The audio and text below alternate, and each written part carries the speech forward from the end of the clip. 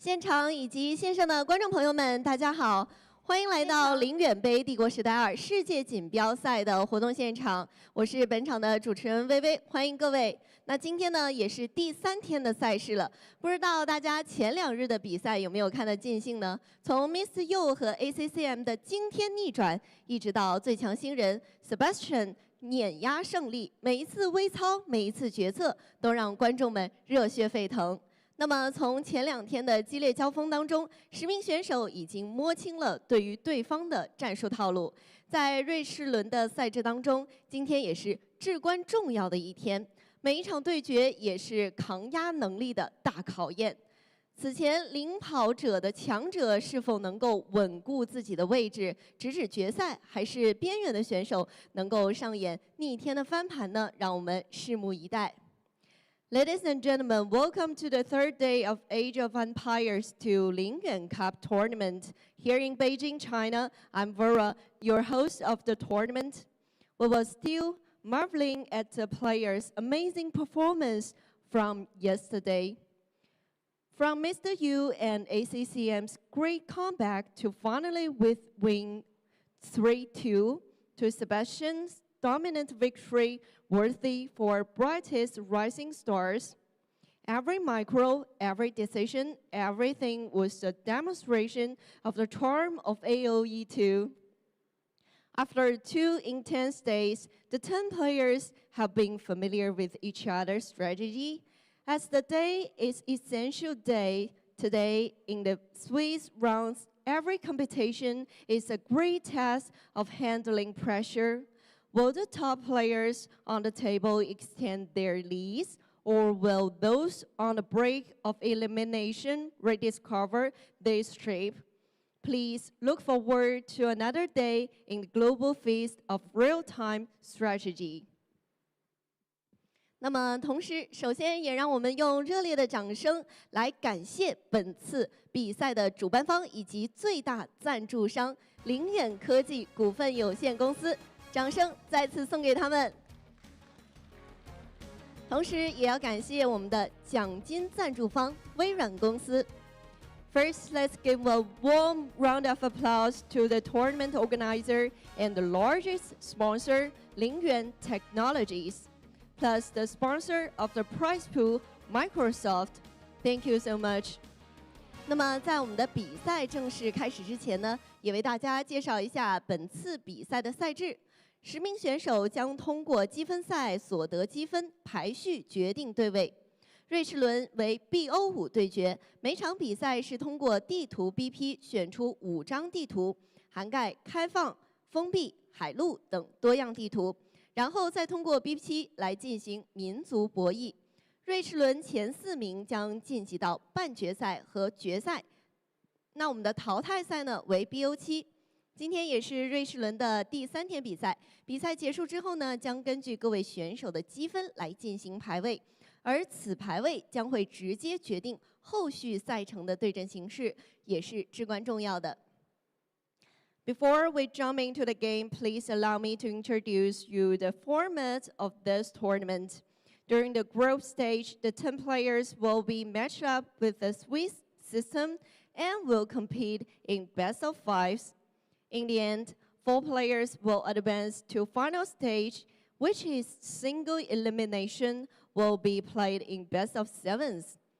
Either 5 maps of best of 5 or 7 maps of best of 7 will be selected in draft, encompassing a variety of maps of all styles: open, closed, water, and land. A civilization draft will take place right after. Today is the 3rd day of the Swiss round, a vital day to decide who will advance and who will go home. Stay tuned for what promises to be another exhilarating display of the game skills. 那么接下来呢，就让我们一起来看一下昨天的比赛结果，请看大屏幕。 让我们看一下目前选手的积分排位情况。那么在昨天的比赛当中呢，每位选手都贡献了非常多亮眼的比赛和操作，也恭喜他们昨天获得了比赛的胜利，并且预祝我们今天所有的选手可以发挥出色，打出自己的风采。那今天的赛程呢，是根据昨天的积分情况，也已经完成了对位，同时也让我们拭目以待。那我们的设备呢，也正在调试，我们的比赛也要马上即将开始。Let's revisit the result of yesterday's first. Take a look at the main screen, please. Next, here lists the ranking of our players. You can see that ACCM, Hera, Mr. Yo have taken a big lead in the group. They have greatly showcased their impressive micros, macros, decision makings, and level of executions. Shout out to them again. Let's wish for our players' best performance. Meanwhile, we have made today's schedule based on yesterday's ranking. Let's have a look at the main screen. Excellent. Our equipment is fully set. And now, let's the most thrilling part of the tournament begin. 那接下来呢，我们把时间交给今天的解说席，有请。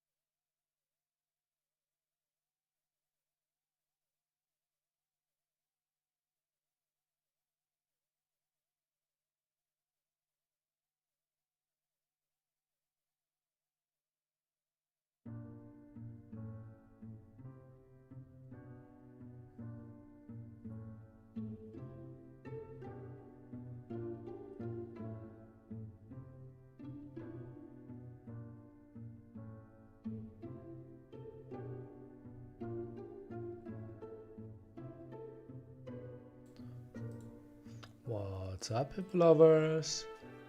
Good morning to Europeans, good evening, good night to the Americans.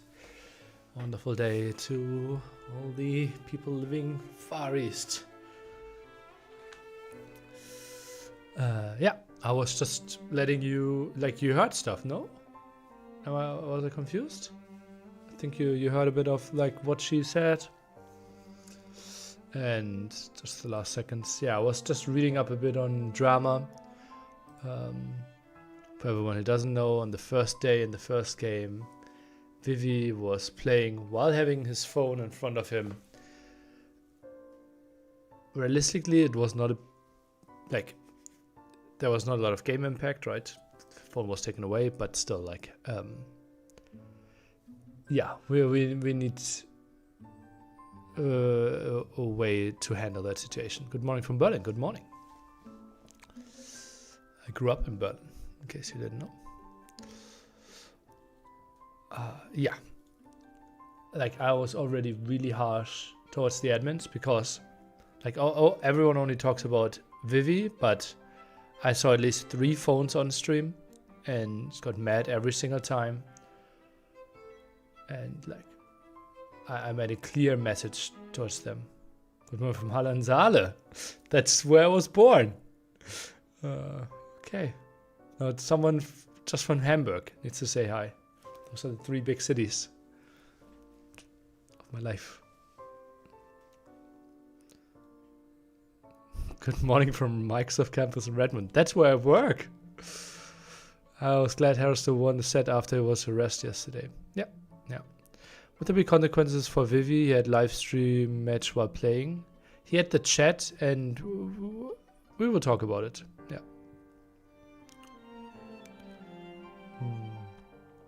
Would have been a shame if he was off his game. Game 1 against Liry looked a bit weird, right? Yeah.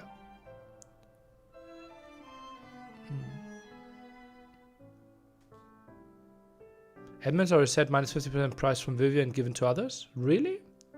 Could you send me a link or where I can read that?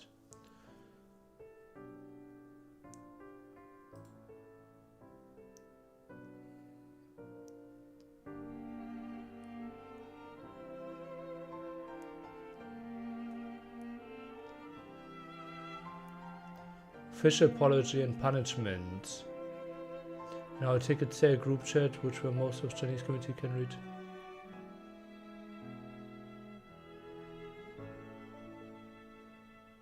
%50 price reduction for Vivy. Ban from this and further avoid turnies if this happens again. The price will be redistributed to other non-players. Okay. This is not what the handbook would say.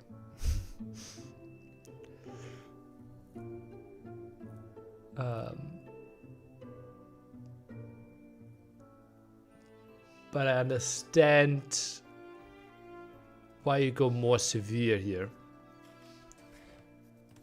Like, I think handbook would say you just lose every game you use it. But I see like the official image got hurt heavily. Yeah. Okie dokie. Sebastian versus Hearttt. Like, honestly, the event is running smooth. Like, we are starting 3 minutes early, which I think we shouldn't. Theoretically, you should always start exactly when you announce you start, which was 45. But yeah.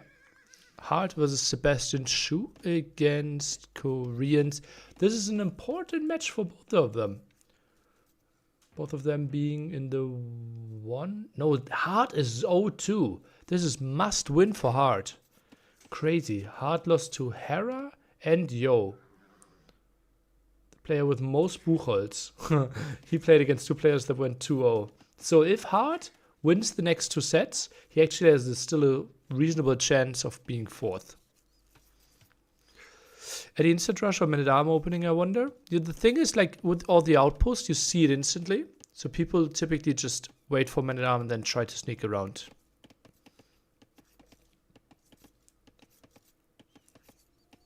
Yeah. Hearttt got a really tough draw. Yeah, the toughest, but that's why he gets rewarded with Buchholz.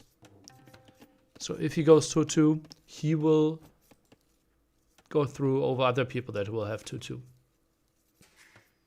Right? That's basically the compensation mechanism. Whew, not sure if I ever used such big words before. Good morning to everyone. I hope you have a wonderful, wonderful day. Morning nearly on YouTube as well. So up with Vivy and the phone. Saw a picture of earlier, but nobody explained it. He had it, I think, just go back in the VOD. Like 3-4 minutes. Ooh, Sebastian pulls the villagers away. Goes for the mill at home.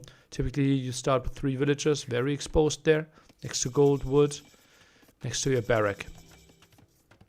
What's the play for Shu here? Just put villagers on wood and fly through the ages. Feels like archery range at home. This is the play. Without being on gold. And Scout should lose a lot of HP here for Hearttt, who's building a Spearman as well. Full skirm. Koreans won't hate that. Oh, the dance! Oh, but Hearttt gets it. Good job, Hearttt. And Sebastian will be basically fully walled at the like 11-minute mark or something. Spearman tries to join the party a bit late. 2 eco upgrades for Sebastian already. Really passive game. While we see Hearttt also soon fully walled, goes for skirms.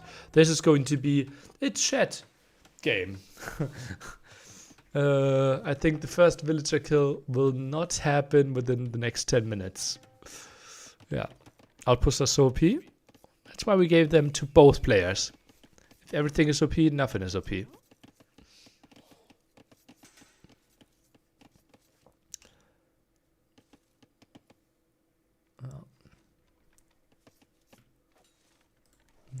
Maybe I post this on Reddit in addition.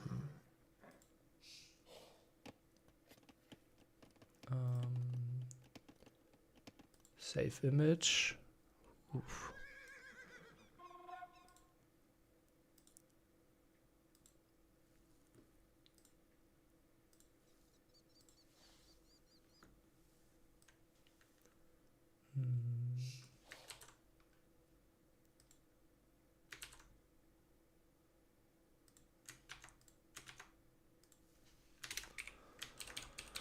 From the admin.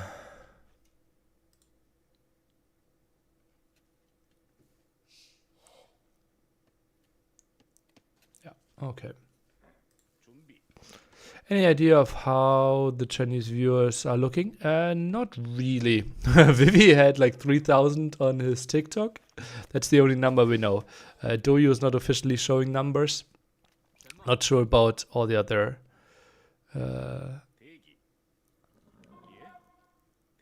not sure about the other platforms. Obviously, they're streaming on Billy or like doing stuff on Bilibili, Doyu, TikTok, and maybe even other channels that I'm even not aware of. At least 6 viewers, yeah. Crowd honestly has been underwhelming. Yeah, it's still during the week, Friday. Apparently Saturday, Sunday might be more full.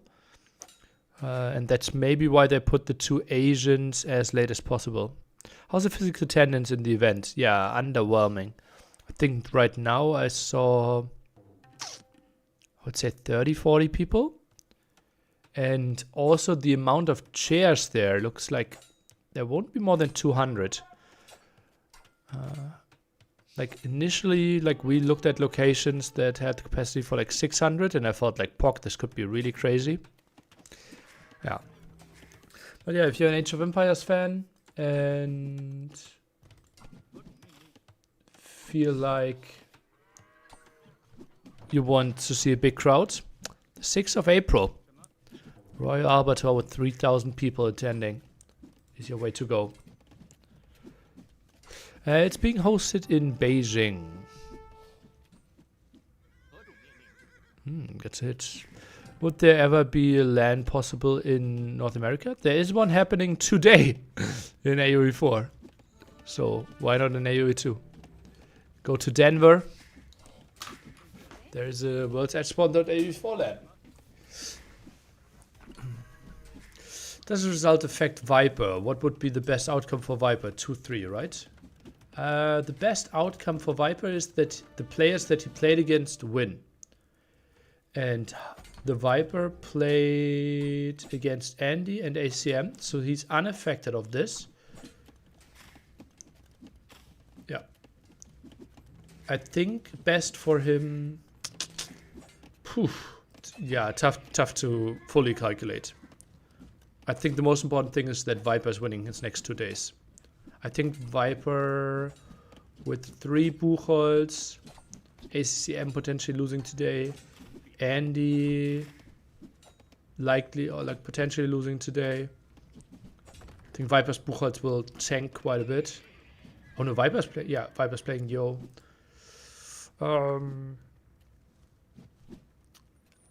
Yeah, I think Viper just needs to beat Yo. That's kind of the most important thing. More important than what's happening with other games. Is AoE2 not big in China? It is. I think AoE4 might be bigger there, at least viewer number wise. When is the Viper game? Let me check Wikipedia. It says last night of the day, scheduled for 8 hours, 10 minutes.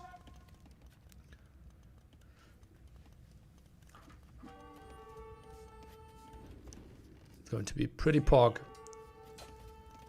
After this, the Australian war.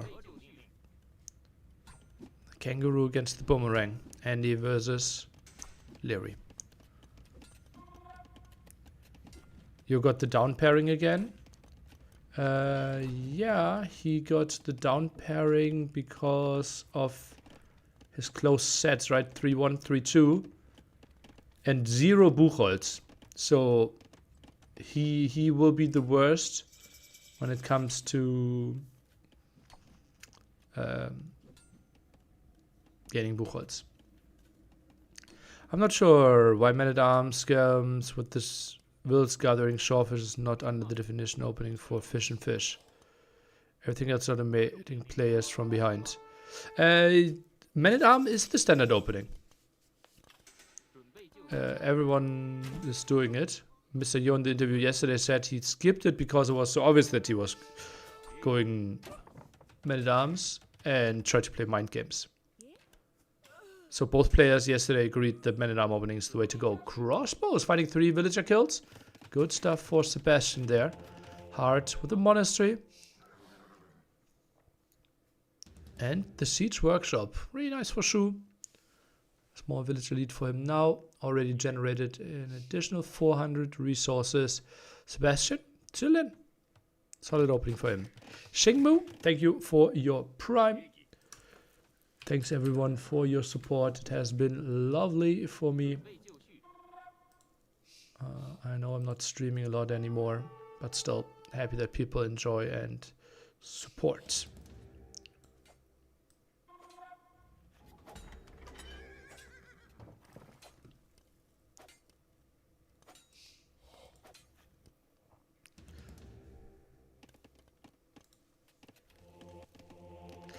Have you heard about Hera getting mugged and lost in woods for 4 hours yesterday? Just random rumors or not? He did not mention it on stream at all. The rumor came from a message from Roxy, who is his wife. So, unless she's on crazy trolling mission, this seems to be accurate. It's 2 days ago now, though, right? Now I'm starting to confuse and mix up dates. But yeah. Stuff likely happened to Hera.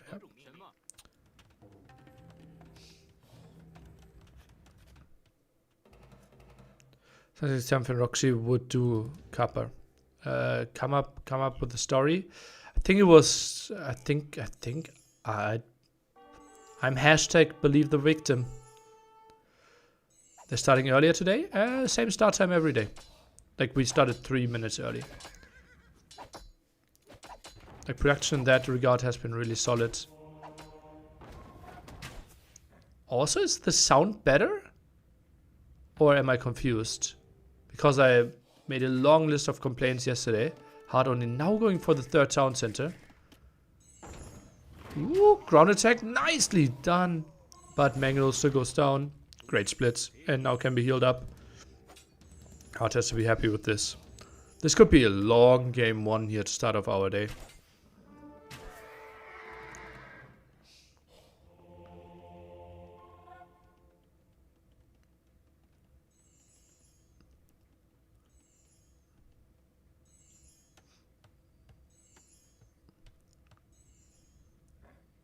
Controlling this area here. So I was a bit confused as well. Feels like right now is the hand. Card timing. Rocket card. Dealing a bit of damage. Sebastian likes his outpost. Tries to collect relics as well now. And Hearttt, even though he had the early monastery, still didn't collect a single relic. Especially the one in the middle feels like the contested one. Although very, very unlikely that a 3-2 relic distribution would decide the outcome of the game. And unlikely that he will get control over the other 2 relics that are closer to Sebastian. Well, it's close to a 10 villager lead. 5 eco upgrades for both of them. Monk lost. So far, a pretty solid game for Sebastian. Ooh, don't tell me my voice is already cracking up in game 1 of the day. So take it a bit slower maybe and drink a bit more.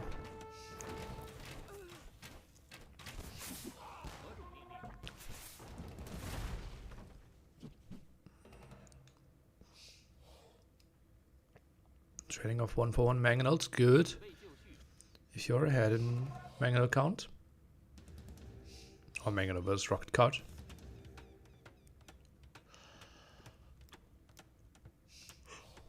Schuster's crazy. 2,000 extra resources. I think they were an early pick though.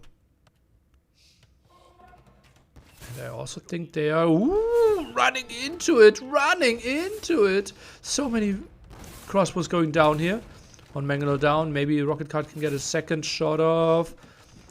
Could go even further into the crossbow. Crossbow count completely reset. And now it's skirms, which can still die to mangonels. Ooh, that was really nice. And Sebastian lost his whole crossbow army here. Big shots for Hearttt.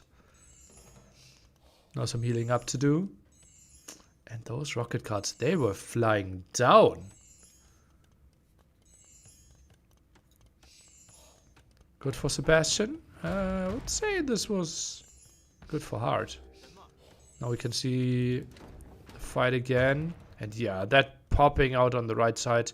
And then still keeping him alive. Right, with the repair, they're coming in. Crossbows didn't really shoot. And now short distance, impossible to dodge. Crossbows going down. Nice move. Sebastian is indeed from Uruguay. Soccer world champion 1930 and 1950. In case you didn't know. Sebastian up to Imperial Age. Hearttt. Not too far away though.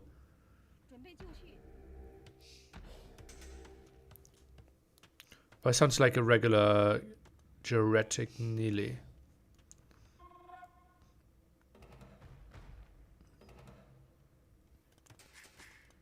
Geriatric? Is that a word? What is the point of forward houses? The villager was there anyways for the repair for the mangonel. And just to not keep them idle.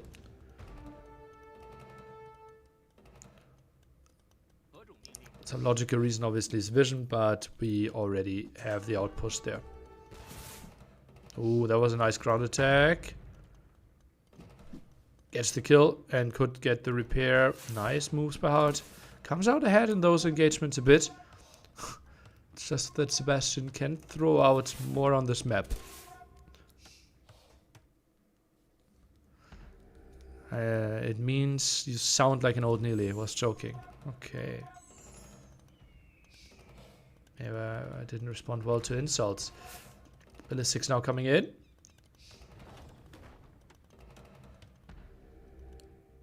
And feels like it might be skirm war here. Huh.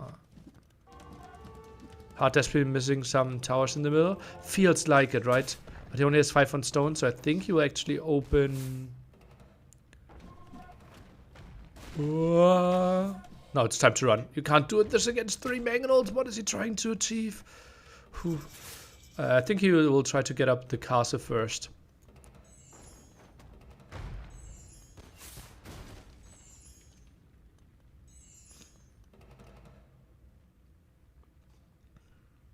Sticks, brace up, and yeah, defensive castle secures the stone there. But yeah, I feel like 2-3 guard towers could have been really nice in those engagements. Just imagine them on the hill, and then you control the hill of the opponent, and all of a sudden you're blocking quite a lot of area. Now the skirm dance. Other than the tower bonus, why are Koreans picked here? Wood reduction. The skirms are just so much cheaper. What is it, like 40% cheaper? Also, we can compare drafts, right? I think this could be like Koreans picked 4th, 5th, while Shu being picked 1st, so Hearttt will have an advantage there. Another way. But yeah, towers, skirmishers, rocket carts. Feels like possible options here.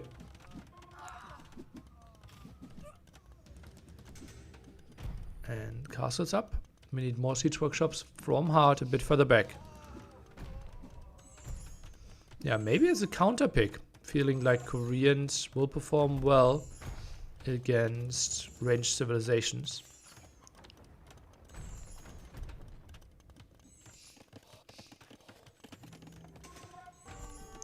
Yeah, this is not fully Arabia-esque, right? It's so far distanced. Like, there's no wood line in your back. It's very easy to wall. Like, as we saw, like, Villager KD is 6-2, and those were, like, the 3 at the side with the crossbows. So, losing a villager before Feudal Age, something that shouldn't really happen.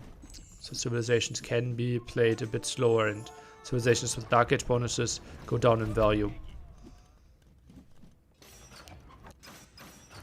Exactly same population for both of them. 147 there for a second before the traction trap shots came in.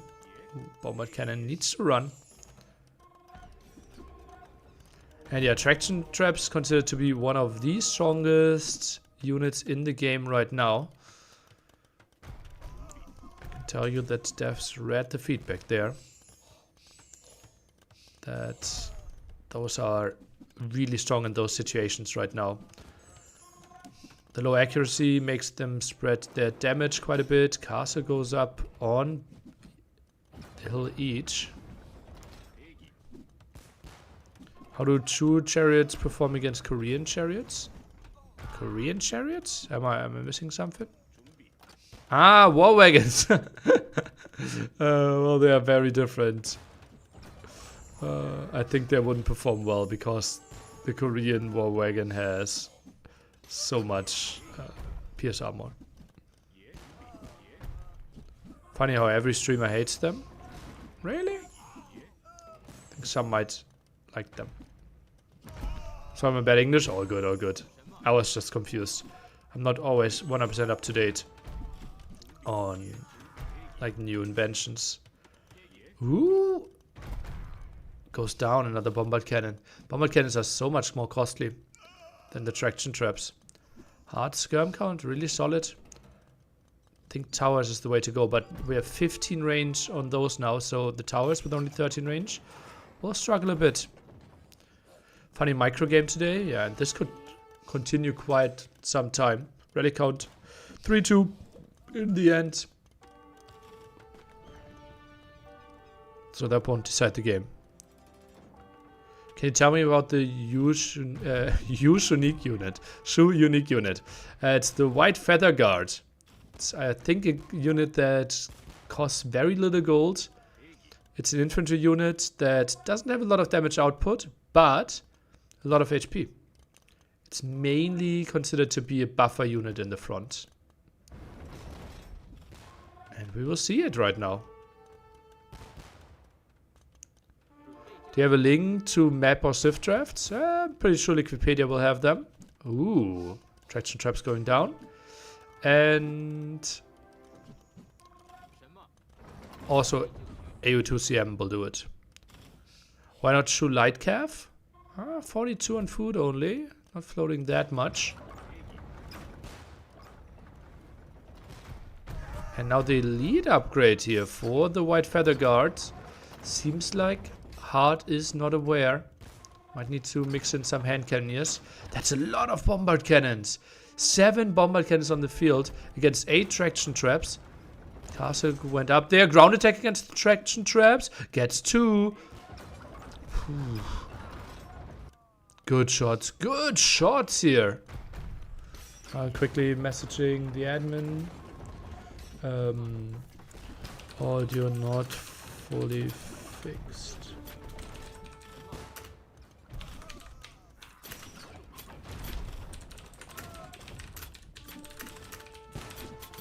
And now the White Feather Guards are coming in. As I said, they're really, really tough to kill. They're not like crazy in their damage output. It's not like they're getting there and slaughtering everything. But they're buying a lot of ground, as you can see. And only now... Ooh. Apparently the answer against this seemed to be... Fire Lancers. I thought hand cannoneers would be like the way to go. Yeah, but most of the White Feather Guards now goes down. And yeah, Fire Lancers defending this way. Bombard cannons, some of them survived. Sebastian goes for his Castle Age unique tech. Which is, as we all know, drum roll. Spearman line and White Feather Guards gain additional HP when near each other. Ooh, that's really nice for them now coming in.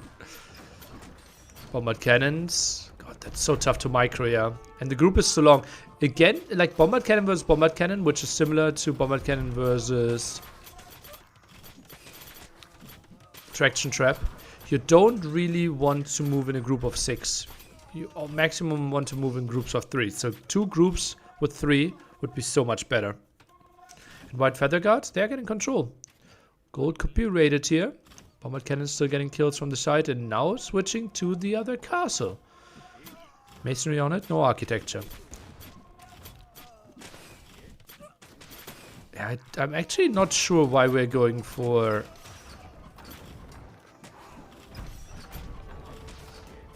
the Fire Lancers here. I think Hand Cannoneers would have been the natural option to me. But they're doing the job.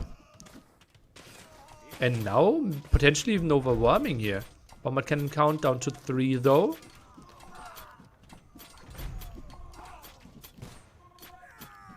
Ooh, that's a good shot in the back. Ooh, more traction traps dying. Observer really wanted to show the market prices. Seeing that selling food is still a really good option.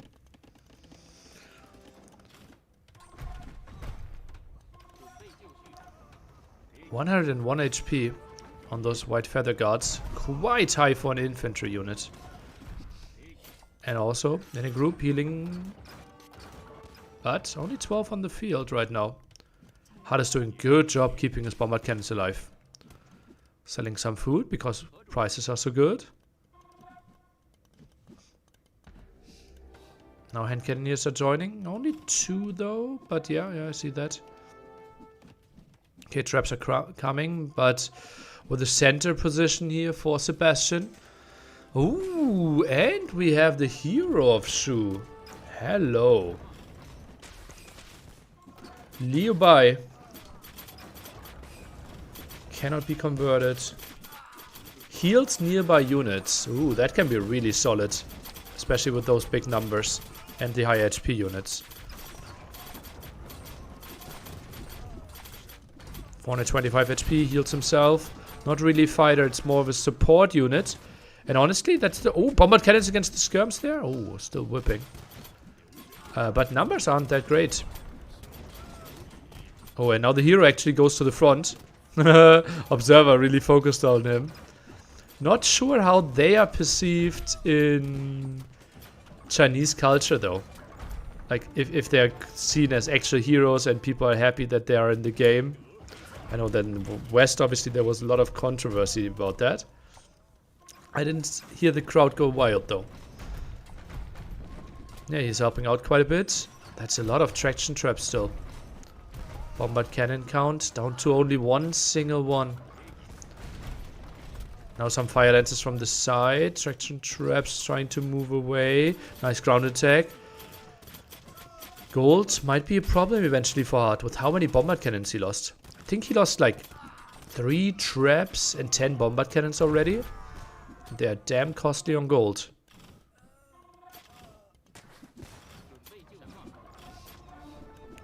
(45 HP heal per minute, and yeah, traps dealt with that castle. Now another tower there.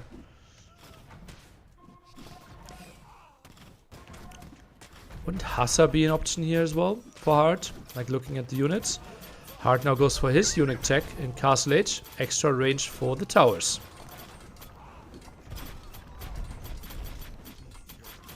Yeah, that heroes are in the game, not the actual choice of the hero, was the controversy. Lots of people felt like Age of Empires should not have heroes, but they did not really have any impact on any game so far. Like, I've watched quite some Age of Empires and I've not seen a single game where the winner was decided based on a hero unit. I think, honestly, traction traps might be a way bigger problem than the single boy here. Who is still active and still healing. Look at that, all the skirms full HP. Doing his job here. Huh. Kind of would like to see the POV of Sebastian. How much he's babysitting it. Only now the last skirm upgrade for Sebastian. When it comes to armor.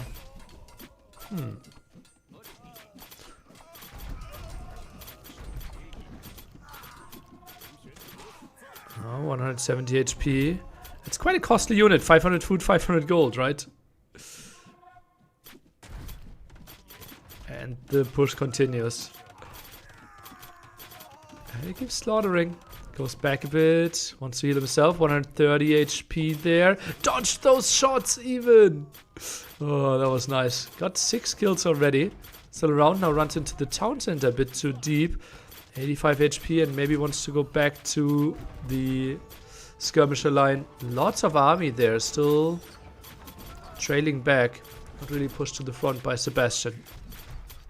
And yeah, those traction traps are just so good. Damage dealt there. Look at that, Sebastian. An additional 11,000 resources collected as well. Bombard cannon even goes down far in the back there. Poof. Power of shoe. Extra food collection with the wood and traction traps. Just a crazy thing. Now goes for the monastery as well. Goes for the siege workshop.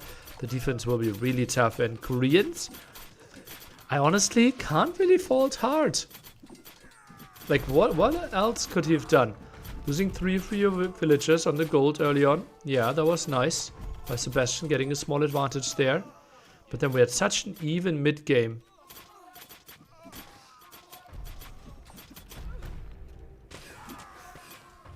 Where's Sebastian's army? He is not really doing the greatest job of sending reinforcements to the front. Also rage with the white feather guards. That's true. The fire lancers didn't make any sense. Bombard cannon micro maybe technically could have been better as well. Like he was a bit too grouped up. Ooh, Liry at the front, 80 HP. I think he might lose his hero. Down after 9 kills and a bit of healing. A hero has fallen. But the good thing in Age of Empires, he can be rebuilt. They're completely missing the top side. Yeah, some advancement there for Hearttt. But honestly, Sebastian doing such a great job pushing through the middle that he might feel like diversifying his attacks is not needed. White Feather Guards has +4 bonus against Fire Lancers. Korean champ. All missing the last attack upgrade. Sebastian missing the last 2 attack upgrades though.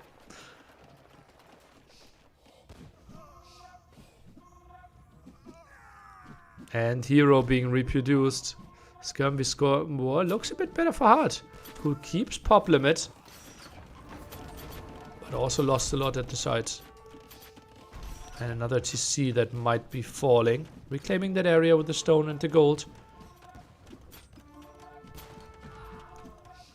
That's doing a solid job here. But it's getting pushed quite a bit. And yeah, the skirms I think are only pushing because the traction traps, and we have 14 of them, are just focusing on somewhere else.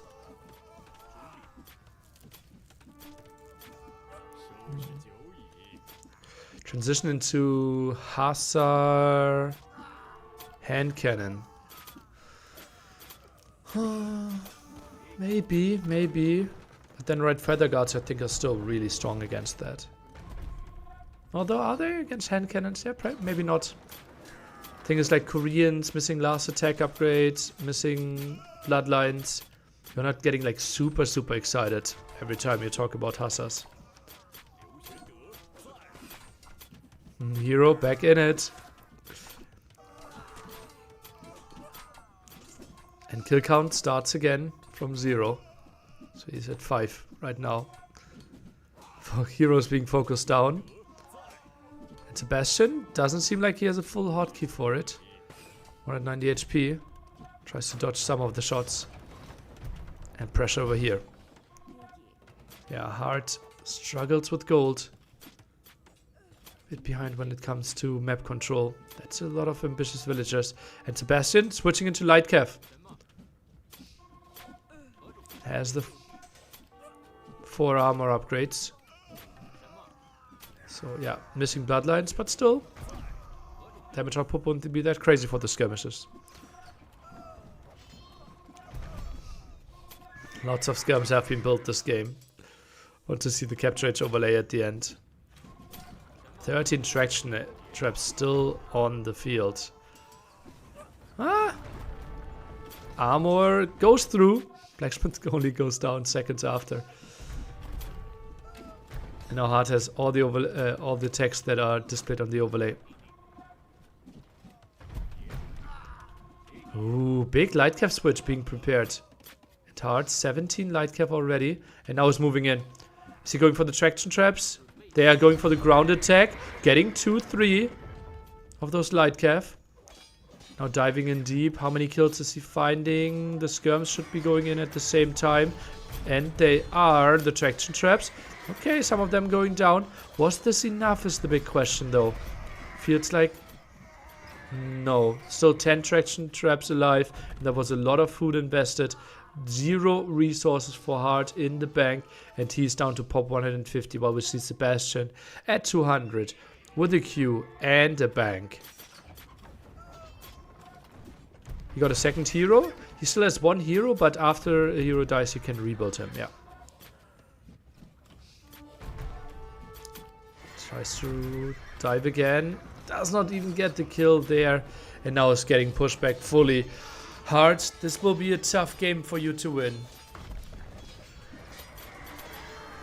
I think he still had a chance when he had some bomber cannons on the field. The moment he runs out of gold in that regard, there are no options, and Sebastian wins game 1. Has to be happy with this one. Really controlled game, fully walled, goes into skirmishes, and just played to the strengths of his civilization. So well.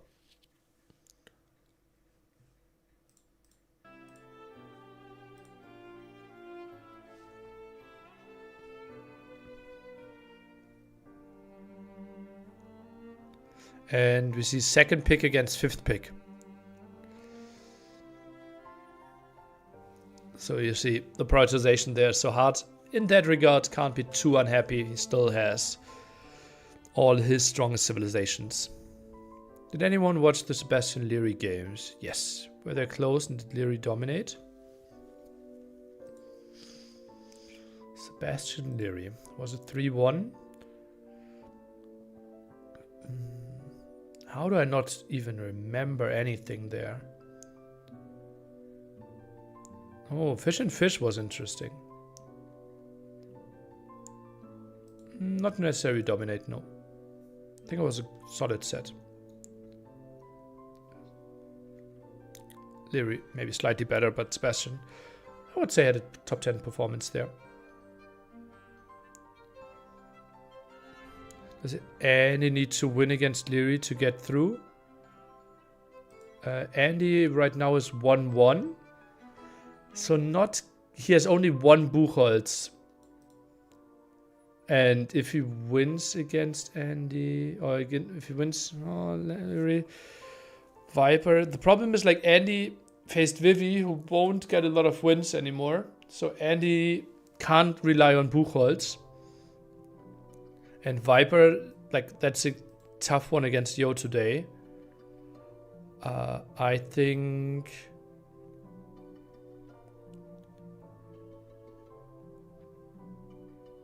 Andy might need to go 3-1. Yeah. Hello, Hera. Good morning. I hope everything is good for you. We read some comments. And that you could focus on gaming. Or will be able to focus on gaming. All the best to you.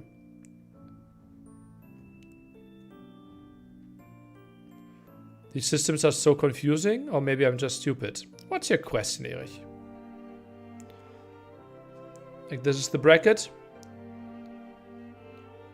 The goal is simply to have as many matches won as possible. And if you have 3 matches won, you're basically in the top 4. If you have 1, you're guaranteed out. And with 2-2, it's getting close. With 2-2, this one here. No, this one here is the most important thing. That's the Buchholz.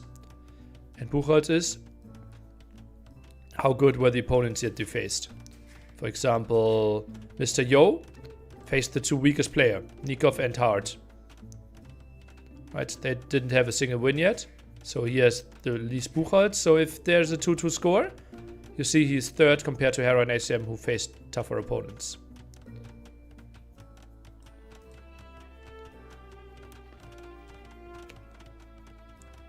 Only faced. Yeah, this is the normal Buchholz. I know there are 3 different versions at least, or maybe more, of Buchholz. But we are using the very plain one. Okay, so Andy needs to be 3-1 with good Buchholz. No, if he's 3-1, he is guaranteed in top 4. If he's 2-2, he needs good Buchholz, which will be tough for him because he lost the first set. Yeah. Hearttt now twice played an opponent with better win-loss metrics than him. Really unfortunate. Yeah, I'm not 100% sure if they created... there are different ways on how to create the matchups. And...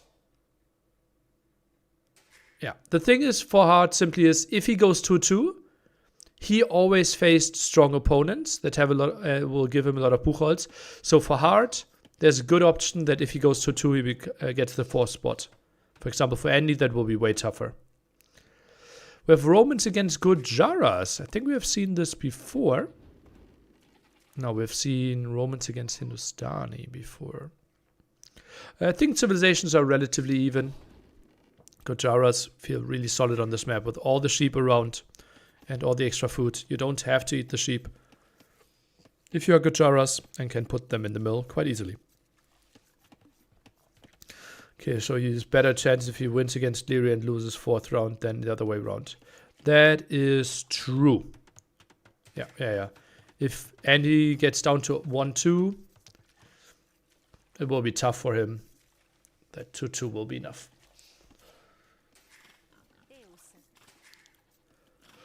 It's basically we don't have enough time to let everyone play against everyone. So there need to be tiebreakers. And one of them is basically rewarding people for having a tougher bracket. What do you think about Vivy seeing the phone while playing? I just saw that post on X. He got punished, 50% minus prize pool. There was an official apology from the tournament organization. I think this is solved. I posted that on Reddit. In the drama thread there.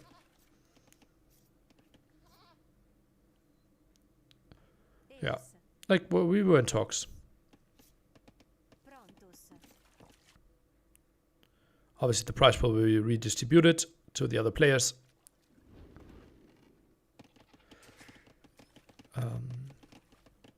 That's a hefty punishment. Yeah,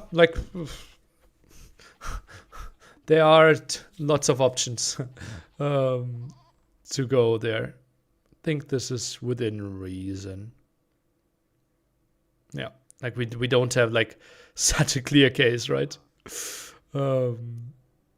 I think I'd also given a game loss for that game, but he lost the game anyways. So tough to punish him for that on top.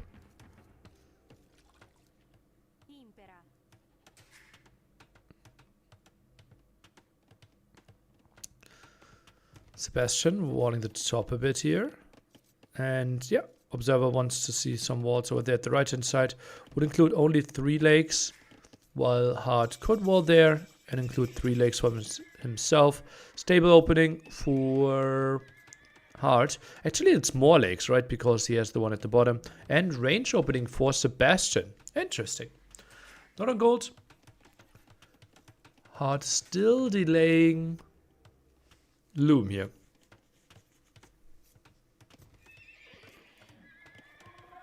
Excited for the first day of Furlan this weekend. It's not the first. What?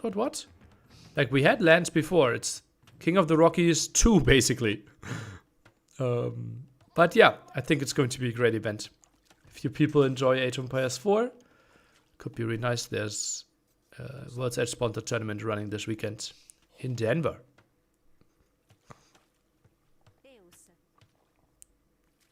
I think it's a light punishment. Yeah, disqualification was on the cards, but he also made a public apology, which kind of helps in those things. Yeah, people also wanted to see him play, which shouldn't be an argument. Yeah, I'll take that back. That should never be an argument. Yeah, just such a Vivy thing to do, right? I already... it's not the first time that this happens.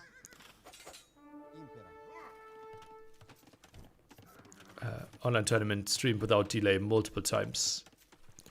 Not sure if it's him testing the waters or him just being completely ignorant. I think it's the latter. I think he just like gets overwhelmed, like 2,500 people on his chatting, and like he now goes on stage and just is so in the moment that he forgets everything else, which is understandable but not excusable.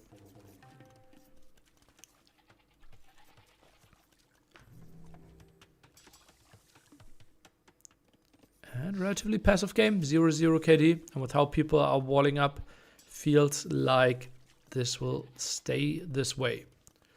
Wanting to see him play shouldn't be an argument. Yeah, that's what I said.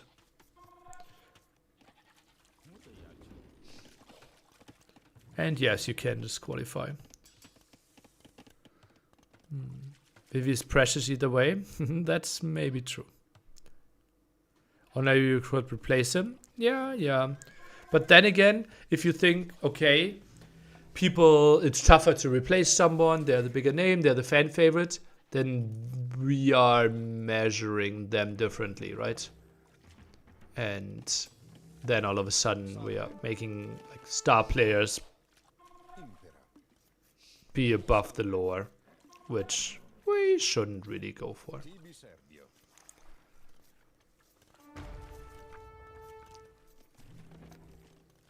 Reached the doubt of China in some forms. Also not an argument to say he got carried away by cheating. I don't think he cheated. I think he put himself into a position where he could have cheated. Or could have had an advantage, right? I don't think he actively like got an advantage out of the situation.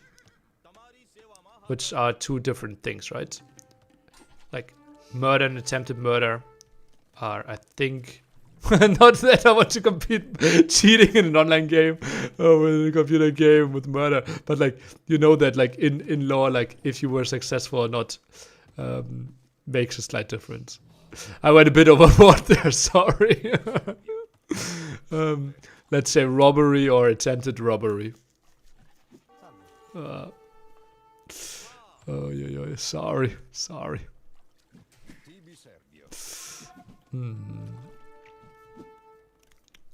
Sebastian with a slightly faster uptime.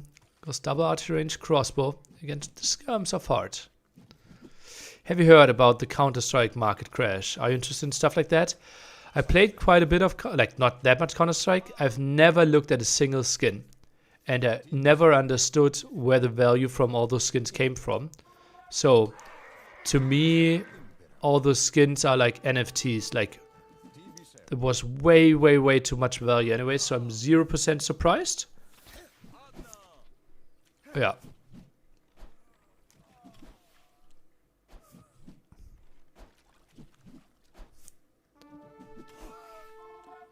And I think that's, yeah, like gambling on the skins wasn't that great. Not in German law. It can make a difference, but it doesn't have to. Yeah, it can. Like, if it gives leeway by law, that's what I meant. It doesn't have to, yeah.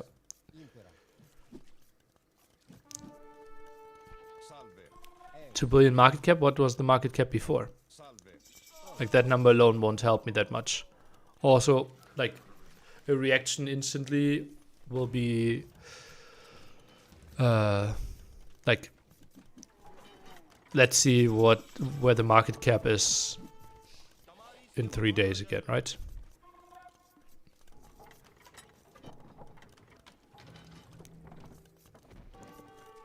Not enough food for the upgrades. Observer shows it.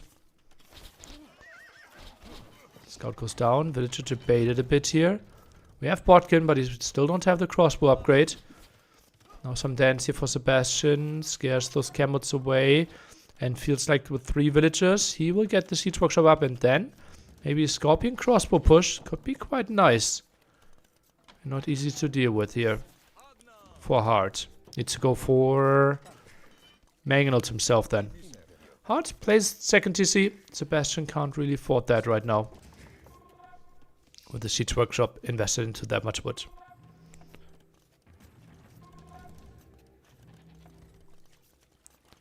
Okay, 5 billion was the market cap and went down 2 billion.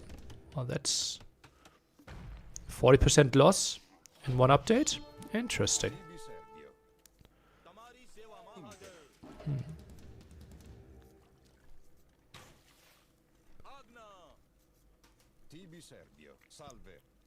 Now Mangonel from Sebastian. Siege workshop for Hearttt, but no production. No armor on the skirms. That's why Sebastian feels like he can dive a bit here. Get some kills. More than he might have gotten if it was with the armor upgrade.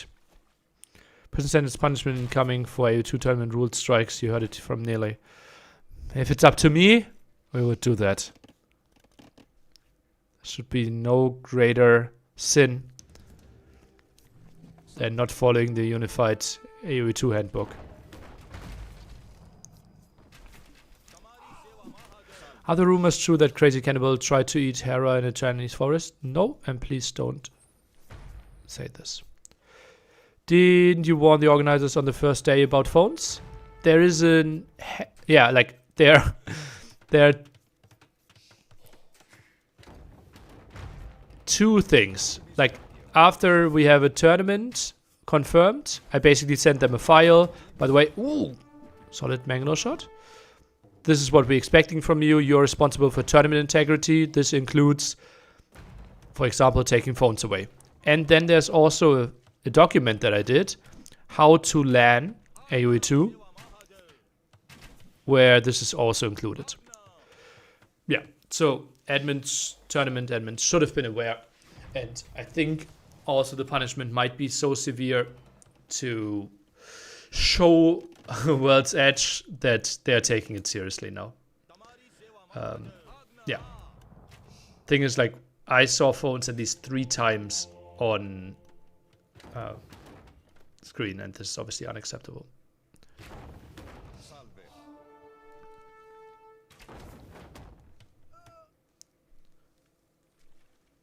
Yeah, folder of doom. Then read again. Yeah.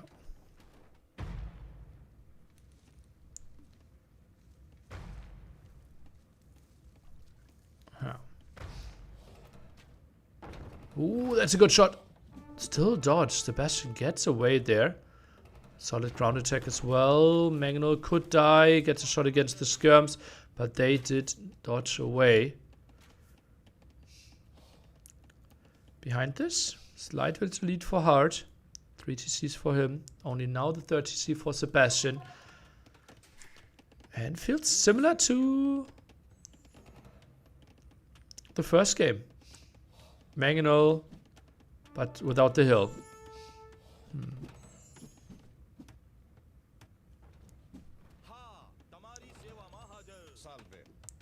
A polygon explanation of the situation.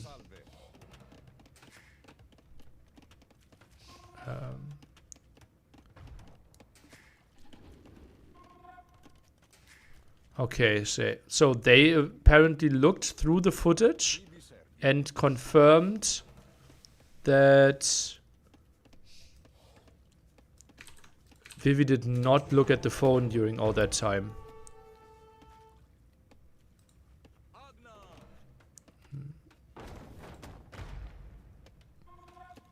Okay. Interesting.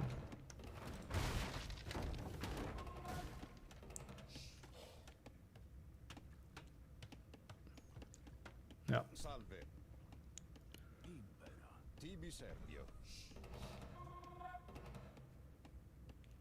I love Lux. You say something like, what Sebastian and Hearttt does very well is click both or early, unlike certain Chinese players. And he's talking about Yo each time. Okay. Why is there punishment if nothing happened? Because he put himself in the situation where something could happen, and it made people look bad, like made the organization look bad. Right? Now, like, people that are uneducated and like just jump to conclusions,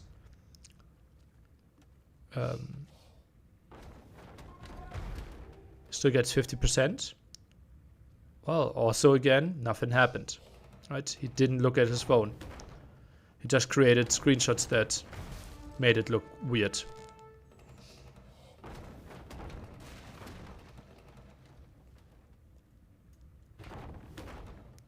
The stream was up? No, the stream wasn't up. I think it was only the chat.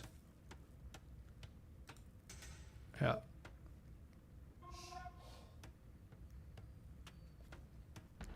I think that should be an exception for having phones between games.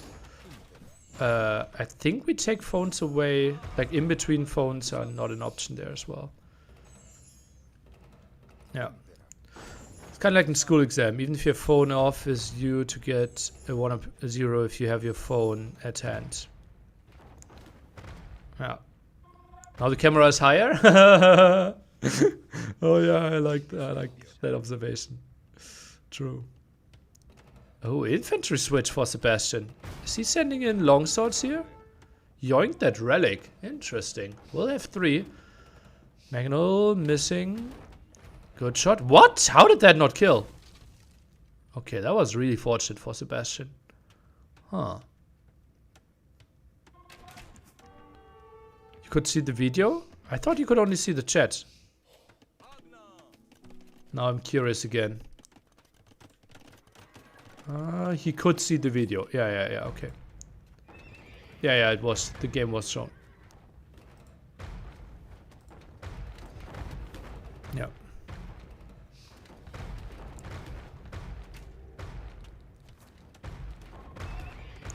%50 seems harsh.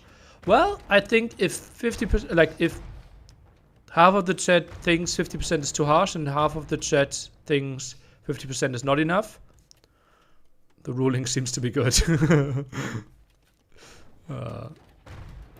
Which one is the best set to rewatch yesterday from the last 4? Hera Liry had a lot of interesting games, but wasn't a great set. Probably your Hearttt might be best. Freaking Andy Vivy game 2 was the best game of the day yesterday. Yeah.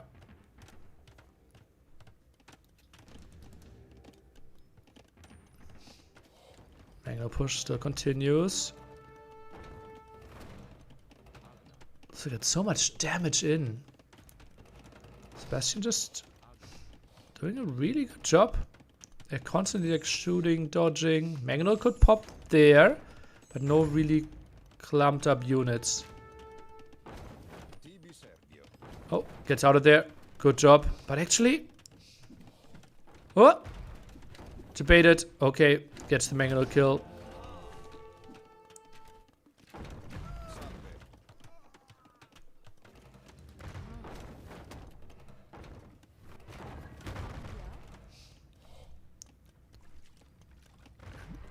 The aggression stays there. I think I figured out the sound problem.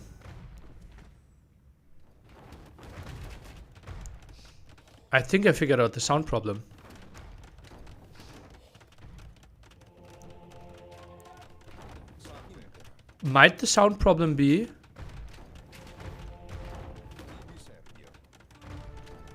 that it's mono sound and we can only hear the left?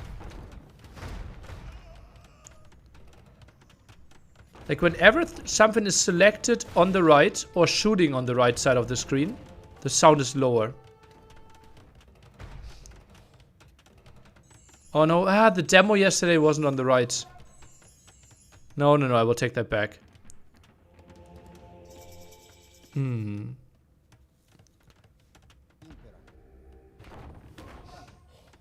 Yeah, still sound issues.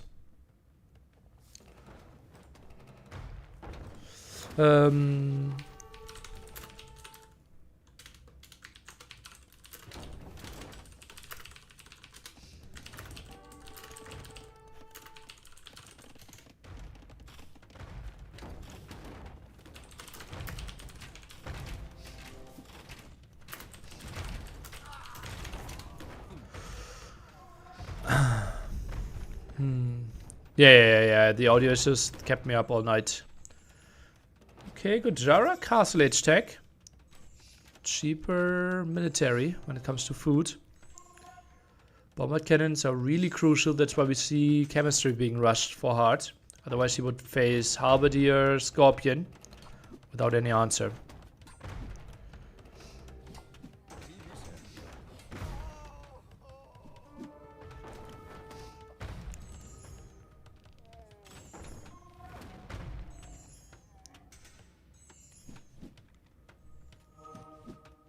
You heard, like, the monks? Like, there were low sound, and once the camera moved, the sound got louder.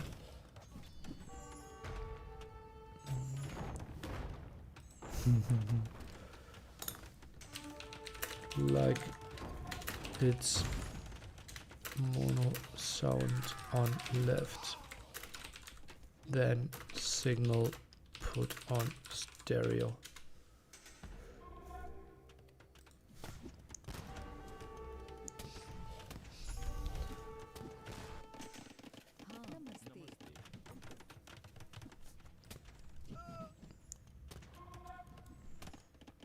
Okay, they replugged stuff. Thanks for that, I guess. 20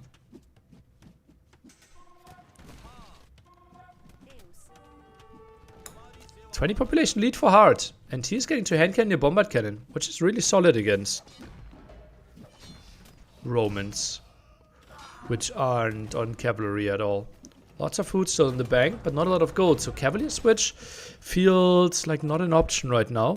Scorpion raid at the site. Okay.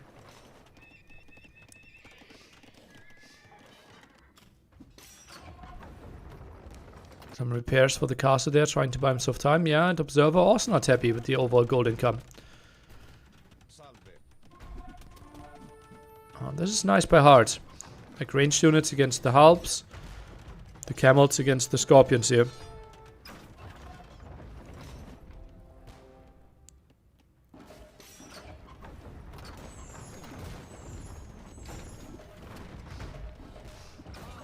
Now Shivamsha's joining the party as well. Also pretty solid against scorpions. Halberdier count not that high to protect them. And Halberdier is even going for the trap. That should never work. Damage output not that high against non-cavalry units. And Hearttt really wants to play the long game apparently here. 3 bombard cannons again. I like the situation for Hearttt. Feels a bit like an arena game here. And their bombard cannons typically completely dominating. Sebastian, if he loses this castle, he is really, really housed. Build some more at home as we can see on the minimap, but this won't be pretty. Needs to make sure to build the houses before the castle goes down. And yeah, 158. Now out of 150. Now keeps the castle alive still. Yeah, and he's preparing the houses. Observer on point. How many viewers in this getting in China? Unknown. Someone in the chat earlier said at least 6, which I can't confirm. Gojara, long-term option is what? Skirm Halb? They don't even get pikemen, no? I would say getting ballistics is a good step. I think the main option is hand cannon, bombard cannon, skirm. And then, well, against the big cav switch, he will need some camels. They lost 1 viewer now that Vivy can't have his phone. Okay, down to 5 viewers. That's a good one. Yeah, camels need to come in. Has 4 camels. He knows that a cav switch has to be on the cards here. Ooh, why did he lose? Oh, he just deleted 10 skirms to allow himself more pop space for camels. That's clever awareness. Camels though against the Halberdiers. That's not clever awareness. Now need to go to the bottom. Light cav are swarming in. That's a lot of army. Army really clumped up. Is being body blocked here with the left side. and lots of HP lost. Now the Scorpions are joining the party. Bombard cannons don't even dare to turn around and shoot. Halberdiers chasing this one down. All the bombard cannons went down as well. Now diving for the traps. I think diving for the army might have been the better choice.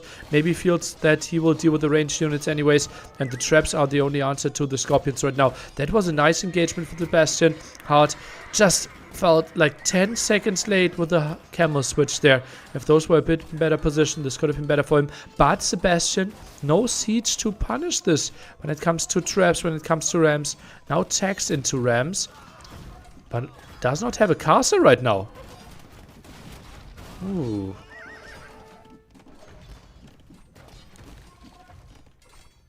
And down to pop 160 again. Sebastian. Golden Come, underwhelming. And siege workshops here at the site are doing the craziest job. Not sure if we have unique techs. Sebastian lost the relics. Oh yeah, he's picking them up again. Squeeze in a casual militia. No ballistics for the Scorpions. Ay, ay, ay, that's obviously rough. Militia shown. Relics being brought back home, and now more barracks here at the site. Selling some resources. Struggling for gold. Feels like the right side corner of the map does not have a lot of gold. Or is it like this a gold spot? So tough to see the yellow on the desert. Hearttt struggling a bit for gold as well. Could he think about chakrams here? LRAMs should be able to garrison units like normal rams. I think the units should be sitting on top. Let's imagine like 10 halberdiers on top of the elephant. Or 6.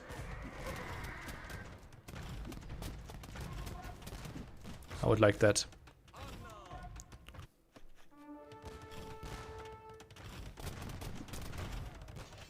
Camel's a bit ambitious there at the front. But yeah, hand cannon bombard cannon feels like a good option against the Roman player here.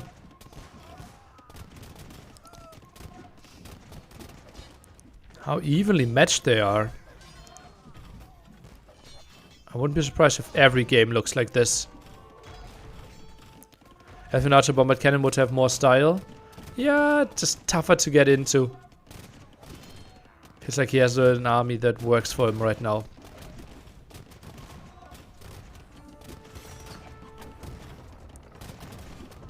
Monk getting stopped picking up more relics.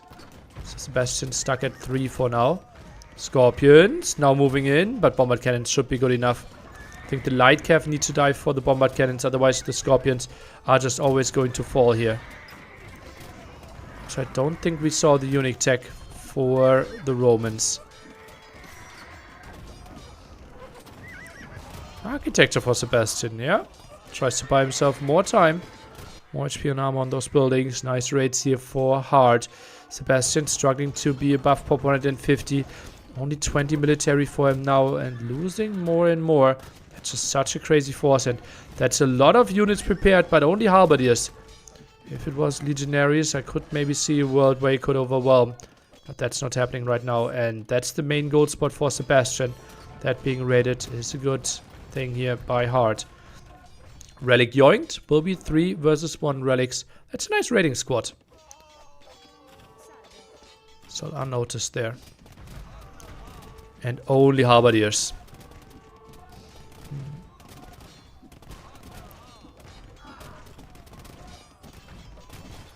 And we see no unique tech for Sebastian researched. It could have been more Scorpion damage, more DPS there.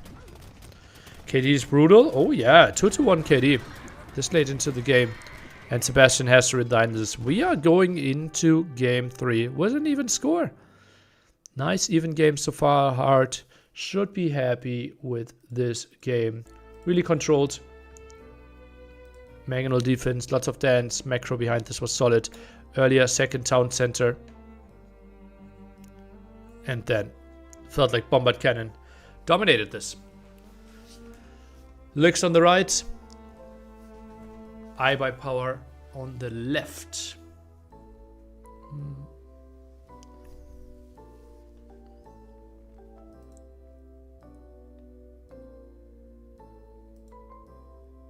I don't know. I didn't know that Vivy's phone was spotted yesterday. Landy, maybe we have more information. Like the situation from 2 days ago got already solved, obviously. You can read that up in the Discord and on Reddit.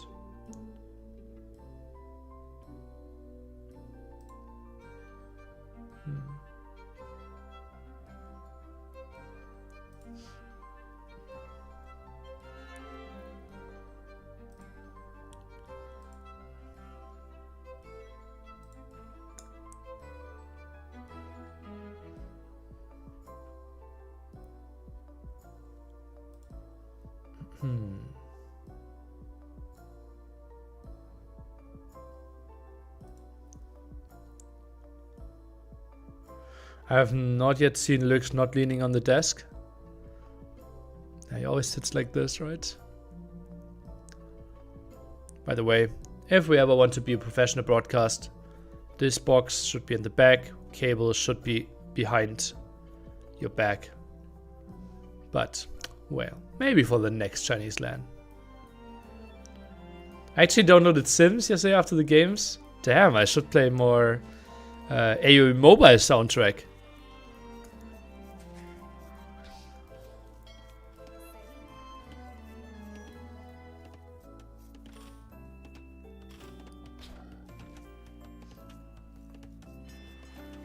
It's boring after 1 hour of playing. Some people would disagree with you. Back dog for both players. Feels like the very reasonable opening here. Vikings against Dravidians. Okay. Enjoy the Vikings demos as long as you can.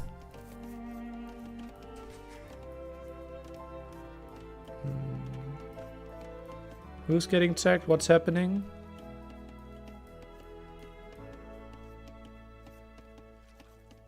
I'm a bit confused. Noob Twitch viewer question. How do I get rid of capture age tooltips when hovering over screen with my mouse? Just deactivate the plugin. Shouldn't there be like a plugin button over here? Yeah. Someone asked about viewers in China. Bilibili have around 800 watching now, and Douyu Chinese TikTok have around 2,300. Isn't Douyu Chinese Twitch?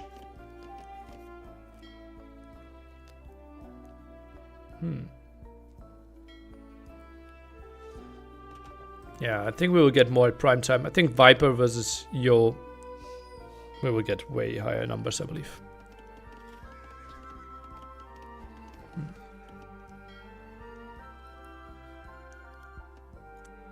Douyu is Twitch, yeah. TikTok is Douyin.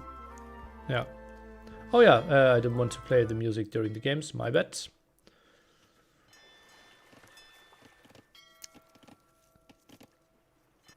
I'm curious how this one will play out. Okay, both around with their transporter here. Hearttt still pushing Deer. Feels like Hearttt might be playing Fast Castle here. Is that an option? I don't think so. That feels too risky.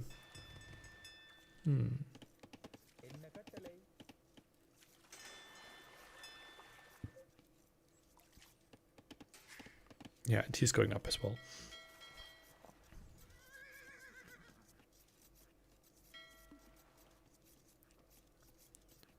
Hearttt is landing as well, trying to figure out what Sebastian's up to.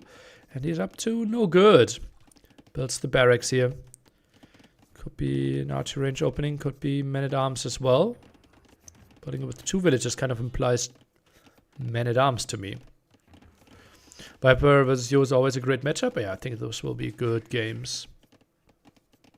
And still no militia in production. Okay, now we see it.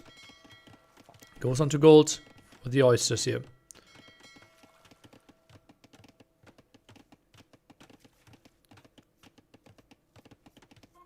So feels like he wanted him to go for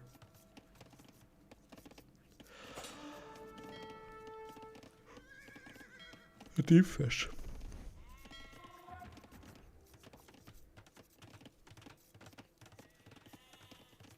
Bit fast uptime for Sebastian. He's waiting for 4 men-at-arms in total, or 4 militia in total. The men-at-arm, oh, the militia going a bit wild there. But Hearttt, with a solid economy, should be able to get enough men-at-arms out himself. Obviously, upgrade will be cheaper for Sebastian, but Hearttt will have more HP on his militia.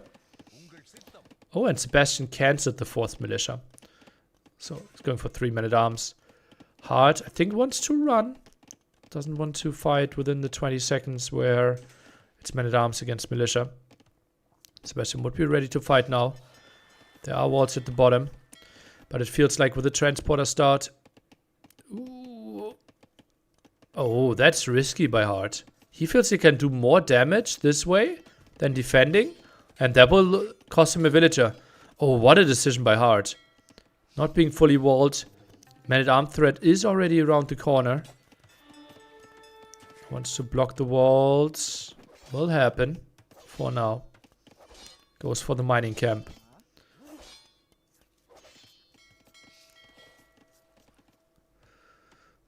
So 1 village up. Sebastian, a bit of idle TC time. Fishing ship count. 3 against 5. So Sebastian was a bit more greedy there. The plus 200 wood really helping out. And arson now being teched as well. Okay, there will be some damage output. Forces some repair. Now 2 archers in the queue. Galleys numbers aren't crazy though. And I think the first fire galleys could be able to do some harassment. Bit of the defense here. No range from Sebastian at home yet. Ooh, and exposed villagers. Uh-oh. Sebastian needs to run. He does. Yeah, arson obviously cheaper for Dravidians as well, so it makes a lot of sense to tech into that as well. Now the archers around for the defense. And fire galleys are arresting this. Ooh, Hearttt might struggle here. With his fishing ships. Look at that, like a lot of red dots fleeing. Remember, I've got big for Khmer. Yeah, not enough other advantages. Last time before Vikings were fire ships. Yeah, that's what I said. Hopefully you will see some demos from Vikings here. I'm not sure. Like last tournament, obviously not. But yeah, the next big tournament after this will have the water rework coming your way.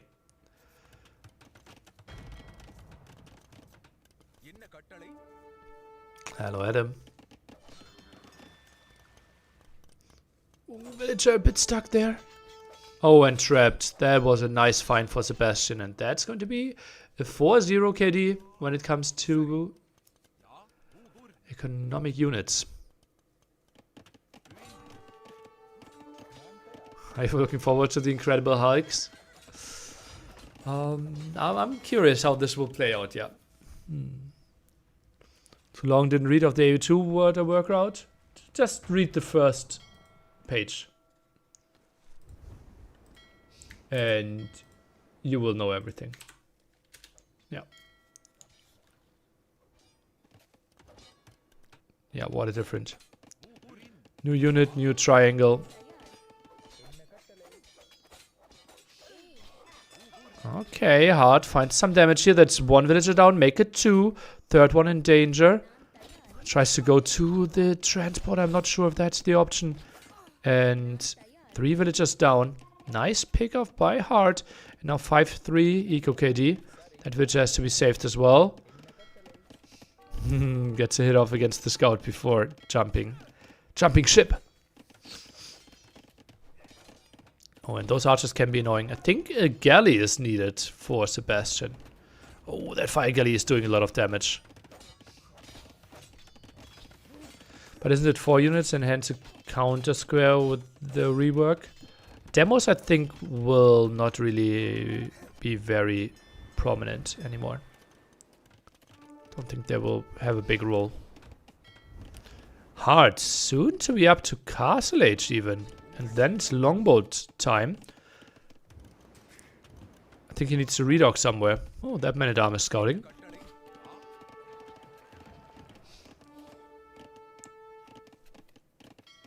Varangian Guard as champion replacement for the Byzantines. Okay. Ooh, that man-at-arm actually spots the villager that wants to go sneaky. Yeah. Docks at the front there. Interesting. Sends another villager and yeah, double redock. Sebastian with a competitive castle age time though. And still 7 economic units ahead. And those are all the fishing ships. Even landed to the top. And now the big question, how will Hearttt perform with the longboats? Sebastian should be surrounding the whole island and should be seeing it if he is active. Right now there's not much happening on land.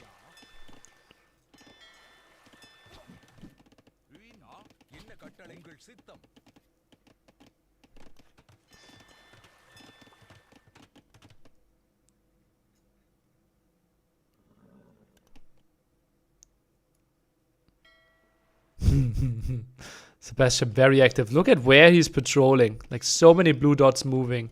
And only now he spots the third dock. Fletching comes in. Sebastian sold his stone even. Interesting. And yeah, he now goes for galleys. I think that is the correct choice.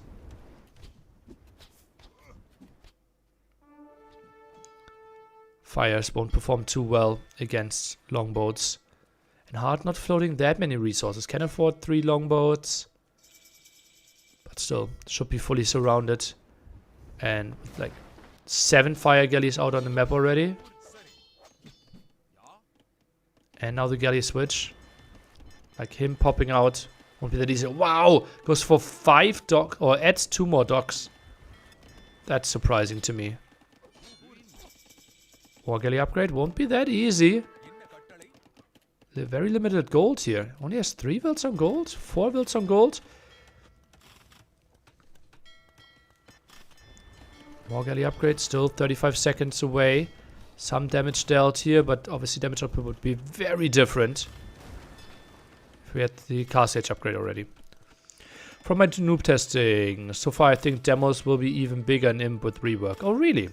The new Shark and Armor fires in Imp destroy galleys and the new hull crazy fast, so heavy demos is needed versus them. Okay, interesting. Okay, so vanish from Feudal play, but will be more important in Imp. Okay, okay, okay, I think I can live with that.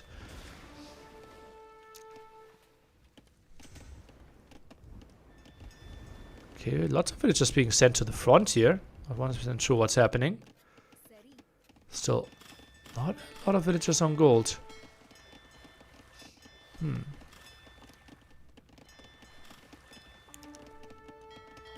And now 12 longboats. This is where Viking shines. Heard hulks will need some tuning. Well, let's see the tournament.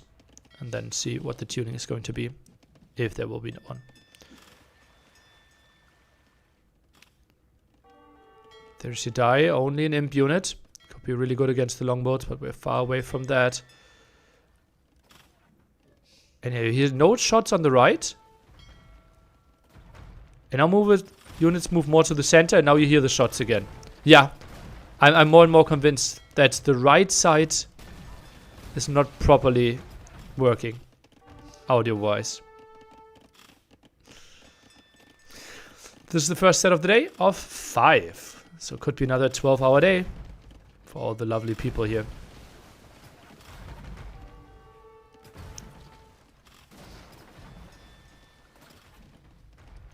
Chasing this one down quite nicely.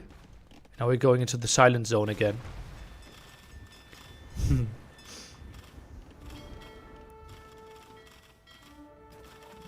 Good morning, everyone from Europe. Hope you have a wonderful start into your day. Tomorrow, our last day of group stage. Another 12-hour day, potentially. Lots on the line. Maybe not playoffs for everyone anymore. I think 2 players already having very little chances for playoffs anyways. That being Vivy and Nikov.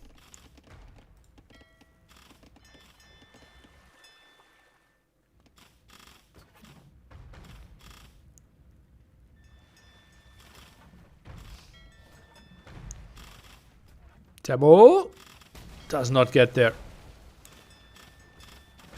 And yeah, longboats are stacking so nicely here. You see how much easier it is for Hearttt to take those engagements. And now he's chasing this down. Goes in deep. Could eat another demo. There is one in production. And this is close by. How did he not get a bigger hit there? That was still really solid. Got at least 2, 3 there. Heavily damaged in the back. But it felt like this could have been even more brutal. But those were so high in HP that it was tough for Sebastian to get the perfect kill. And those longboats now around could have maybe even found the transporter there if he arrived some seconds earlier. And yeah, this is the Vikings dream. That's exactly why he picked Vikings. Thoughts on unique ship class? I thought the water rework was exactly the plan to not have special ship class. That's what I thought. Okay, now ballistics. That could help out a lot. Not the greatest lumber camp against ships. Maybe going a bit more into the inside of the island can help there. How many docks does Sebastian have now? Is he down to 2 soon? Is he down to 1 soon? I think he is. Oh, and more kills here. Such a good job by Hearttt. We'll lose those 3 longboats once ballistics finishes, but they got the job done. Nili, do you like AU3 Definitive Edition or is it not good? Well, the first AU, after that I started with AU2. I only played AU3 when it came out. So the first like 6 weeks. But it was not designed for esports initially. And then I quit and never touched it. I sometimes watched streams. Especially Definitive Edition or when we had like sponsored World's Edge tournaments. But yeah. Never play the Definitive Edition myself.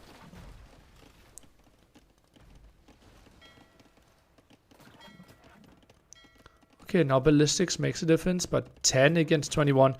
Oh, added more docks. Yeah, that's desperately needed. Sebastian. Adding more at the top. Adding one more here as well. That could be Deadville, indeed. Nice snipe. Kind of offered too hard by Sebastian.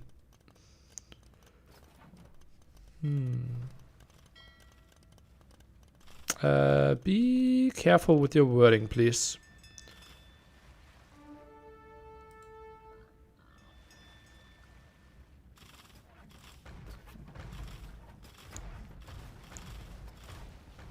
Here 3 is the redhead stepchild.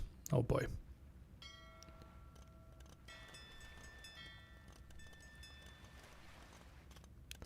Are you a boobs or booty kind of guy?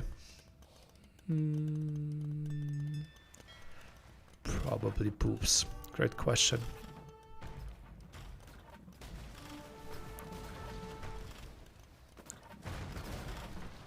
Okay, Hearttt dives in a bit more than I would have thought. Oh, not the greatest micro by Sebastian.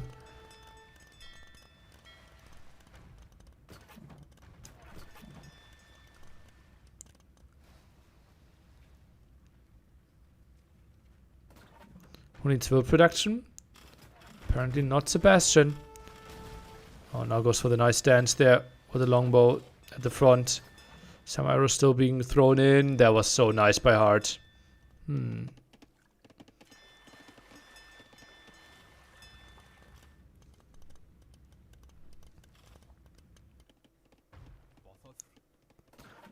expect that answer. Hearttt with so much control here. Longboat's such a nice, powerful unit. Maybe Sebastian. Yeah, like he had like 7 fire galleys, was trying to patrol everywhere, but did not see the redock at the front. So that spot was actually like brilliantly chosen by Hearttt. And Hearttt is even imping. Crazy. Mainly for Bracer. But Bracer will be really good for those longboats. 32 against 25 ships right now. Maybe just maybe in a weird world, Sebastian can take an engagement now. And if you can reset the count, well, Bracer won't be the most important thing anymore.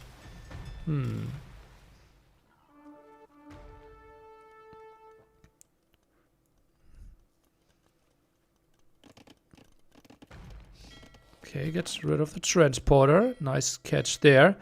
Army around left-hand side. And I think he can dive those 2 docks. And then Hearttt needs to get some more dock production. Or like some more docks for himself. Nearly how long are you playing AoE first time? I started in 1997. So, 28 years now.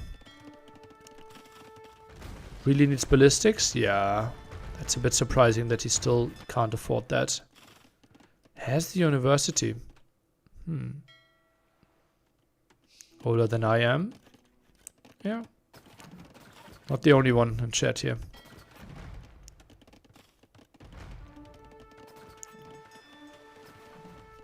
Okay, finally gets ballistics, but longboat count only at 23. Army at the right-hand side is disengaging. I'm a bit surprised. Love that raiding squad. And Hearttt really struggling. 25 on wood only. 60 villages fast imp.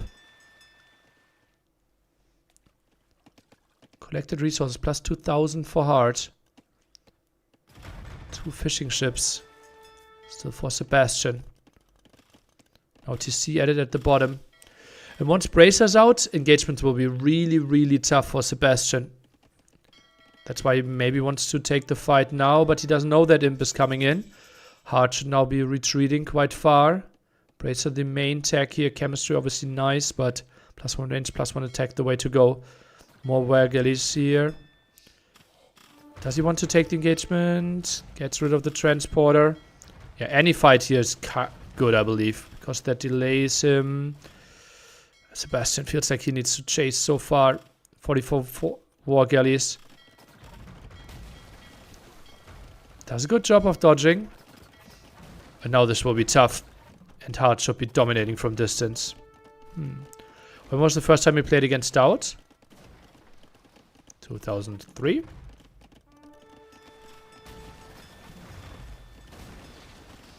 Like that. Oh boy, oh boy. Sebastian, that feels like such a suicidal mission. Trying to dodge the shots. Does an okay job here, I believe.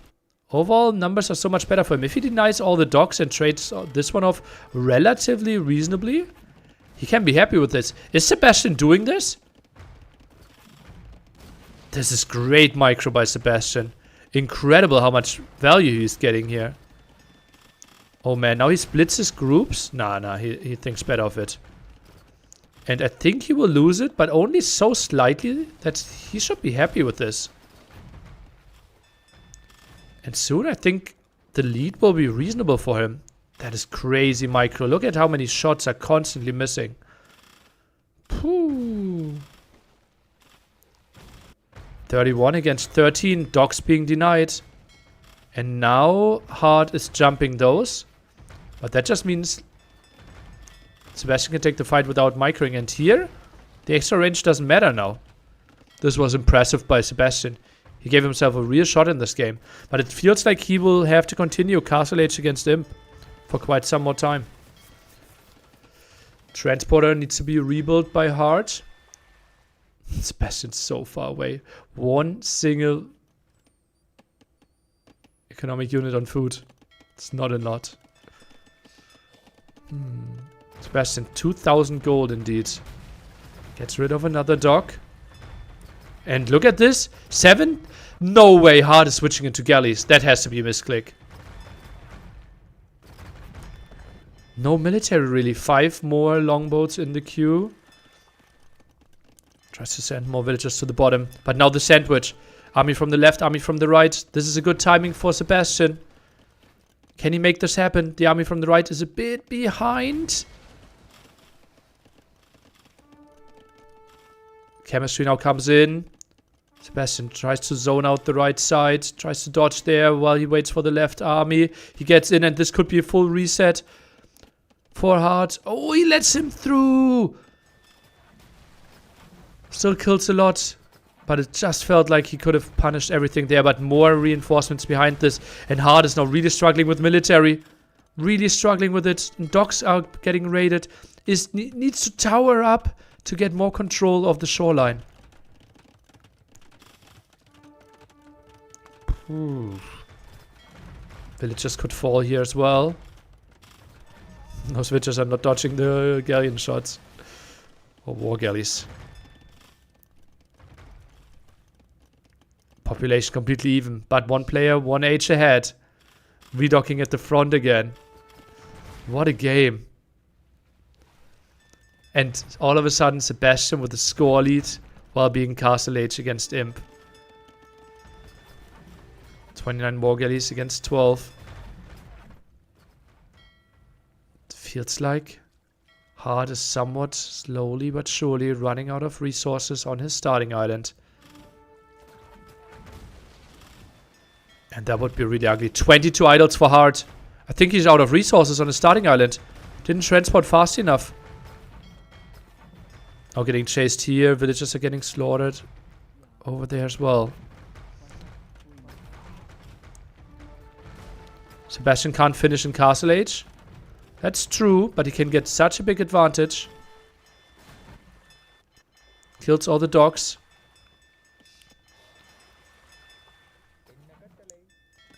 And yeah, feels like Hearttt is going full galley. Does he have a problem with his hotkeys?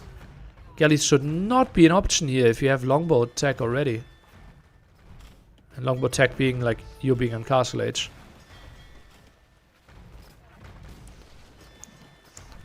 Vikings do have demos, but no fires for this tournament. Next tournament, that sentence will be reversed.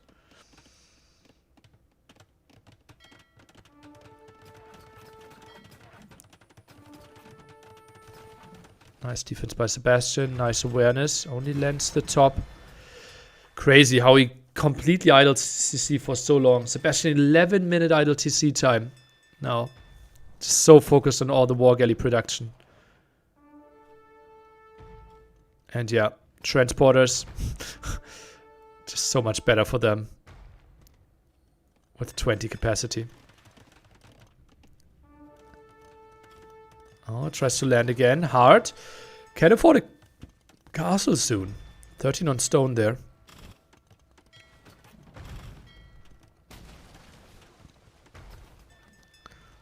Oh, that's an engagement Sebastian doesn't like, but will take probably. Waits for his arm in the back, and yeah, he's just trying to buy time. He's doing such a good job of the dodging there. Absolutely impressive micro by him over and over again.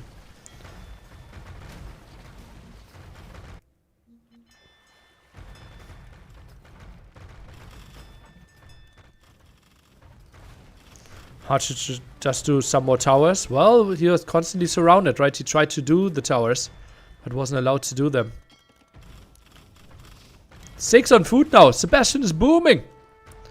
War galley tech for Hearttt. That can't be right. Does he think the bonus there is enough? Longboats have to be the better unit. I'm really shocked that he thinks war galleys is the way to go. Does he think that galleon tech will be better for him? That can't be right. Okay, where is Hearttt building his castle? Close to this area and controlling the pass. War galleys for demos. War galleys for war galleys. Look at the top.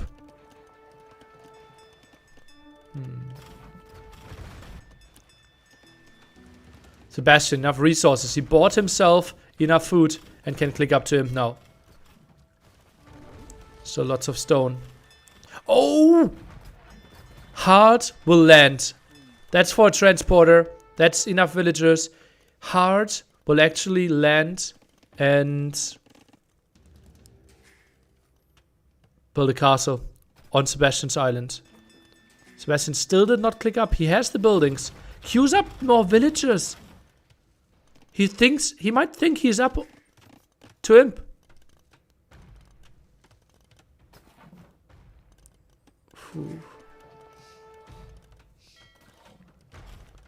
Careening now.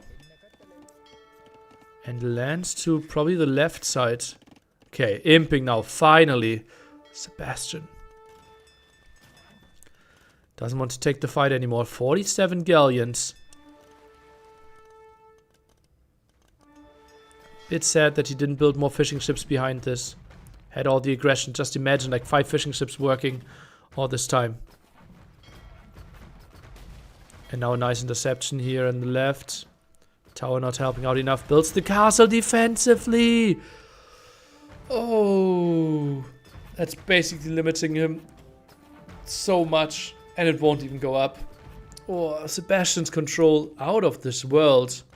Like, this is so impressive.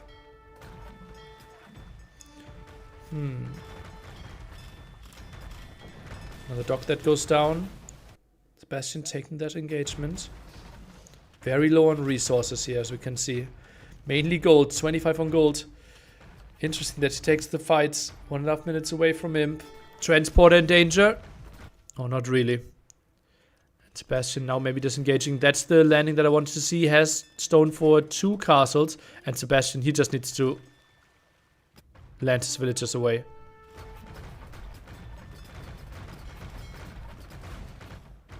Dravidians are undefeated this tourney. Ooh. Interesting. Bohemians as well.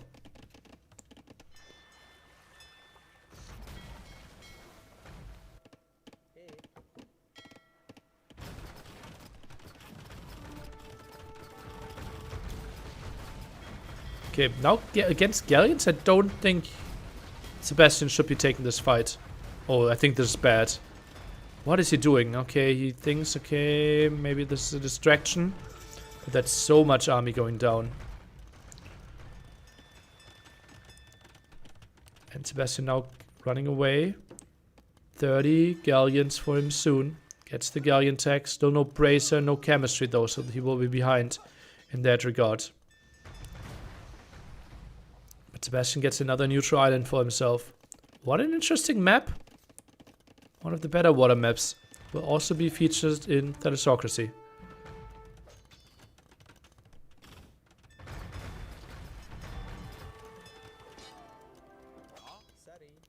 Defensive tower. Transporter not being used right now.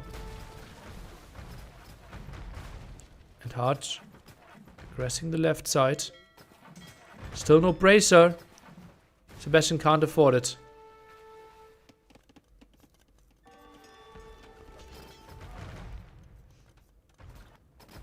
The defensive tower.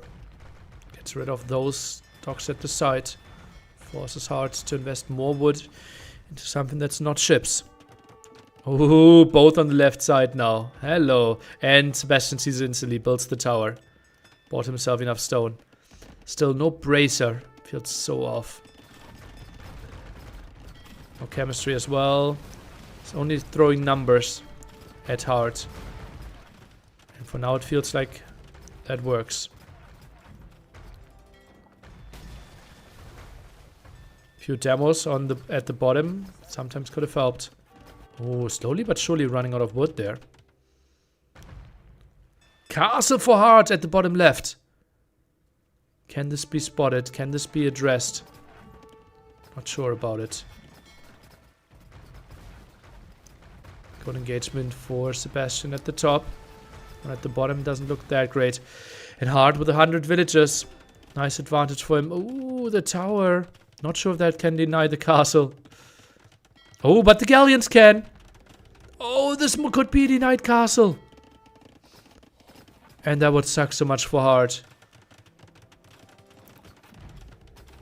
The second tower not even needed here, most likely. 75%. Why are the galleons not shooting? Trying to right-click this. I don't think this will be enough, though. Why are we microing? Those were fine before. 95%. Make it 96% and denied. Great find for Sebastian. Could be... Oh, look at that. 2 more transporters being built. 2 transporters already on the map. He really wants to send more builds. What a move. Now tries to wall this in. And there's no... Oh, you can get in there from the left. So Sebastian really needs to make sure that there's no way to land Right now he only walled the front off. But it's unlikely that a transporter will go through this area anyways. Castle will be nice. Tries to land the right hand side now. Look at that. 4 on wood for Hearttt. 6 on food. 1 on gold. His economy is not great. 55 idle villagers right now.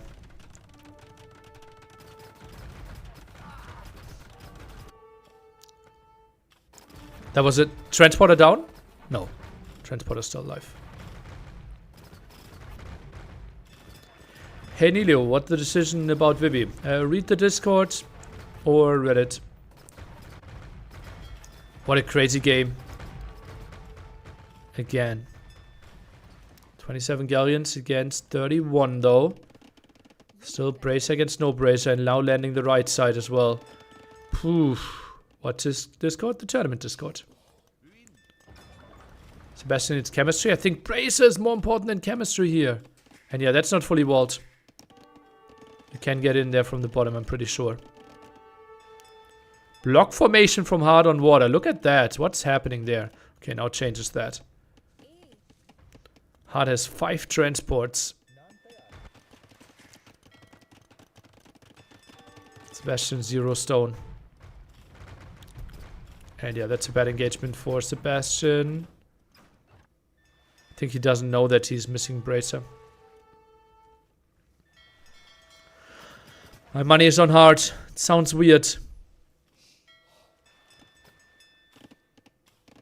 Still an option to get there. Maybe Hearttt gave that one up.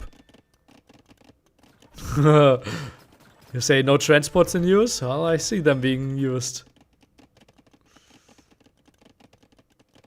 And now the castle there. Nice move by Hearttt.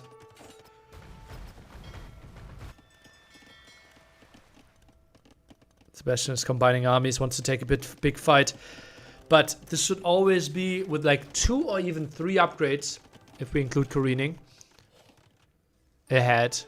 This will be impossible for Sebastian to take any good engagements. This could be the last fight. Those are the last working villagers. Galleon production. The last volley, maybe.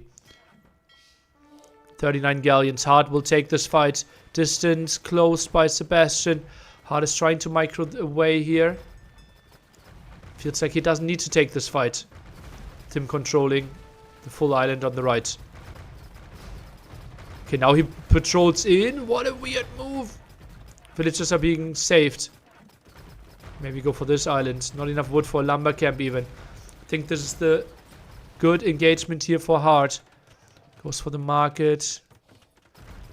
Now on stone as well. Both players dancing quite nicely there. Trying to soak up a lot of the damage. Yeah, no armor upgrade for Sebastian. So 3 upgrade advantage for Hearttt in all those fights. Range, 2 attack, and 1 armor more. Possible that Sebastian continues to take good fights from here on. 23 war galleys against 36 galleons now. Both having galleons. Another tower. And Sebastian, he's running out of steam. 14 on wood, 1 on food, 0 on food now. And this was, I think, his last stand. Not sure if he realizes it. But Hearttt, he somehow made it work. Sebastian just ignoring the food economy so much for such a long time. Now chemistry is coming in. Still doesn't know that bracer is missing. Observer angry at that as well.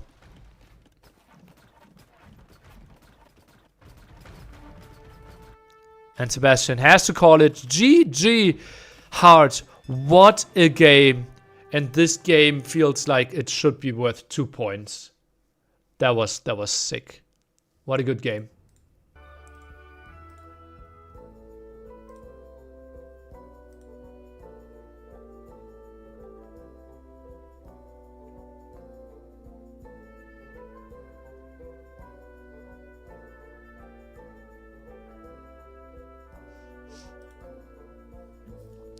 Okay, someone else confirmed the mono audio issue. Happy with that. Who are the Chinese casters? I Buy Power and Lux, but they're alternating in games.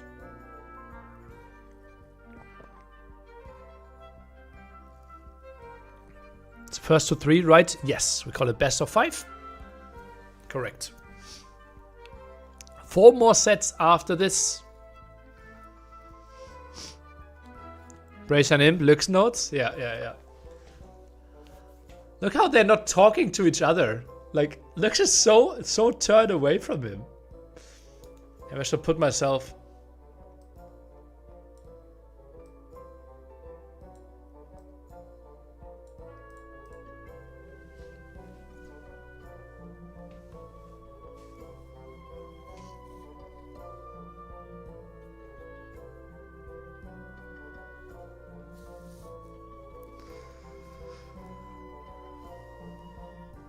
Who's Lux?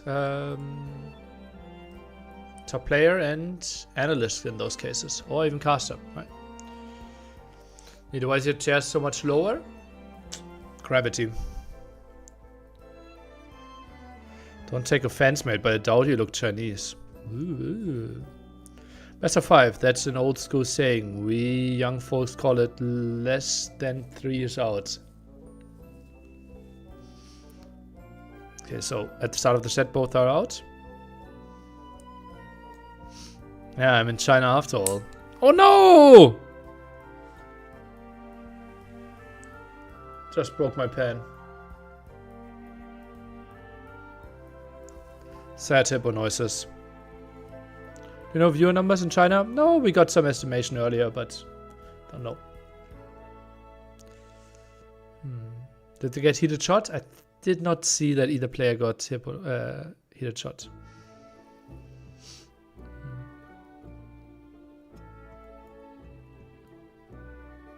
Time to find a new fidget toy. I have so many lying around here. It's not funny.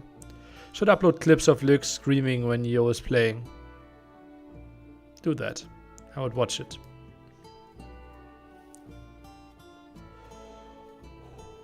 Ah.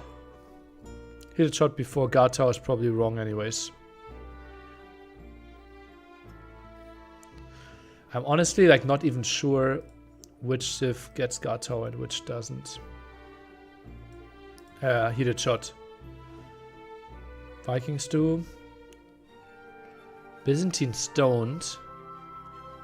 Japanese don't. Saracens don't. Most Civs do though.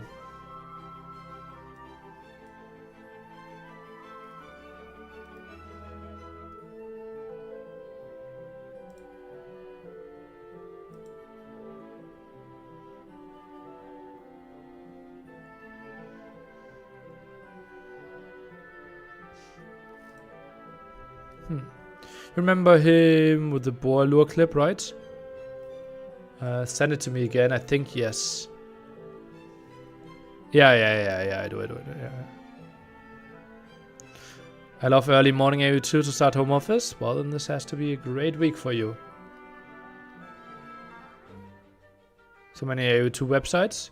You mean AU2 tech tree? Not the wildest thing ever, but yeah. Bothers me that Romans don't get guard tower. Hail Skull. Hearttt still with his top 2 picks.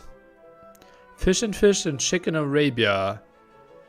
Seems like Chicken Arabia Vietnamese and Armenians for Fish and Fish. On the other side, Sicilians or Incas for Fish and Portuguese for Chicken Arabia.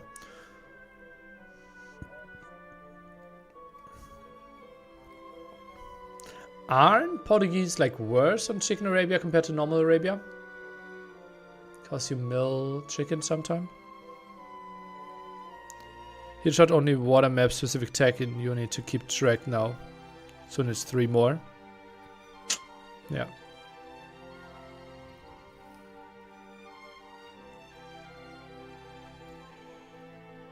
Do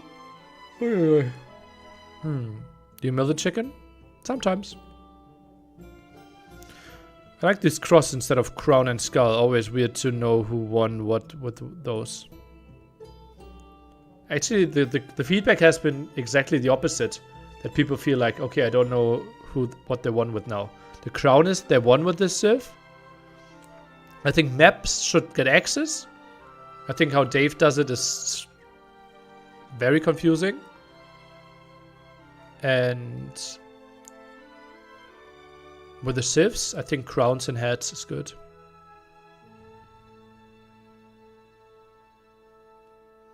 Portuguese versus Armenians, Italians? No. It's Portuguese versus Vietnamese on Arabia.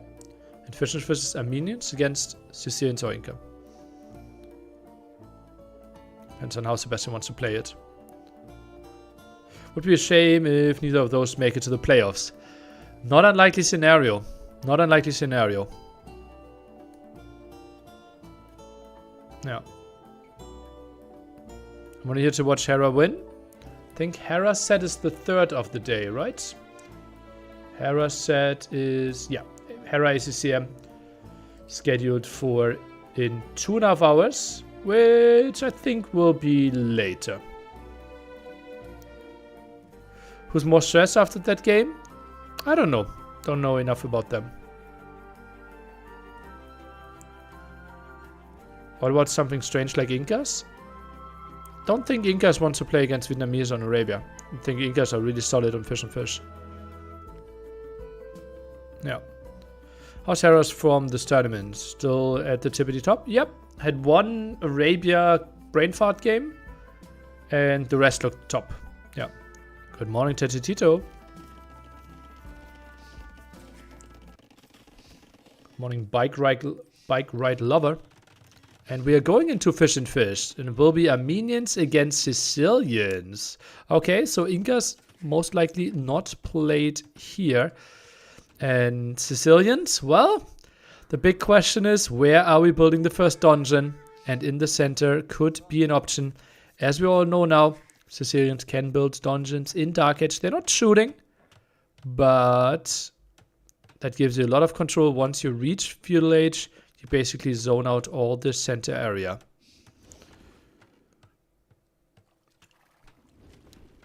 Who wins, Sergeant or Longsword? I think Longsword should win. But Sergeant can build dungeons. That's the main feature. So you don't really need to take the straight up fight.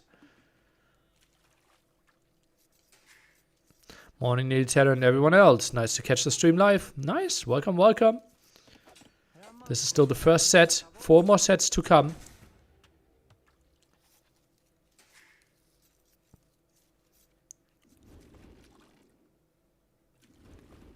Dungeon on the hill? No, dungeon very close by. Only has 3 villagers there. I think it would have felt weird if... oh, Croc goes long distance.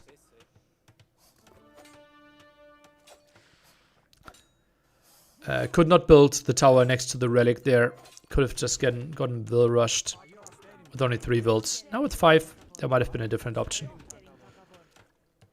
I'm not sure about Sicilian, honestly. Well, Sebastian might prove us that this is the way to go. Militia now on the side for Hearttt. Needs a house. Oh, he's housed. Actually, fully housed. Built it with 3 villagers. Could be nerfs after that crazy game 3 that we just had. I just checked Wikipedia, my man, and boy, do we have a day ahead of us. Oh, yeah. You did everything right.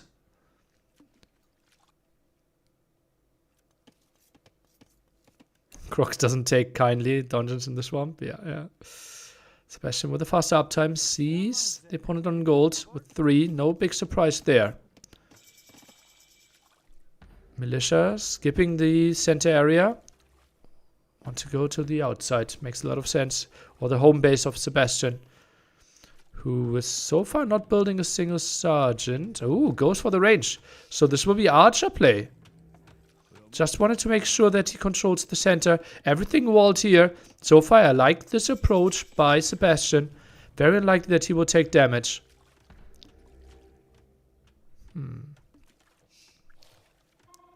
I really enjoyed the morning tournament stream. It's nice to watch high-level AoE with high-level casting and dry humor while having your morning coffee and preparing for work.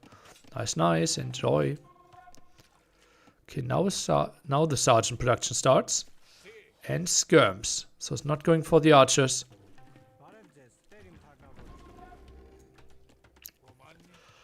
It's also not on stone. Oh, nearly flexing with webcam. My bad. Okay, typically I try to take this off for the game. Just jumped into it without me realizing, really. This could be easily trapped. This is one house, and all those men-at-arms and the scout is getting trapped.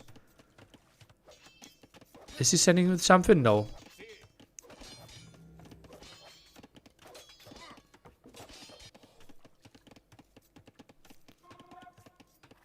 Okay, not walling the mule cart in. And 3 sergeants and the scout can pressure that mule cart. Okay, nice. Waltz it in. Just 1 village on the outside. And that should be 1 dead will. Bit of a sloppy thing here for Hearttt. While Archer and Scam are pushing this away, but shouldn't really go out too far. Within the range of the town center makes sense. Longsword tag now. For only 3 men-at-arms. Neither player going for the water now. So far. Some aggression through the middle. Wants to harass this area. Longsword tag finishes. 2 archers, 2 scouts. I like the webcam. I don't like the webcam. I think this should... Like, you should have the focus on the players, not really the casters, right? Like, this is Sebastian versus Hearttt, not the nearly show. Oh! Gets in there. Wall behind is not possible. Is he getting out there with the villagers? Wall's behind. Needs to open again. Tries to make something happen, but now the longsword damage output is obviously completely ridiculous. Gets the scout kill at least. And that was 2 dead wills. The overchop there. Costly for Sebastian. And, oh, the sergeants are dying there as well. 2-1 KD, 4-4 KD in total. 2-1 on the eco side. Archer skirm count is rising. But skirm count is rising on Heartt's side as well. Farm upgrade for the Sicilian.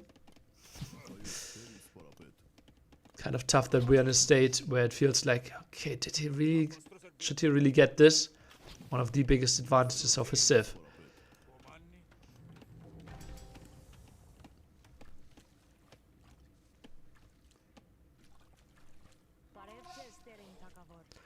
Came for Sebastian versus Hearttt, stayed for the Nilly show. No co-caster today with Nilly. I felt like I wanted to interact with the chat more. I wanted to be a bit more silly and take it a bit more relaxed. Co-caster just added a bit of pressure and intensity for me, which I didn't want. Oh, speaking of pressure and intensity, Sebastian running in a bit too deep, and those were some archer kills already. Fletching now coming in, and this is looking good for Hearttt. 6-4 KD. Minions, they are making something happen here. Gets another sergeant kill. 7-4 KD now.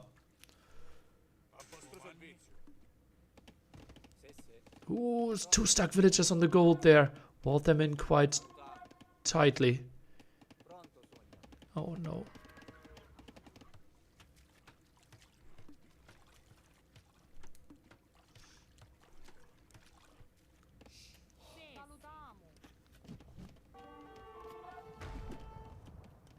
Oh, he's not pulling the villagers away fully. Bit surprised there. Tried to go for the body block, but tough with a group of skirmishers there in line formation.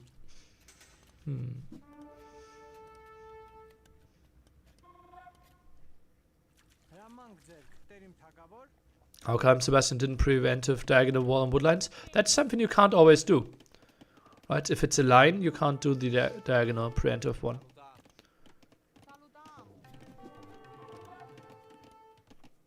Okay, this shouldn't achieve too much more. Maybe clear up here for Sebastian. Hearttt realizes that, just takes the hill, tries to dance a bit.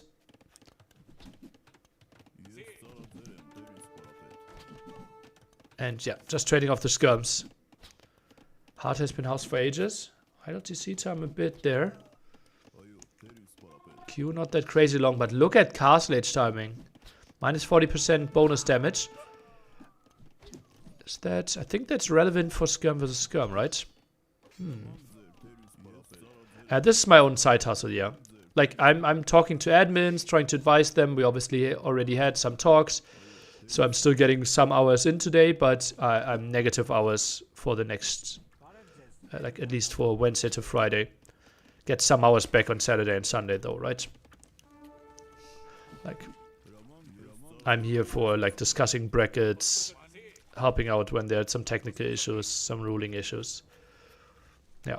I still feel like how it felt now with how disconnected I still am, especially the phone issue, being there might have been even better. We'll see Warrior Priest, I wonder. Not impossible. On the way to Castle Age is Hearttt. Sebastian soon to follow. Still not on stone. And now the full longsword play. Will we see champion in Castle Age is the question. It's a lot of skirmishes. 11 out on the field. 1 archer there in the mix as well. Gets a villager kill here. Did he? Yeah, he does.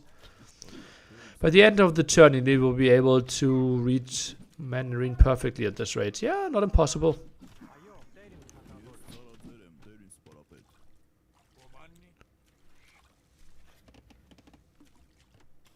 And now the stable. Good answer to all the mass skirms.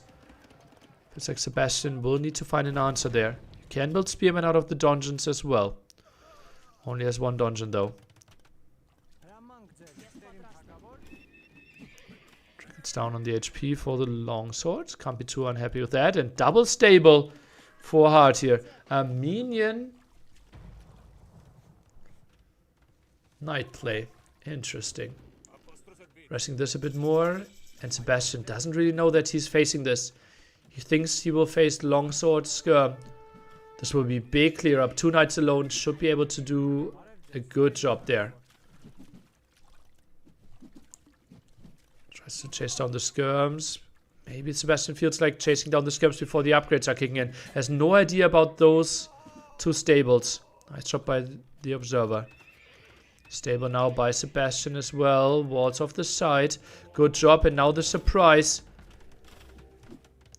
Sits under his dungeon. Castle Age timing is possible. Double stable by Sebastian as well. Both players realizing the strength of the knight. Fully walled on the left hand side. Hearttt still open in that direction. Not really on stone. Needs to go into the dungeon here. And that's the clear up for all the skirmishes.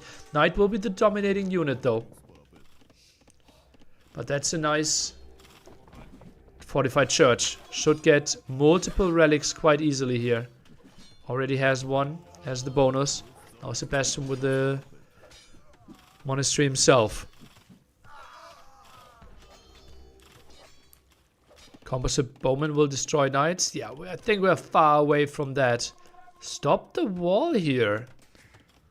Not sure if that was a shift click or something happened. Villagers saved nicely. Some repair now on the dungeon. Should be jumping back in. Nice, nice save with those villagers. Healing should be the next step. And the knights are moving in. Won't really find the villager kills just yet. But now on the gold, which is the crucial resource at this spot. Knights costing gold. Monks costing gold. Warrior Priest costing gold as well. But it will be 2 relics for Hearttt already. Some villager kills here. Such an important game. For Hearttt, absolutely must win. For Sebastian, he will need to rely a lot on Buchholz for today and tomorrow. If he goes down, and then he still is in a must-win scenario for tomorrow. Would love to see Sebastian go into stone a bit, actually. Dungeon controlling the center would be an option. Maybe he feels, okay, I have the first farm upgrades. Don't really need too much fish control in the center anymore. Heavily on gold and food. This economy looks solid. Now goes around right hand side. Still not fully walled. Loses the dungeon in the center. Only now bloodlines. Ooh, crucial upgrade that was missing. Knights are trying to get in. Okay, the house there to block this off. Maybe an overchop coming up. Select the trees. 91. This one at 37. Won't really get that. Knights and monks for the defense. Maybe some quick walls here by Hearttt. Gets one gate out. Give me another house. Nope, not going to happen. Just commits against 2 villagers. Then the gate and should get away. The question is with or without a conversion. Seems like without the conversion. So solid 4. Sebastian tries to stay in the game. Oh, but that should be a conversion through the middle. Gets away in time. Ooh. No one going for the water at the top.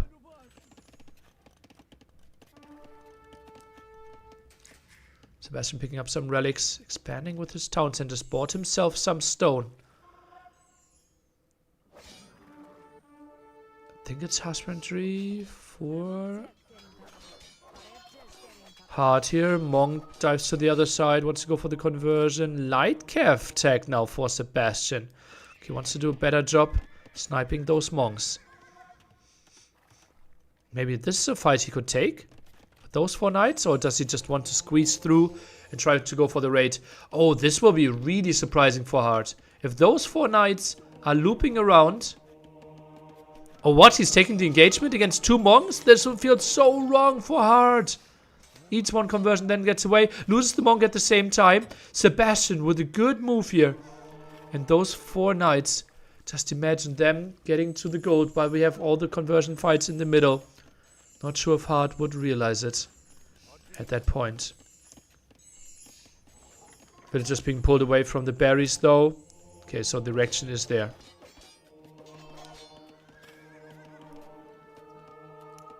Horse color for Hearttt. Could help out as well. But he still has a lot of villagers in the middle.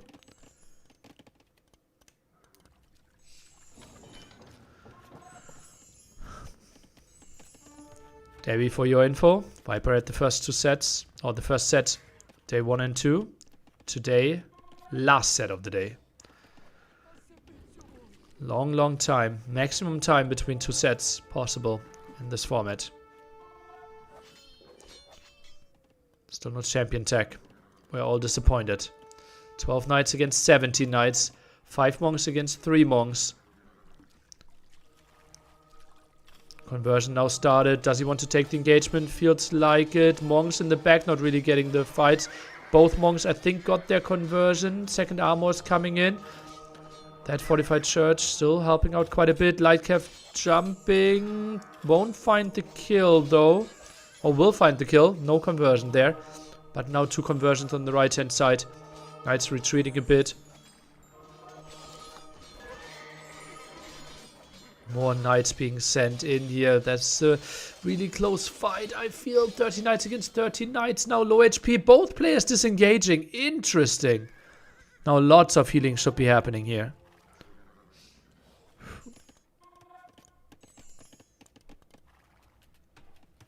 Is this a 3rd stable? Wow. Monk count completely reset. And look at this. Sebastian.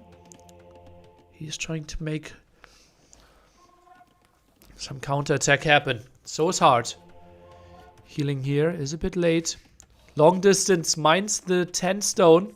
And then probably CC next to that. Could make a lot of sense in my eyes. Sanctity now coming in. And what is that of a castle? Hearttt does not want to lose another fish and fish game with a too aggressive castle here apparently. That's a really safe one. And then composite bowman might be an option. Might actually be right. Oh, this could be such a big raid. The knights are coming in. Hearttt should not be aware that this is happening. The question is though, will the knight find the perfect spot? Quick vault here. Woodland at the top. Sends 2 knights for the 1 villager, 2 knights for the others.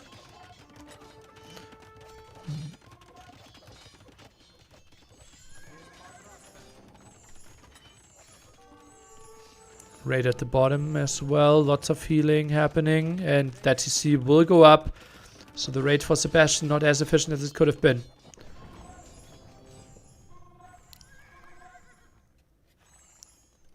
Bastion 5 villagers behind only. Well, it's now 3 TC against 2 TC for a long time. Now it's 4 TC against 2 TC.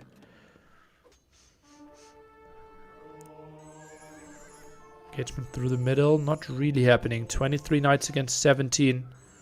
More and more upgrades, but composite moment in the defensive castle feels really solid.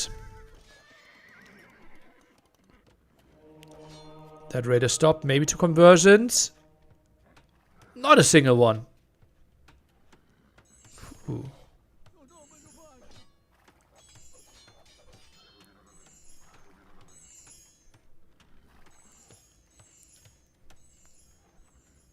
Game stabilizes a bit. Village advantage for Hearttt will increase. Sebastian now with 3 TCs. Tries to go for the raid at the top. Second wood upgrade for Hearttt. Sebastian relatively late with his eco upgrades. Typically a guy who is relatively fast with it. Oh, he dives. He dives through the middle. But that's not a thing against the castle. Is he only trying to go for the fortified church? Don't think that's really an option with the composites around. Debates some of the monks out, but will only get 1 single monk kill with his light cav. Ooh, nice healing. Does not lose a monk. Kills the light cav.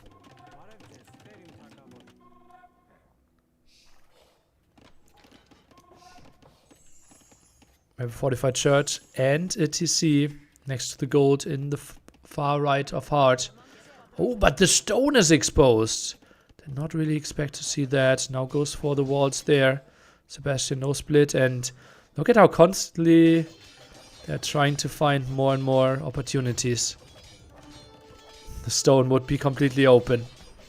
But how would he know? Ooh, but he finds the gold here. That's big for Sebastian.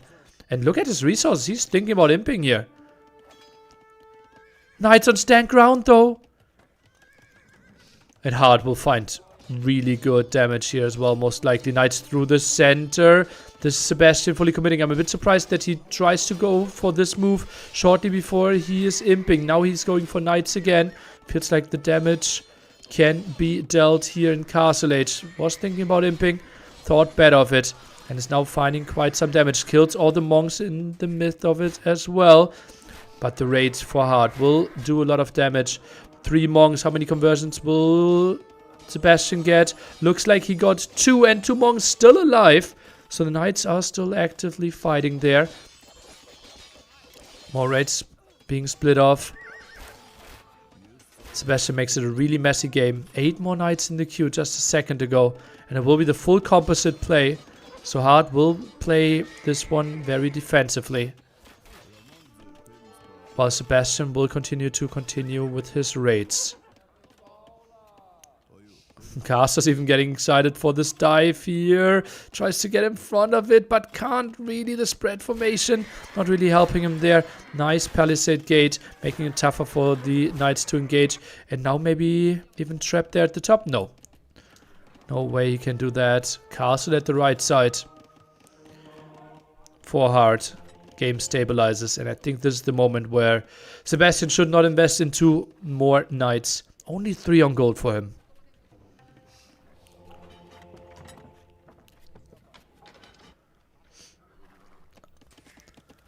%35% villager efficiency. Oh boy. Yeah, I did not collect a lot of resources the last minute. Hallberg, attack that should be completely irrelevant for Sebastian here. Against the unit that ignores armor anyways. Both saw handcart could be nice upgrades for Sebastian. Gets another raid in here. Gets in again. But I don't think he should be finding too much more. Only now wheelbarrow for Hearttt. I think a market use for Sebastian could be nice. Goes back to the gold again. Botkin now. Is he thinking about going for skirms to address the composites? Feels a bit like it. And another raid. Villager kills. 28 already in this game.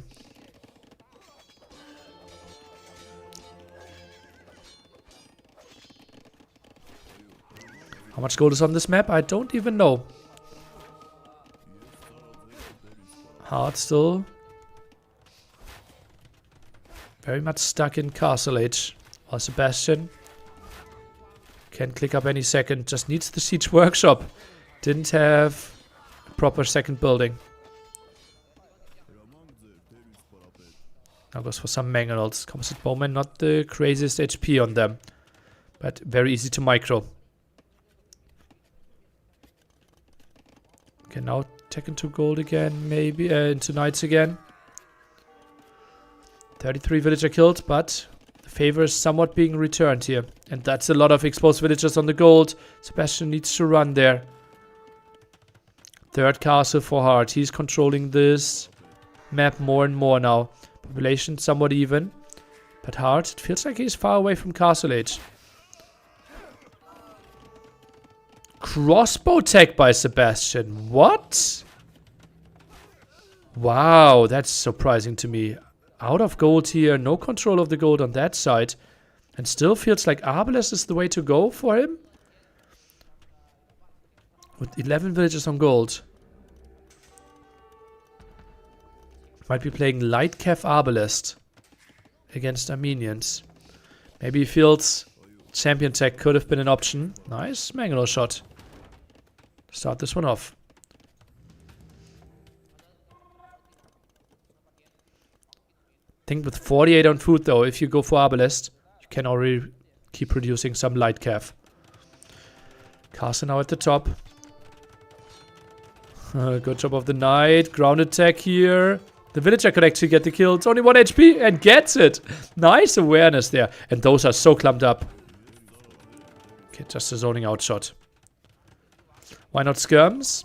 Well, one of the massive advantages of skirms is to have high pierce armor against ranged units, which Hearttt will ignore. But yeah, I would have gone skirms still for the damage output alone. Now all the eco upgrades for Sebastian. Love that he's checking that before reaching imp. They both have 60C boom. It's not necessarily for pure villager production. It also is for just villager protection, right?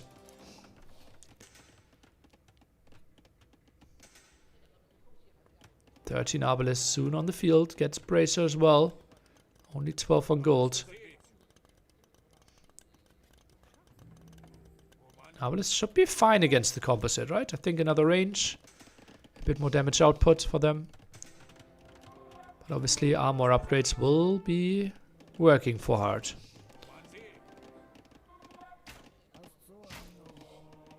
Oh.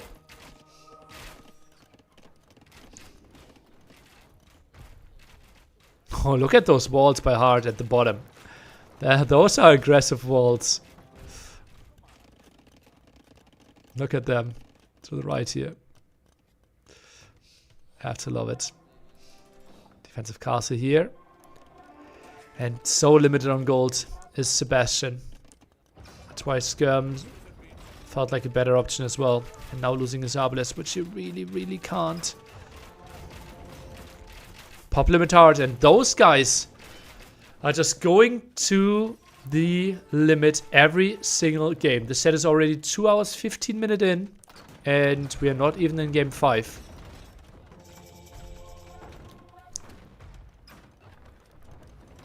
Elite composite coming in.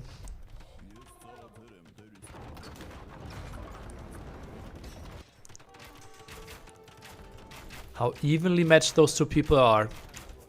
See them roughly at number 7, 8 in the world, those two. The big 4. Probably feel like ACCM might be number 5. And then Sebastian Hearttt, at least in my books right now.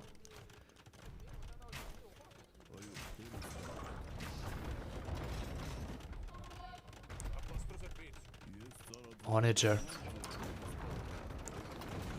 Composite won't be a good answer, but monks obviously can be upgraded. On his attack in 8 seconds, doesn't want to shoot before. Arrows in the air, shoot! Shoot! Oh, dodged. Oh, that would have been one of the craziest Age of Empires highlights I've ever seen. If he actually thought, okay, I will split against the mangonels and then they turn into onagers at the perfect time. What a nice timing there. And now the composite are struggling. Onagers can go for the traps as well. Oh yeah, perfectly outranging the castle. Now 3 castles moving forward. There needs to be a tech switch for Hearttt. He's going into block printing. So wants to deal with the onagers using his own monks. Both players with the overboom here. Not enough army on the field. Oh, big shots! How is Hearttt taking this engagement? How is Hearttt taking this engagement? Down to 22 military. Night Raid now at the top. Still some engagement at the bottom, but they don't really matter that much. The main storyline is happening here. 31 Arbalists on the field for Sebastian. Going for more and more light cav. Arbalist helping out.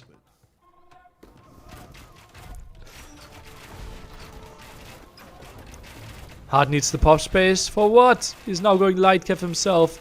Traps trying to kill the onagers, but 2 onagers alone. Completely dominating this fight. Such a great tech choice for him. And now the raids here, and that's going to be ugly. No ballistics though for Sebastian. Goes for masonry before that. How does he go to the university and click masonry before ballistics? Another castle going down. This one is getting threatened as well. Very defensive castle for Sebastian. Back in his bottom economy. I think he just deleted some villages. As I said, both with the overboom. Would love to see some villages deleted. Nice clear up there. That castle will go down. More stables. The castle actually not being built in the back there. And onagers again finding some good damage. It's 100 HP champion, not a good play here. It would be. He just didn't tech into it yet. Even Naval struggle against that. Okay, but onagers down now. At least 2 of them. Third one being dealt with as well. And yeah, the no ballistics really hurting. Killing those light cav. Maybe one more onager shot. Nope, not given to him. And Hearttt will be clearing this up. 86 farms against 48 from Hearttt. Light cav production should be solid. Yeah, and that castle not being up. And the walls being open. Allowing Hearttt in. Nice raids there for sure. Only now chemistry. Sebastian was simply behind when it comes to some upgrades. And the whole attack is being shut down. Can Hearttt actually still turn this game away? It felt like after the onager shots, Hearttt would be struggling quite a bit. How incredibly closely matched those 2 are. Still play for gold. At the top they're collecting gold. One relic in the middle even.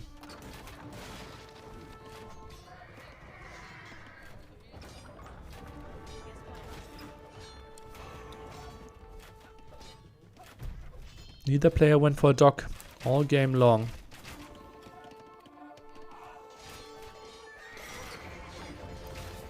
Arbalist count, not that sexy anymore. Down to 15. Meaning crossbows, 29 on the field. They should be winning this fight quite nicely. This game is so even, yeah. It's tough for me to call. Like, who has the advantage even?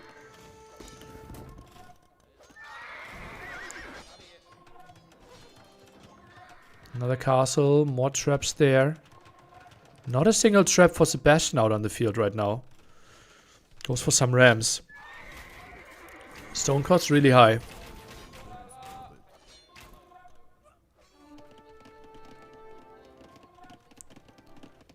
Okay, traps trying to pressure this. Lots of light cav in there. Most likely accidentally.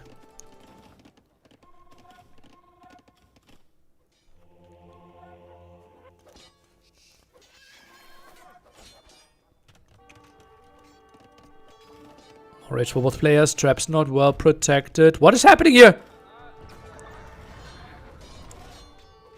Wasn't he doing a good job there? Huh. Also a thing that we didn't mention yet. The moment composite count goes down to 10 or fewer. Or count lower. First Crusade could become an option here. And then if you only have trash, if you only have light calf, you might really struggle. Ooh. Crop rotation for Sicilians. Pub quiz time. How much food does a Sicilian farm have with crop rotation?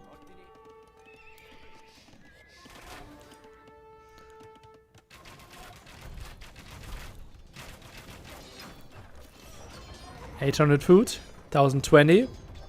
A lot, at least 6.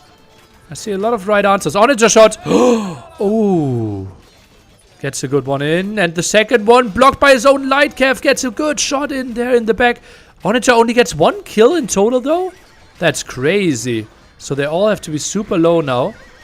4 traps around as well. Oof. Guess how long this game goes? 1 hour 7 minutes. It could easily be 1 hour 45 minutes as well.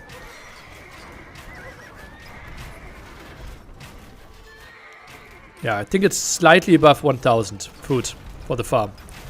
Things like 1,019 might be the correct answer. Or 1,020. Something close by. Castle goes down.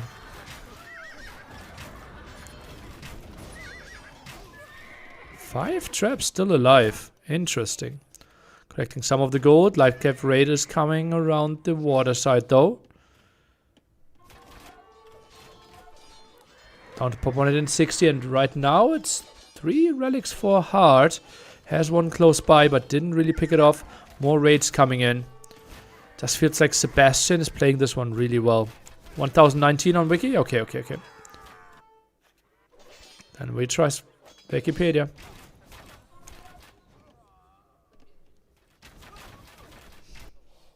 What's the base food of a farm? 175, I believe.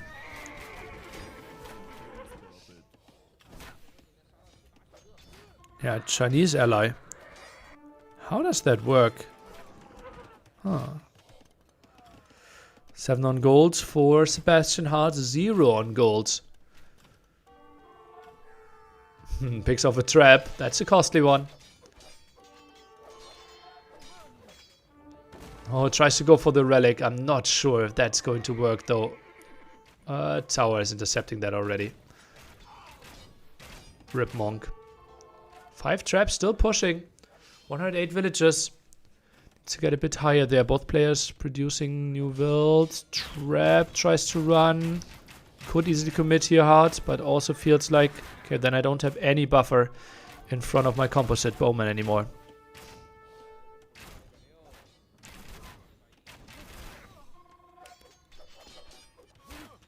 Those raids are being intercepted. Last armor still missing for Sebastian. That actually works, my friend. Also last attack missing for Hearttt. So both players still missing 1 blacksmith upgrade. Pressuring the stables a bit now. Some raids at the same time. Hearttt is dealing with those nicely though. 14,000 extra resources collected for Sebastian. Wow. Well, if you're not using your mule cards properly, we'll make it tough. No onagers on the field. 5 traps can maybe help out against the composites. Not really. Mainly light calf dance with some backline. 10 on gold for Sebastian. Trap could go down. Raid stopped nicely.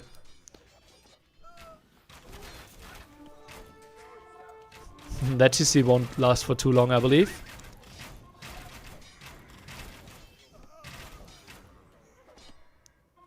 Where are all the light calf? Oh, Sebastian is going for a big attack. I think he might be going for the fortified churches. Is he going for the vills? That's a big raid.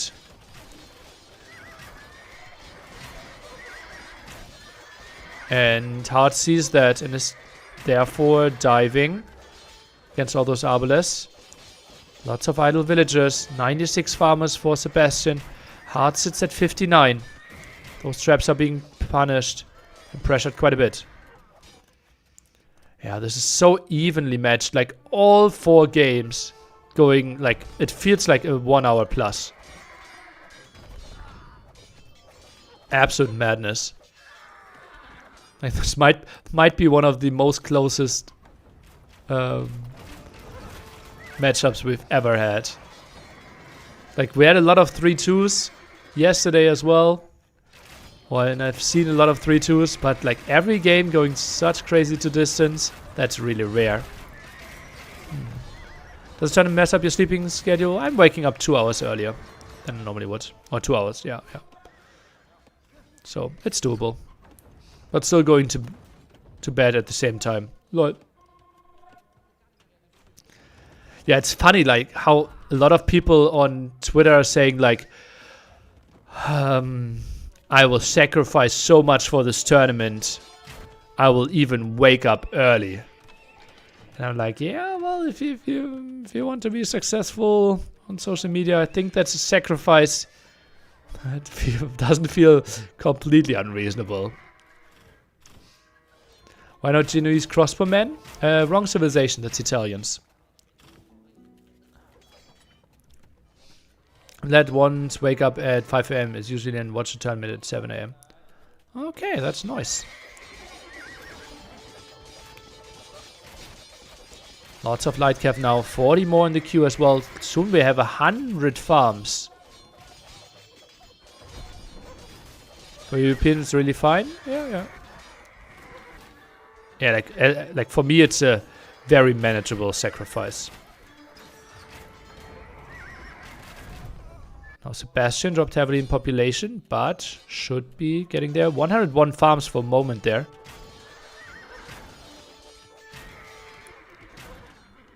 And him just having the last armor upgrade on the light cav makes those fights light cav v light cav better. But obviously the composites don't really care about that too much. More raids at the top as well. Coming in over and over again there. How many stables does Sebastian have? Feels like he has at least like 15-20 stables.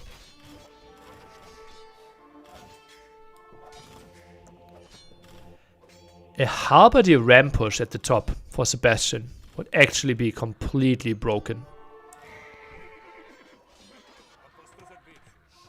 Yeah, I think that would be crazy. Obviously tough to tech into. First Crusade can finish this game soon. 24 composites, 3 relics each. So even in that regard as well. I think in the games before we also had like 3 versus 2 relics basically every single game.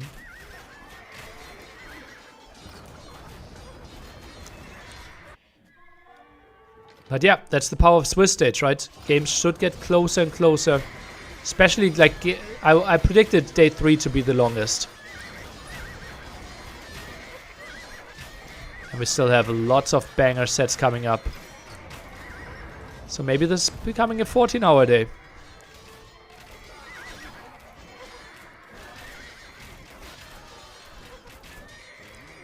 And then that's really good for the chances of Yo. If it's another 10 hours till Viper's playing. 55 Hearttt in the queue. And as you can see, he's producing out of 16 stables right now.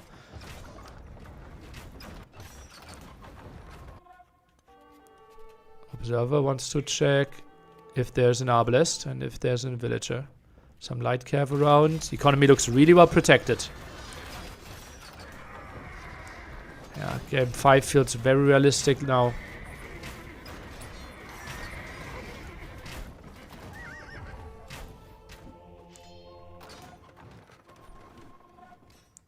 Farm count at 86 against 103 from Sebastian. Obviously doesn't need a lot of villagers on farms or on woods, because he doesn't need to reseed the farms that often. Only now Blast Furnace Hearttt now realizes that he was fighting 2 upgrades down on his light cav all game long and can't keep up the production. Look at that. 3 light cav in the queue. Now the time for First Crusade. Go to 230 pop, my friend. And then he can maybe do the finishing blow. Maybe doesn't want to invest all this gold though. More churches going down. Should be focusing on the one with a flag in the back. Hearttt struggling. For now is still pop 200. 12 more light cav in the queue. Is doing some okayish raids. Cast is struggling to kill the light cav there. Composites are coming over. Traps are going in deeper. Hearttt really limited in his area. But still enough for all the farms that he needs. 87 farmers working right now. Composite count slightly increasing again. 20 plus stables. 70 light cav in the queue. Yeah. Actually not optimal, but looks fancy.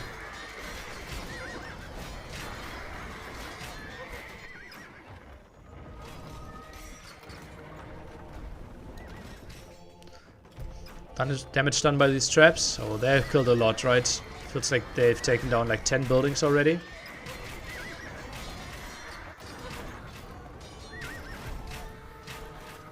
You know if smart multi-queue considers distance the closest stable to set gather point? Pretty sure it doesn't.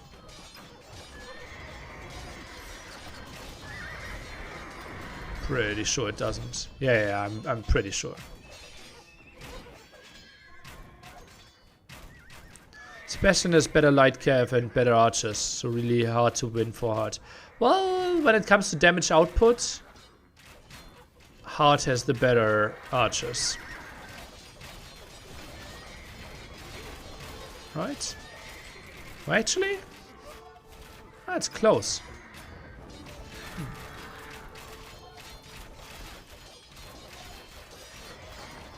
Better farms as well. No. And right now, even the relic advantage. 3 versus 2. Light cav diving again for the trap. Sebastian's playing such a good game. What an exhausting set.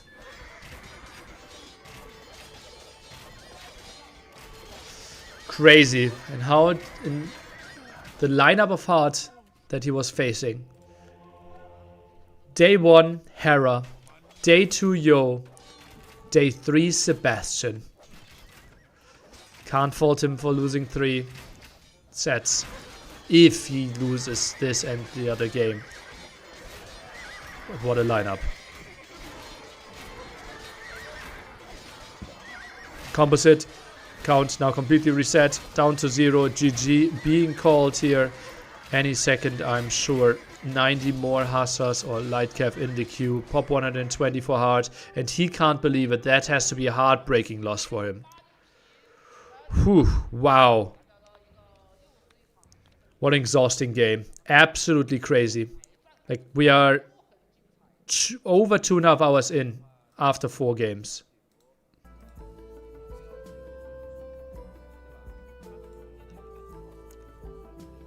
Oof, I will need a breakfast break after this one.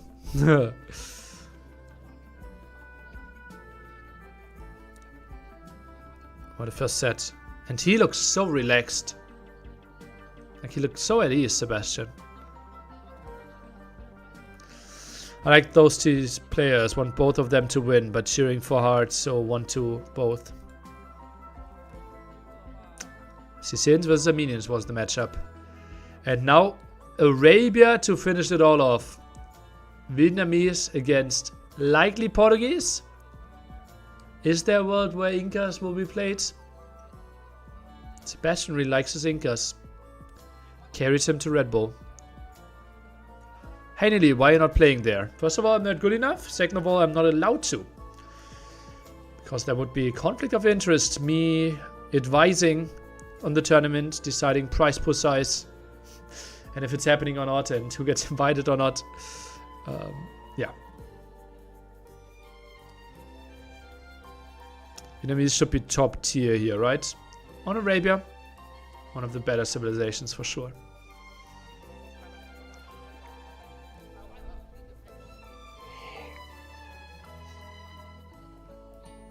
Needed the Chinese advisor? Well, tournament advisor, right? And it's a tournament. Conflict of interest, you need to learn what is that from Trump. You mind explaining the map pool selection real quick?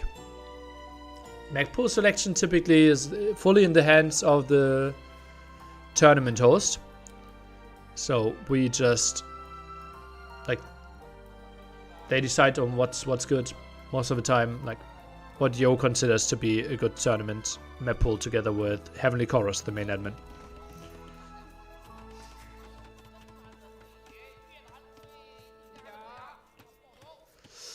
Peccary is brand new. Yeah, we have 2 new maps for this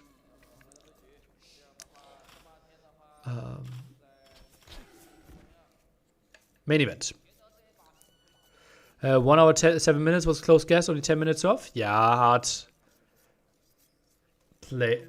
continued a bit longer than he needed to. 4 new maps? Really? Which are the other 2? What? Really? Not Inca? Yeah. Ooh, and goes for some laming here. Hearttt tries to use his Vietnamese bonus. If you need breakfast, 400 milliliter milk, 60 gram oatmeal, 30 gram cashews, 10 gram almond, 10 walnut in the mixer. Drink it. It's 850 calories. Yeah, sounds like exactly what I don't want. But thanks for the message.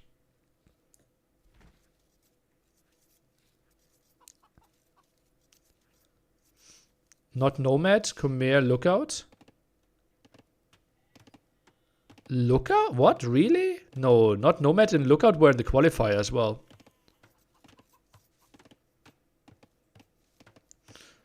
Yeah, I think I would... Let me think about it. I think we might even have all of that at home. But yeah. Optional heart attack breakfast. Oh, Sebastian gets a chicken. Oh, doesn't get it. Doesn't get the sheep back. Okay. The map contest? No, I said main event. Obviously, there were new maps for the qualifier already as well. Yeah. Portuguese against Vietnamese. Interested to see how this one is going to play out. Loom for Hearttt.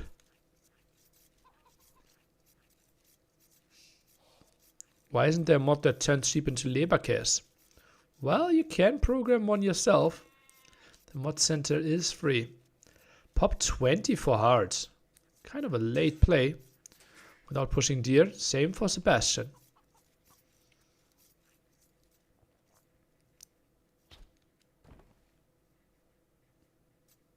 Map contest listed under the main event, so that's confusing. Ah, yeah. Ah, yeah, I see that. How many crossbows do we think Sebastian will make this game?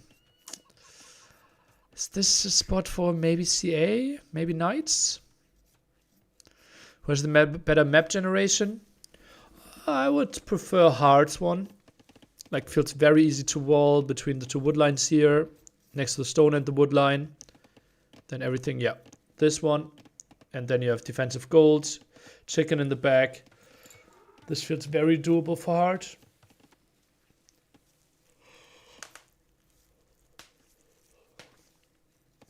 Sebastian's map more open, tougher to control.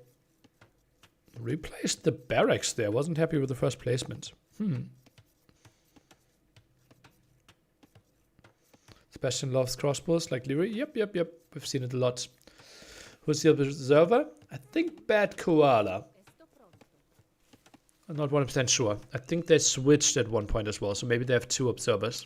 Obviously, observing 12 hours straight for 5 days straight won't be that easy. Hope we get a nice and close game again. We would deserve it, right? The set would deserve it. What is this, Sebastian?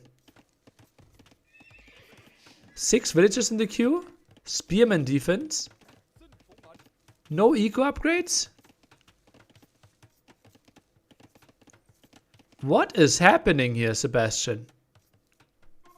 Now goes into range. Wow, he was playing purposely late, trying to scout what his opponent is going for, and then make the adjustment. And now he goes for arch just because he faces a scout opening? That's so weird. Oh, Spearman out of position. Opened the back already. Sebastian. Now wall in. No, not happening. Which I think will be safe. But more scouts could be coming here. And they will bring more HP. Wolfer can maybe chase this. Oh, Wolf Rush. Yeah, I don't think this villager should be standing there for such a long time. Actually, maybe she will finish that. And now the range for Hearttt. Should be an easy scout skirm. The specialty of Hearttt. Plays this. Played this a lot against whatever MBL was playing against him. Spearman gets a hit in. Can't be too unhappy with that. Sebastian on the way to be fully walled as well. Hearttt with smaller investment for it.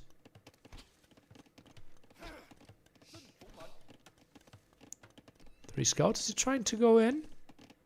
Feels like it. One villager exposed here. Not full HP on those scouts though. Shouldn't be that scared of the kill. Spearman not getting a hit off there. Okay, this will be annoying. How much damage will those three scouts find?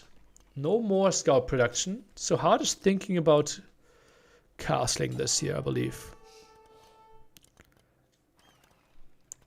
Like old Nilly was always like trying to chase this down with more spearmen and such.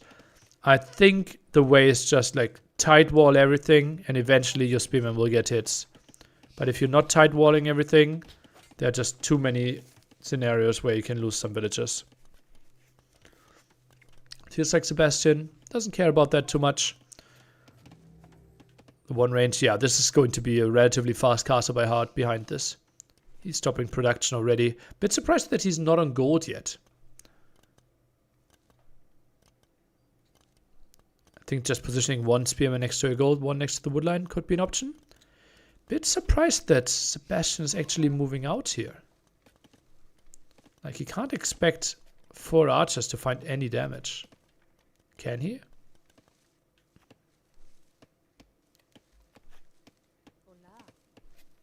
One villager a bit out of position. He went to the front and is now going back. Barry's simply too open. He hasn't confirmed skirms yet. Yeah, he does now. But yeah, true. But still, like, what are you expecting your opponent to go for? They're Vietnamese. 2 very low HP scouts now.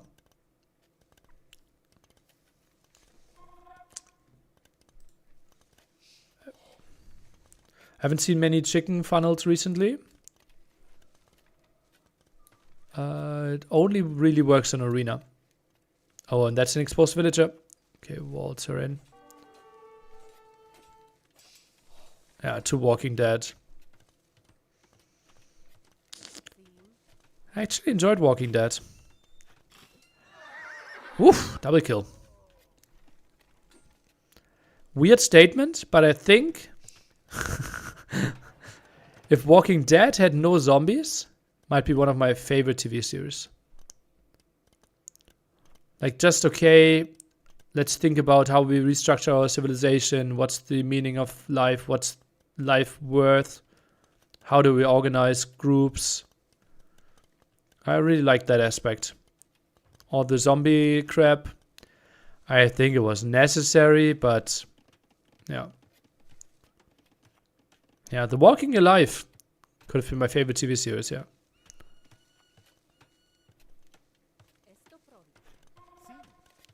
Got boring once Negan was there. Negan was one of the best characters ever.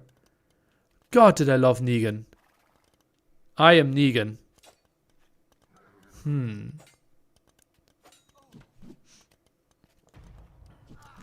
What apocalyptic scenario would you have preferred over zombie apocalypse? German internet. I'll take nearly sorry. Are you sorry though?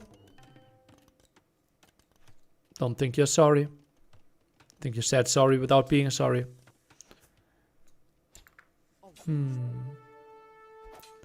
Evilest guy ever, and they don't kill him because they didn't want to be like him.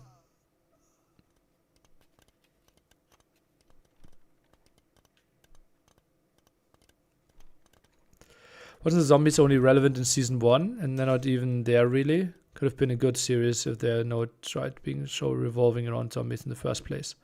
Well, it's like it's a comic book, right? So like them completely deciding, okay, we are ignoring the core storyline of the zombies becomes a bit tricky. What's your favorite TV series? First 2 seasons of Lost. Maybe Scrubs. It's Always Sunny in Philadelphia. The Wire.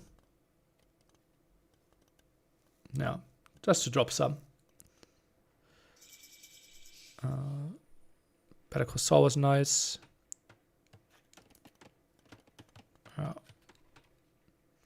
I did watch Buffy when it was on TV. Yeah, that wasn't great.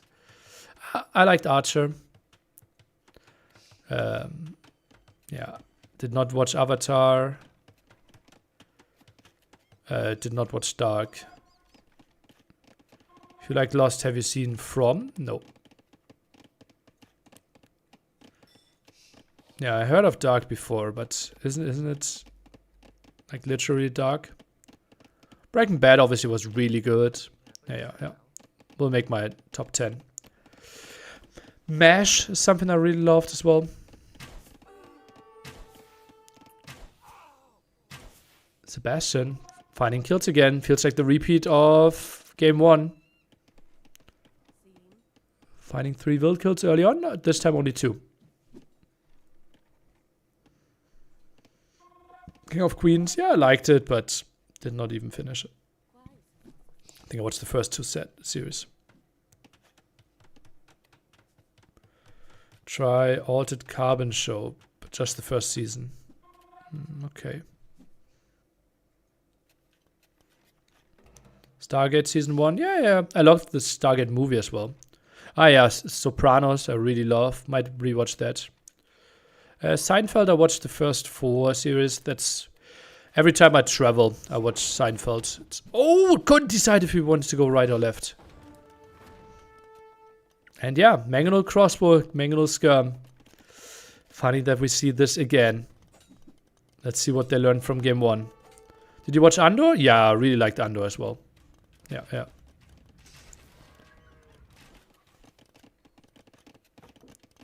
The pathing felt all over the place. What? No, he just clicked right, left, and then back.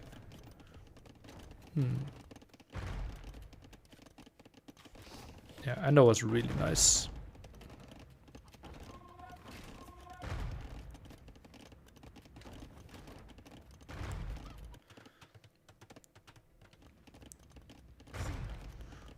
Players are so rude interrupting the serious talk. Yeah, true. I did not watch K-pop, no. I know it's been very nice ground tech. Very popular. Why Sebastian banking wood? Maybe just a bit of a macro problem. Obviously, once Mangonels are on the field, it's tricky. Who's the better position here to tell me right now? I think it's very even. Skirmish is really low. That might be a problem eventually. I think Sebastian is tagging into the better army, like with all those Mangonels. Yeah, I think I like the position of Sebastian a bit more. Knights now being shown as well. Sebastian should know about this. And is adding monks. I like this.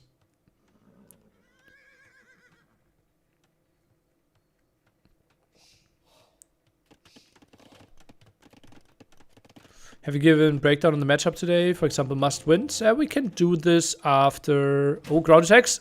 Good ground attacks. Brilliant ground attacks. Gets both knight kills there.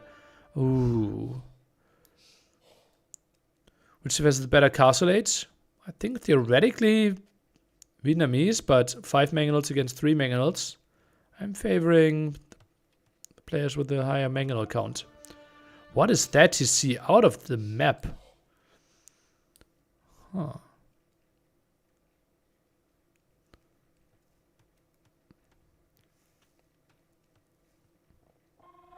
Three monks in the queue. Now 4 monks in the queue. He really wants monks. Did he lose one? Skirmish is really ambitious. Mangonel fight again. This time hill advantage. Tiny bit for Hearttt. Oh, kills the horse for some reason. Shot against the skirmishes as well. This is good for Sebastian. Gets more damage even behind this, but now one Mangonel on the hill. Does he see it in time? Feels like it. Mangonel's zoning this one out. Villagers, low HP. Ground attack dodged there against the Mangonel as well. Sebastian is playing this one really well. Again, 3 eco upgrades against 4 of Hearttt. Villagers, slight advantage. And Sebastian, it just feels he has a tiny bit better micro. University now finished, I believe. Expecting ballistics any second. What are you doing with the monks? Seems like relics being picked up here. No, they're not. Sebastian, is he just walking past the relic? Okay, one monk at the front. Camping the hill. Just some dances. Not sure why. Hearttt is pushing the issue here. Yeah, he's falling back. This is a non-winning fight. Like up the hill against more Mangonels.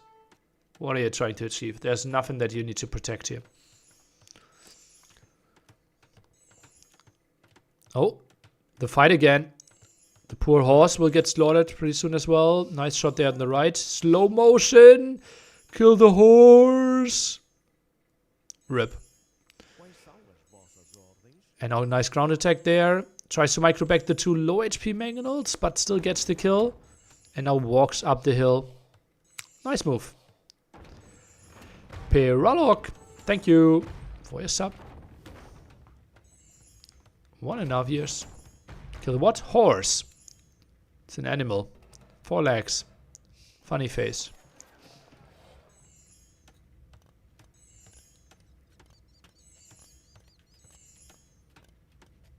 Handcart. Ooh. Okay. That's the way to increase the economy. Hearttt. Not far away from clicking Imp. Obviously not a lot of map control for him. Imperial Skirmisher will be potentially one of the key units here. Interesting that he moved around there. That's an Anteater. Anteater has a funny face as well. I agree. I'm an Anteater.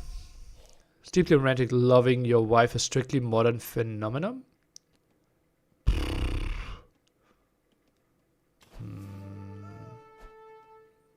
It's like, let's say it's very optional, right?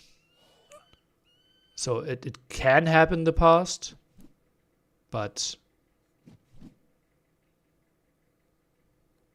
I think the rate of loving relationships and loving marriage heavily went up over the last 200 years. Helen of Troy started a world war. A world war? A world war? Also the rate of divorces, yeah.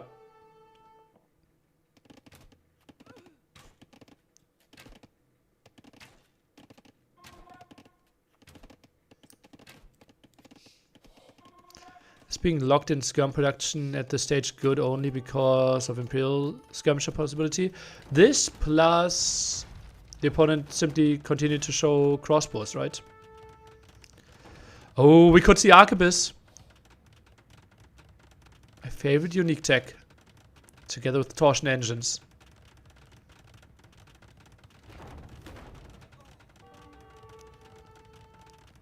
Sebastian has 3 relics. Looks like Hearttt would get the second one though.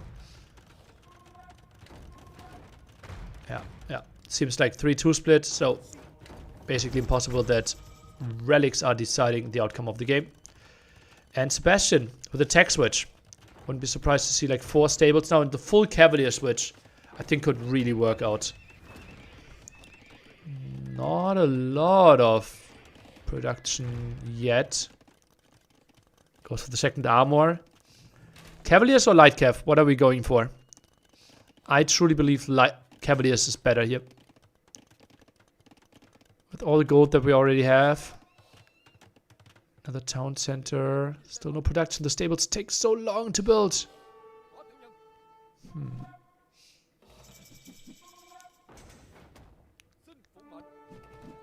And yeah, it's knights. Bloodlines. Ah, the stables were just so slow. No way he has husbandry. Yeah, Victoria is something for the future. Mangonel killed here. He really doesn't want to show the knights. And I don't think the knights should clear up the skirms. I think they should go to the front. 11 knights. Yeah, the tech switch came in a bit late. Sebastian is now getting raided. And those skirms maybe even feel like they can go through. So you maybe send one knight to the back. He sends two. And now the rest to the front. Just raid and clear up everything would have been my approach, yeah. Okay, well, one would not be enough. Apparently, Imperial Skirm's quite solid here against this. Okay, this is the clear up. And now we need to see the tech switch from Hearttt. He's going for crossbows. I think Halberdiers is the must here. Against someone that's playing full Cavalier. It's the only way. So players more often upgrade to Onager if they have a lot of mangoes left from Castle Age? I think so, yeah. The thing is, at the moment the opponent gets Bracer, Onagers aren't that great anymore. Against Arbalest, right? It worked so well against the composite bowmen because their range is reduced compared to an Arbalest. 30 population lead for Sebastian here. Raid stops nicely. Monk around even. Could get some conversions in. +4 armor already in. Lots of control. Controls the extra gold at the top as well. Gets control of that hill. TC should go down. Heavily housed here. Is hard. And he's attacking for Arbalest. I don't like the Arbalest tech. I think it has to be Halbs. Yeah, you're struggling a bit there with mobility. But how is he ever? Like, he might even be losing fights here. Thumbring now. Villager converted. Not sure if that's the most important thing. Still 2 more monks around. How many cavaliers is he waiting for? I think just eat 2 conversions and make the attack happen. That's a nice denial, maybe. Enough cavaliers, and yeah, now we see the fight. This could be the end of Heartt's dreams.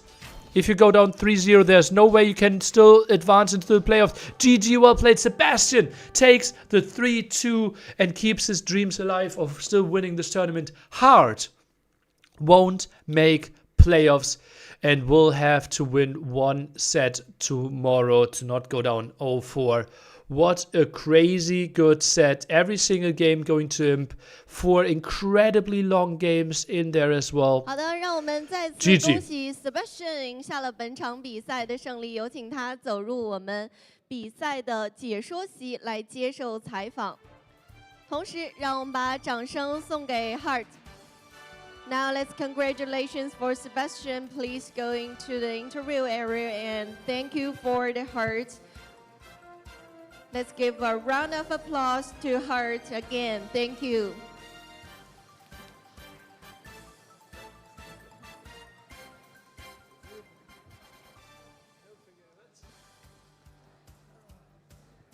好的，欢迎来到我们的赛后采访环节。那我们再次恭喜 Sebastian 赢下了本场比赛的胜利。我们邀请他来到我们的采访席。那首先有请他和大家打个招呼吧。Could you say hi to our audience?Hello guys, 你好。好的，欢迎他。那同时呢，也想问到他今天的第一个问题。那在昨天的比赛呢，也是一个惊天翻盘的，今天又赢下了比赛，想问一下他现在心情如何呢 ？So you have a sweep revise from the yesterday's match and today's match. You also winning for today's matchup. So how did you feel right now? I'm really happy. It was a super tough series. Could have gone either way for sure.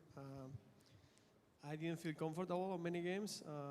I played longer some, but it was really fun. It was tough, but it was really fun. So I'm really happy.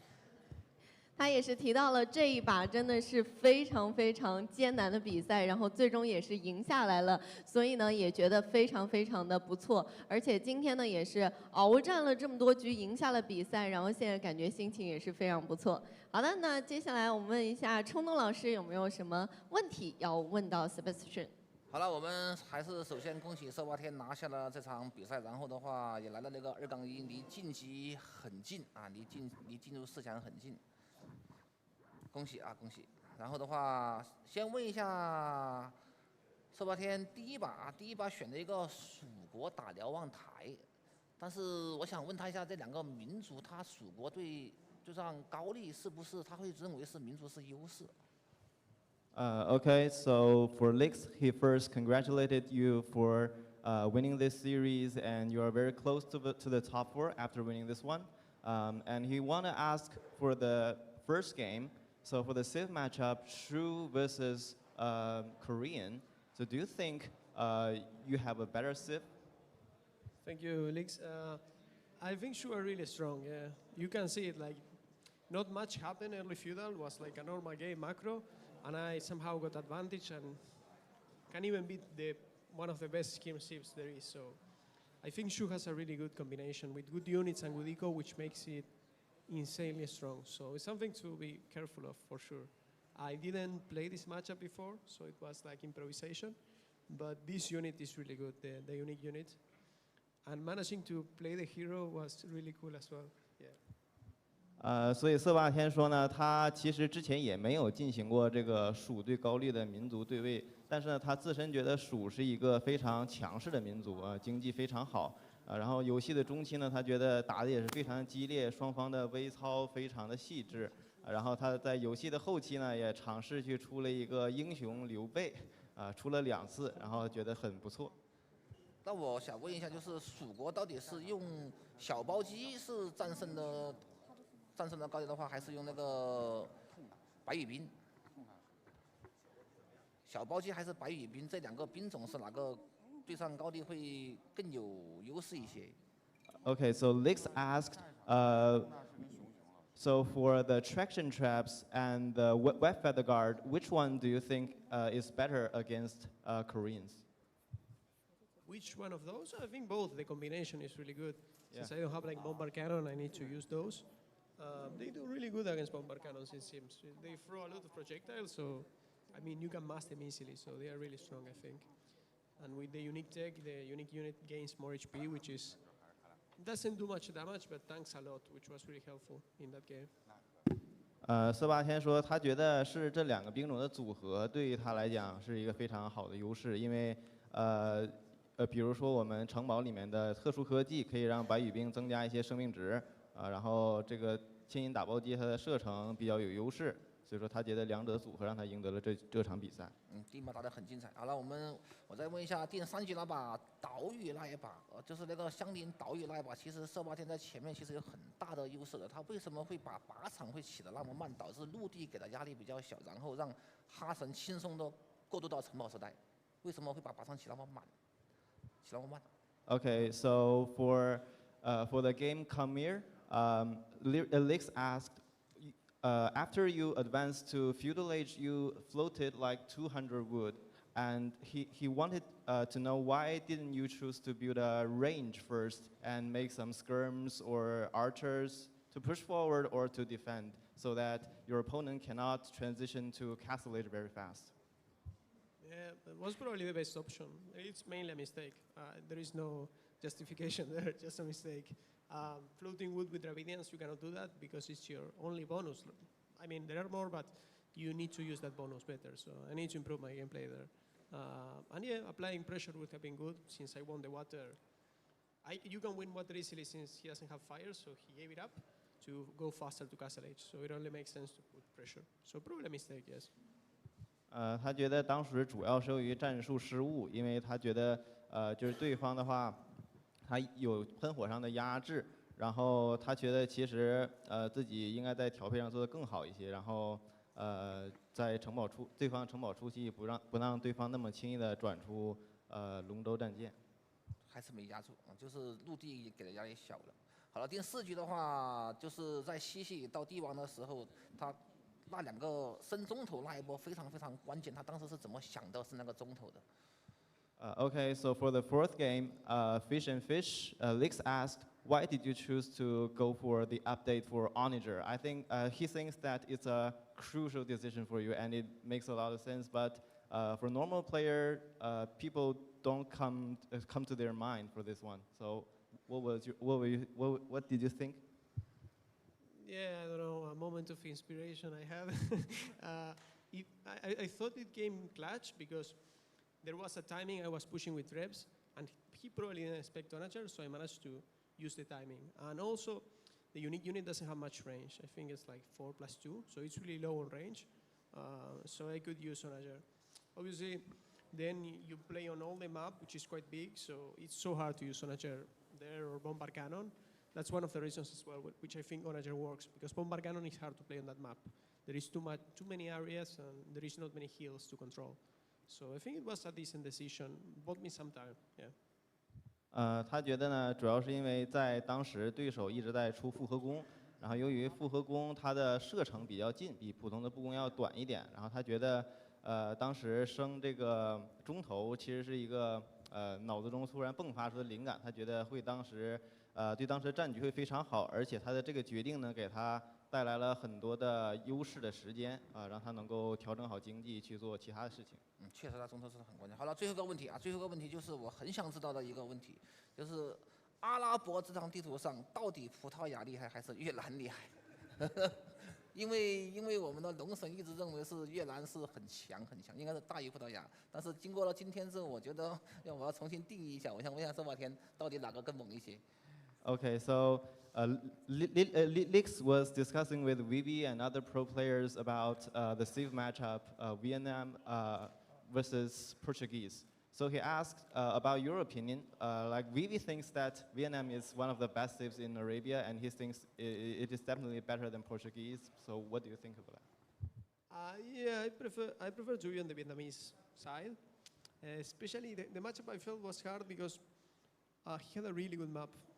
My initial idea was to put pressure with militias or men-at-arms, but he had such a great map that I decided to give it up because I was going to lose, obviously.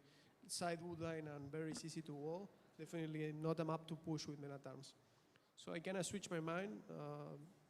It's tricky. The ships are even, but Vietnamese has a slight advantage, I think. Cavalier was a good decision for sure to win the game.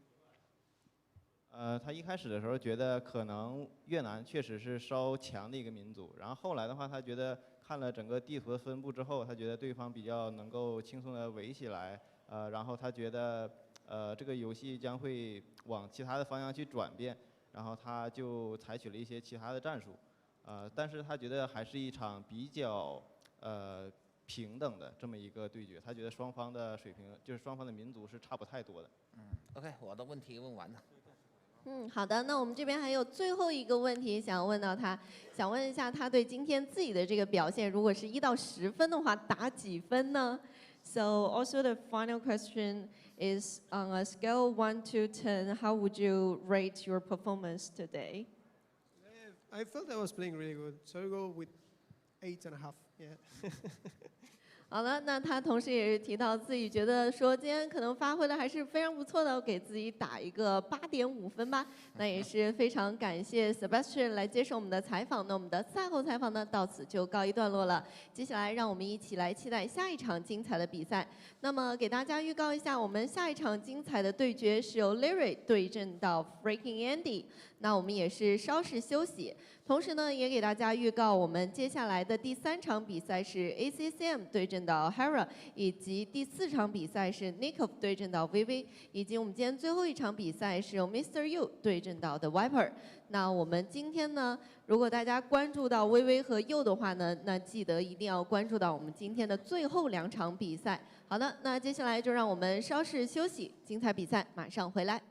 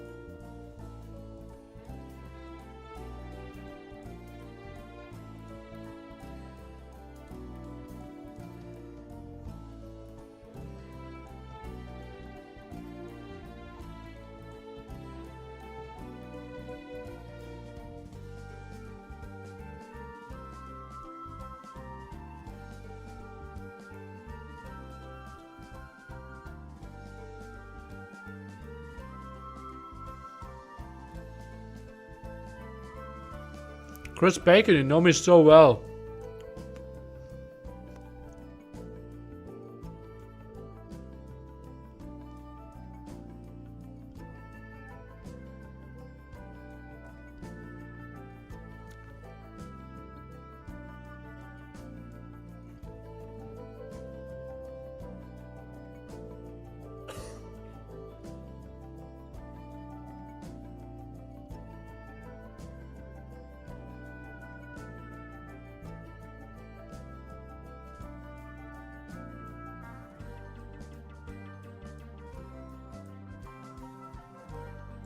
Liry is from Melbourne, Andy is from Lima.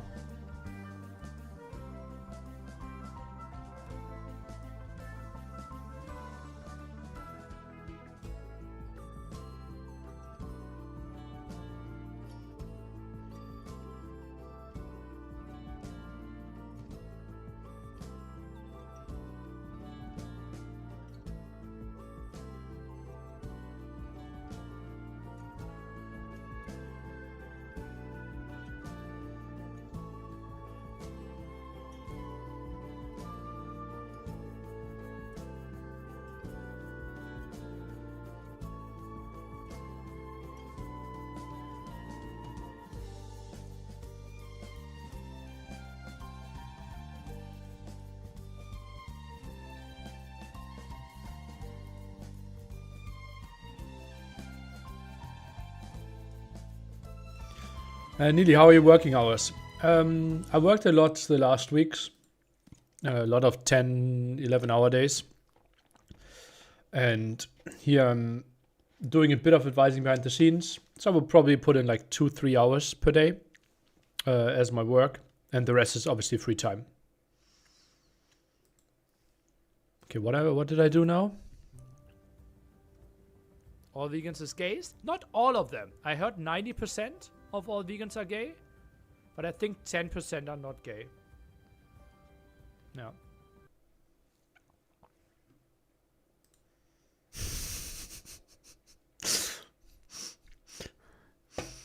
Okay, not sure how you got that fact. Where did that one come from? NSC 5 qualifier, Dowd versus Dogao. 0-0. Round of 12. Okay. Seem allowed in 2025? To be a vegan or to be gay?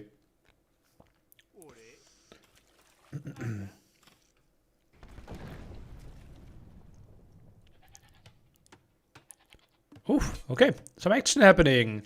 Liry versus freaking Andy. Pick colors green and orange. Observer puts them in blue and red. I like that. That's a lot of shawfish in this small layer area. Has to be nice. 7 shawfish, I believe, in...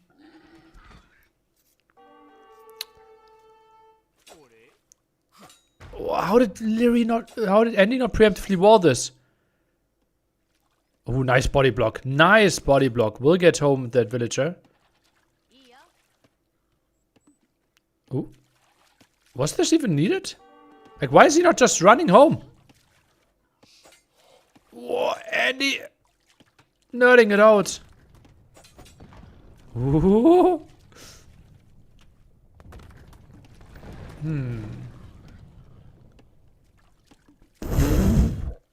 Okay, now he's actually threatening the villa on the other side. Huh.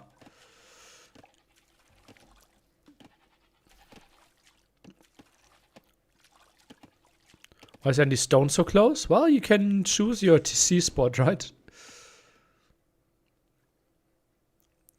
So yeah. Andy plays Japanese, Liry Berbers. Interesting choices here.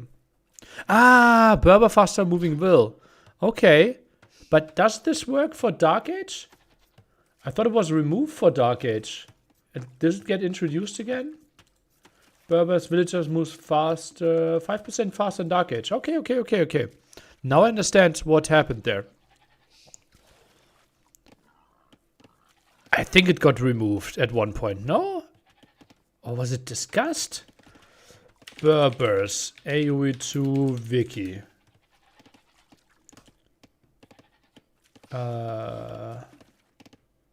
Changes to the civilization. Villagers movement speed bonus adjust to 5% in Dark Age and 10%. Ah, okay, so it just got reduced from 10 to 5% in Dark Age. Okay. It was 10% before. I removed it pre-town center?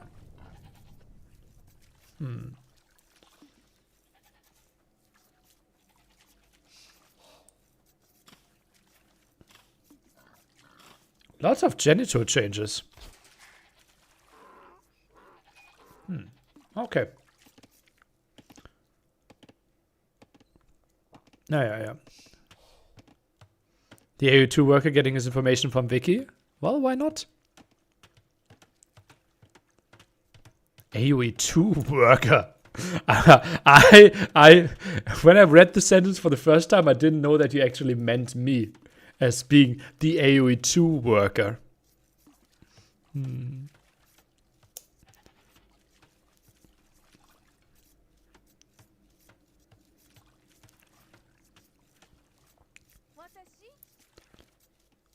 Okay, what is Liry up to? Outpost rushing? Liry, are you a villager or a fishing ship? What's the lowest thing in the food chain? A villager can at least build an empire, right? A fish is just there to do whatever it's told. I'm a fishing ship. I'm a fishing ship in a small black forest pond. And like have to like work through the shorefish with like 3 other fishing ships. And after our work is done, like no one is really happy.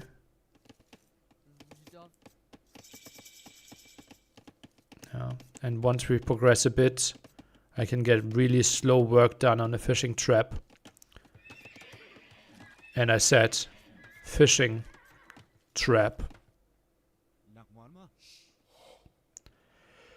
Yeah, it feels like I'm a fishing ship, not a villager.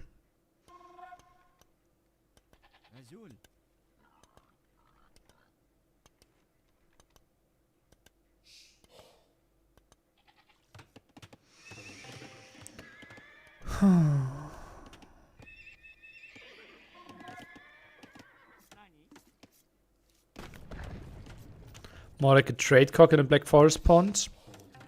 Well, that would at least bring some people enjoyment, right? So that's not me either. I thought you prefer drum and bass, not fishing trap. Oh, I don't mind some trap. Are you tired, nearly? I was sad.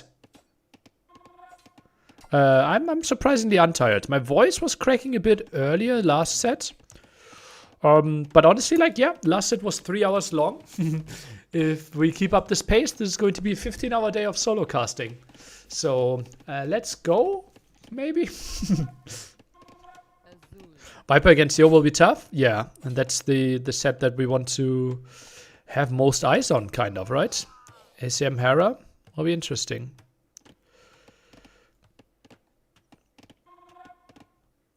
Yeah.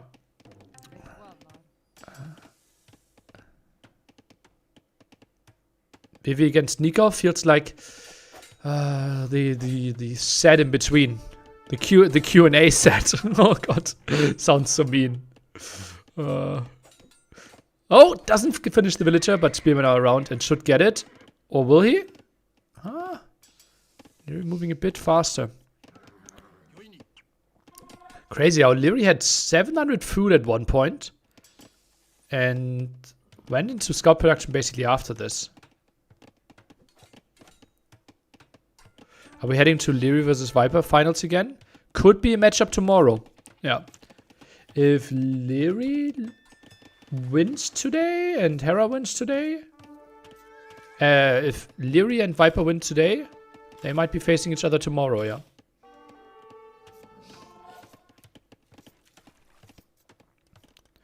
Yeah, there needs to be a lot of math done tonight to determine the order of matches tomorrow. Because typically, like, matches influence each other, and sometimes there are exact results that will give both players a benefit. And you want to put those matches as early as possible.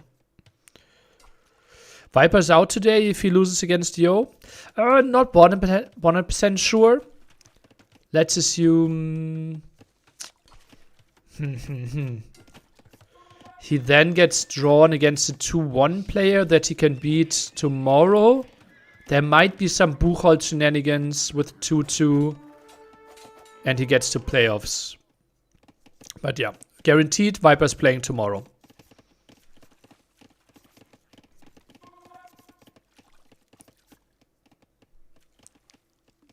Liry on the way to Castle Age. Andy sits at 90 food.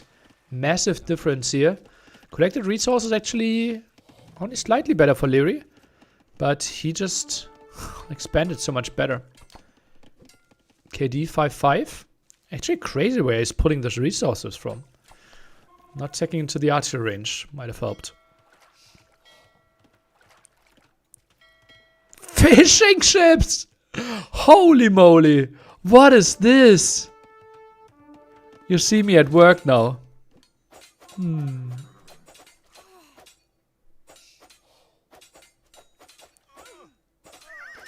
Isn't there a program to do those? And not really. Like, there is, like, theoretically you could get something... No, actually not. Like, I've never heard of one. Like, you could write something that gives you all the scenarios, right? So far, we've always done it by hand. Like, in every single tournament I've ever worked with, did it by hand. And then determining the order is something, yeah, you have to do. And trust me, like, I tried to solve problems like that with some AIs, and they all failed miserably. Like, ChatGPT cannot help there. You would need to write something yourself. Oh, Liry starts to farm. Before the farm upgrade. 0 on food right now. Huh. Would there be an interest in such a software? I can write one if so. Well, the interest is there. But there's no... Like, there's no financial interest, right? It would need to be basically completely free.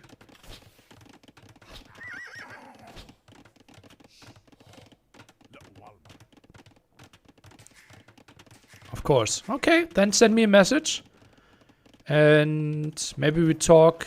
Like, either we will talk in 10 hours and you have the program finished, or whenever we have the next Swiss tournament on the horizon. Which I don't think there's any announced, right? Yeah. I must mention I'm pretty sad that Ensemble back then considered to have Austria in AU2 but didn't go through with it. Feels bad, man.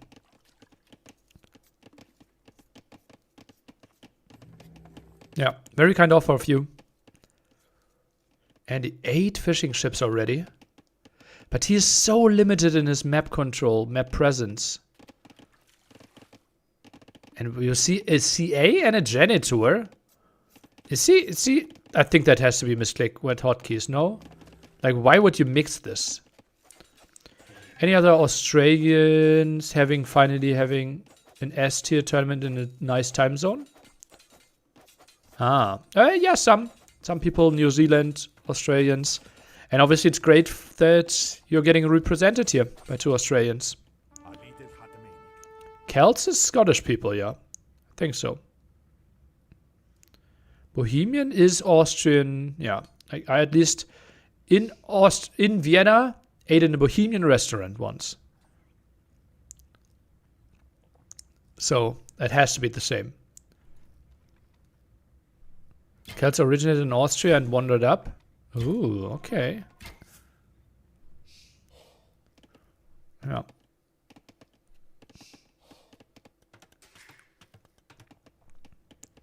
Is the water evil or are you evil water? I don't fully understand the question.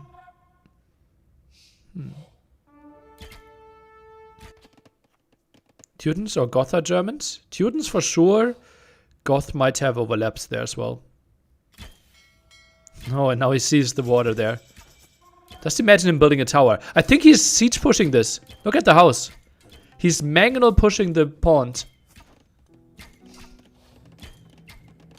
And Andy, what is this? Full CA play against potential genitors. Yeah, I think Berbers just have all the answers here.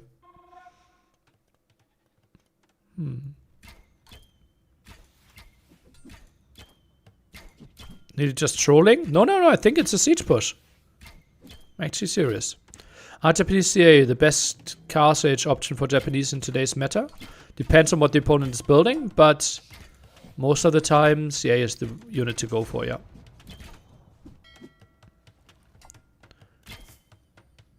Spearman adding some damage. I think you want to go for the fish traps here instead of the units. It's tough to click. Genito's moving in. No bloodlines.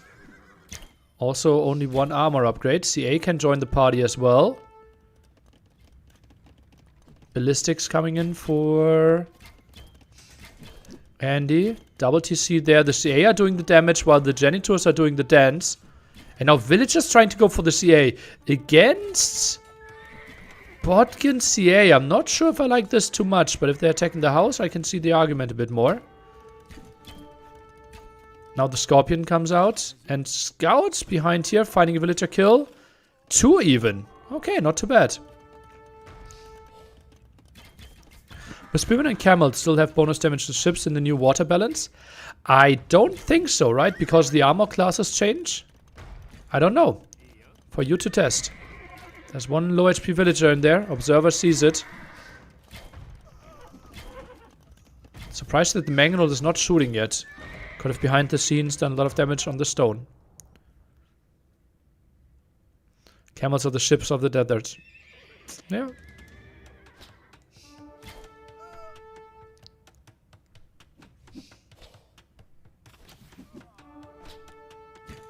Not a lot of eco upgrades here. Yeah. Lots of investment into military. Missing the second armor. It's hurting Liry still a bit. And no bloodlines. The Genitors heavily benefit from bloodlines as well.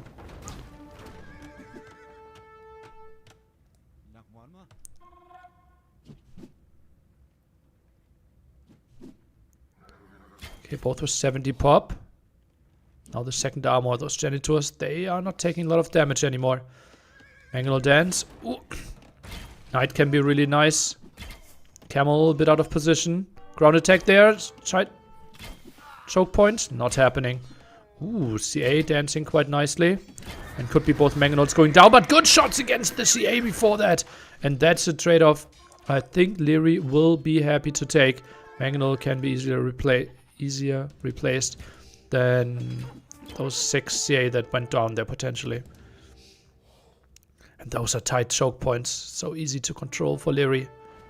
Ooh. Groups up. Mangonel out. Gets the kill. So much easier to play for our player from Austria. I always call Andy the Austrian Liry.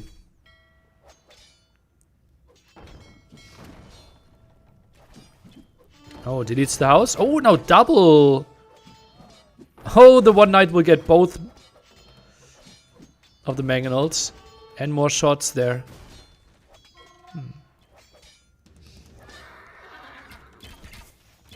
Yeah, I obviously meant the Bohemian player.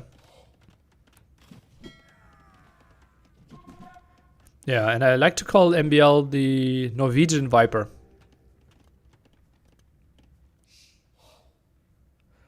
I'm, by the way, not sure. I think it was more of a Red Bull screw up when they put the Peruvian flag, right?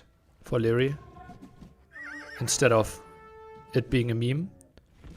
That's ambitious by Andy. Is he trying to build a castle outside? I think that's not going to happen, is it? Oh, he did not learn.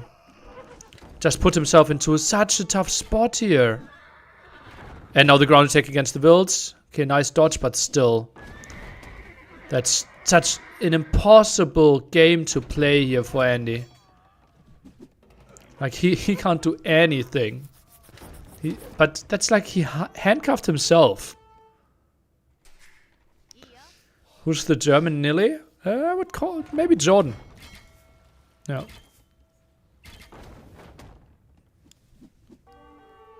That Red Bull just said all flags 90. No, it was a social media post. I don't know. Did it actually make it like in the overlays? Huh. This is very GG. Yeah. Well, I think it's really tough, yeah. Oh.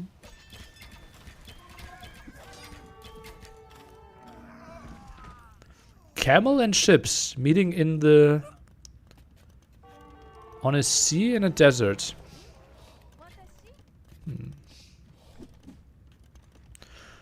These two have only played once before in a tournament and it was 4-3 POC. That's some time ago, right? Look at that, it's the third time! That Liry was inside there and then just popped out. That's don't clip that, please. And yeah, just got the Mangonel kills. Still no bloodlines. Finally. 82 villagers behind this.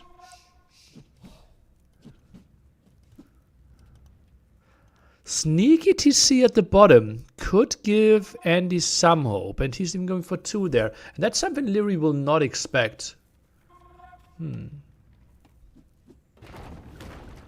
Oh, why is Andy going for more fish traps? And he's reseeding them as well. Oh god, that's 200 wood gone. Make it 275. Scouting sheep. Yeah, like Andy's play here, he just put himself in such a tough position with like this tiny base. The dock, then someone at the front of his base basically.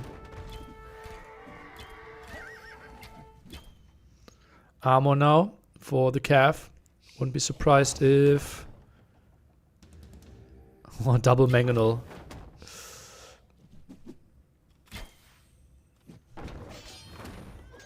And now they can't really run. Oh, ground attack to his own units. Okay, now eject. That was the tight choke point. Okay. Didn't want to go for it. I think Liry might be playing this castle age all in. Like full knights. Janitors. Like he knows that this opponent has to be stuffed. He can't have endless amount of gold either. Second armor upgrade. Yeah, I like this commitment. Safe to say no one will be copying Andy's strat in this game. Okay, be mean. Okay, Skirmish is getting some kills. Population? And a dream? More ranges. Andy, honestly, like, in how tough of a spot he put himself into, he's playing this really well.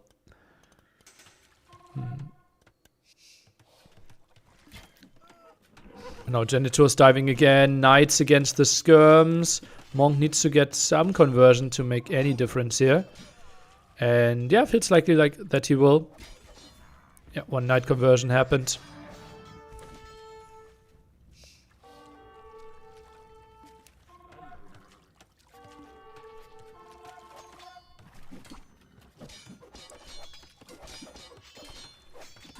Knight count at 4 for Andy. He doesn't have any blacksmith upgrades for his knights though.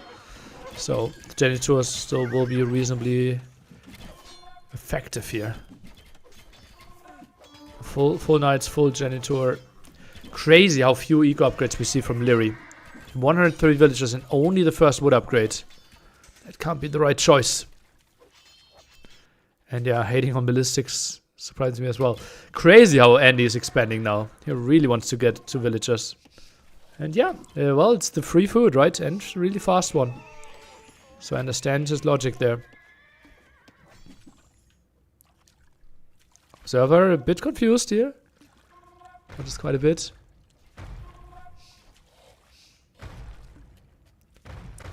Liry has his TC gather point forward. I don't know.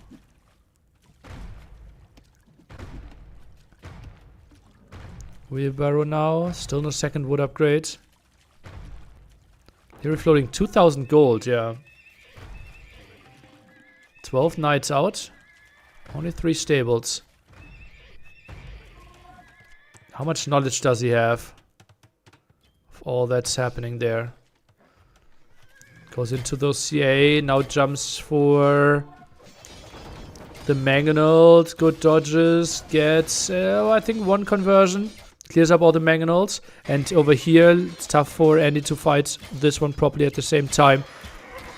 And knights are going down, but I think CA number will be way, way lower. Still no ballistics. Feels so rough. Now slaughters most of the skirms with this, though. And Andy producing out of 6 town centers right now. Oh, or 5. Finally, the university. More eco upgrades for Liry as well. Finally, his phone caught up with the live stream. With all the advice that we're giving him.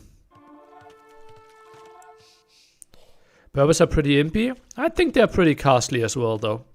Just cheaper knights. Spam them. Janitors. And really put on the pressure. Yeah, summer towers. Well, we're far away from that, I believe, right? We still don't have a castle.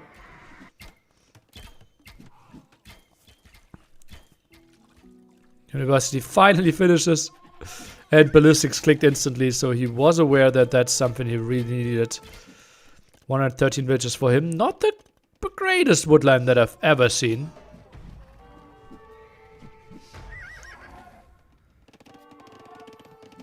But should be able to clear this one up now.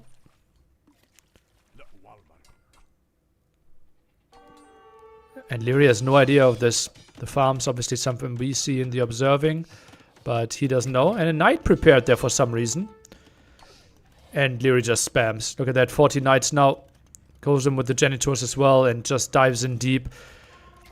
Doesn't know how many TCs Andy has in the back there. But, ooh, he just wants to idle apparently. And yeah, that's such a slaughter. 30 population lead now. Luckily, Andy still has all this expansion around the map. Something that Liry will soon be aware of. Would love to see the vision for Liry here. But yeah, Andy's workers' efficiency has to be going down heavily. And now raiding the 2nd town center or the 3rd town center. So that's at least spotted. But tower defense can be nice. Economy not looking too pretty. And another TC. The legend of Corner Boy. Yeah. It feels a bit like it. Liry finally catching up with all the upgrades. Is on the way to Imperial Age. Also put some villages on stone. So castle not impossible. While Andy gets all the food out on the map quite nicely. But that obviously delays his Imperial Age quite heavily. And Liry finally catching up on all the eco upgrades. We'll have all the 6 big ones before he reaches Imp. 6 CC boom. It's even the 7th CC, right? Yeah.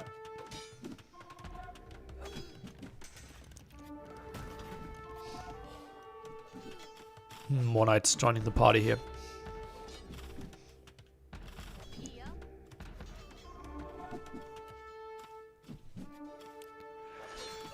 For the pop lead, not a single villager on gold now.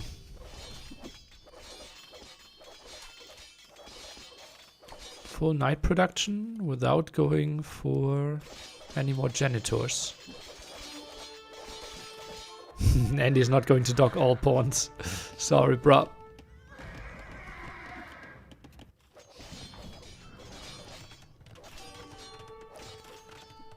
This feels a bit like something that worked well for Andy in a practice game.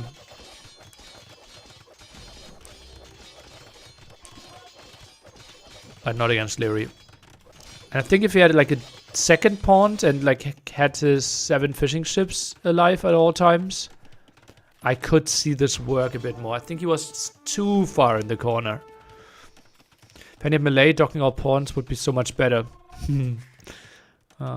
You can't really dock all pawns though, till you at least get one shorefish from each pawn. And GG seems to be called. Liry takes the 1-0 lead here. One win for Austria.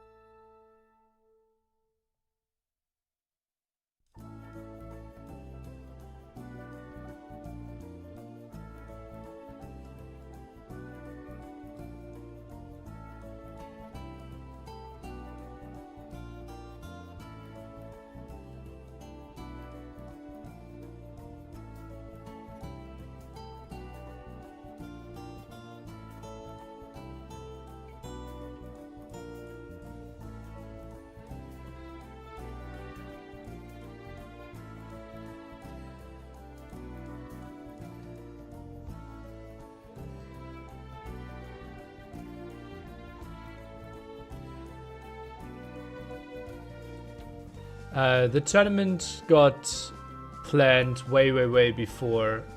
Like, I think it makes sense that both lined up a bit, yeah. Like, it made it easier for me to give them the tournament, knowing that we will have a Chinese DLC.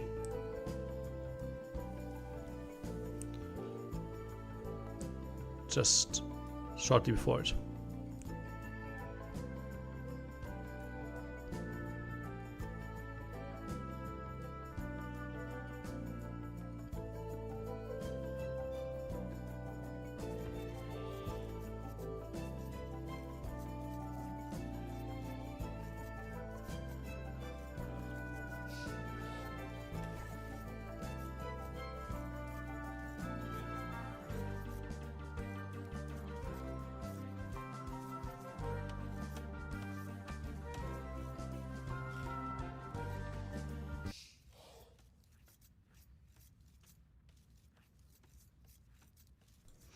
Okay, I really have to mute a lot in between games, rest my voice.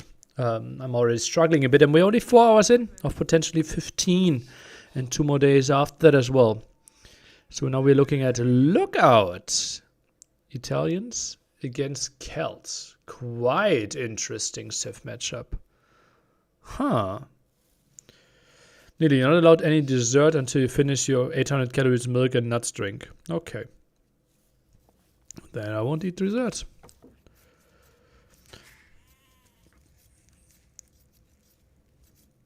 Did Chinese have bigger community in the past than now? Not sure.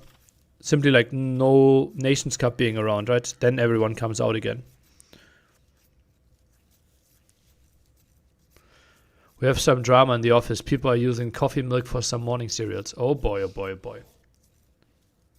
Wouldn't happen at my office.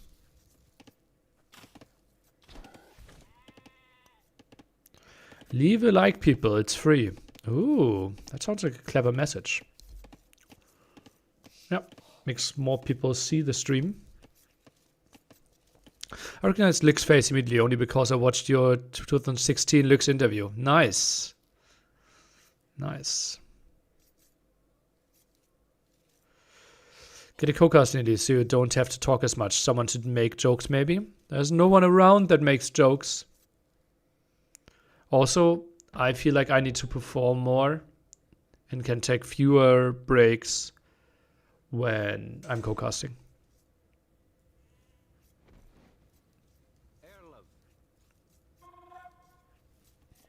I make jokes while you're not casting, I believe, right? So Liry, is this Drashfar's castle? I think it is. Or is it? See, not on gold yet. Okay, that was important to quick wall that villager there on the berries. Goes for the mill. Cancelled.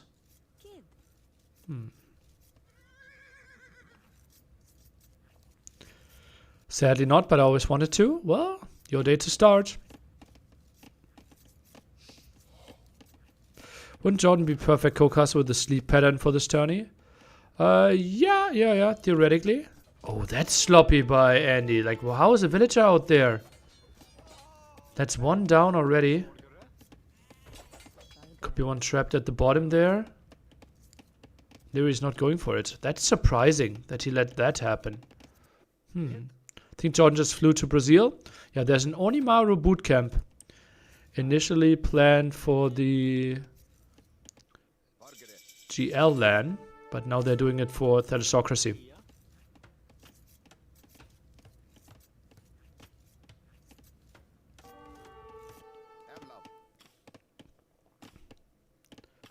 Okay, 3 militia for Andy. 10 gold away from clicking to men-at-arms as well. So good from Onimaru to fly Jordan out to bootcamp for TTL. Yeah, TTL is still a bit out, right? And I think Jordan, he doesn't really need that much bootcamp, right? He's playing bronze, and then we'll have to play silver, right? So he's not even gold yet. Is that correct? No. If he qualifies, he will get into silver, right? Into gold. I think that's the way it works. Yeah. Winner gets to gold. Yeah, that's what I thought. So that should be very doable for Jordan. Yeah. There's some mighty names in bronze, I heard. Says the bronze player. Yeah, not a great start for Andy here. Could be a dead will. Does he want to commit here? Liry gets another 1 will. Gets 2 in total. Walls this off. And this should be fine now. I think the men-at-arms are trapped. Oh, 1 ball to the left. Maybe can get out there.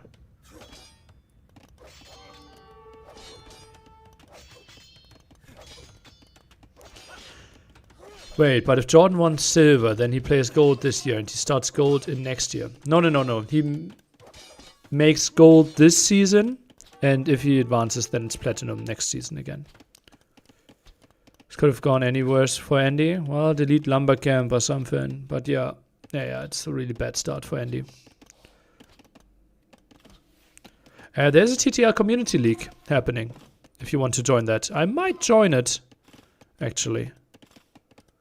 Not 100% sure. Arbase, do we know the dates? TTL Community League? I wanted to play last season, but I was traveling. Next one in March. Ah, that's bad.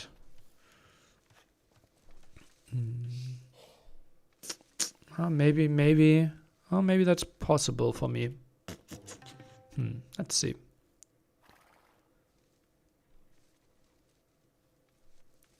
Yeah, is it going to be like community TTL?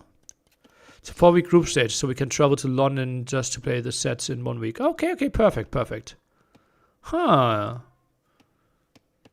Okay, I see potential there.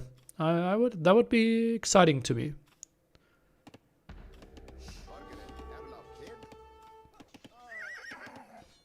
How did you lose the scout there?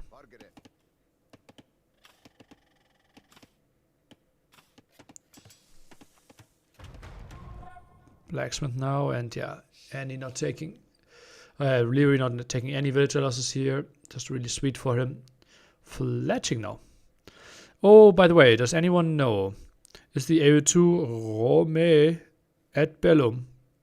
Rome at War mod broken. Touch downloaded and looked like Rome after Alaric. I don't know. Need a top seed in TTL soon? I think community lead, I should probably be one of the higher seeded players, yeah.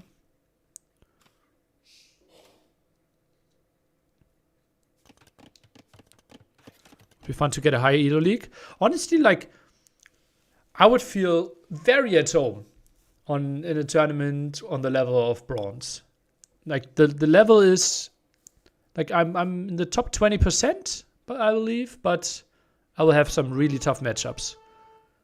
Like honestly, I would not be confident in this bronze league this season to go through.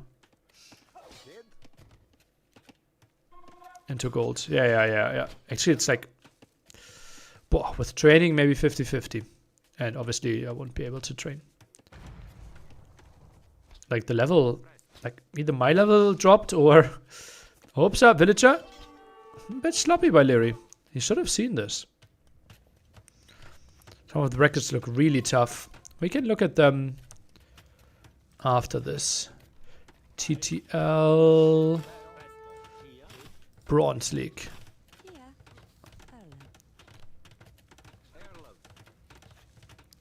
One bracket. Biri, Miguel, Matze, Cosmonaut, Monosh. Honestly, like this bracket, I think I'm like the 4th best. White, Bad Koala, Deeker.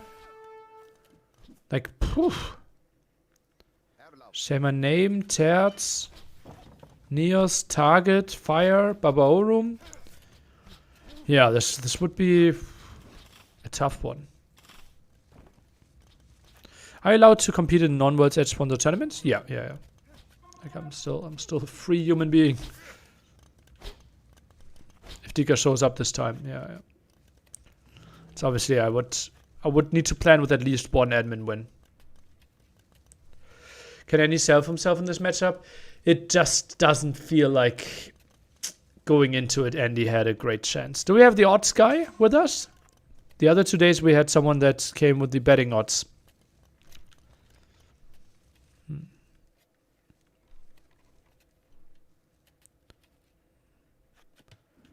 Oof, Arbase, where can I find the seeding list? Oh, Zaps. That's a bit of a bummer.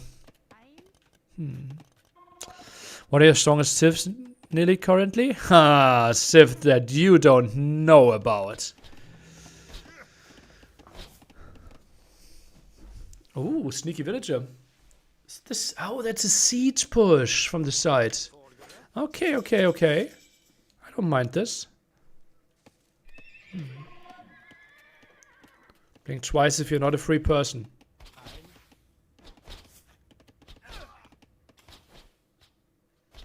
Okay, you can do with that info whatever you want.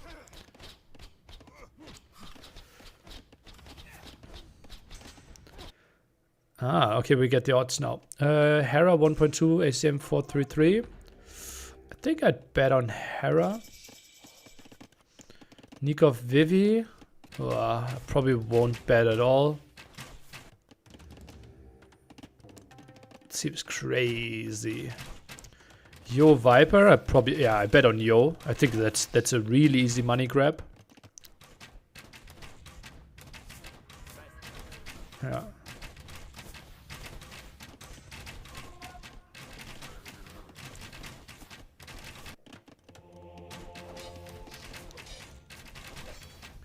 Oh, can we see the wall in time?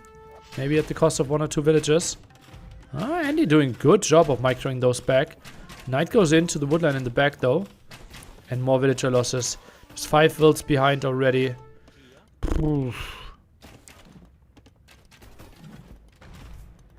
Ah, more gates. Doesn't even get them. And now the Scorpion's in danger. Knight gets there and 2-0. Liry, the better Peruvian of the day. Where did Luz go? UK. Yeah, this was rough. The first militia not really spotted. Took him completely by surprise. And then the game was somewhat over even. Feels a bit harsh to say, but I think so. Imagine being able to build an app Oh, with your ads. Imagine getting ads on YouTube. With your current elo, you would have been seeded 52 in TTL, where Kongen is right now. Ah, yeah. Well, I might have increased my rating a bit. But that's what you always say, right? Not sure if we actually get there.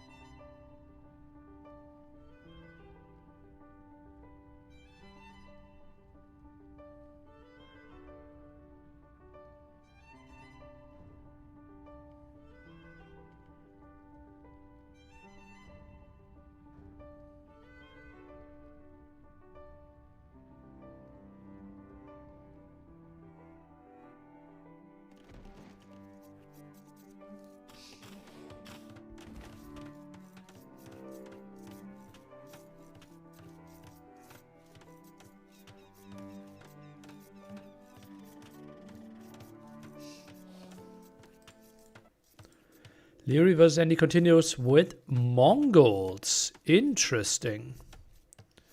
Mongols on this map. So tries to go for very early water control here, maybe. Persians obviously can go for it quite nicely as well. Someone told Liry before the set that they were off schedule. Yeah. So what would be the planned time? Now we are 4 hours in. So they would need to... the next set should start in 1 hour.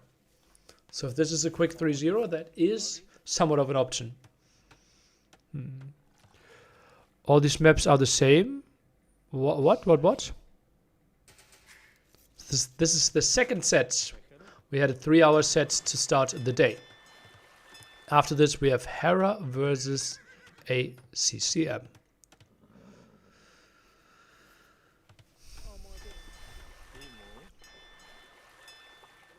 Ooh, and Andy goes for the fight here. This is cancelled.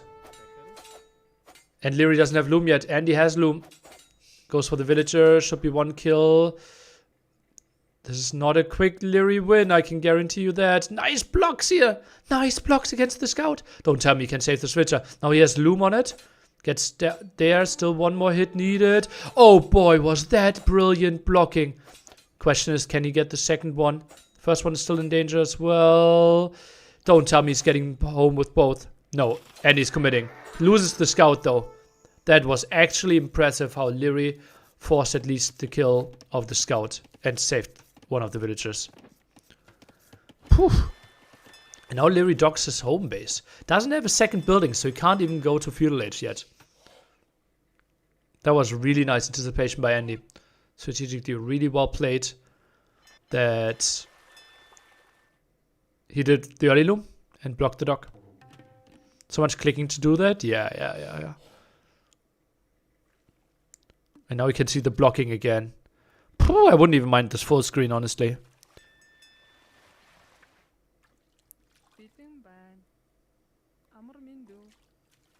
That's so sick. Get 1 more hit in. And here, Andy doesn't want to commit. Obviously, doesn't know the TC placement at this point. But just feels like he needed to commit to the second one. Because otherwise it was all for nothing. And that's why he felt like, okay, I have to get this hit. Great play by both. Yeah. Ooh, and Liry goes for it in a delayed way. Interesting. So this is Shorefish at home. And contests here. He can't lose. Oh, he goes for fish? No. Where's the fishing ship? At home, right? The second one. And here he just goes to destroy the fish, I believe.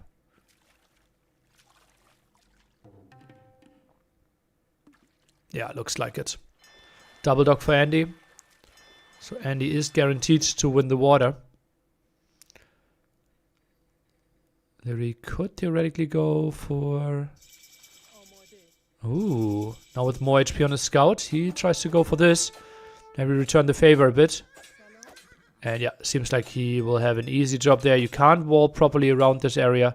Can't even wall yourself around the shorefish. And now he's pushing this away. Good job. Liry could theoretically go for the deer. Second villager being pulled to the front. Some fire galley harassment. That's it.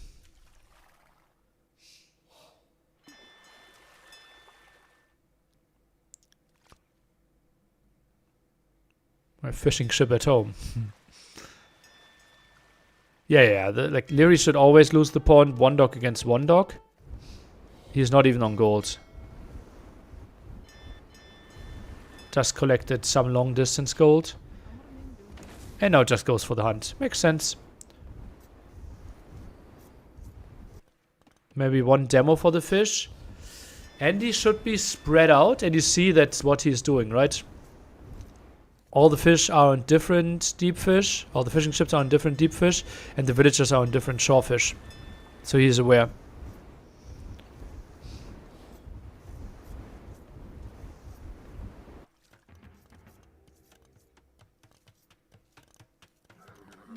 Liry only sees the late barracks now. And Andy wants to trap the scout. Looks like it. Gate, 30 HP.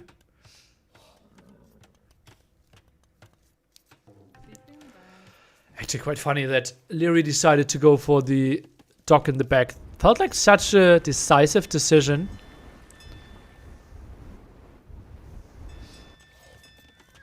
Don't think it was actually planned beforehand. Needed the second building to go up there.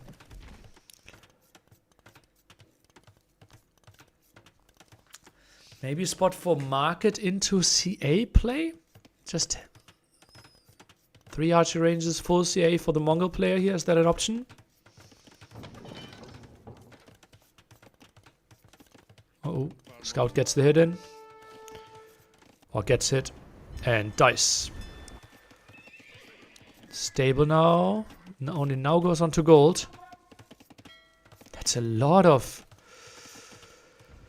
fish on shorefish. If he gets one here, he has to be happy with this. And gets one.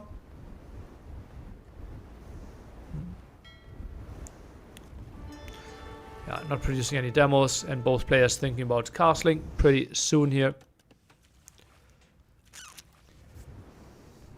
Sloppy by Andy? Yeah, a bit. Yeah.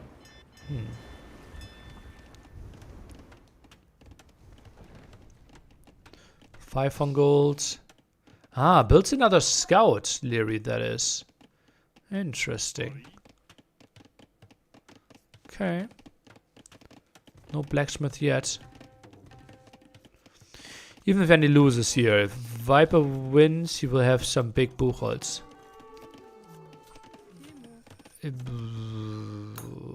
Well,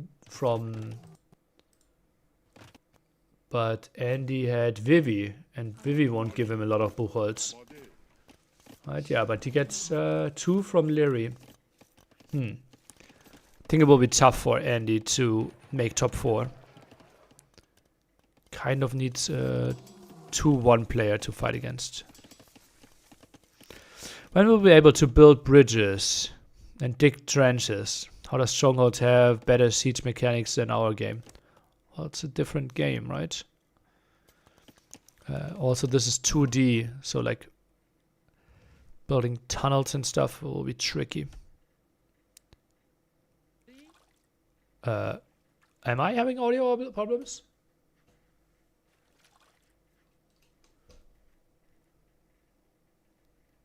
I think so. Sound is fine for you, right? Everyone? Stronghold is 2D as well? Well, they have to be smarter than us then. It's quiet? Can't hear the game though.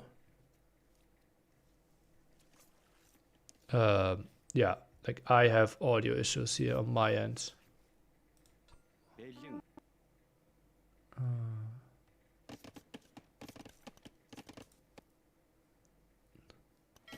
Haven't heard game sound in days, really?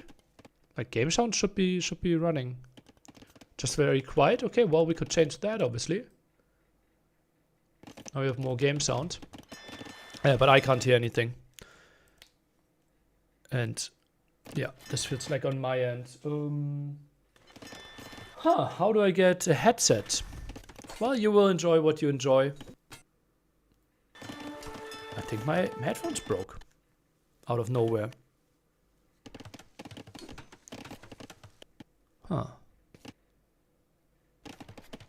Okay.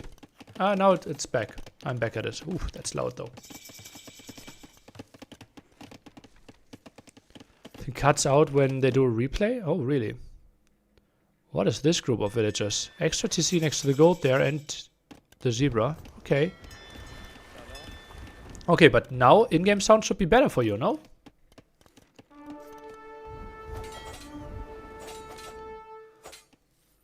Apparently there, yeah. Well, you could have just said something. Like, we don't have to sit here for 20 hours and everyone has the same problem. Like, people communicating is fine. What fixed it? I just made it louder. Like, I didn't know it was a problem on your end. Like, no one complained. As long as you hear me, we're happy. Okay. Well, I still have the audio issue on my end, but thought it was a technical issue. No, not at all. Like, it's just, I just moved one thing.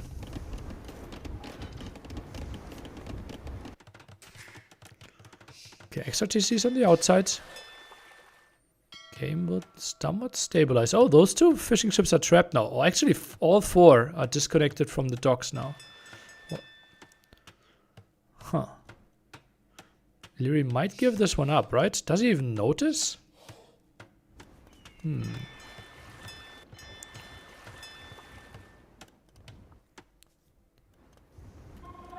Interesting. Quick walled fish, yeah, that's weird. So it's just relatively even. Fishing ships obviously will be worse and worse from here on for Liry. Who win, 40 Mangudai or 40 Savar? Well, if the Mangudai aren't microing the Savar, if the Mangudais are microing perfectly, they will buy enough time. I think Savar should be performing reasonably well. What's their armor? 8? And Mangudai should have 12 attack. Yeah. Oh, siege push at the side here. I like this. Yeah, resource collected lead obviously for Andy with all the fish in the middle. Sebastian not for 1v1 really though. Or why not? It's a bit like any unique tech, right? Like unique unit. And you have the stables anyways. Yeah. That siege workshop makes me miss Max. Andy is the new Max.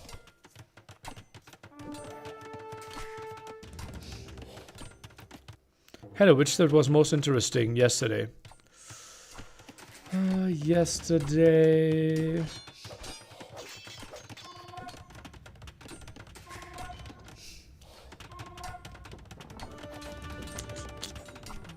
ACCM Viper probably.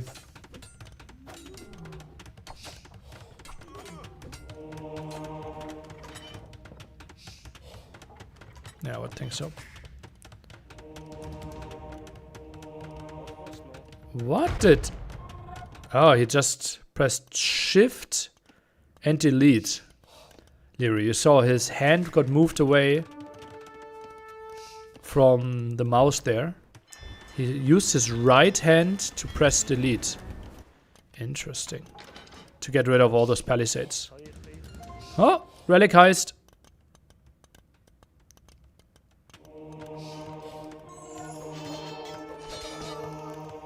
Lightcap moves in, should get the kill. Yeah, most top pros actually put delete on F1 now. Like at least. Tato. Viper. Me. Those three top pros. Yeah, Persian dogs are not built to go down. And then complaining when they misclick it? Yeah, they shouldn't. Also, I think that reduced over time, right? It's a nice will kill. And they need 60 ARPs. That was a wild one, yeah. That was a wild one by Tedo there. Persian 5 TC boom even. I only see 3 right now. This could have been the 4th one. And Liry gives this area up. Sneaky outpost still.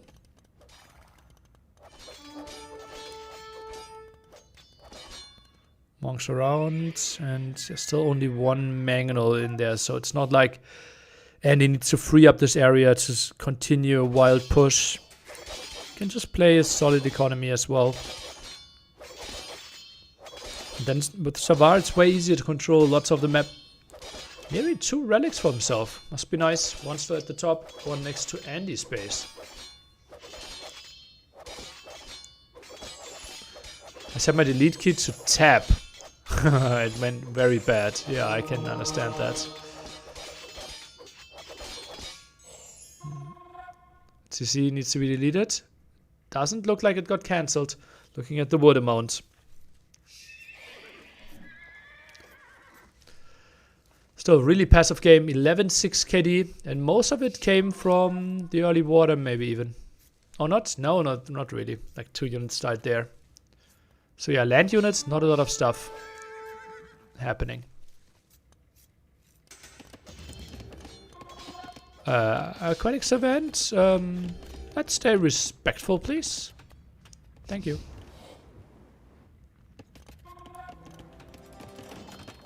Defensive castle next to his 2 town centers here. Does not have too much gold in that corner that he's protecting, so eventually he will need to move out.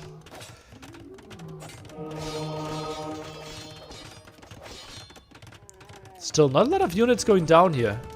Okay, the light cav is trapped. Those 2 spearmen are going down as well, and then some healing. I think this is the moment where actually you can't camel production, I would have thought. For Liry here. Just to go up. That's a weird fight for Liry. Don't think he really wants to take that. 2 Mangonels can get rid of the monks, and they're coming out here. Some move around, but that's the end of those 2 Mangonels, and Liry takes a better fight than I would have expected. Bloodlines 1-1 for both players, so no difference there. And yeah, Liry loses a lot, but that's a solid trade-off if he wants to continue to switch into Mango Dice now, which he isn't really. Like, he actually continues producing camels with that as well. 1 monk down, that's it. Fletching only now. And I think we need a second castle here at the top as Liry. I think he wants to cancel out Andy's camel mass. But doesn't he get overwhelmed easier if he trades off camels? Like, he wants to buy himself time. Till he gets to Mango Dice, no? A way of it would be to delete or to delay the timings. To delay the fights.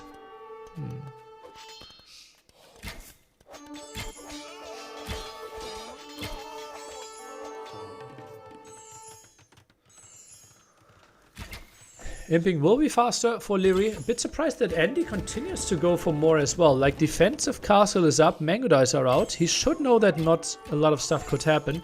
Maybe he feels, okay, I want to get a good castle up and want a bit more map control with it. That's likely the archer range for Thumpering. Mango Dice count, not that impressive right now. Ooh, and he goes for it. That was a risky move. 1 conversion? No conversions? Not 100% sure about this. Goes for it, and Mango Dice. They're zoning this one out quite nicely. Maybe even getting 1 or 2 villager kills.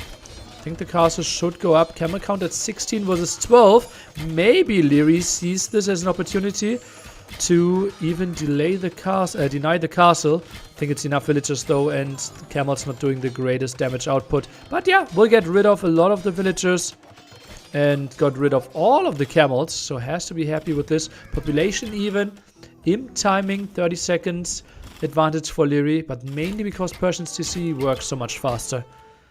Because it clicked up what felt like 2 minutes earlier.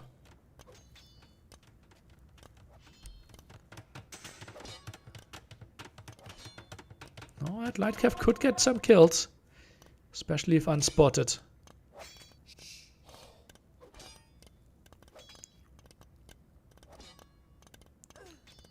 Wolf was ready to help out as well. Other dates for Red Bull and teaser trailer confirmed. Tournament finish on Monday. Feels very random. Yeah. It's Easter Monday though, so all people in the Western world should have this as a free day.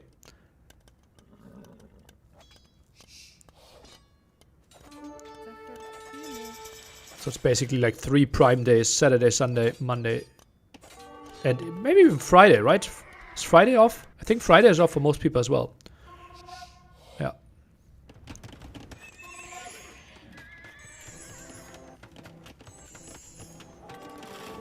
Yeah, and 4th to 6th is only the playoffs, by the way, right? 1st to 3rd is the group stage.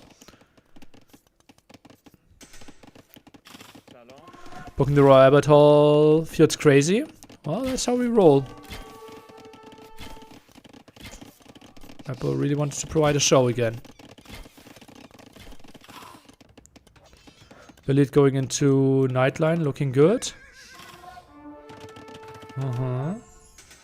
Doesn't look like Elite Mangodai will be that easy. I'll send some camels to the top. Text into heavy camel. I like this. For Liry here. Unfortunately, having lived in the US, they don't get Easter Monday off. Really? That's unfortunate.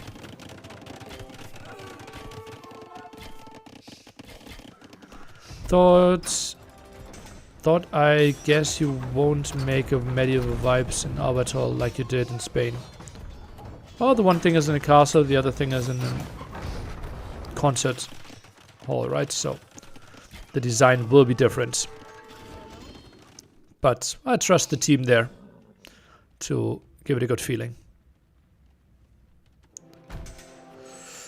Castle will go down. Savar, I think really cheap, right? Isn't Savar 1,000 food, 600 gold? Something like that? And, ooh, and even tacking into halberdiers. Pikemen for now. That's a bit of a surprise to me. Against the Mangodai. Maybe he sees too many camels out on the map.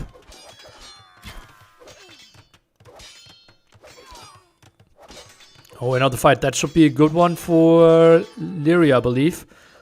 Lots of camels around.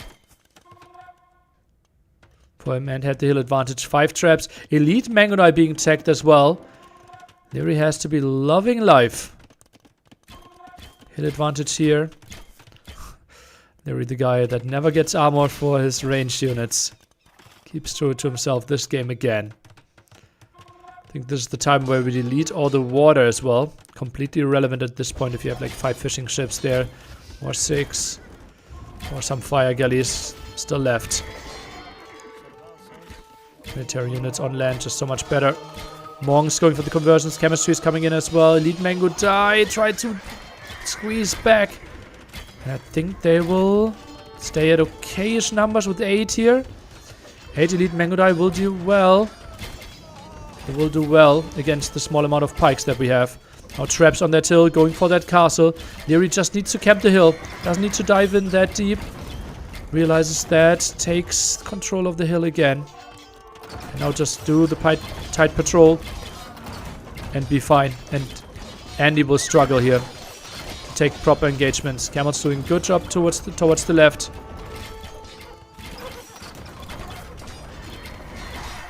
How is Liry pulling this one off? This was lots of camels. Maybe Andy needed to play full camel instead of cavalier. I think that might have been the better option. Because cavaliers did not have the punch that we were hoping for the Andy fans. And Liry takes it 3-0. Andy, therefore, close to guaranteed not making playoffs. Now with 1-2 and only 3 Buchholz. But Viper and Vivy are the ones that might give him points. GG. Hear you after the interview.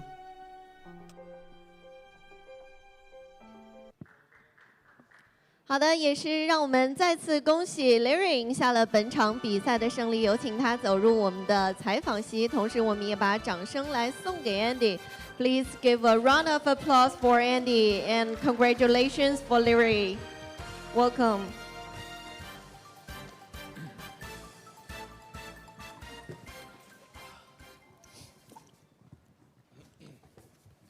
好的，那欢迎各位来到我们的赛后采访环节，我是薇薇，让我们再次恭喜 Liry 赢下了本场比赛的胜利。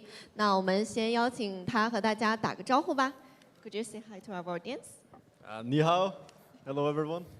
好的，那第一个问题也是想问到他今天拿下了这场比赛，积分目前也是2-1，所以呢，他会不会觉得今天这场比赛拿下是比较容易的呢 ？So after winning this game, your score is 2-1. Are you feel relief about this series? I think my standing is good. I have good buchholz and good match score as well now, and yeah, ready for tomorrow. 好，那他同时也是提到他今天的这个比赛赢下来了，感觉到非常的开心，而且他目前的这个积分在排名榜上还是位置不错的，所以呢，他也觉得自己目前为止是比较安全的，也比较期待明天的比赛。好的，那接下来呢，也问一下我们勇敢熊熊有没有什么问题来问到 Liry？ 好，那么 Liry， 我的第一个问题，就是这个在贝多因游牧这张地图上，你的封建时代是没有升级伐木的。是你忘记了，还是你的一个战术的选择是故意去没有升这样的一个伐木科技 So the question is, in Feudal Age, first map, you didn't research double bit X right away in Feudal. Is that a strategic decision, or you just simply forgot it? I was broke, couldn't afford it. But yeah, I realized later Maika was a complete mess, but the map was pretty hard to play. It was super open, and he played it pretty well with spears and scouts. Obviously, spears attack faster, so I didn't really have time. I knew in the back of my head that I don't have it, but it was hard to afford at any point. Okay. 所以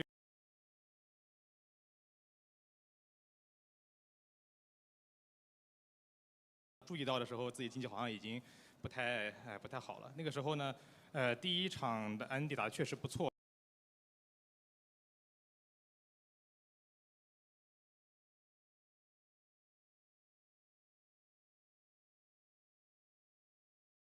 车之王，那你给你自己的拍车是能打几分？你认为你是不是世界上拍车控制最好的选手 So the Chinese community think you as the king of the mango net fight. What's your take on this title? And if you can, how would you value your ranking in terms of mango?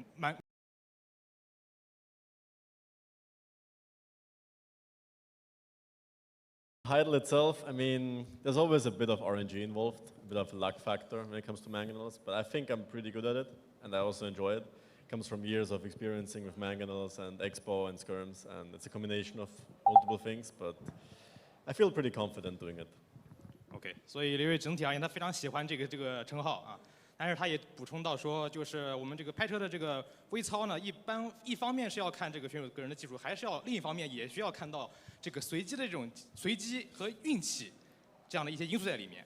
但是整体而言呢，他还是非常享受这个微操的过程的。他也通过自己长期的这种比赛跟天气的经验，也相当逐渐的在去精炼自己这样的一个技术。好，那么最后一个问题，想问一下，桑年对这次比赛的目标是什么 So what's your target for this tournament? What's my what? Your target, your goal. Oh, my goal. Well, obviously, every LAN I try to win it. Some are harder than others, but I'm feeling good for this one. So yeah, that's the goal. 赢，必须要赢。好，那祝福你在后面会取得更好的成绩。是的，那我们这边还有最后一个问题想要问到 Liry， 那也想问一下，他对于今天龙神要对阵到 Nikov 的这一场对决，他觉得谁会赢下这一场比赛呢 ？So, coming from the next the game, the Vivy will versus the Nikov. So, in your opinion, who will win? I know that Nikov is better prepared. I also think he's slightly better. But Vivy makes the games impossible to play, as we saw yesterday. So everything is off the roots. It's going to be a fight, a cage fight. But I still prefer Nikov. 他说昨天是因为龙神也发挥的还算可以吧，然后那 Nikov 他的这个准备呢也是非常非常的多的，所以呢他觉得两个人今天我很难选，但是呢我可能更偏向 Nikov 多一点。好的，那也非常感谢我们的 Liry 来接受采访，那么的赛后采访呢到此就告一段落了，精彩比赛马上回来。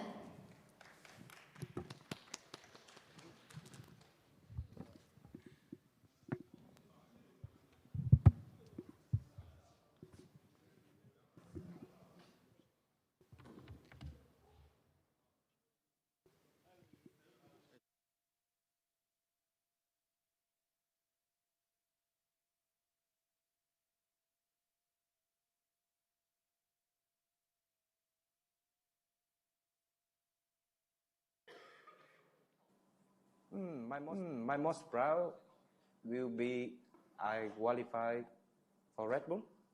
It's the same like I beat Liry in one Ring Warrior Cup and I got champion and I qualified for Red Bull in the Red Bull and Renado in Spain. My most proud.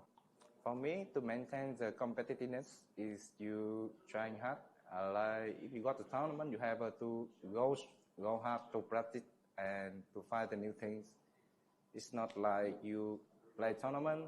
It's not like you play ladder and you play the same every day. Yeah. You have to try different things and you use it in the tournament to surprise your. A4, I think it's a decent game. Yeah. But for me, I play A4 a bit before, but I feel like it's not my game. I prefer play A2. I think it's about the graphic.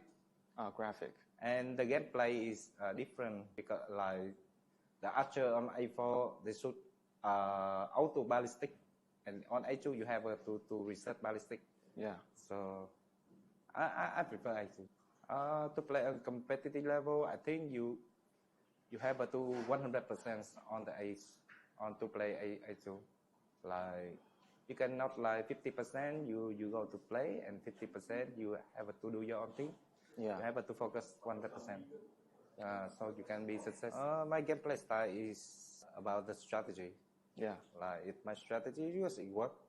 If my strategy bad, you're gonna be worse game. Against other for players.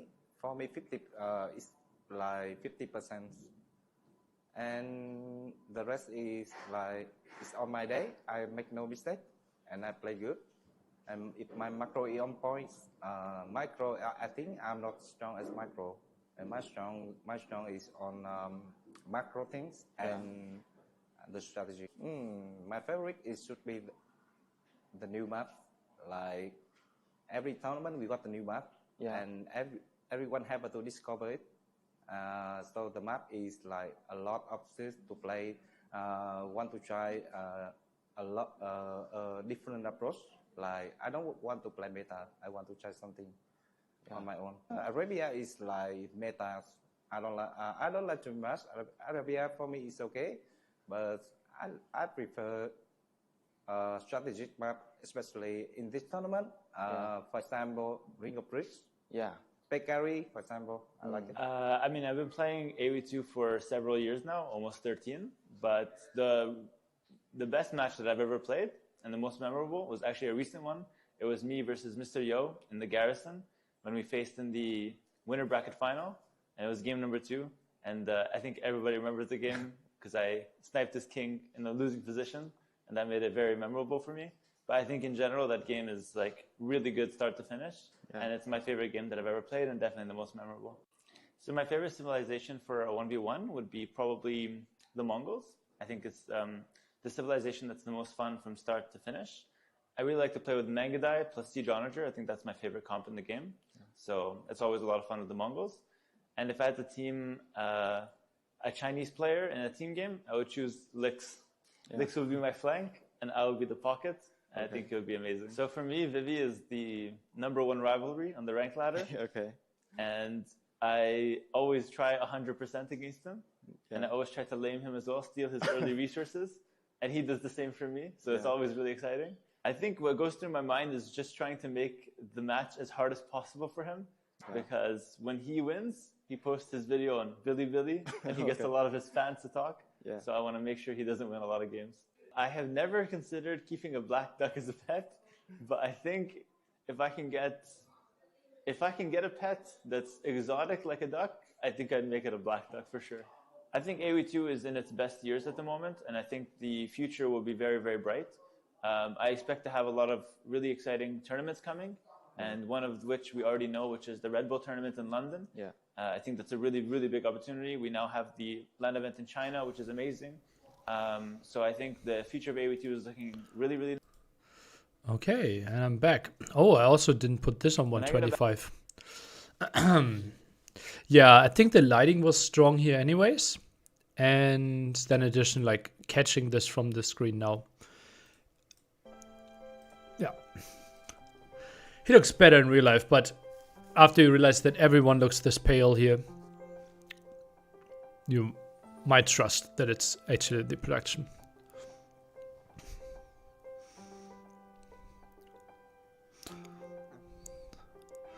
Maybe slowly turning into the Emperor. Maybe.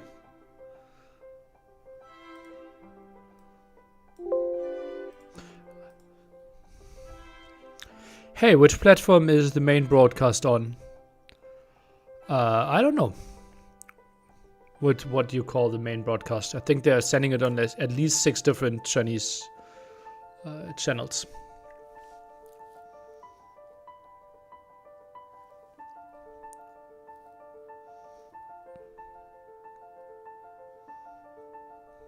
Do you want the odds for today's sets like the 2 previous days? Yeah, let's go for it. I can give you my thoughts.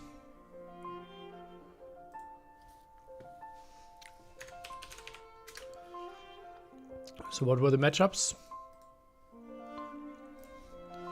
Sebastian Hearttt, Liry Andy, ACCM Hera, Nikov Vivy, Yo Viper.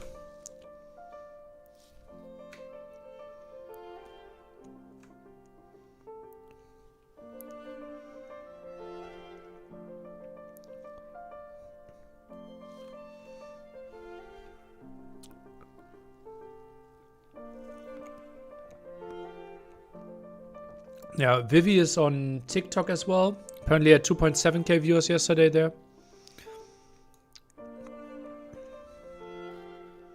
Just love that they added zoom to Notepad. Thought it was always a feature.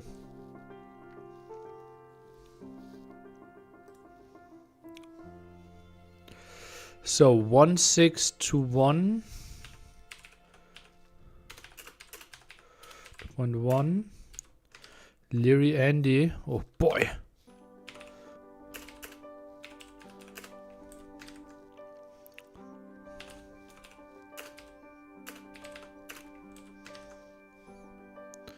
Nikov 1.45, 2.45,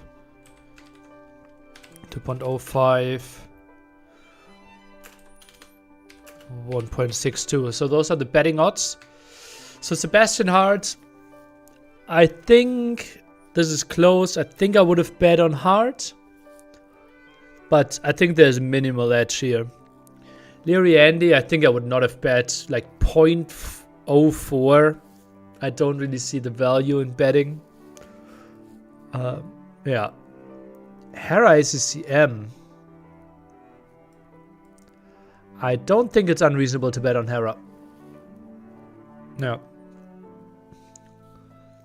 I think I would have bet on Hera. Nikov Vivy. This is close. I think betting odds are really fair. And here I would clearly bet Yo. I think Yo is printing here. Yeah.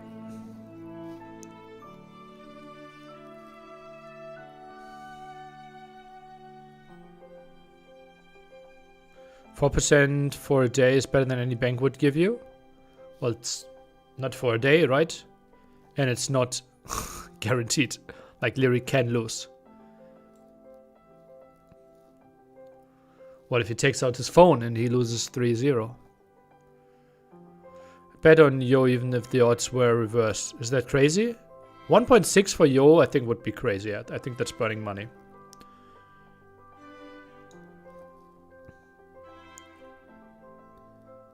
What if Liry quickly wanted to read Doya chat. Yeah. Like Yo should not get 162.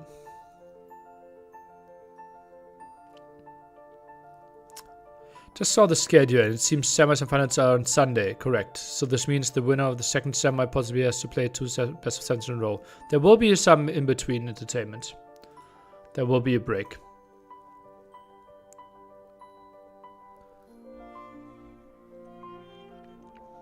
This is odds. Like betting odds. Obviously the house takes an edge. 185, 185. Nili, can you share what is your job at Microsoft? You said pathing is only a side project. I have multiple things. Tournament coordination is one of the major things. For example, I talk to Mr. Yo and Heavenly Chorus and the LY sponsor. We decide when is a good time frame. Should they get a tournament in the first place? How much money are they putting in? How much money is World's Edge putting in? How many players are we inviting? What the tournament format? And I just try to advise them as much as possible. And then obviously I collect 60 different pitches per year where people like actually say, I want to host a tournament. For example, this beautiful Gideon guy here, the host of the Garrison. And then I have to decide what events are we doing.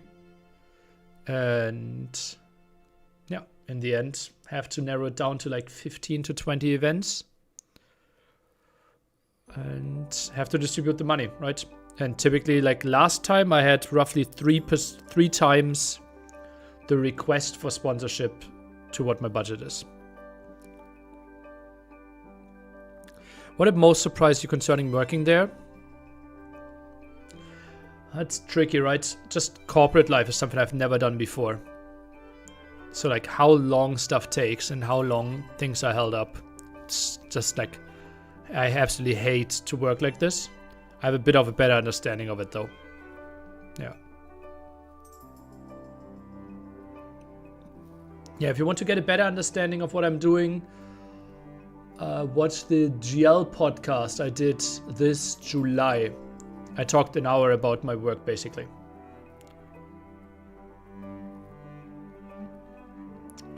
Will Dave start sponsoring tournaments with this Blender giveaways? Maybe. You have to tell him to send a pitch. Do you enjoy conversations by the water cooler and talking about how bad Mondays are and how good Fridays are? I have 100% home office if I'm not at events. Also reminded that I'm... yeah, Vivy Drama, for example, I had multiple talks with the admins, how to handle the situation, what the status is, what can we do in the future. Yeah. I also had 2 reminders before the tournament happens that phones should not be visible and not like with the players. Yeah. Was there group stages in the past with dollar, euro, dollar price for each one series? There were tournaments like that before, yeah. Watch the podcast. It also clarifies the disproportionate lack of team events. Yeah. It would be a cool character to add to the office. Not sure about that. How many reminders since the start of the tournament? Maybe did not get disqualified, no. But minus 50% of his prize pool.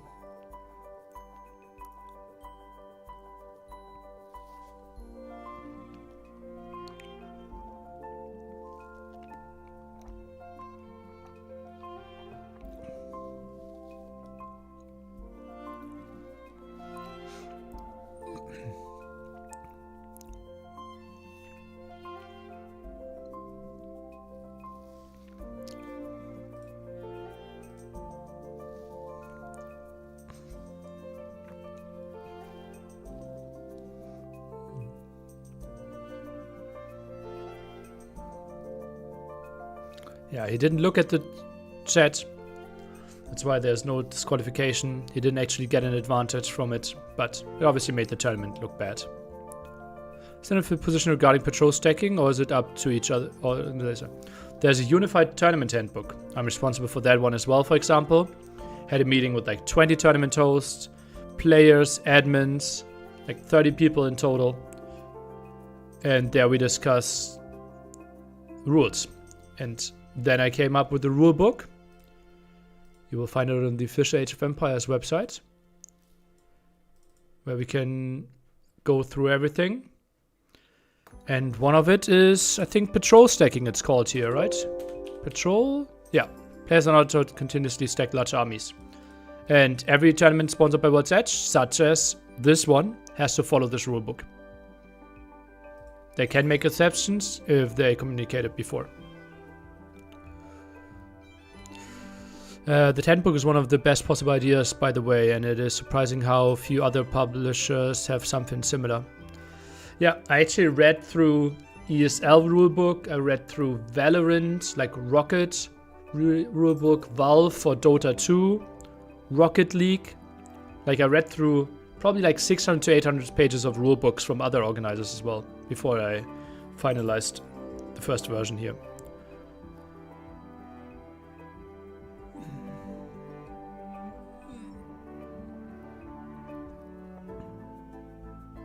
I'd like to see Red Bull sell out all tickets. The venue seems pretty big. For the last Red Bull, we could have sold 6,000 tickets. This time, the location is 3,000 seats. So, not unrealistic.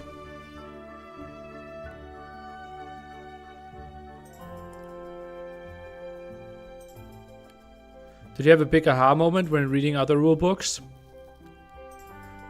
Maybe, I don't really remember though. It was obviously a lot of hard work. Yeah, Gideon, you have to remember that you were the first time, right? No, people didn't really know what to expect, and you had no like promotional Age of Empires organizations behind you, right? Red Bull already provided a lot of like incredible pictures. There's a lot of hype, there's promotion from their side, so it's way easier for them to sell tickets. I think if like a Garrison 2 had happened, same location, same format, I'm pretty sure you would sell 50% more tickets with the same promotion, just because people saw and now know what to expect. For example, let's assume like it was T90's face on the Garrison, then it could have sold 500 tickets quite easily as well. The ladder will be crazy for Red Bull, yeah. Thank you, Survivalists, for the raid. Welcome, welcome, everyone. How it works with Red Bull? What's your question?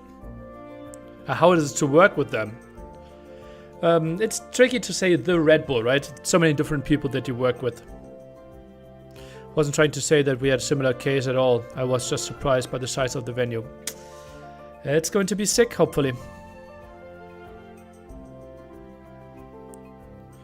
Yeah, Garrison, like the feedback has been incredible, right? People really loved it. Players, casters, viewers. Yeah.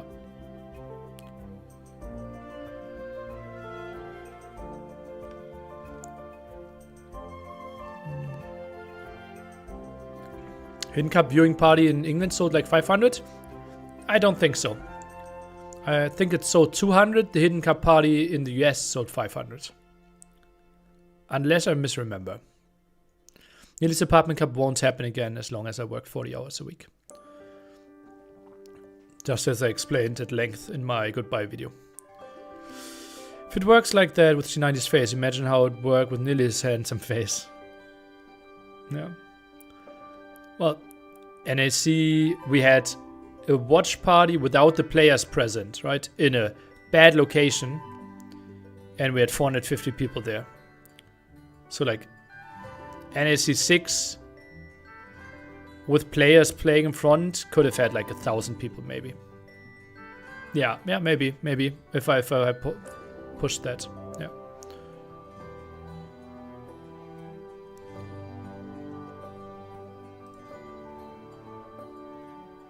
There's another Red Bull tourney? Yeah.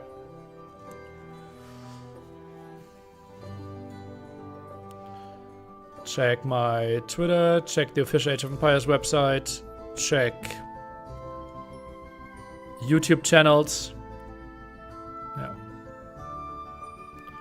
Order of the Cheap Winner celebration event was legendary. That was unique. Italians first. Alexanderplatz location was great. Yeah, but it only fit 199 people.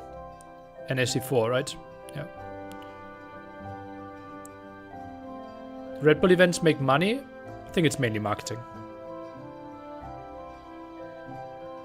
Wikipedia also has tournaments listed. I forgot.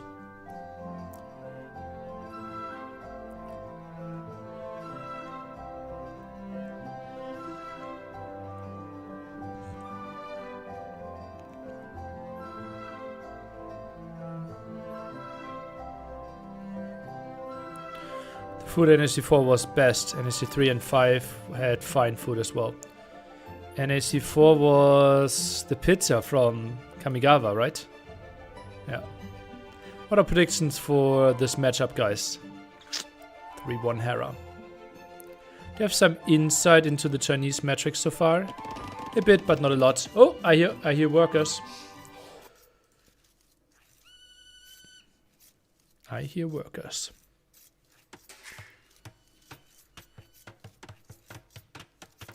Why does everyone blame you for pathing? Because I'm leading the pathfinding team. So I'm basically collecting all the feedback, then prioritize, okay, what needs to be fixed next, and then let the engineers get to work. That's why people blame me. They should also praise me because a lot of people say it is in the best state it has been for years. And that's only the first out of 2 patches that we are planning to do. Next patch coming at 1 point. I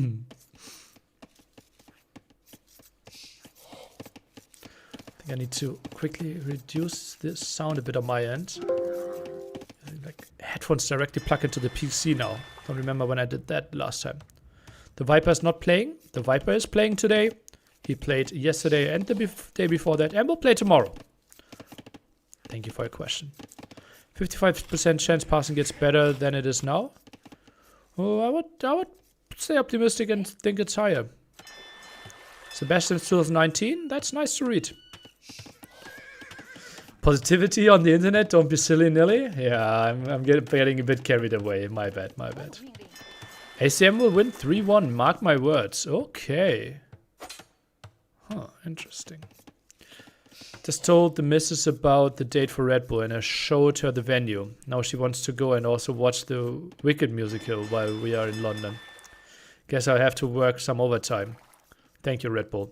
If she's into musicals, go to Hamilton. I cried because it was so beautiful.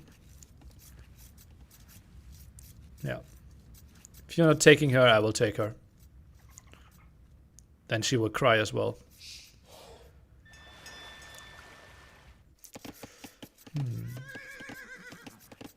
Who? Whoopsie. Yeah, like Hamilton musical. Strong vouch. Both with defensive docks here.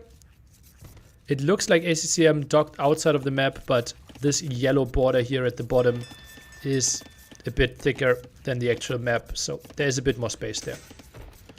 Guess we have a full calendar then. Nice. As an A2 streamer from Dubai, I would love to have an S tier tournament here. The last one was in 2015. Will we see another one happen in the Middle East nearly? Well, you can send me a pitch and we can discuss stuff. I obviously won't be announcing any tournaments that aren't in the tournament. Like that haven't been announced. Talking outside the map against tournament rules? No. We allowed it for this tournament. Phones on desk and outside map docking were the 2 rule adjustments to the Unified Handbook.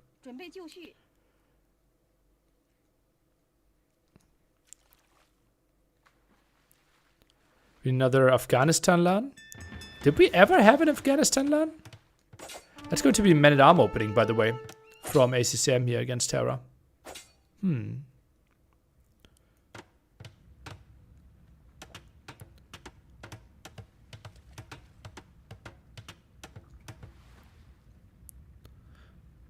Similar feudal age timings here. 20 villagers for both. Hera with extra fishing ships. Let's stay greedy, and now the militia are coming. ACCM, that will be interesting aggression. And Hera, is he building a barracks? Is he not too greedy here? Huh. Does the handbook also include some recommended time schedules for the organizers, like what should be dealt with at what point, etc., to streamline the simplicity or process to new orgs? I have that for LAN events, yeah. Like 6 weeks, 6 months before, think about like talk to Nelly, or like 1 year before talk to Nelly. 6 months before, make sure to have booked the venue. 4 months before, invited players. And yeah, that's a file that they can use for offline events. I don't have like a guidebook, but that's like for online events. I don't have like a guide how to run tournaments, but obviously the handbook is a bit different. Yeah, needs a Maldives map with a random thief Mesmora that comes and steals your villagers' resources randomly. Oh, I see someone is deep in the Age of Empires lore. Okay, ACCM doing good. Micro here. Would love to see a spearman added. Indeed, that's what's happening. Builds the fake outpost. Man-at-arm upgrade really late. Market now even there. And the tower after all. Spearman a bit out of position. Archer around now. Can be maybe picked off. Nope, won't.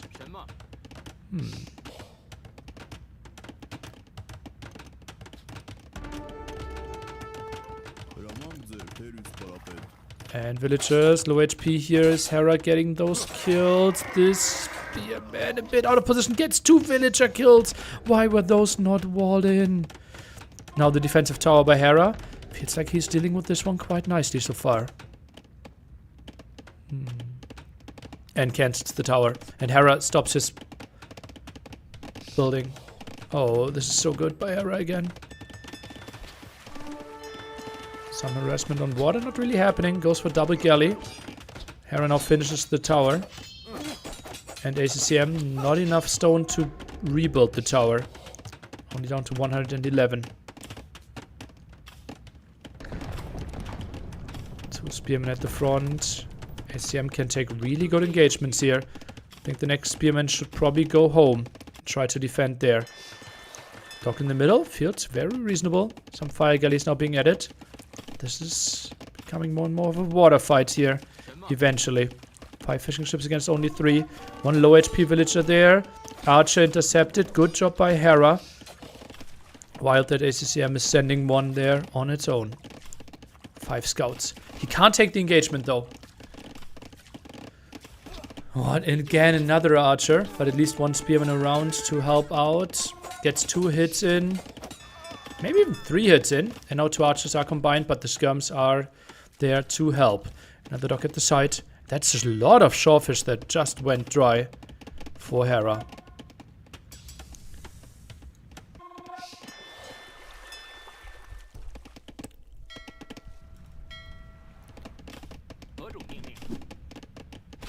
Just focusing down the archer might be the best option here for the skirmishers indeed, because the rest of the army is healing anyways. That's quite an interesting engagement here. Skirms being blocked by the scouts. Archer around 2 very low HP villagers. Does ACCM think he can take this engagement? Full HP there, obviously. Another spearman joining the party. Oh, and now takes the fight without the spearman. 1 spearman joining the party, but the other 2 are out of position and they won't get the job done unless the men-at-arms are able to heal up. 1 down, and this is such a big difference if he kills the second one or not. Gets away with 1 HP. Starts the heal. And Hera will just go for the engagement here from what it looks like. Patrol quite nicely. Fire galley is doing okay-ish damage, but 3-1 obviously not the fight that he's going to win. But at least gets 1. And the 3rd villager from the forward is going down. Red Bull indeed has no invited players. If you want to know why, I gave the explanation on my Twitter with all the changes for the Red Bull ladder as well. Now we take the engagement, still not fully healed up. Spearmen are getting some pokes in. Scout count not that high, but skirms will be doing just fine here. you watch AOE2 tournaments like a person who's watching soccer, like sitting on a couch, cross-eyed? Not that much, no. It's more like Monday morning, I will watch what happened on the weekend. We'll try to catch up. It's more like the business understanding. Sometimes, like the NBL versus Doubt final. I was actually on the couch and watched a bit, yeah. But that's rare nowadays. It's more, a bit more business view and less like personal enjoyment. There were only 2 forward builds? Okay. I thought there were 2 at the, earlier as well, but then I thought he pulled a 3rd one with it when he built the tower. Okay, yeah, only 2-0 Eco KD makes a lot of sense then. Archers now will find at least 1 kill against the Scouts. Man-at-Arms without any upgrades. And Archers, yeah, just dying here. Rebel Vololo, couch potato time? No! Why not Royal Albertor potato time?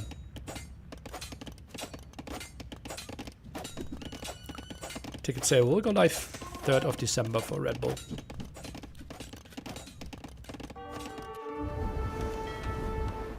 Is Gumsy more of a nerf? I don't think so. Can't really change their base stats. And they are not dominant at all on lower levels, I believe. I don't think you can increase their cost. They're just such... Yeah. I think they're in a fine spot. Like, on top level, they're relatively strong because of the micro potential. But if you increase their costs, I think they become really relevant on lower levels.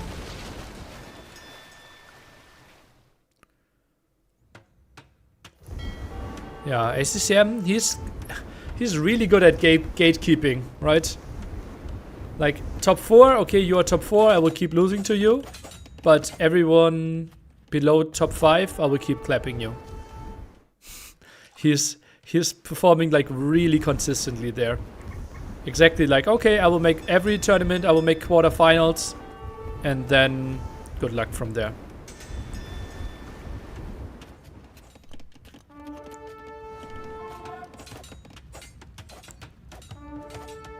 Second barracks, German swordman, most likely the next step. And how's Hera dealing with that?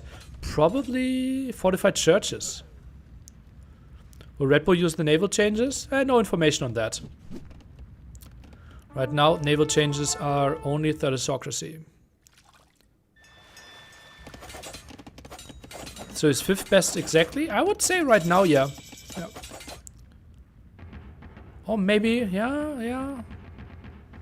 Tedder was 5th best before, right? So now he had some downer. Maybe Tedder is still my number 5 in ACCM 6.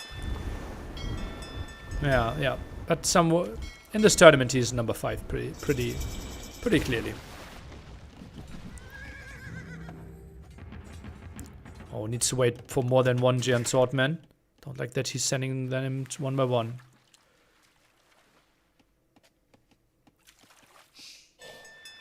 Teddo screwed by seeding this tournament? Well, he simply lost. He lost to 2 players that got here, right? In the last round. Nikov and Sebastian. Like, he lost to both of them. Like, that's not being screwed by seeding.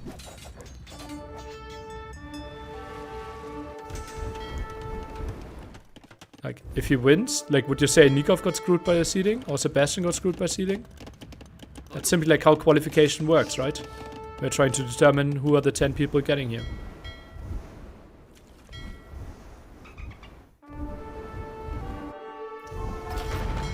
Well, it's tough to do everything at once here for Hera. Giant Swordman count at 7 right now.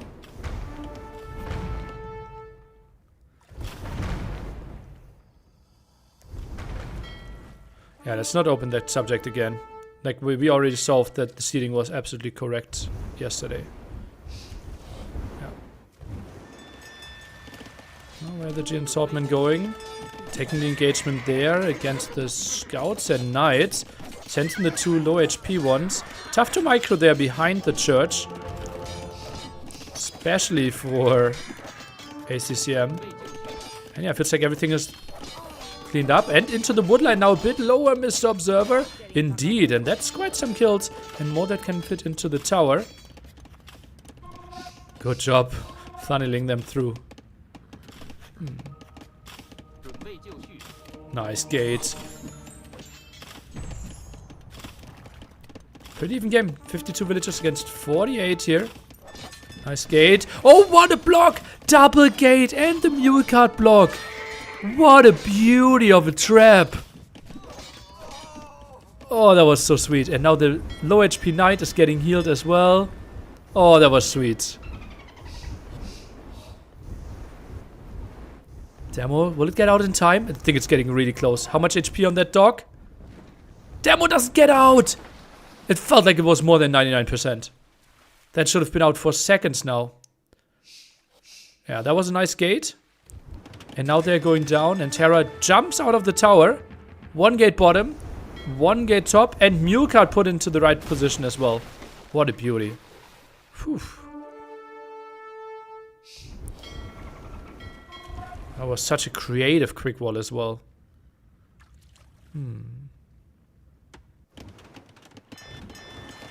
More contest for the water in the middle. Hera sits now at 11 fishing ships. Oof.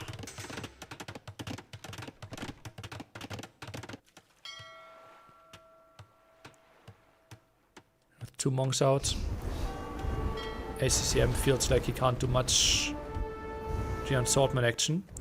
This becomes more and more of a water play apparently. Killed some of the fish.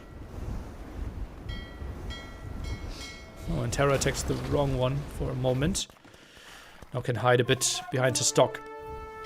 Pikeman there for the defense. And yeah, dock taking the damage. No, now switched over. Hera adding some town centers now. 3TC play. That's the eco upgrade there out of the, I want to say, mining camp. And yeah, look at that. Like, that's not even an attempted quick wall here. Gets another villager kill. Impressive. 9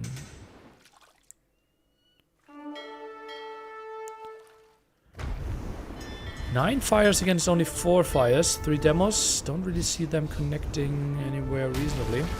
And this could be a game that goes to him on water. And then with Cilician fleet. Will be tough, tough, tough.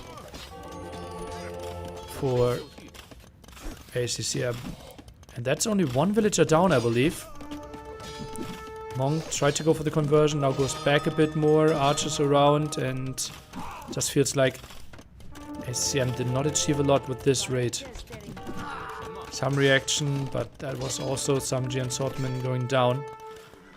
While Hera is doing a good job and feels like he finds even more there. 3 villagers going down, maybe 4 even.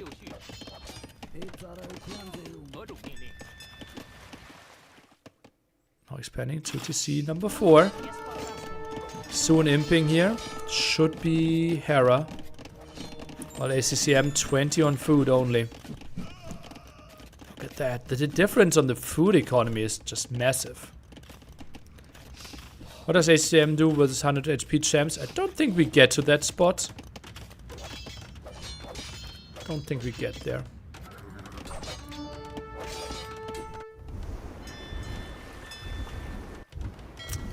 Let me see. His answer would be...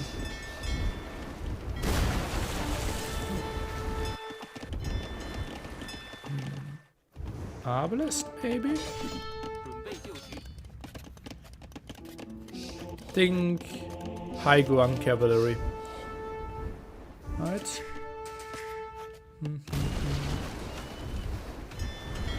+2 attack and imp. Has solid armor. I think mainly water play is the way to go. Like defensive castles and water play. Yeah, otherwise champions should be really solid. But just feels like the imp timing of Hera will be so much better. Will the dock block ever be fixed? What's the question?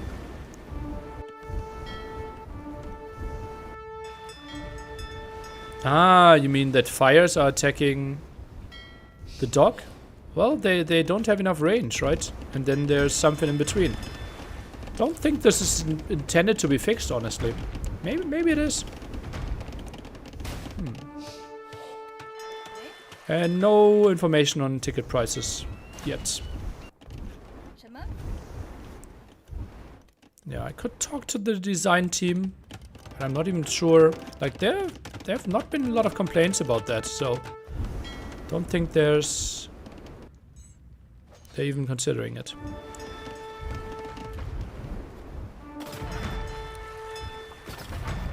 Okay, now 35 on food for ACCM as well.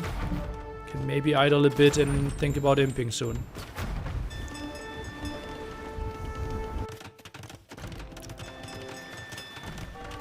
Okay, so a lot of people actually liking it, from what I can see in chat.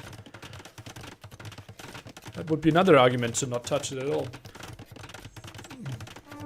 Do we know the other venue in Londinium yet? The first 3 days, Red Bull Gaming Sphere, and day 4 and 5 is yet TBA. We kind of know it, but since it's not officially signed yet, we are withholding that information till everything is set in stone. I think we announced that it's 1,000, has capacity of 1,000 people. Yeah.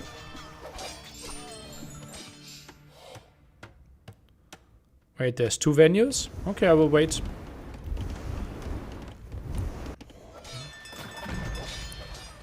So much water control here for Hera. ACCM now clicking up and redocking at the left-hand side. How does the way or the Woo dock look like? We have heavy demos, we have fast fires, we have galleon. We do not have shipwright. We have Luchuan. Okay, so basically everything except shipwright. Careening and dry dock, so much cheaper. Should absolutely be researched.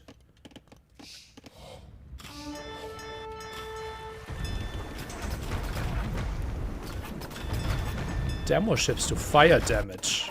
Ooh. And Luchuan do additional projectiles. So the unique techs are actually pretty solid if we play full water here.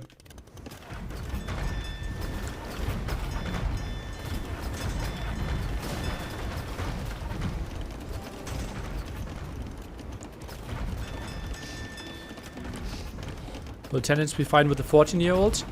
You better ask in the official forums. Yeah. I don't want to give an official statement for that. Last Red Bull we had younger people than that. But I'm not sure if that was like local laws or what happened. Okay, Cilician fleet for Hera coming in. That will be pretty sweet for his ships, and then it will be tricky to engage against that. Hera has so many resources as well. Yeah, and now tacking towards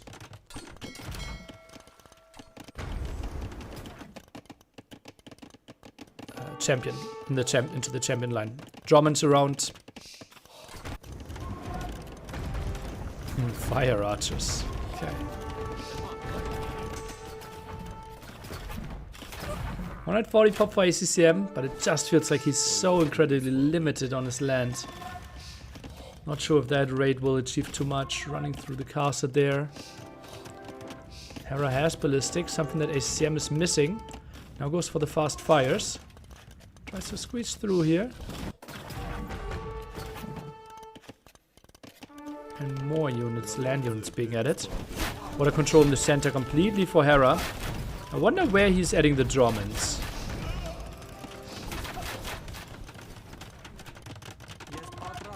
Oh, and another castle. Just wants to make sure that he's not getting raided too much there. Fire Archer should be good with his chips. Seems like it. And yeah, Drummond's being added at the right side. Okay.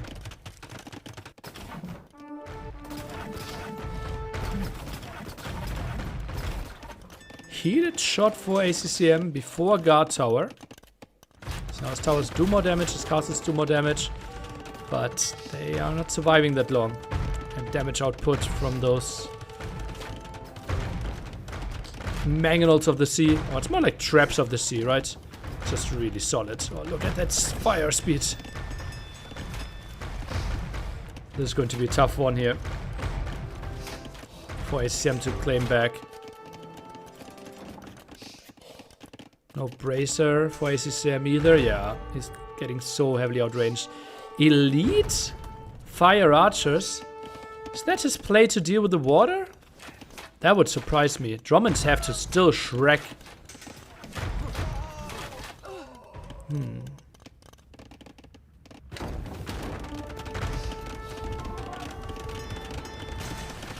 would like to pausing the game now and talking to Hera and asking, how often do you think you will lose this game out of 100?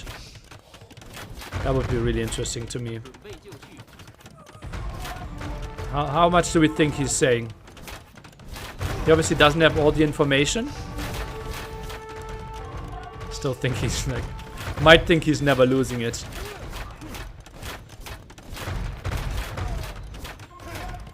Five. Oh boy, oh boy.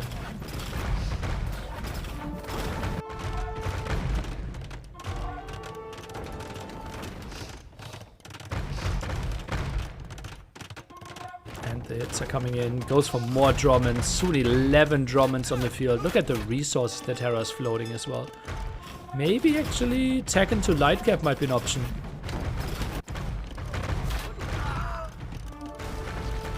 Yeah, I think ACCM is completely misreading what the situation is here. And look at that. 10 Drummonds in the queue. ACCM waits for the 5k score difference. We're only at 4k difference now. But will increase, no worries. Castle goes down. Drummonds can now go for... Well, Castle's not down yet. Just the repair stopped.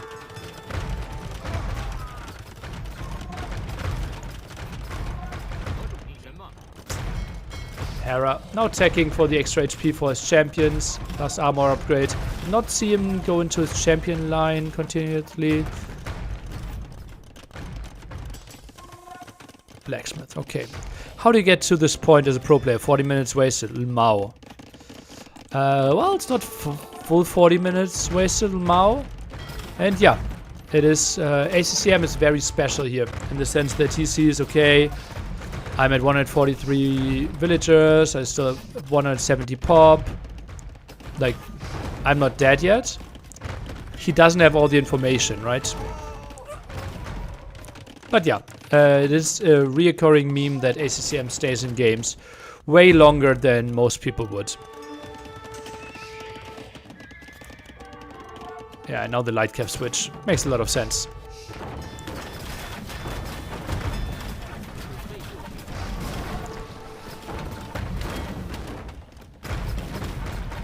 For bracer now.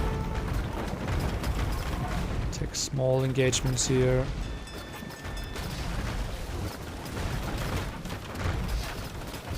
So much area surrounded from him.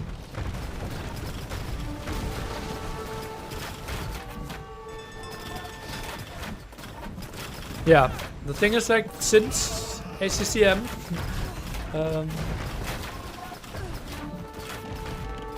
resigned so late, he has pulled some crazy comebacks in his time, and he also knows if he wins the set, he is guaranteed in the top 4 of the tournament, which would be a crazy achievement.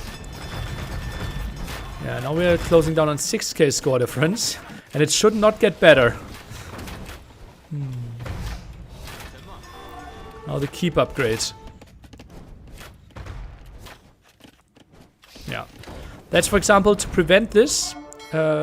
For the Red Bull tournament, we actually have a time limit end. So if it's 1 hour 15 minutes, no matter the score, no matter the situation of the game ends, and whoever has the higher score wins the game.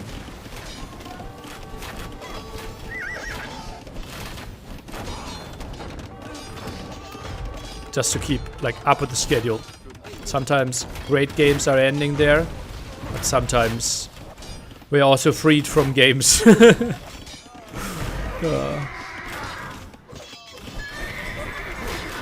Yeah, but this is not lasting another 30 minutes. Yeah, well, we can all agree on that.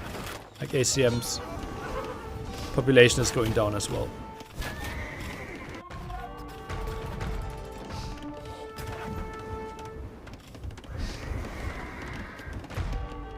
Okay, ACCM typed the GG, stayed in this game for a long time. 1-0 the lead here. Yeah, that was quite some fighting spirit. We can agree on that.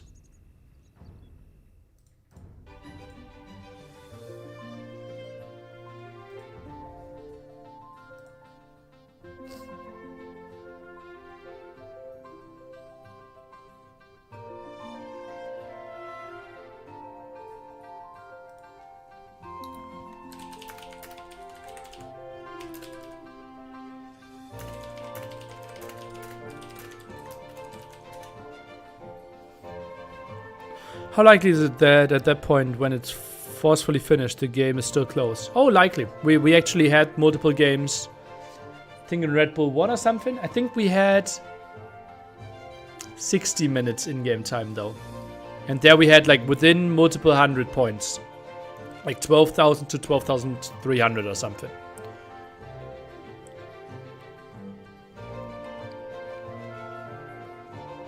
So yeah, could happen.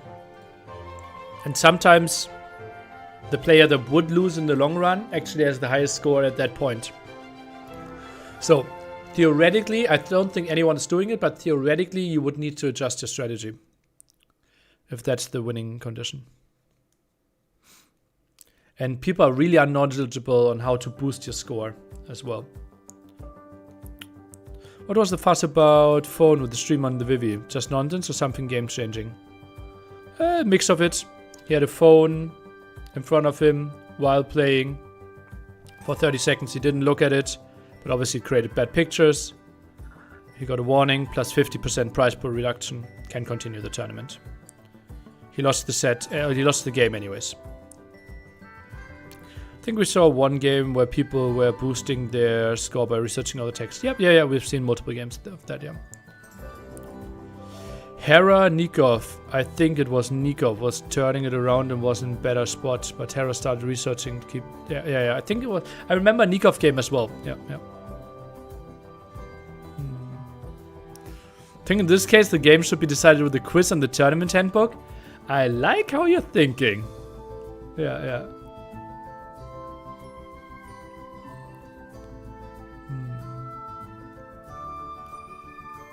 Lux is the guy on the right, I by Power is the guy on the left. Did you play AoE from the game came out? Yes. Played other strategy games before that? No. I played since 1997. I have roughly 28,000 hours in this game. Third letter on page 8. Great quiz. E. There's no pages, I believe. So... that would be my answer.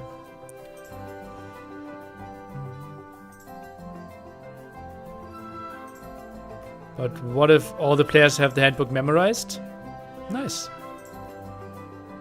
Call it a draw and replay. I think we should just get the casters to all vote on the winner of the game at the time limit. Yeah, horrible idea. If you were serious.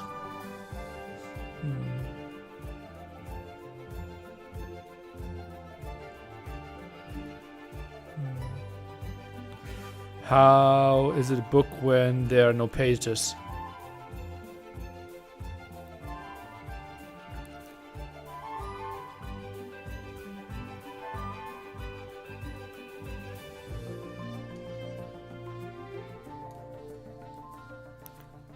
What is Ling Yuan? Is it a company? Yeah. Is the tournament handbook a Google Doc?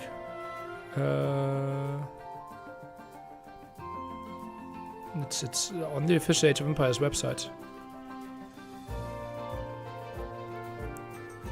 I think they should decide every single decision, big or small, and everyone can blame Nili for everything. That's how what sometimes happens. Tournament hand scroll. It's a tournament handbook. Can you explain what happened to Hera in the forest, Nili? Nope. Just one message from Roxy. I don't know what Ling Juan does. Some tech company was in the overlay.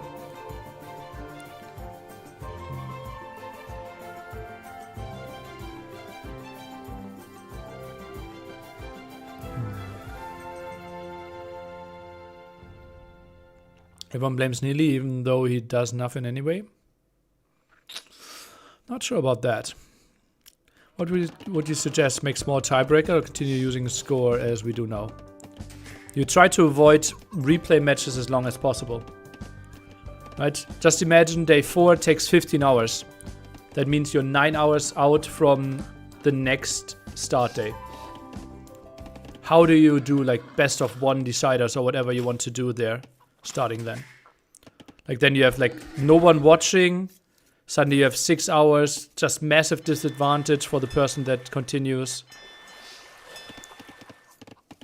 Even if it's a 12-hour, right? Let's imagine you played the first set of the day and suddenly you have to play a tiebreaker 10 hours later against a guy that had the 4th set. Like it's just like, yeah, it can be nice and it creates a bit of hype for the viewers, but for the players, it's really tough. Yeah. Yeah, incredibly close to C spawns. Italians versus Romans here.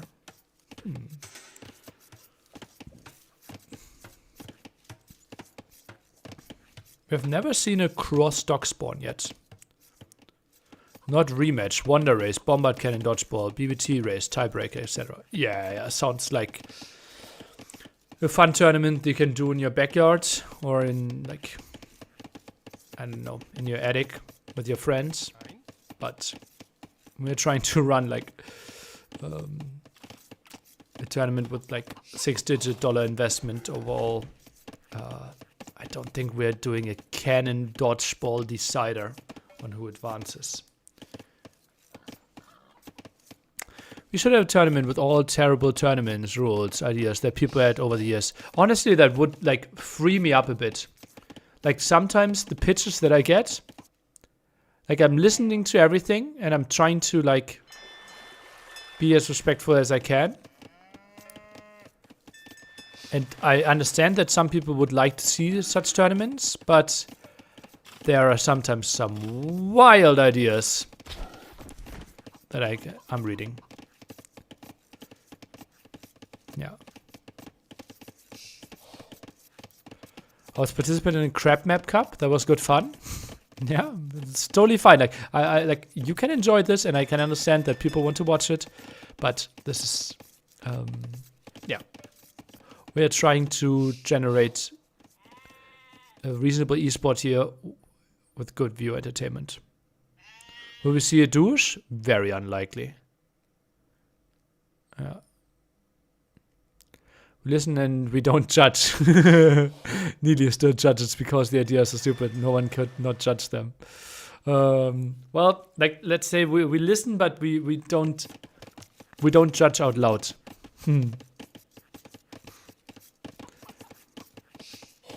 What if all Civ bonuses were inverted? So Persians have slower working disease and Frank Civ has bad horses.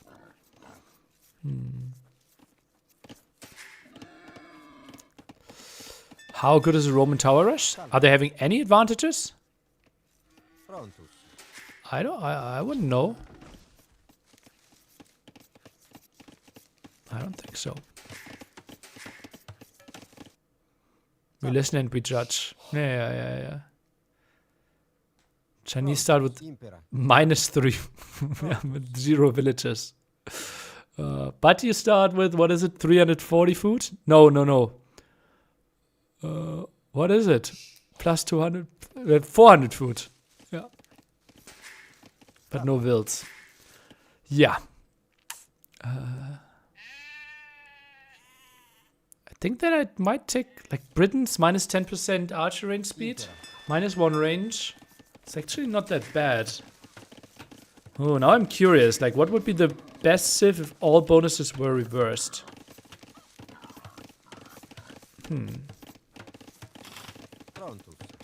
Oh, the problem is like Poles, like Pole villagers slowly lose HP.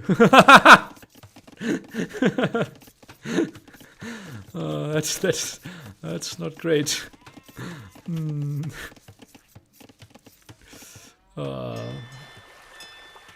Okay, double dog at the top for ACCM. So he's going to contest water with 4 on gold. Hera, meanwhile, I don't see him on gold yet. What's happening here? 20 on food. Hera's playing fast castle. Hera is ignoring the water. And I think we'll like siege push from the shortest of distances. Oh boy. That is an interesting adjustment. The mill is there just to get the market. He's not on gold.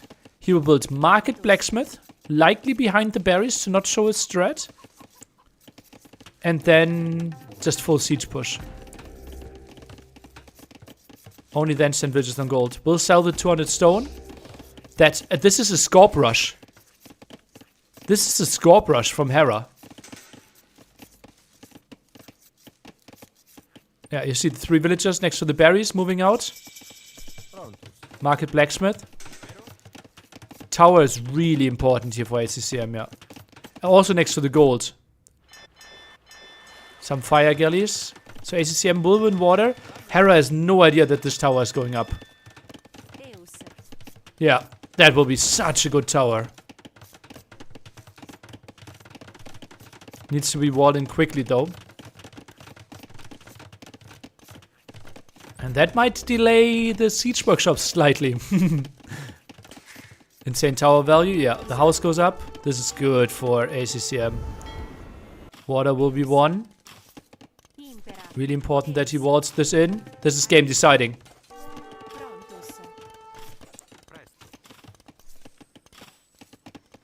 Okay, he gives himself a chance. Castle Edge timing will still be crazy. Hera 14 on food. I think he should have pulled all villagers from the berries and built the lumber camp there. But tower a bit out of position. Next to the gold there. The gold can still be collected. 1 tile further in could have been such a big difference.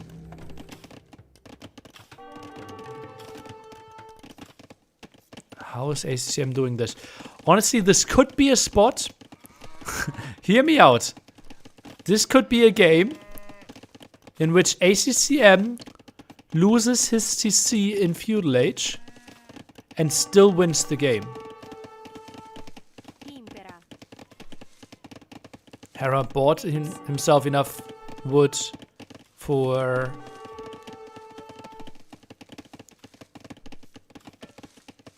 the double blacksmith, double siege workshop. 199 gold. Italians cheap castle, they will get there. Don't think that will be the biggest factor. 9 on food only. How does Hera still have fish? That should never happen. ACCM too distracted. Double siege workshop. He's just mad. Mad. Hera. What? Hera dropped his C's as soon as he kills ACCM though. He isn't on stone and doesn't have gold. I don't think so. I think he will play this full 1TC. Like Hera collected way too much gold here. But what is he going for? Like so far 2 siege workshops into nothing. Okay, goes for 1 ram. Archer around. Hera's doing a good job of buying himself time here. Archers can still go around though.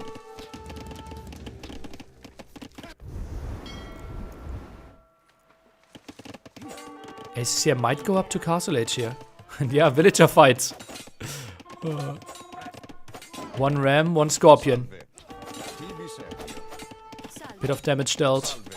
Archer. 1 or 2 more archers could be good here. Behind the wood line. Okay, goes for the houses first. ACCM couldn't care less. Maybe ACCM makes it to Castle Age even. Market! What a spot for it. Yeah, the tower was so key for ACCM. Second ram. Third scorpion. Well, one scorpion went defensively or what? Now the villagers. Goes for the ram. Is trying to go for the villagers. Oh god, this is so close.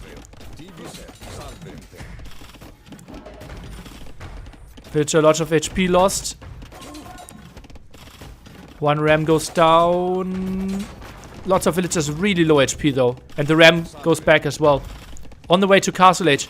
ACCM is holding this. The ram scorpion rush. Not as efficient as he was hoping for. Archers around here. That's a lot of low HP villagers. ACCM takes the fight. Ram goes forward again.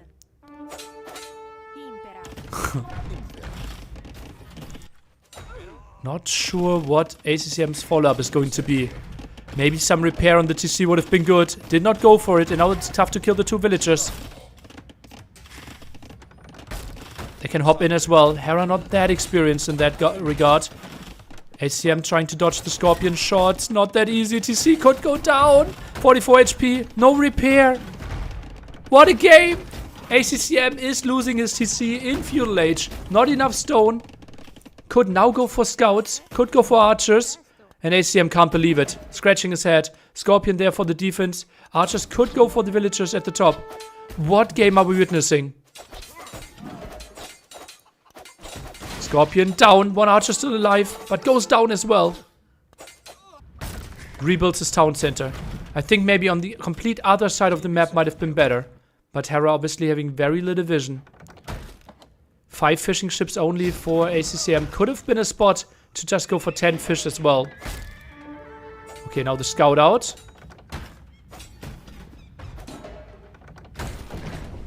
Gets another scorpion kill. Maybe even 2. Only 1. And that's 2 dead wilds. Unless he gets 1. Boink. No, doesn't get that either. And is he resigning? He calls the GG. He calls the GG. With resources for Castle Age still in there. Hera made it work. No way. Oh god.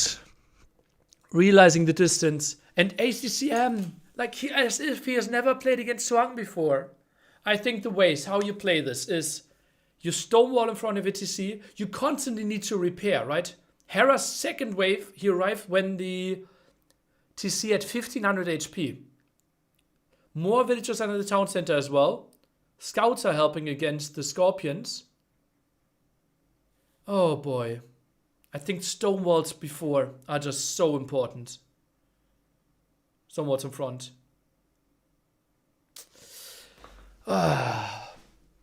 Rough game. Rough game. Also, like, not finding the gold at the bottom, right? He had 3 archers and didn't properly harass it. It's obviously like we are seeing everything. That was a nice execution by Hera. Score 2-0.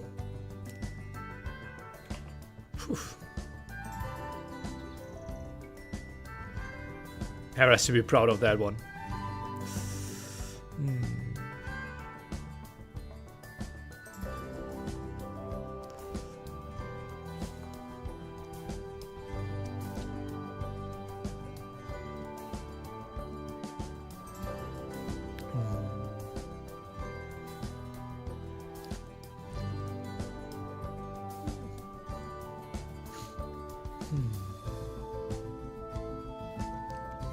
Hera's remaining civs. Bedouins, Spanish.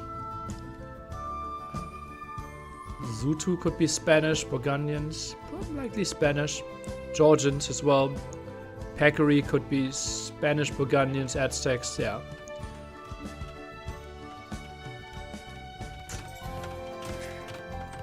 Well, we will find out in game 3. here on Bedouins.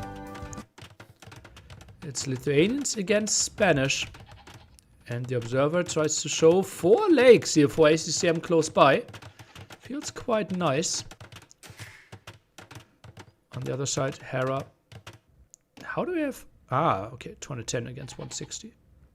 Hold on. Is Lithuanian starting with only 50 more food? Hey, yo, Jordi.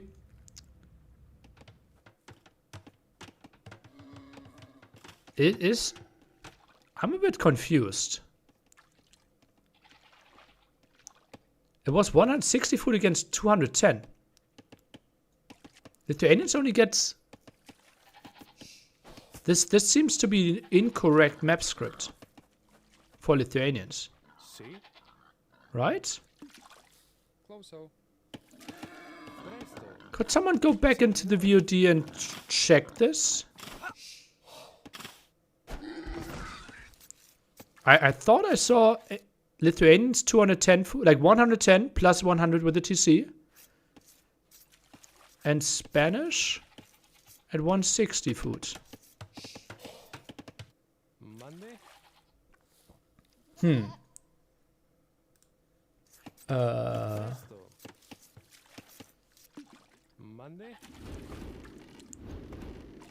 Could someone go into the VOD and do me the favor? That's a bit weird. They should have 100 extra food compared to Spanish, no? So it should be 260. If we say Spanish starts with 160. What's in for us? I will say thank you on stream for you. You can see it from his face. Where's my face?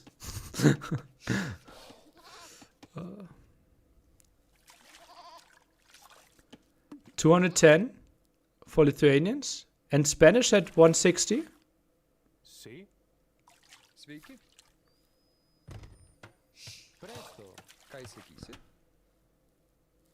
Okay, I'll ask the admin. Spanish had 160 food at the start and Lith 210. Is that intended? Shouldn't they have 100 more? Or am I wrong here? Like with 9 villager start.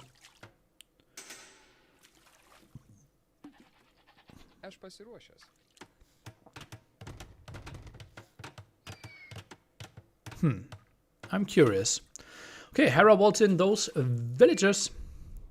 But still can get 400 food quite easily. But then well, has to fight himself out. Imagine they will make a restart because of Nilly. Like I'm curious. Like maybe they might not restart because like theoretically if it's a bug they would need to like theoretically they would need to redraft, right? Because of or like change the map script so that you get 50 more food for Lithuanians. Huh. Nah, you can't redraft. No. Yeah, this was not fully tested, I believe. 210 versus 160 TCs went up. Thank you, Dianamu. And thank you, Vitzak. Get the bonus or not? Why would you get half of bonus? Yeah, well, we do some adjustments, right? Japanese and Chinese, for example, start with like minus 100 food. Just to compensate a bit with the extra villagers. So there are sometimes map adjustments with Dark Age bonus civilizations. Did Hera get food from Wills at the mill? Oh, maybe that. Could someone check if he maybe collected extra food and it's 110? Maybe I'm wrong. I will go into the VOD myself, people. I can't believe you. Can't believe you. Where am I? Where am I?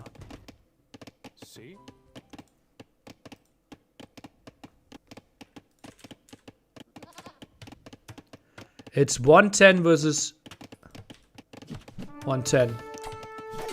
All good. My bad. It's 110 versus 110. They just collected more during that time.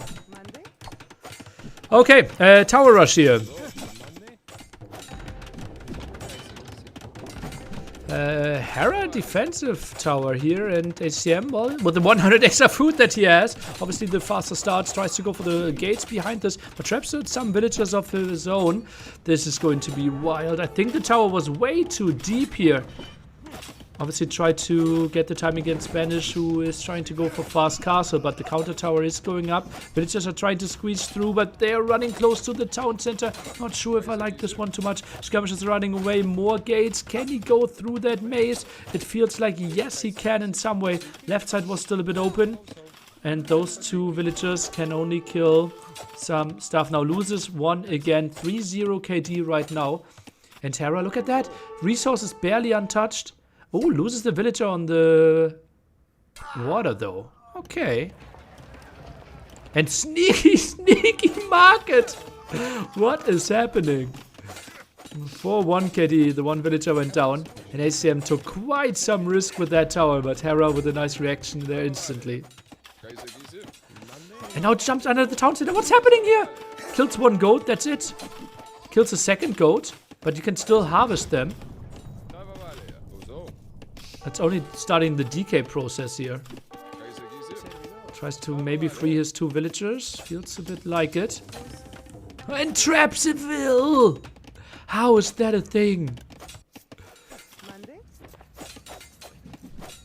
Okay, gets another villager kill at least. Kind of important. Maybe can commit to one more vill kill. And then ACCM can be fine with this. But Hera's on the way to Castle Age. And takes down this villager. Guaranteed. ACCM sends another one. Oh yeah, not a lot of HP on that palisade. That might actually be enough. No, he's not clicking the palisade. Is he attacking? I think he's not attacking. Oh, a misclick there. And now Hera walls it in. Oh, what a crazy move by Hera again. Nice house. Oh god, he traps this. How good can this guy be? God. Oh god. Those two are still walled in from earlier. Whew. Okay, Skirm Archer at least gets rid of that one. Villager lead. Favor for ACCM, both players with quite some idle TC time. Two archers around, still lots of aggression. Hera not on stone. Not sure where he will come with his aggression. That's obviously stuff that he can cancel and reclaim a lot of his stone. And yeah, I like that ACCM is sending his archers to the top and tries to figure out what's happening. Because there are still two villagers that could go for Siege Workshop or maybe Monastery. For now, Hera reaches Castle Age. And it feels like he has a stable somewhere. What? Hold on. Why is he... Oh, that's Spearman. He needs to find those two wilds. And Archer and the Skirm around as well. Missionary rush? How? This is... No way. No way. He's on such another level. We called him number 5 or 6 in the world. ACCM. Hera couldn't care less. Whew. Oh, 3 archers are coming in. Quick wall against this. Gate at only 1 HP. Gets in. And now the conversions. Double conversions. Can he get the kill? 12 HP. Dives in deep. Missionary at 9 HP. And gets away. 3 HP. Is there another shot he can take? Doesn't look like it. And now gets healed as well. So the this dive is not a thing, deletes everything.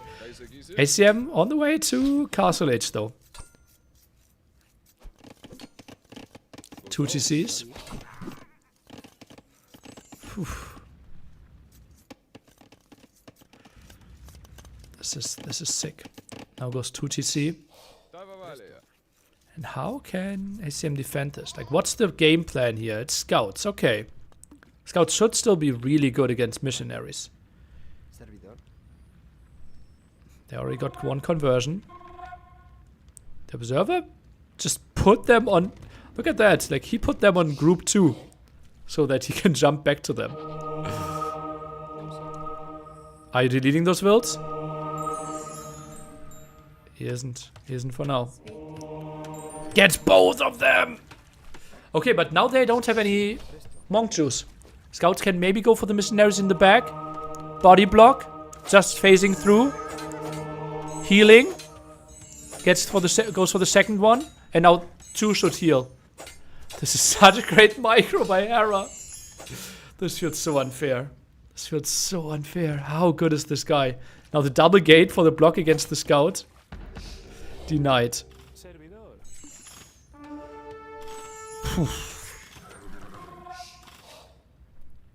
Saves the scout as well. Siege workshop. And more gates.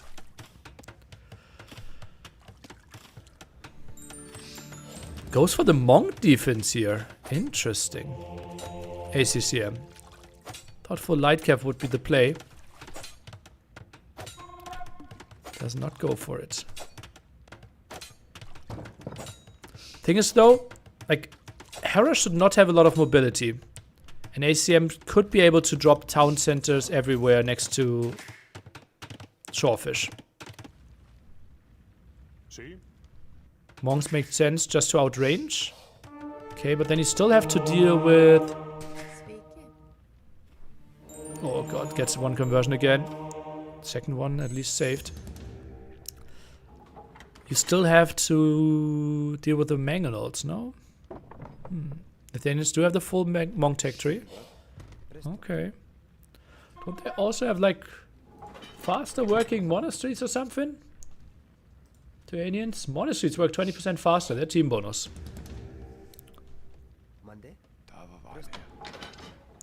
Now goes for it. Force them outside. And that should be really good for the light cav. Nice positioning by Hera. Does he get the conversion? No, he does not. ACCM stabilizes. Speed upgrade for his monks as well, but Hera plays 3 TC. Game stabilized. Hera with only 1 relic. Build 1 monk here. Relic's rather far away from him. 30 TC from ACCM. And this should be a good map to go for a lot of light cav.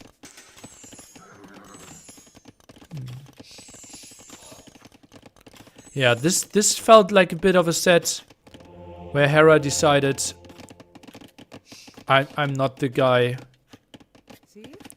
that you think I am. I will show you the way. Lots of people criticizing that he always plays meta and he's so boring. Those are crazy strategies that he's putting on the field here.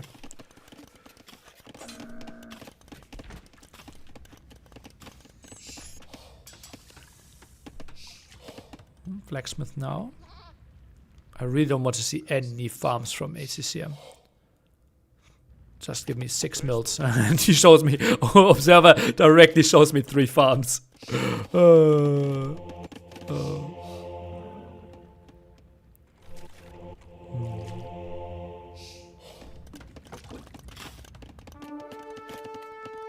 Okay, 1 archer got converted earlier.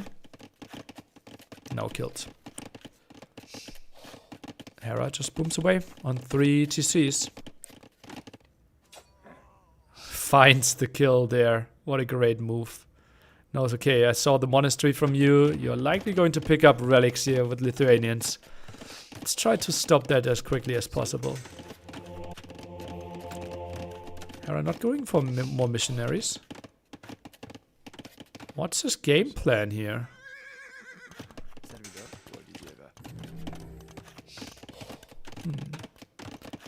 Hera's never been boring. He fights the hardest. For most people, winning tourneys is an end itself. Oh, that's not really the critique, right?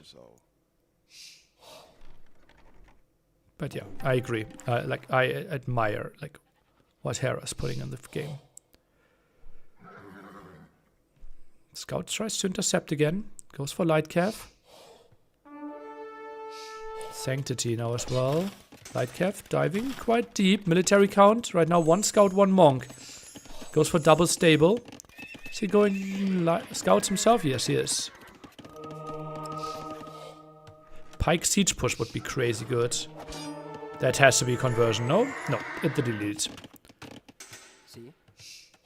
Okay, full light cav by Hera. No spearman added. Hera with a better economy. Observer wants to show us everything.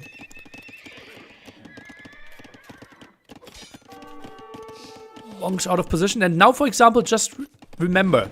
The moment Hera moved out, he had the villager around. Like, those monks were walled in. They were prepared for traps. Lovely as you see. And ACCM, he's just naked with his monks. Those monks are so easy to snipe. I'm not sure if those monks will get a lot of conversions from here on. Magnol could keep shooting to the town. Oh, keep shooting the town center. Bloodline's coming in. Nice expansion from Hera as well. Another stable. No spearman being built. Sees the triple stable. Hera's trying to hide the tech. Runs away there. Crazy how he's denying the information. Now the outpost. What does he see? Sees the light cav. That's a really good outpost. Sees the light cav coming from the side. Monks, can they run away? Doesn't seem like that's an option. Conversion still not started. Has Sanctity on them. Light cav from the left side. Light cav from the top. Some ground attack there. Goes for the conversions. And this should be the full clear up. Ground attacks maybe again. Not happening here. And all the monks are exposed. Just imagine some spearmen around there. Some walls there could have been so much better. And all the monks are going down. Hera with a beautiful clear up against this siege push here. Now some knights are joining the party, but a bit late. Gold upgrade is joining, or is coming in as well. And this was such a nice clear up. And now the monks are so much more efficient from Hera again. Is trying to go for the knights, but just debating them in and out. Now the walls against this, and that's what I'm saying. That's the big difference between Hera and the rest of the world. Like those small little moves, how he is making this work is just crazy. And now he's clearing up everything. And all of a sudden he's 20 population ahead. Knights in the back, still doing some work, but should be easily 2 conversions or 2 deletes. And it is going to be 2 conversions. Poof. Surely the other player could do that too, though. Yeah, but he didn't. You saw how ACCM was, as I said, completely naked out there with his monks. Like, give me 3 gates. Give me some spearmen around this. Where were the ground attacks? Like, the control of Hera in those situations are just a level higher than the one from ACCM. And that's what we kind of saw even in the setup to the fight. You saw that the fight will be so much better for Hera than for ACCM.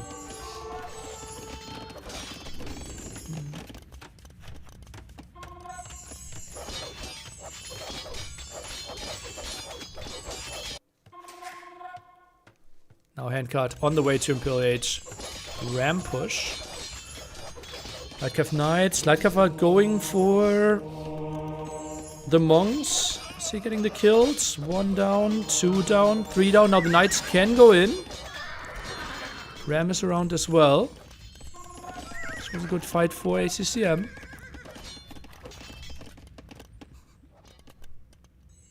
Oh, villagers are being sent. This is for the forward castle. But spotted instantly by Hera. Look at that, Lightcav are around. And he knows what's up. Right in the back. Love that. He needs to make something happen. Hera only 3 on stone.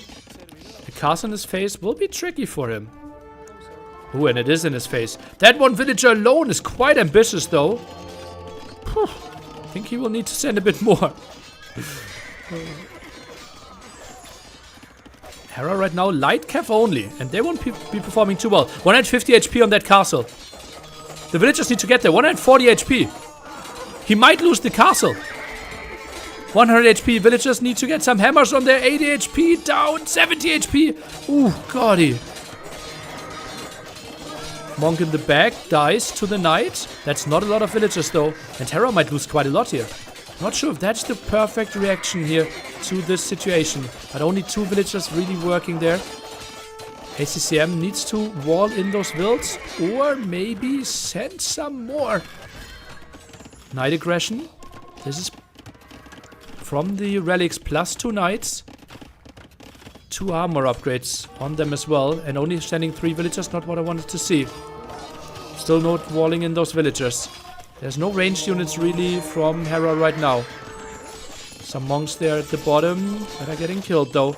More knights swarming everywhere. Hera's economy has to be horrible. More light cav coming in to snipe those wilds. What a great denial this is. But economy has to be in shambles. 1 villager casually working away. Just imagine 1 single villager being walled in all this time. But did not happen. Now the counter castle from Hera. Villagers are around. More villagers being sent from ACCM. Knights to kill those villagers. There will be lots of losses for Hera, I'm pretty sure, but castles put so much faster here for the Spanish player.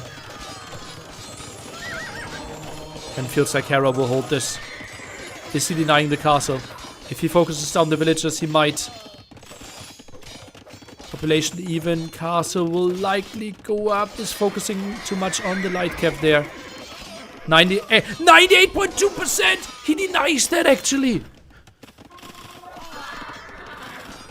Lots of villager losses on both sides though. And now he's really open. And everything was focused there. But he goes for supremacy. And goes for zappers. What is happening? Tries to make his villagers as strong as possible. University there. And just tries to take down the castle this way. More raids on the left hand side. But it's now really tough to raid all those villagers. Good job with the gate. Are the villagers still making it to the castle? Doesn't seem like it. Maybe the other way around. Rams denied as well. And Hera's just gating this castle and killing it with his villagers. What a play. More raids to the left hand side. Supremacy, what a fitting name here. ACM 20 population lead though. And work efficiency can't be great for Hera. Gets in there with a ram. And castle was killed. Cancelled, obviously. You get, what was it? Like 0.5% or 0.8% back. But it's just now fighting this off. But a lot of raids here at the side. And ACCM, he will still try to keep this competitive. Knights with 13 attack, soon 14 attack. Still a solid option against villagers that you constantly need to click though.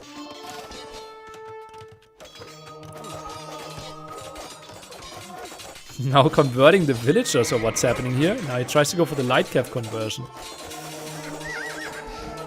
And villagers are actually dealing with the knights. And dealing with the siege workshop. Hera can't be for real. But struggling a bit with the food income. 23 on food right now.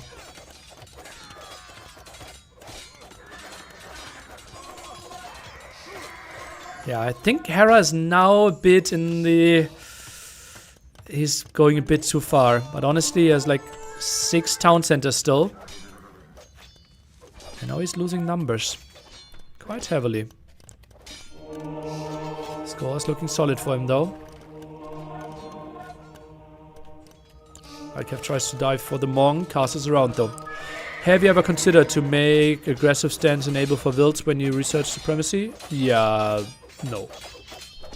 Don't think that would be great. When is ACCM gonna click up? Not too soon, I believe. Like, right now, more knights actually give a lot of value. I think Siege Workshop rebuild there could be good. Also, castle between those two at 3 could be good. Botkin, I like this tech a lot. With all the TCs that he has.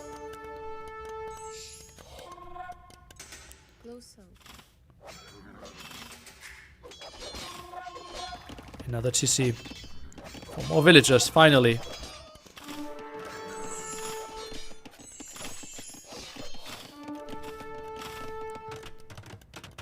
Castle more defensively than I would have liked to see. Would have liked to see a bit more in the center of the map. Some light cav raiding there now. Hera's just putting on a show for the fans. Kind of weird, right? Such an important set. Just imagine him losing and then getting a set against your Viper. Which he can lose and lose his chances to make the playoffs. But still. Being 2-0, your Buchholz is always looking hot, and then going 2-2, you still give yourself a reasonable shot.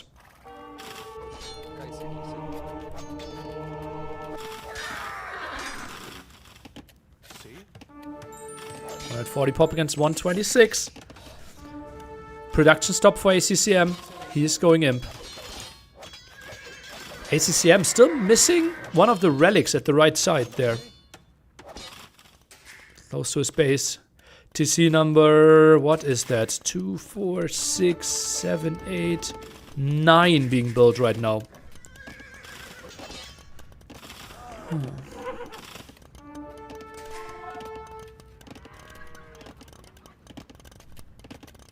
So many villager kills. Actually, way less than I would have thought. 87 villager kills only. It's not that impressive. ACCM with another castle. Is that really the spot that you want? Oh! Seems like that's the spot where Hera wants to farm. Did he try to farm block there? 60 HP, 40 HP? Oh, the villagers. That would have been something. ACCM needs murder holds and range upgrades. Look at this. He just needs to learn how to wall in his villagers. I'm a bit surprised by ACCM here. But Lighters should be solid now. Not even sure. What are the stats from a supremacy villager? Isn't it like 8 attack or something?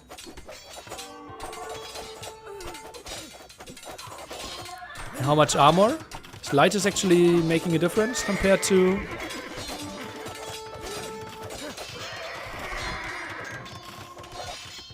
a knight? I think it might. And now Hera is switching into Paladin himself, but only 5 on gold.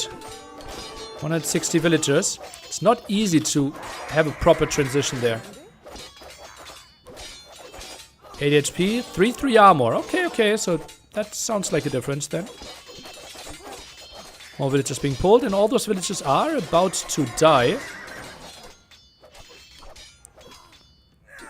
The question is, like, how much return damage can Hera do now when he goes for Cav himself? That's a lot of farms. Hallelujah. He might be going full Hussar after this. 150 vills. Yeah, and he just lost 20, right? And now the light cav raid from Hera is starting. This is where he might be the best in the game. Hussar tech from ACCM though. Castle from Hera. Trap fight starting. Does Hera have access to a lot of gold? Doesn't look like it. Hera should indeed get Bracer with all the town centers, yeah. Hillforts for ACCM. Yeah, he didn't get raided till now, right? Don't think that's the most important thing. And also no range, really. Like, Hera could have benefited more from Hillforts than ACCM.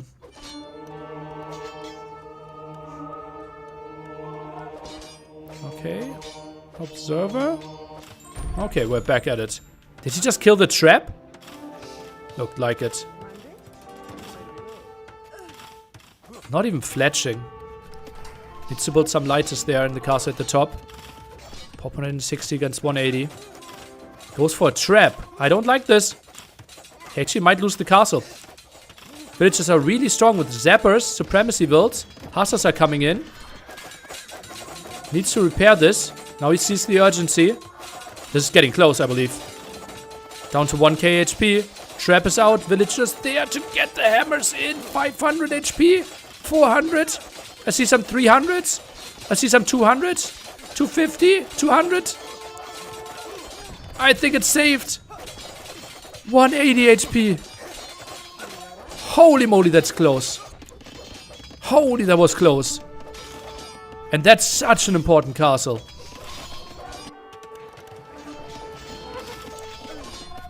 Now he can continue with trap production. Fletching finally. Still no murder holds. That should have never been this close. Yeah, ACCM now in a good spot to potentially win this. Best game of the tourney so far.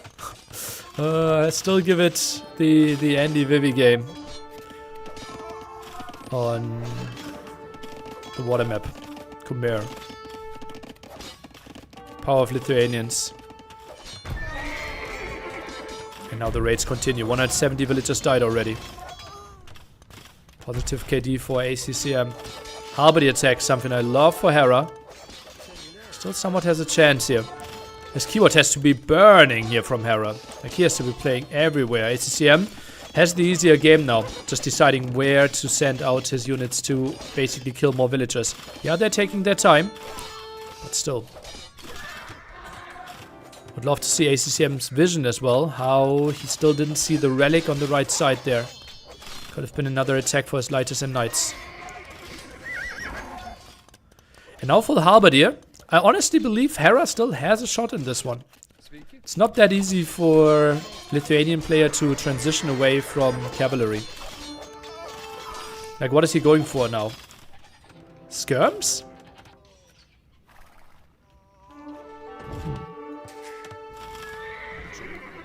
210 villagers killed, and Hera sits still at 130. Yeah, that's crazy. Finally dealt with the raids in the back there. Chemistry. And that's going to be a lot of raids. Needs to make sure to keep the villager production running here, ACCM. He will have some losses himself now.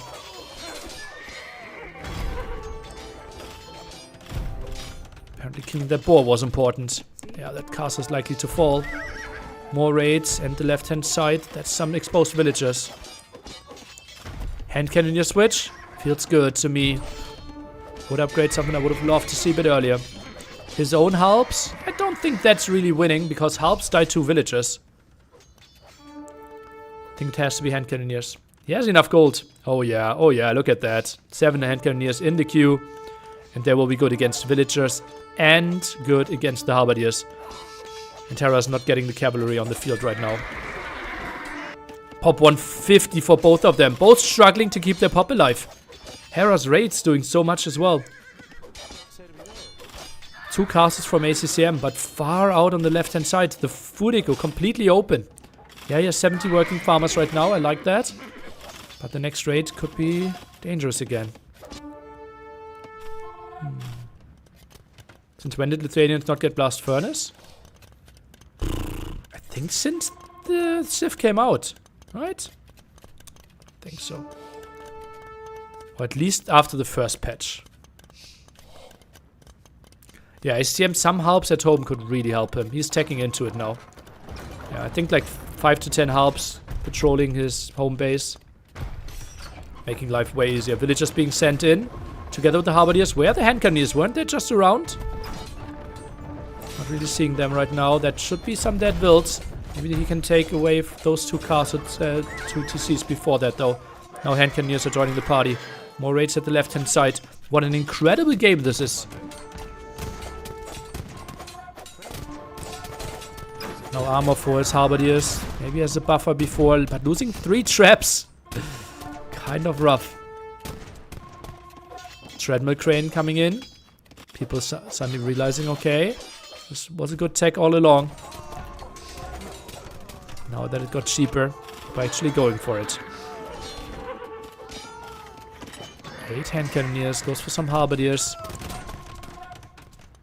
Makes me irrationally angry that he didn't pick up the 3rd relic at the side there. ACCM.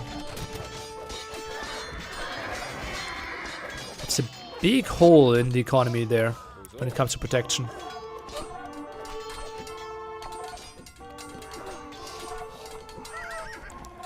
Goes to show ACM is absolutely right to stay in the games as long as he believes he can win. On this game, there was never a really tough spot for him, right? Where he was basically dead. It was like the opening there with the donkeys. He could defend that. Observer again. He's getting tired. Hera's not getting tired of raiding, apparently. I don't think ACM has gotten any of his 2 unique techs. Oh, that's a lot of dead wilds! ACCM struggling. 120 though, that's still solid. Those hand cannoneers don't have protection. They need some halberdiers in front of them.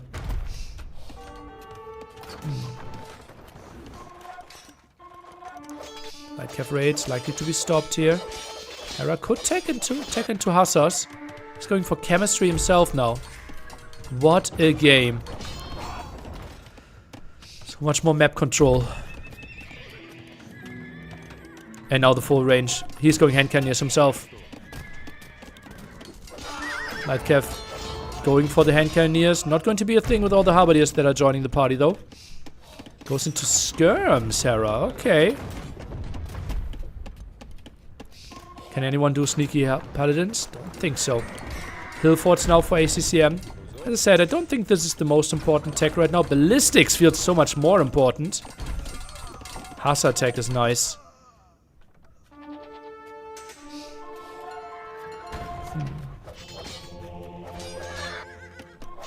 When it comes to those very long games, those 2 are the best. ACCM versus Hera.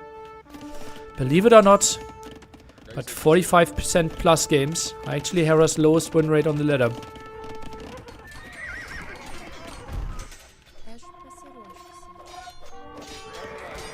Why isn't Hera getting Hussar here? I think you're not live. ACCM pop limit. Get guilds, masonry. Love that. And this is a strong force now through the center. Army value 5k against 2.2k only from Hera. Lots of villagers here, but not really fighting army. Gets rid of the blacksmith in the back. Castles here, quite spread. This is not the craziest army, and I don't think that Hera can take a good fight here. Mainly takes this fight to take out the hand cannoneers here, I believe. The moment the shield at the front is getting killed, and yeah, there we see the armor upgrade for Lithuanians for their skirms and halberdiers. Only pierce armor though. And yeah, Hera actually takes a good fight, takes out all the hand cannoneers. Look at that. Absolutely impressive. And now we can just go to mass helps again.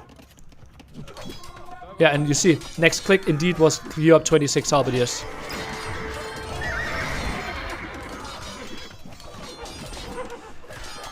Technically, I think champion might actually be the right tech for... No, not for the Lithuanians. No, that can't be a thing. Ooh, another TC that goes down. Needs another shot though. This is a crazy swarm. Hera might be struggling here. They're just trying to escape the right-hand side of the screen. So much army around here for ACCM. He sends the hussars towards them. Poor observer getting so tired. 12-hour days for him every single day. That should be denied TC here, I believe.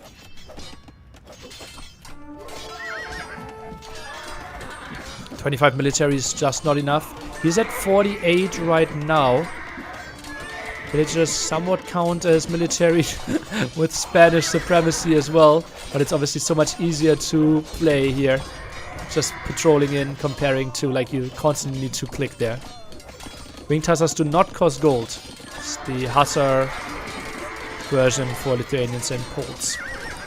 Better against siege, a bit more HP.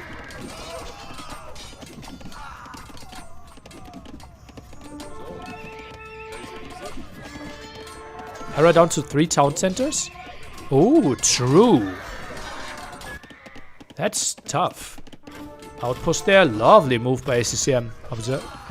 Very observant. Murder holds. Bracer. Armor for those hand cannoneers. It's producing 2 again. And the push is coming in. Poor observer is so distracted apparently. Is he reading Vivy's chat here at the same time, or what's happening? Long days for him. Maybe someone else is quickly taking over. Needs to take a bathroom break. Sometimes it happens in those super long games.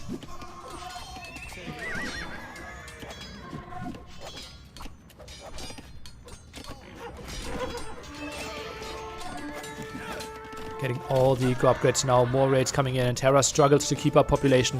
He's at 150 now. Another fight. So many skirmishers. How many numbers are not really there at the moment? More builds going down. I think this is the moment where ACCM could consider taking into a bit more siege again. Like 2-3 traps here, trying to make something happen. He got the relic. Yoo-hoo! ACCM, 3 relic time. Oh, expansion here to the right. And oh, he is exploring the option. Aliens, do they even get champion, honestly? Don't remember ever seeing them. Yeah, yes, champion. Champion is actually really good against what we are seeing of an army. Traps now coming up. Time to fire up your own capture age? No. It's all good. Like, he is back at it, as you can see.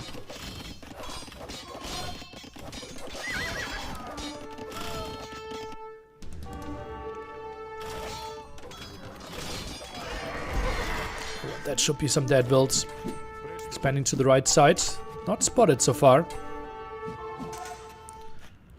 Can get 200 swordmen now, and then we can start producing. Or maybe just wait for the full champion tech, honestly.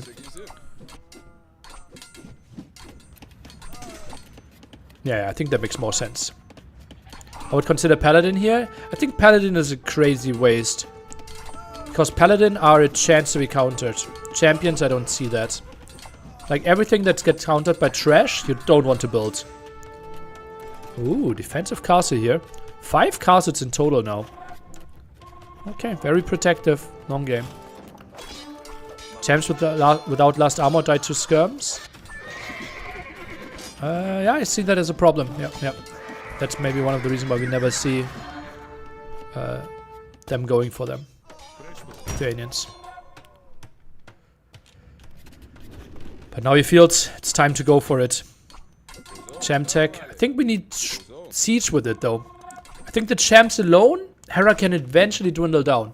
What you need to do is champs, send them in, and 3 traps, 3 rams with it, and really make a push happen. Because Hera will need time to kill those champs. And also like cancel all production of hussars. And just get to like 40 champs. Don't send in 23! No, don't send in 30. You need the surprise effect. You want to attack with 60. He attacks with 170 pop. This is killable by Hera. Oh, this is a mistake. As you can see, like the skirms are even one-shotting the champions. This is a way to actually still throw the game for ACCM. Like 60 champs and he completely ruffle stomps everything here. 30 champs, Hera can do something. Last armor missing. Just hurts them so much. And I think he might even be stopping after this wave. And just continue with Hussar Skirm. Just because this looked so bad. But he simply didn't attack. Like if you just send in 30 units there, it always will look bad. Also no Gambesons. Oh yeah, well then we're really struggling. Last armor not there. Yeah. Now he goes back to Halberdiers. Hera.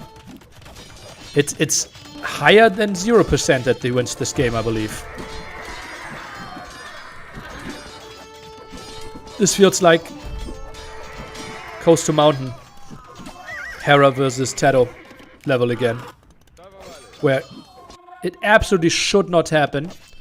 But somehow Hera is not dead. Gets more armor upgrades now for his horses and for his infantry. Hera's the one pop limit.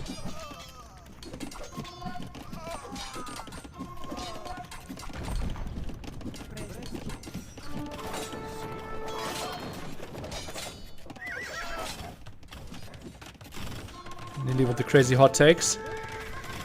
Yeah. Hasa raids again, and that's a crazy army through the center. I think ACCM should consider attacking into skirms here as well. Harmony numbers good enough for Hera.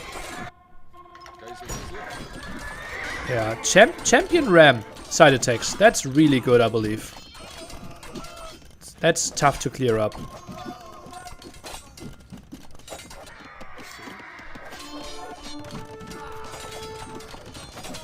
Continues with the raids. Those champions in small numbers being sent in just feels horrible. That's a lot of gold still left. More raids. Hera now goes for more raids. The thing is, ACCM still sits on 7 castles and 3 relics. So like, for Hera to kill, this will take so much time.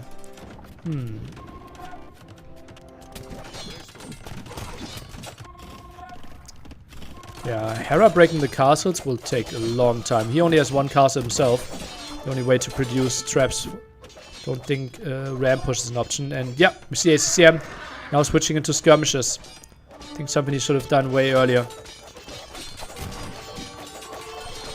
Seems like ACCM also has problems with his in-ear headphones. He constantly keeps pushing in his left ear. As if it's slipping out there.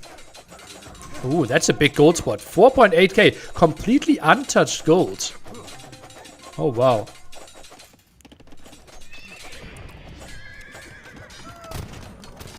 Hera's army is so strong now. 80 military.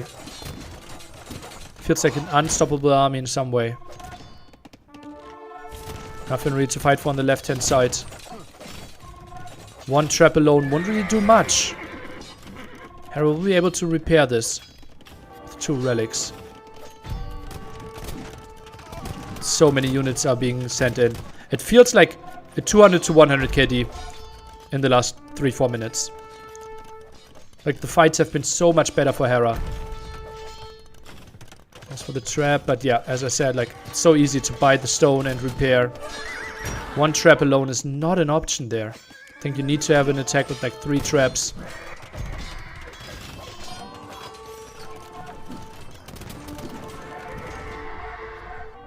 Few bombard cannons could stop this, yeah. I think just Hasa skirm would be so solid here.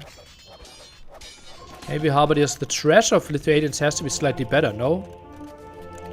Why no Mangle to clear skirm? Mangle are easily sniped. I don't think that's an option.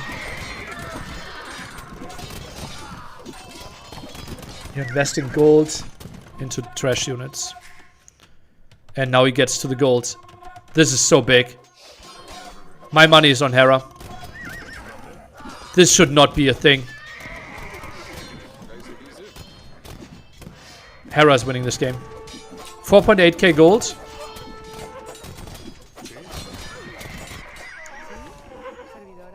Okay, Hasa's around. That's really important for ACCM. Hera wins this. I'm really mad at ACCM. Like the champion switch obviously was not knowing what upgrades he had, right? Missing so much pierce armor against the skirms was horrible. And then just the attacks didn't make a lot of sense. Like sending in like 22 champions in spot where he could have easily gone 60.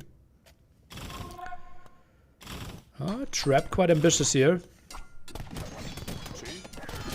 Fight in the center still really good for Hera. He just keeps on killing units.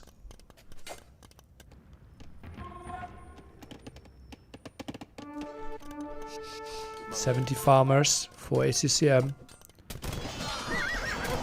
A fight here. Okay, that looks like a reasonable clear up.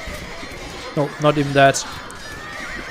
Harbardier count was low, but the Hasa count from Hera was good enough for this. Okay, now the Halberdiers for ACCM are joining, but basically only after all the hussars from him went down. Okay, he's pushing this back. Pop 170. But the 4.8k gold, that will be Hera's. Should be concentrated. Now he's going for champions. No, okay. He's going for hand cannoneers. Whew. Now it looks like ACCM is winning again. What are we witnessing of a game? Oh god, what a madness.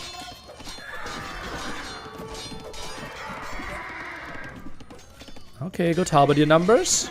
That's good for ACCM. Skirms are not around. Hand cannoneers now being added. Still believe this was reasonable. Skirms should focus down the hand cannoneers in the back. Not a lot of skirms though from ACCM. Has 8 on the field in total. Push through on the right. With so many castles. I don't think Hera can raid at all here. Don't really think that's an option. Hera's down to 50 farms only.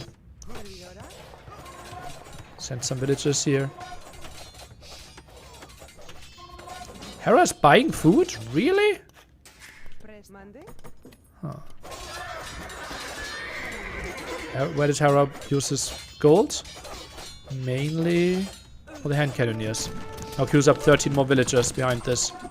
4 TCs. How would he push there? Maybe another ram champion attack from the left could be a thing. Yeah, this area. Yeah, I like this. Oof. Hera apparently a fly in front of his face or something.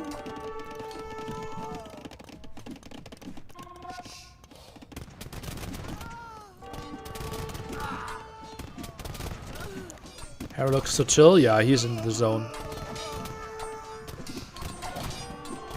Overall map control looks better for blue though. Crazy quick walls there. Tries to block off the raids. That happened so many times. Wood control. Will this be a factor eventually? Don't really think so. Tassa's even winning the fight. Waypoints need to be changed here though. Units dying instantly after being created without really attacking. Ooh, but Hassa's now joining the party from behind. And that's not a lot of Halberdiers to help out. That's a nice engagement here for ACCM. And that's a big clear up, I believe. Also invested quite a bit, and there's no new reinforcements coming in. The hand cannoneer is actually still alive. Nice positioning there by Hera. I didn't even see that, how many hand cannoneers stayed alive there. Where are Hera's traps? Yeah, I don't think traps are helping a lot here. Those are easily sniped, I believe. I think it's still, we're still in the spot where just pushing and getting more control is the main thing. 26 military only for ACCM.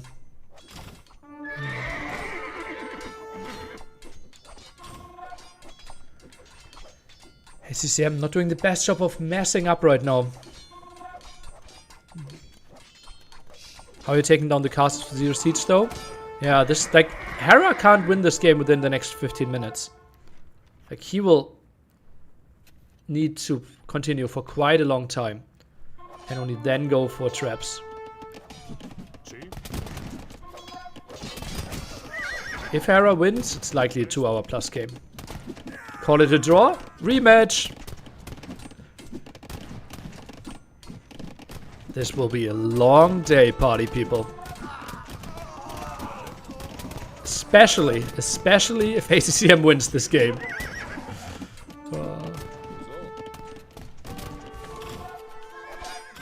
90% of Hera's army is countered by skirms, only 4 skirms for ACCM. Right now, that's true, yeah. Before that, he had more hussars in it. And now you can see, he sees he doesn't have enough hussars and queues up 23 more. So Hera aware of his composition.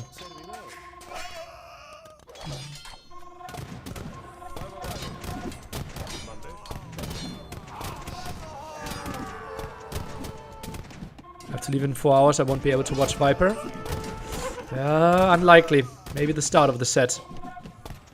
Actually, well, in a wild world, not impossible. If Hera wins, could be starting Viper in like 2 hours. This game alone. will continue. Love to hear the like damage output from the hand cannoneers though. Hera 75 on food, ACCM 98 on food. Hera 16 on gold. Now takes the big fight here. Halberdier numbers simply not good enough here, is what ACCM is judging. And it feels like on the right hand side they were good enough and all the hussars are getting slaughtered. ACCM at pop 170. Sends in more units. At the moment there's still like 5 Halberdiers left. Sending like 6 hussars won't really be enough. But reinforcements are there. And I think he will clear this up. That was costly for him though. For ACCM. Hera is continuing to produce. And for my taste, not raiding the gold enough.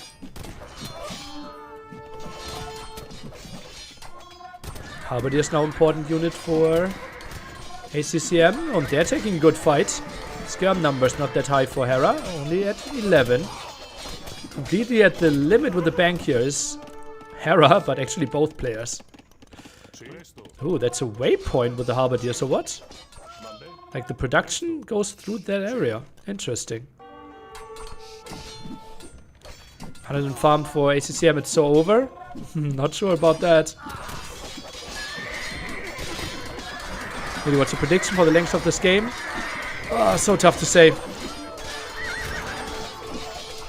Now it feels like 1 hour 50 ACCM win. But now after losing everything, it feels like 2 hour 20 Hera win. It's just so swingy. Now we can see some advanced stats there at the bottom right. Work efficiency. You can translate it yourself. Everyone knows that. I don't need to translate it.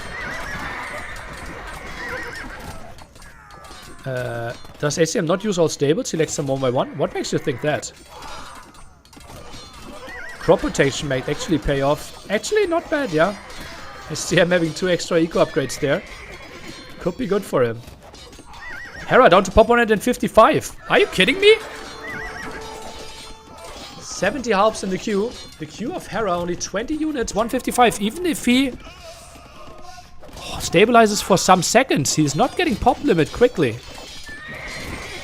Hussars are in there, raiding the wood line. Did ACCM break him? Bit too much fighting in the back there, not really having all of his army around. Hand cannoneers falling back a bit. Kills that mill.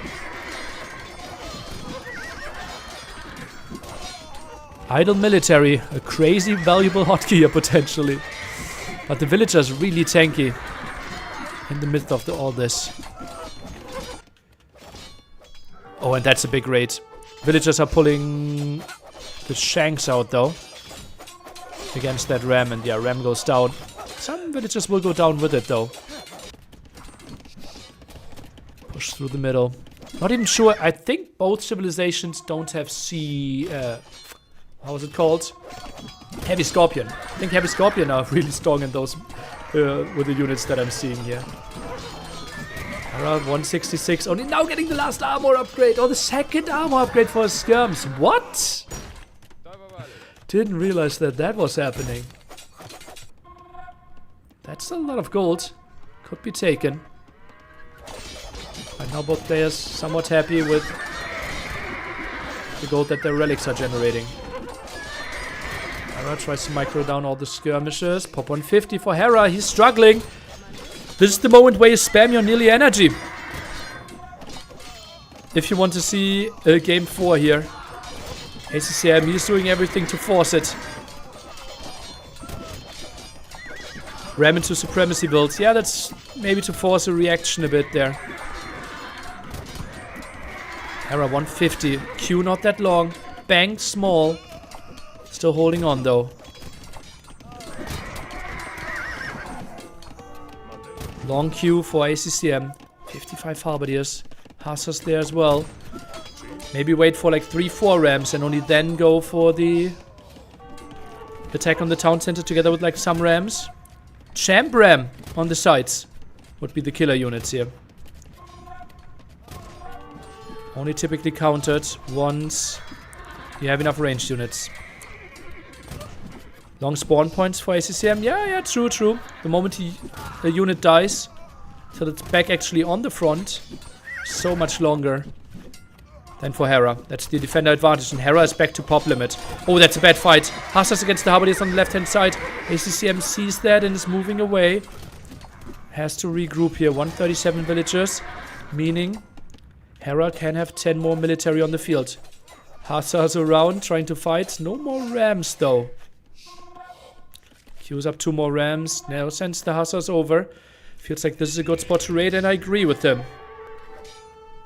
Another town center there. Fight in the center, therefore, completely stabilized. Hera sends all his stuff over. Supremacy villagers against the ram, doing a good job. And surviving this area again. What a game. ACCM 1000 more gold with a relic. No idea when it comes to market use. KD is so much better for Hera. Although his units shouldn't be that much better. Skirm's a bit out of position. Halberdiers were missing. Another 30 minutes, I guess. Feels like it. I will say 2 hour 20-minute game. ACCM win. That's my prediction right now. Oh, some nice Hussar raids in the back. The villagers going for the stables. How many rams should he wait for? He has 1 prepared right now. Zappers is in? Yeah, Zappers came in instantly. Together with Supremacy. Stole the gold there. ACCM still thinking about his next steps. 6.7k gold still left. Food, not that important. Wood won't be a factor in this game, most likely. 240,000 still left. Ooh, and Hera goes for the gold at the side there. Oh man, what a game.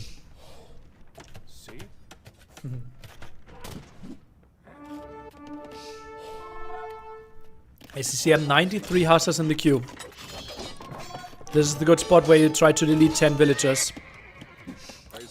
This is not efficient anymore.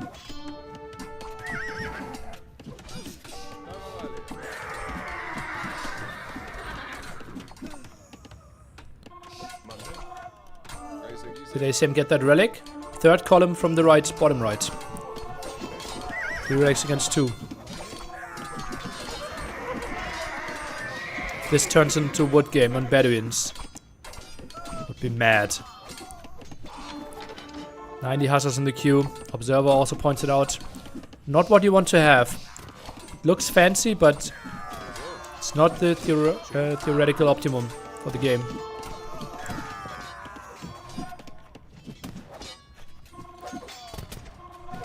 Hera now heavily on gold on the left side. 27 villages on gold. He's checking into champions.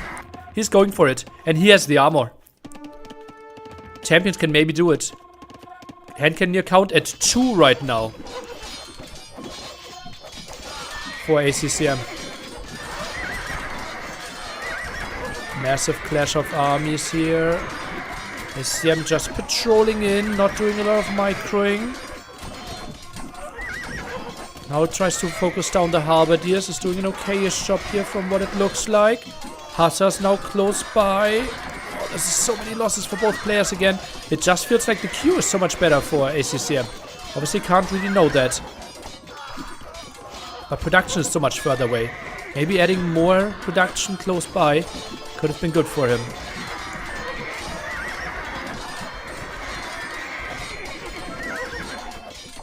Hera at 180.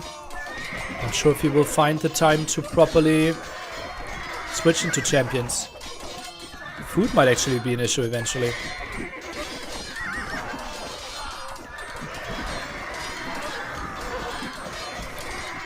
Halberdier numbers not high enough. Only producing out of 3 barracks. Too many skirms in the queue. He can't really react too much to how the fight is going. He just randomly queues units. ACCM. Crazy food price? What's the price on food? What?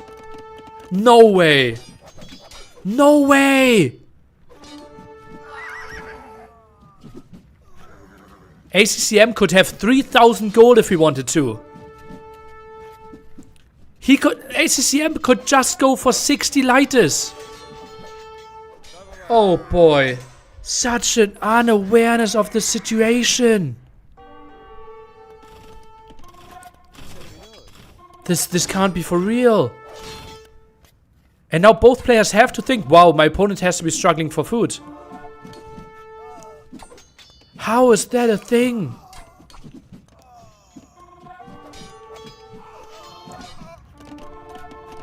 This could be 60 lighters so easily. Look at the food price, 112 to sell. 69 for wood as well. Champion tech only thumbring now for Hera. Oh god. This makes me mad. And they clicked on the market as well. Hera even bought wood some seconds ago.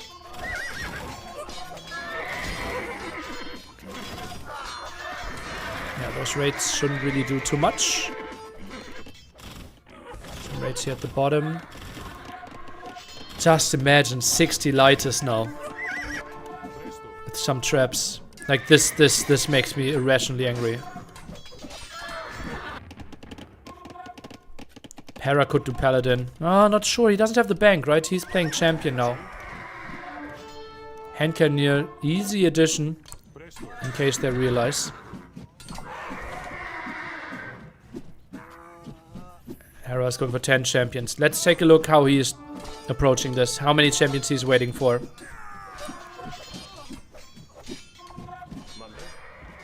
Imagine 80 champions though. Still loses to 60 lighters. Okay, he shows them.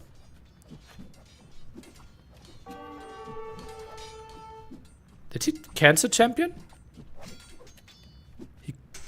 What? He has 8? What is that queue? 6 champions in the queue and 8 200 swordmen in the queue? Something is a bit off there with capture age.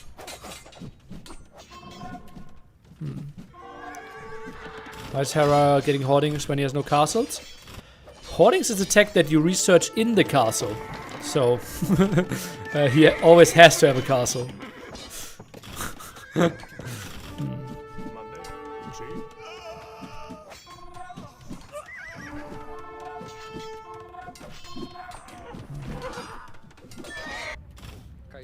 Champions now added. Hera now has the food bank to sell. Spanish do get guilds. This is frustrating.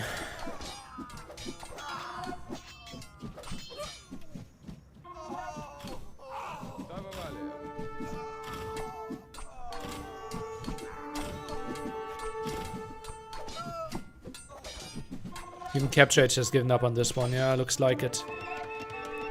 Now the switch, Paladin switch is next.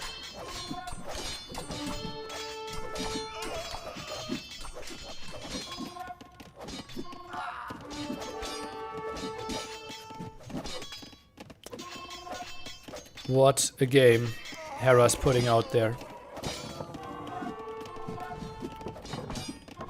Bombard Tower. What are we witnessing? Oh god. He's showing everything. Oof. Wanted to sneak the Bombard Towers in the back or what?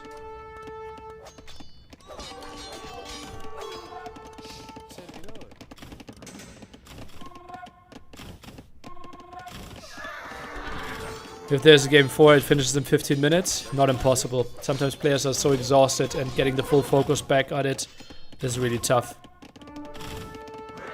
Having 10,000 food and not selling. Yeah, right now he has, what is that? 15,000 food. ACCM. It's just unawareness. With this food price. Hoardings now for him. He has enough castles, okay?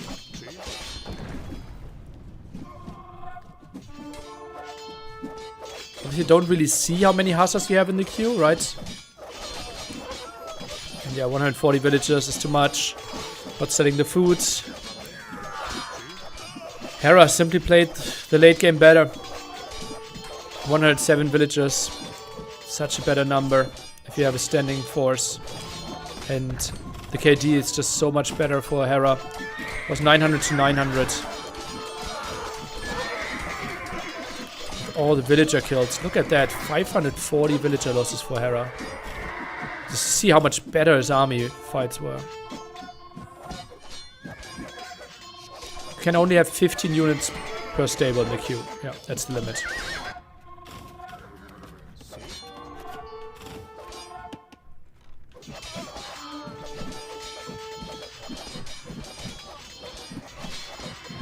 Does ACM really feel like I have not enough hussars? Yes, that's true, but it's not because his queue isn't long enough.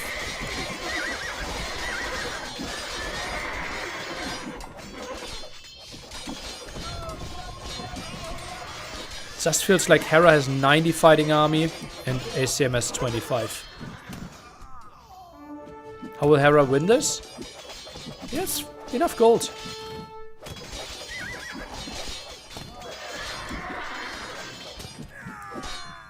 He can just wait, take those fights, and soon go for 4 traps. Keeps champion production up. How it is. This is such a big winning fight. Look at the army value, 2.3 against 4.8. Just has double the army value. 45 walls! Oh, ACM doesn't want this game to end quickly. Oh god, oh god. Bomber tower rush at the site. Hera buying himself stone, and now Hera says, okay, we played enough. It is time to end the game. He's building traps. Some traps against the bomber towers though. He wants to deal with this.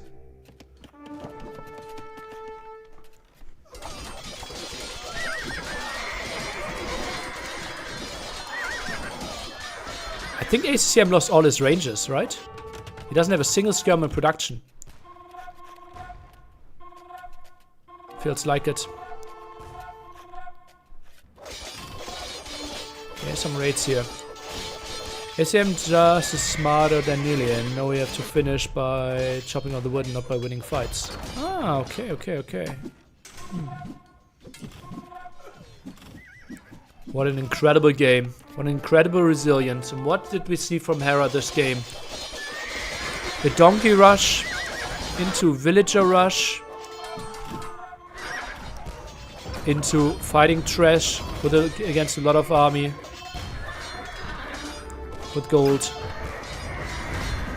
into outlasting ACCM.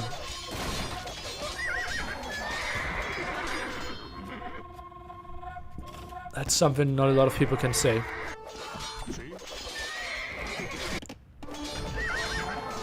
Only one trap so far. Obviously only having one castle makes production really slow. Yeah, with those food prices, obviously a 200 Hussar queue is...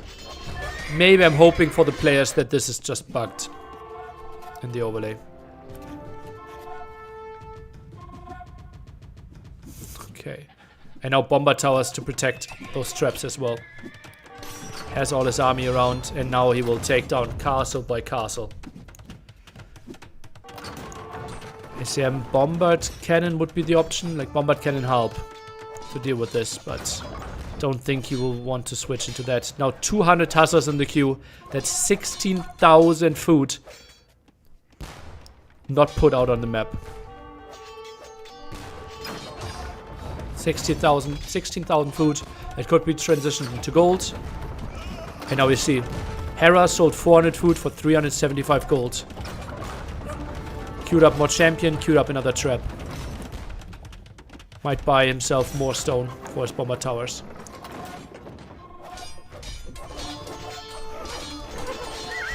It's a good fight for ACCM, but I don't think he can really punish Hera too much here. That's the first castle down. The first of 7 that he has to go through.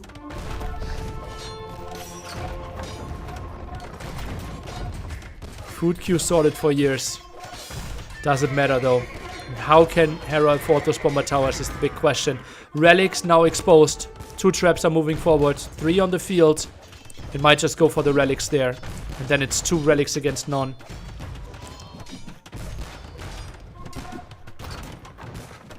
$7k army value against 4.5k. That's just the continued story of this game, no? Like constantly Hera's army had more value. And therefore he could just take better fight after better fights. I think an overboom from ACCM side. Over Q. What a rough game.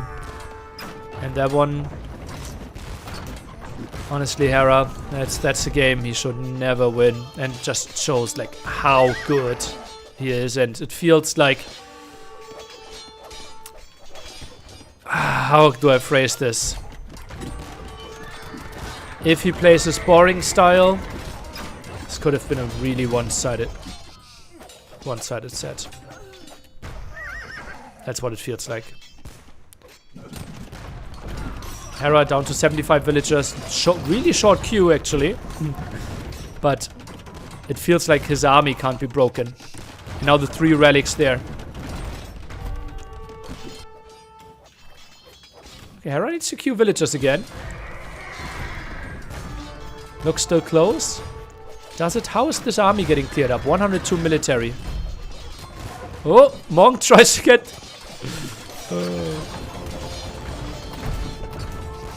Not enough halberdiers though. Is Hera maybe underproducing halberdiers there? Not sure. 85 villagers. Hera's putting everything out on the map as well. Now Hera with the relic lead.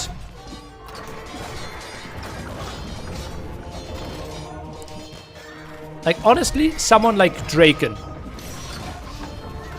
Czech player, really experienced in those situations.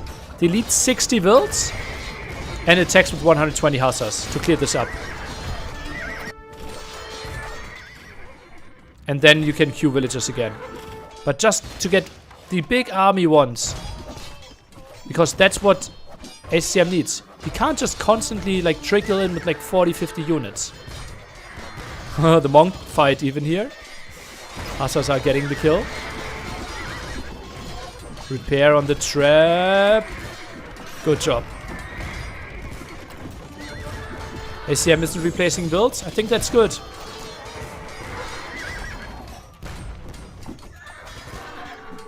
He's replacing mass hussars. Okay, goes for it again. Hera. Hera struggles with the queue. Hera struggles with the queue. 77 villagers only. And the trap could die.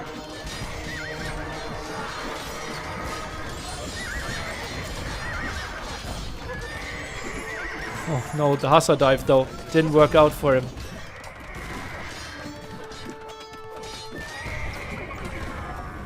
The queue for Hera. 3 halberdiers, that's it. I think this is getting broken. Hera's down to pop 140. Is this ACCM winning? No way. No way. It's 5 against 0 relics though. But I think he can take those 3 back. Trying to buy stone for himself. The 1 trap, he's diving for it. How many shots can the castle survive? 1 more even. Trap goes down. This is getting pushed back. Hera's down to pop 130.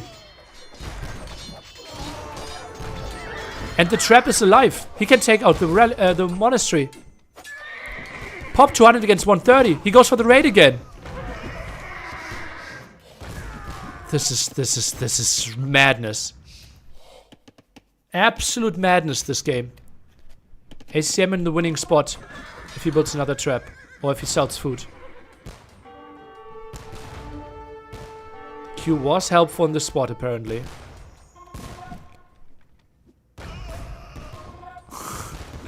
ACCM can't believe it. Something shown behind Hera's webcam there. At the stat. Okay, relic being yoinked. Can the skirms get there? Not sure. Looking grim. Only 165 hustlers in the queue. For ACCM. And that castle staying alive means ACCM still has 5 castles. So like Hera can't really raid here. What is ACCM? ACCM is typing. I think he's offering a draw. Sorry, can I pee? Pee pause in a game. This is like no way. The game is taking too long. 2 hours 12 minutes. People clapping. The man is peeing. Clap, clap.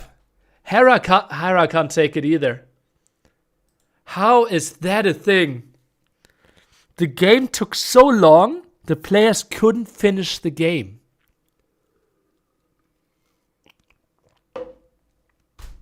P-pause for all of you. Be back in 90 seconds. Like, this game is not ending soon. This is absolute madness.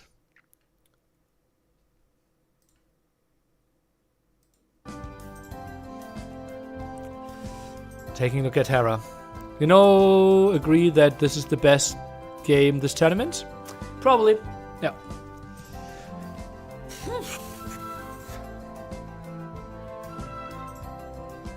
Is there maximum length in a single game? Not in this tournament.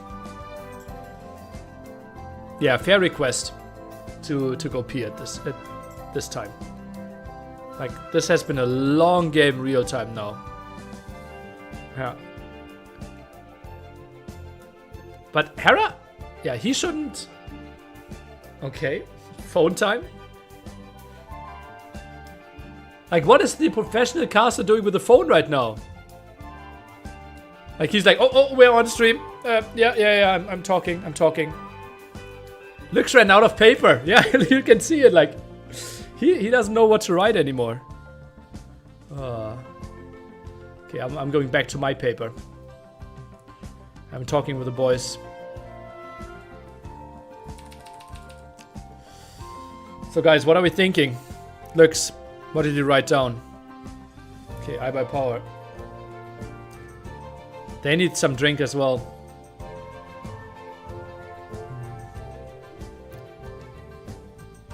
Some coffee now. It has been too long for them.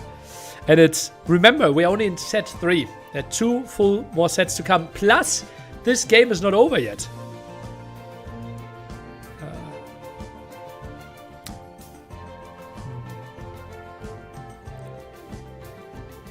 Yeah, Lux is only shaking his head as well.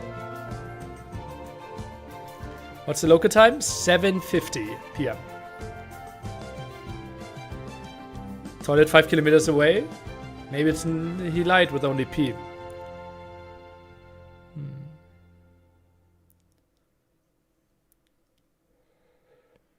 Yeah, it's not. They don't look like super excited. They look like. Is Lux casting every set as well?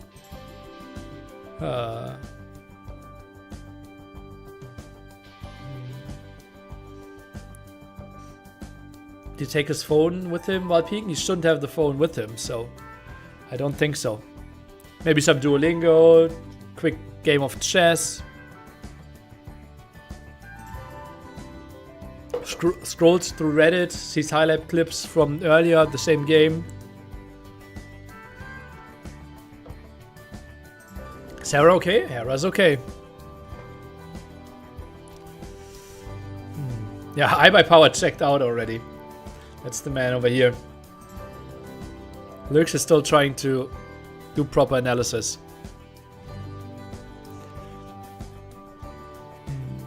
Yeah, MBL will put a second PC there and actually queue up for another game.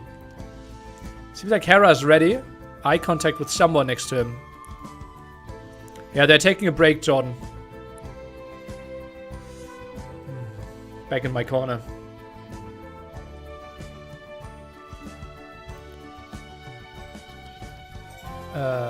I thought Hera won the game, but I also thought ACCM won the game earlier. At least Hera is now having 3 relics. Right? He stole one. There's one untaken and one in the monastery at the front. So right now, it's 3 in the monasteries, or 2 in the monastery in the back, 1 on the way to the monastery, 1 in the monastery in the front, and 1 next to the monastery. Whew. I was happy my set was going to start early for last set. Oh, you didn't count with ACCM apparently. Okay, seems like they are ready and we can go back at it again. Oh boy, oh boy, oh boy. What a set. This is only game 3. Could be a 5-game set. Seems like they asked for the go and I hear in-game sound. Hera's gonna win. Let's take a look. 2 hours, 12 minutes in there. 177 Hussars queue still. Get some raids in and Hera's struggling with villagers, so those raids are actually hurting quite a bit. This one is stopped quite nicely. Hussars are dealing with this and 2 relics there. 1 relic into the bomber tower. He's saving the monk into the bomber towers. What is this madness? Oh god.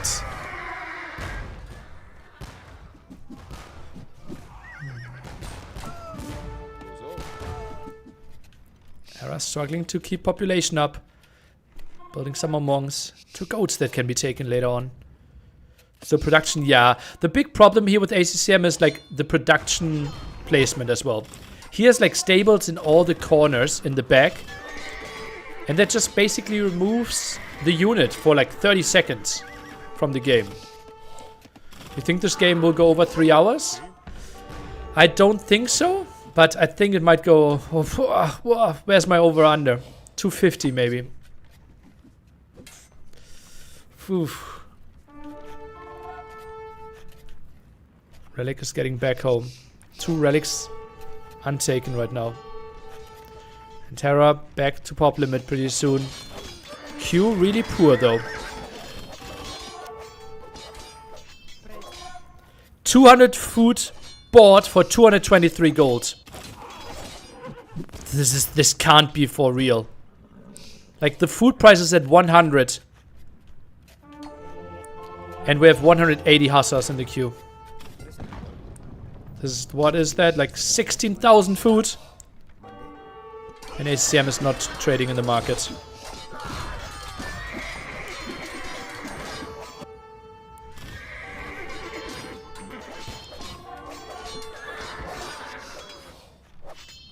Hera's pop is back, yeah, but no queue, no bank. So this is exactly what he has, the numbers that you see. While ACCM still has a lot in reserve, what it feels like. Gold is gone, I'm pretty sure, yeah. We showed 5k earlier as being remaining, and I think Hera mined all of that on the left. That's the TC, yeah, all the gold is gone. Since Hera is buying food, maybe it's okay not to sell? No! I don't think so. I don't think so.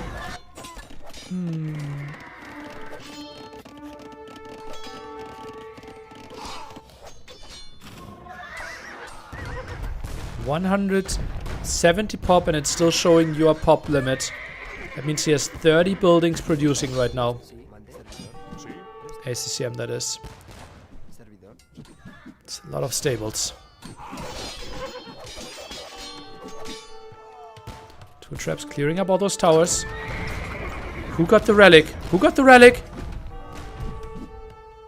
Who got relic number 4? This is number 5.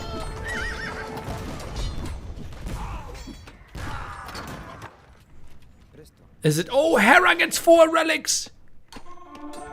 Hera got 4 relics!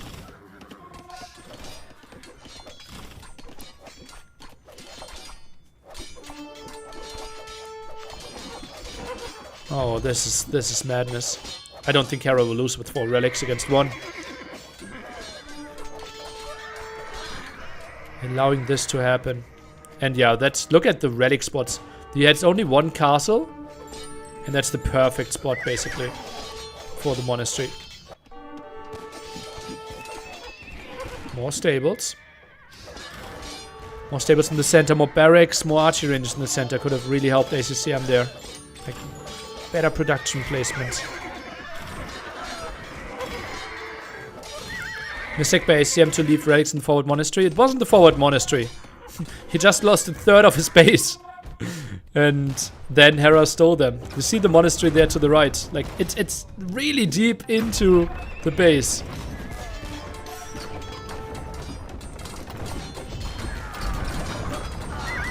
That trap on the left side will go down. More hussars are swarming in, but it feels like Hera is now mainly producing halbs. 60 halbs on the field. Not sure if I like this engagement for ACCM here.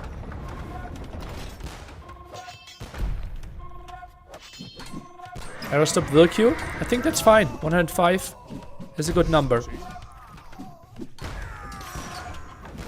Kept taking good fights. Maybe 115. Bomber tower in the back.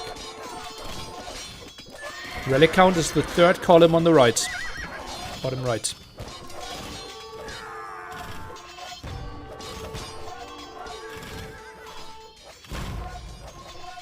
Okay, but now if he loses 10 builds, obviously then he needs to replenish again.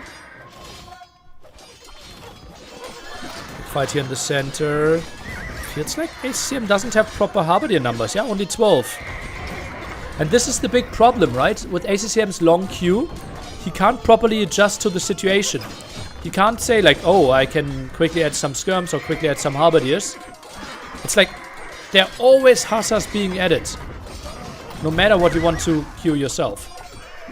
That's why those crazy queues are actually not good. I know it looks fancy.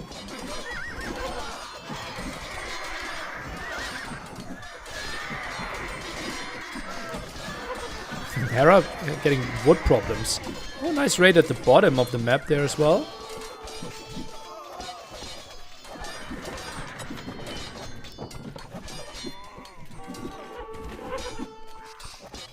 Castle's helping out so much. I think I'd even buy to repair the castle a bit more. Just because I'm scared. Would this be fine if it's Pulse Hussar? Pulse Hussar would completely wreck here. Like the trample damage would just completely dominate in those 70 versus 70 army fights. Why not Shams? Hera is saving gold right now. And ACCM doesn't have the last armor upgrade for Shams. And no Gamisons. So they die to skirms.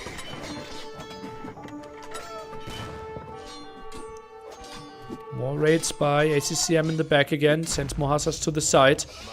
Just feel like he constantly wants to kill villagers. Against these Sith, that's the toughest to kill when it comes to villagers. Just force idle time. I think without a trap follow-up, it's not doing too much. Yeah, you're killing some vills, but we're also losing a lot of hussars. It just tries to stay annoying. As I said, like, rammed champ side attacks could be really good. Hera soon lost 700 villagers this game. Absolute madness. Vascarios and everyone else who's enjoying this. Thank you for being around and witnessing one of the craziest Age of Empires games we've ever seen. Not only because it's long and it's close and we don't really know who wins, but also like the storyline that started this game. With like fast castle, missionary rush, into a villager rush out of 7 town centers. And now this madness. 2.5 hour game. Pretty much guaranteed. Wood remaining, we checked earlier and we had 240,000. So I don't think this is going to be a thing. Ooh, the hussars at the right side are dying. Left side raid, not sure. We got all unique techs, yeah. Although, not sure what, no Inquisition.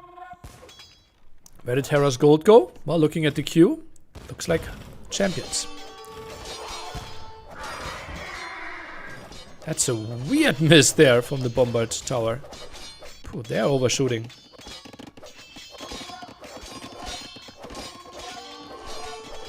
Okay, that's a nice find as the raid here. Yeah, Dock and Spanish Elite Cannon Galleons would be something. Yeah. That would be fun. 8 on gold for ACCM. Is that the one at the bottom?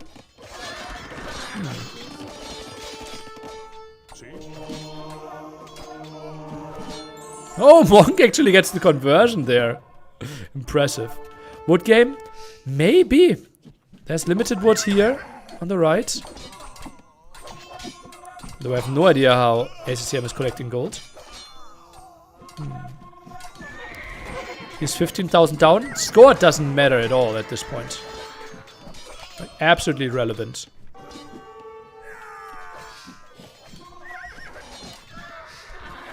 ACCM lost some build, is queuing again. Seems like he only has 3 town centers though.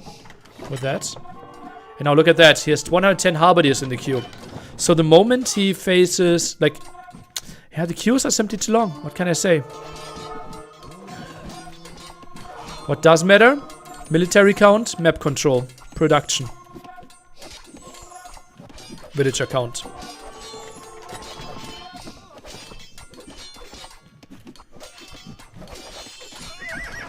No.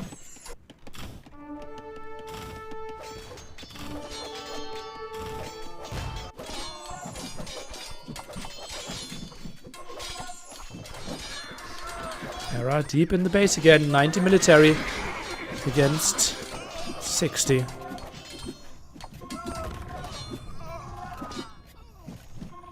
Repairing the castle there. Bought himself 100 stone for 262 gold.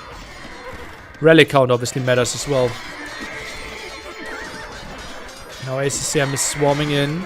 Champions around there in this fight as well. Castle helping out from distance a bit.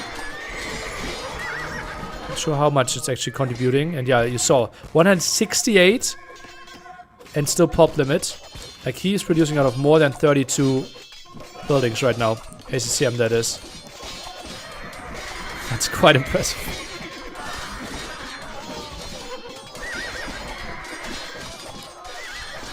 Goes for the raid again. Is that really the recipe to success? Another bomber tower. Without siege, Hera is not really pushing here.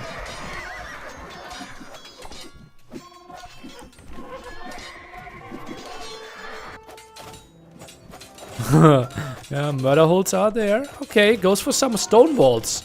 ACCM bought himself another 100 stone. I think pushing here without siege just feels so weird. Like, are you really achieving so much here?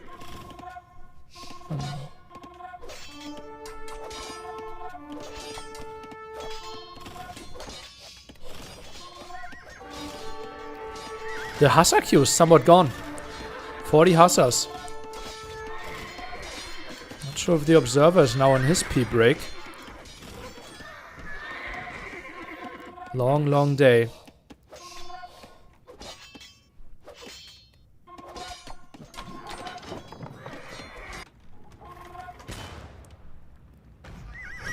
The Hussar queue now.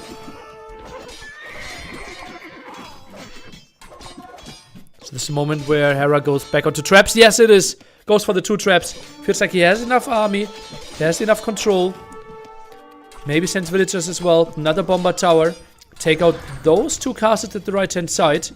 And then everything feels open. ACCM is expanding to the side. ACCM with the overboom now. 138 villagers and 10 more in the queue. Keeps getting the raids in.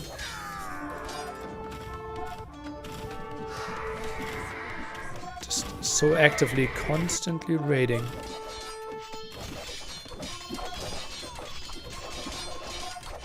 Both players.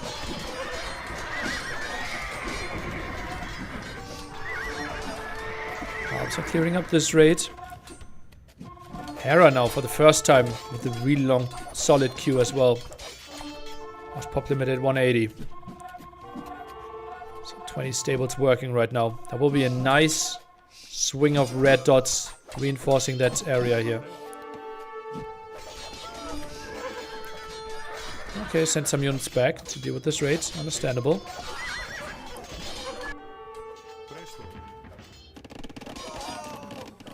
Both players got all the eco upgrades as well. 1 point Hera was missing, I think, the last wood upgrade. Is this maybe the spot where crop rotation wins ACCM the game?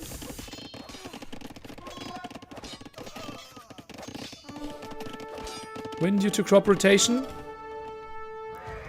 Okay, where are the traps going? Okay, goes for this trap. This castle. Interesting. Bit out of position here, ACCM.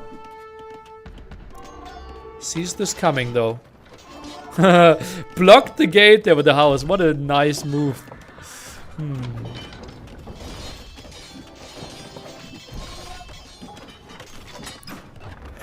Hera has to be feeling so confident. Like, he was slightly winning. Even so confident that he's placed Spanish archers. Oh no. Oh no. Don't rub it in. Don't rub it in. Okay, gets rid of those 2 palisades. Rubs it in with the Spanish archers. Where's the second trap? That castle in a lot of danger. Obviously repairing incredibly expensive here.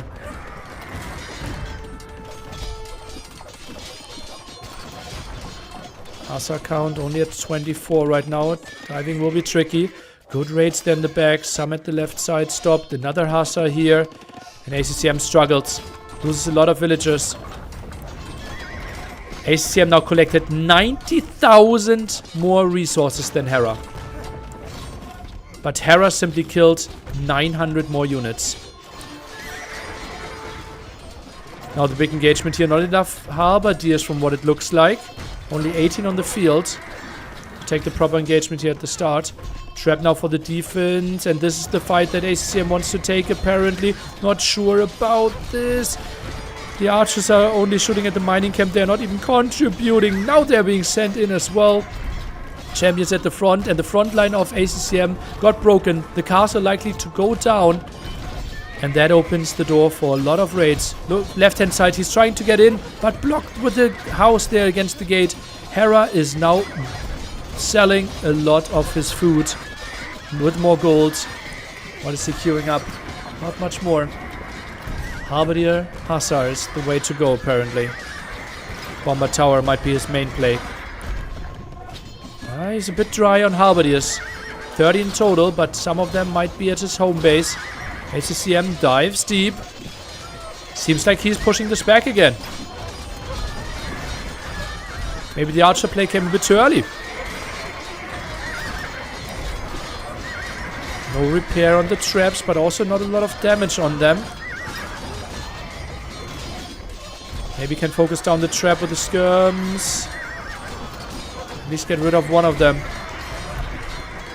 Micros down the halberdiers instead. Repair on the trap. ACM, it felt like he won it. Fighting under those 2 bomber towers. Obviously every shot is a kill. Hera is buying wood at all times. Oh, that's just mad. Hera is struggling with wood income. Only 15 on wood. Now Hussars are clearing this up. Observer, this would be a good time to maybe take a look at the wood left on the map. I think it has to be at least 50,000 though. The full left corner is completely unchopped. Hera's Q is underwhelming. 160 pop. He tried to finish the game again. Couldn't.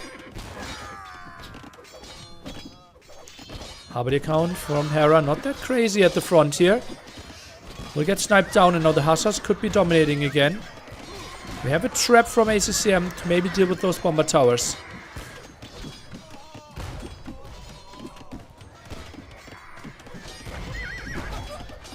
I wake up to a 3-hour game. Well, at least you didn't say Okay, I'm going to bed. Just one more game.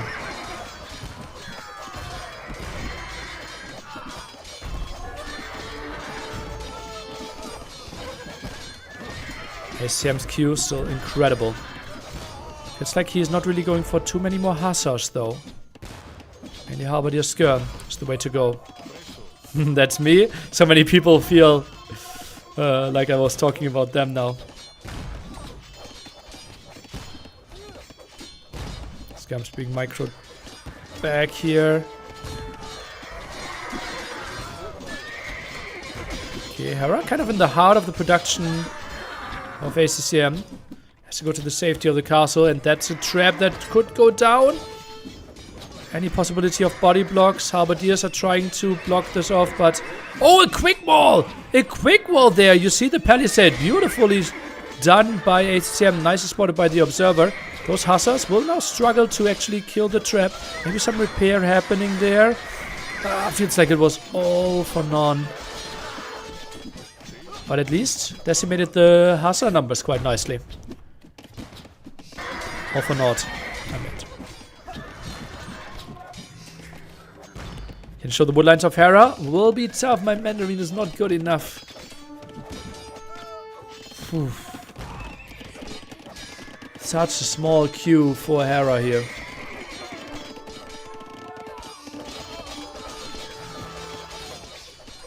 Hera 27 on wood. Not sure where. It feels like bottom left corner maybe. Okay, some over there. Yeah, when ACCM asked for the P-break, I felt like, yeah, well, it won't take that much longer, right? But he knew. He knew.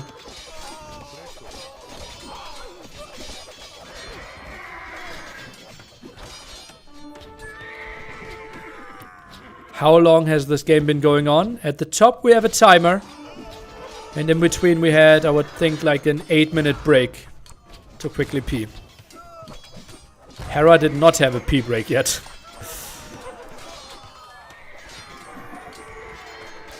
Still long queue. No more queue when it comes to hussars or skirms for ACCM. Only Halberdier production now. Those bomber towers, they are adding so much value behind this. Hera seems unbeatable for a few more tournaments. Well, Liry was close. I think Liry was close. Who's winning?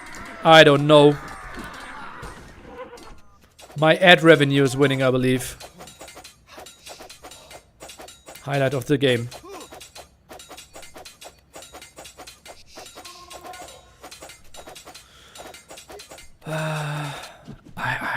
I don't know. I think Hera will be winning. 4 against 1 relic.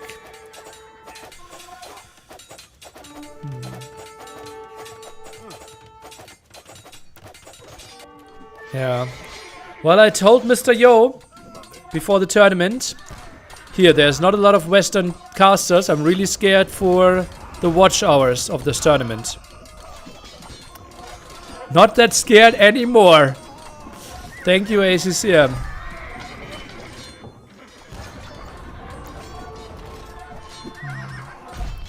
Hera 774 dead wilds. Yeah, well, he was villager rushing with like 400 wilds. Is there a spot at the 3-hour mark where you as an admin go in and say, okay, we are saving this game. Let's play game 4 and 5. And if it's 2-2 then, we will continue game 3. Is there a spot at one point? ACCM should realize that raiding the woodlines might make most sense now. Actually, that is pretty smart. No, it isn't. It only makes sense in a single elimination situation. Or like in a bracket situation. Because every game matters when it comes to seeding and group stage. Like, they would always need to finish game 3 off stream afterwards. I will hope you will be casting Lord Viper game. Yeah, I planned with a 15-hour day. Viper, the 5th set of the game, of the day. After this, we will have Nikov versus Vivy. Both players likely already eliminated and only fighting for better prize money in this tournament. Difference between 5th and 10th is 2.2k. That's on the menu. And then the main event of the day. Mr. Yo versus Viper. So we're still allowed to play? Yes.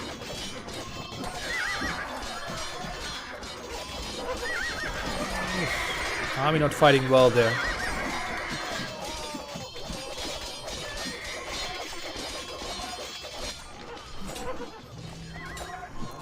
Mr. Viper versus the Yo. How much sugar water have you prepared for today? Well, I have like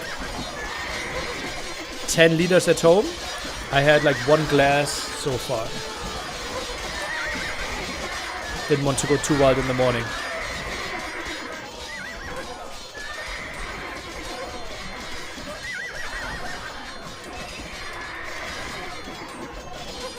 Long Halberdier queue for ACCM now. Long Hassa queue on the other side. There should be some good engagements coming up for ACCM. Oh, Hera decides to raid. Still 4 castles out on the map though. Oh.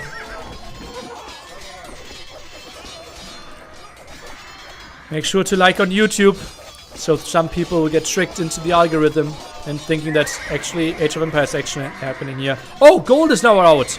We have 30 gold left. How much wood was that left? Someone saw it, right? Observer just showed the numbers.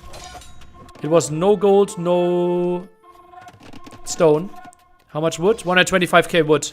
Okay, so there will be an end. Observer tries to show all the wood. Oh, actually in the center of the map. Okay. Okay. So I don't think this will be a 5-hour game then. Yeah, I'm pretty positive. This won't be a 5-hour game.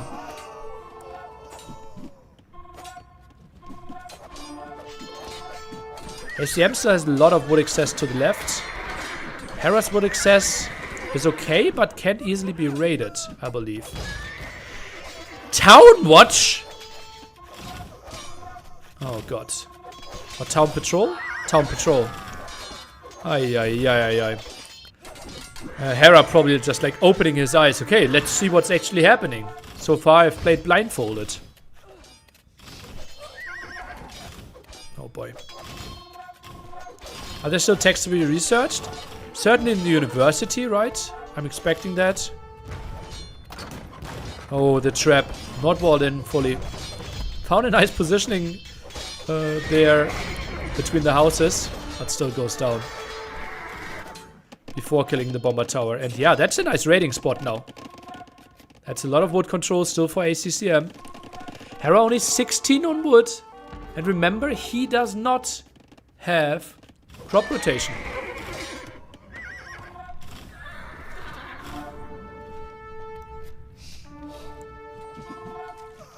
ACCM might be winning this game because of crop rotation. Is now already going for the wood in the center of the map. Shorefish time! Save some wood for farms. That's a lot of wood though, yeah. Game will finish in less than 20 minutes? Oh, I don't think so. I don't think so. How?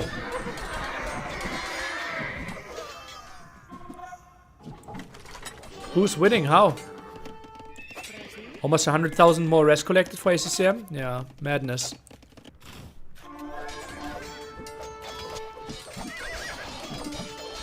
$100,000 more resources collected didn't make the difference with crop rotation? I think so, yeah. I need to board a plane at 1800. Well, hopefully tomorrow 1800.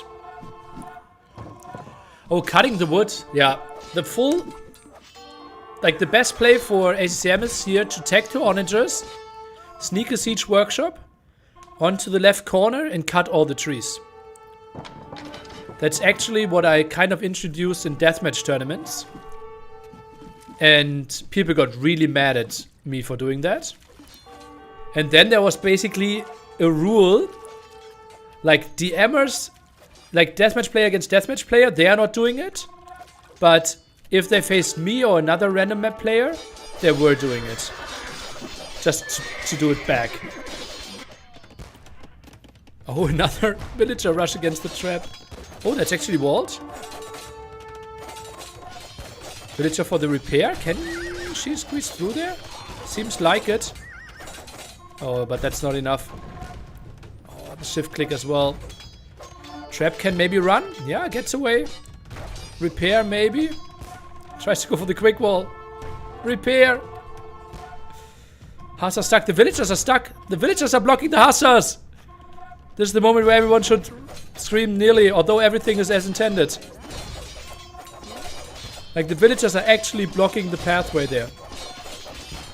Hussars should not be able to go through.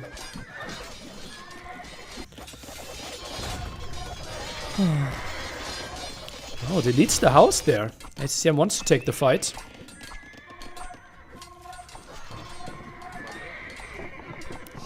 Hera, 90 military, 90 villagers.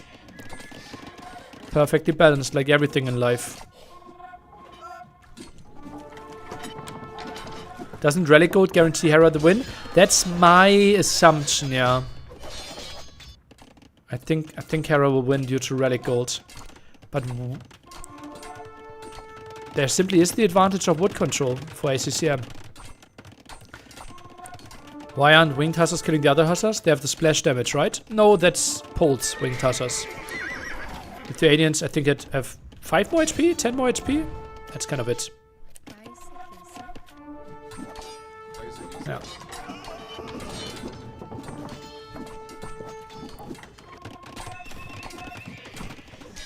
Okay, people, give me your predictions. How long is this game going to last? I honestly don't see a quick ending. Give me your times, post them. 4 hours, 3:41, 4 hours, 4 hours, 18 hours. 4, 5, 4, 4:20, 3:30, 5, 3:30, 3:26, 4 hours, 18 minutes, 21 seconds, 3:15. Better to have a time limit like in Red Bull. Well, some people also enjoy this quite a bit. In Red Bull, obviously, we are bound on the venue and production and everything. Here we are just praying. How long has this been going on? There's a timer at the top, my friend. 5:59. I think I just heard the microphone drop. Maybe one of the casters now talking to the admin and like says like, dude, I need a pee break as well. Was this in real time? Divided by 1.7. Also, there was like an 8-minute pee break in between. How are we not bound by the venue and production this time? I'm not sure, like... Just... I don't think, like, the Chinese contract is that strict compared to, for example, like, German labor laws. Where you're not allowed to work more than 10 hours a day. And therefore, our days had to end within 10 hours. I think Chinese production will just sit it out. And we'll just take 2 or 3 more cigarettes. The Chinese way, you know. Germans became weak. Yeah, it disgusts me as well. Trade card rush? What? Do I have trade cards?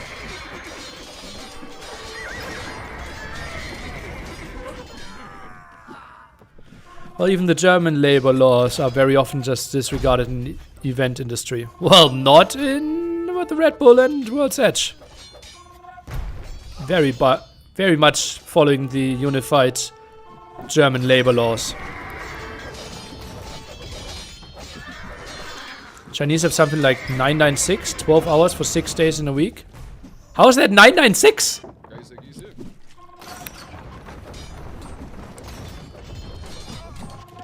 Yeah, in Germany we have also something 5-12-8.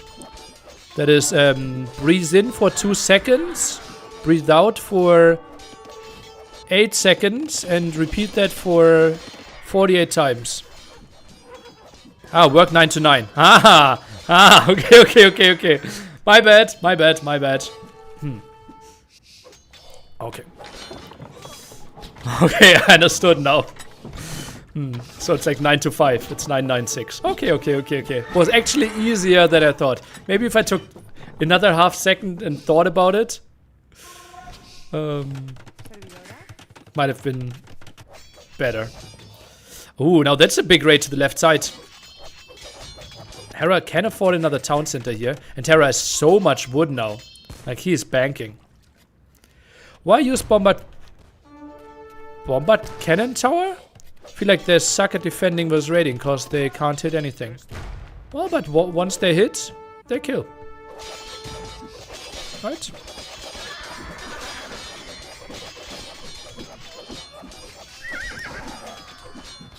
Hera struggling a bit with population. 96 farmers though. Slowly but surely getting to his comfort zone. And still the 4 relic versus 1 relic situation. Can't be understated. Ooh, cleared up most of the bomber towers there. That trapped it. No work. No kills. Yeah, this is the ego fight for Hera, yeah. I think if no one was watching, if this was like a qualifier, he would just say, okay, you take game 3.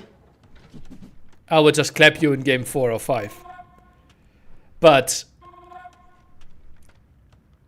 I kind of understand. Like, you want to win this game now. You've played so long. You can't die like this. You've played 3 hours and 9 minutes and 35 seconds to die like this? Did Vivy get disqualified? No. 0 food. 0 gold. 95,000 wood. So we are nearing the end. We're getting there. Some raids.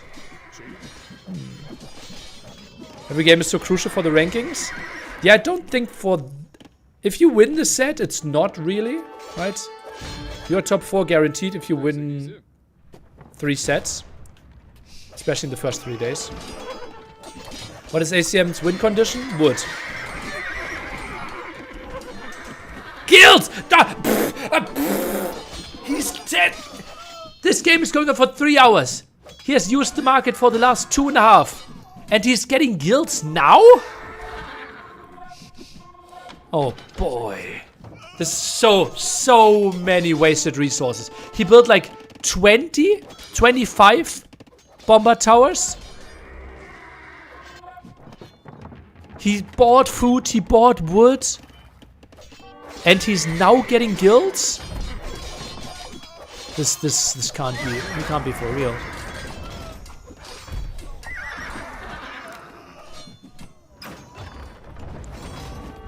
Trap should go down. Hera plays full Hussar now. The big advantage for ACCM is still for defensive castles. So him getting raided is simply tougher. He might actually work towards 1,000 dead villagers here for Hera.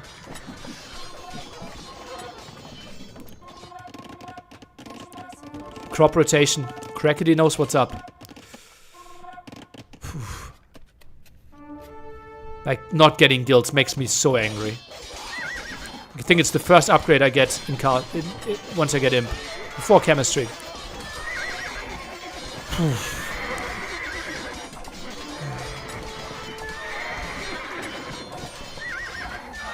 Okay, 1 trap. The 1 trap from the very right side is now the trap from the very left side. ACCM is taking solid fights here. This is a good one, I believe. Snipes down the halberdiers. Skirms in the back. It's mainly skirms here for Hera in this one. No more wood for ACCM. He has 29 on wood and 2,000 in the bank. I think he's doing okay. Hero Archer! He's defending the farmers. I go fast imp guilds just to steal the better trade. Oh no, that's an ambitious trap! What is he... What was this mission? Like, maybe Hera is not watching. Where's the protection, my friend? I know ACCM has 3 kids, but sometimes protection is good.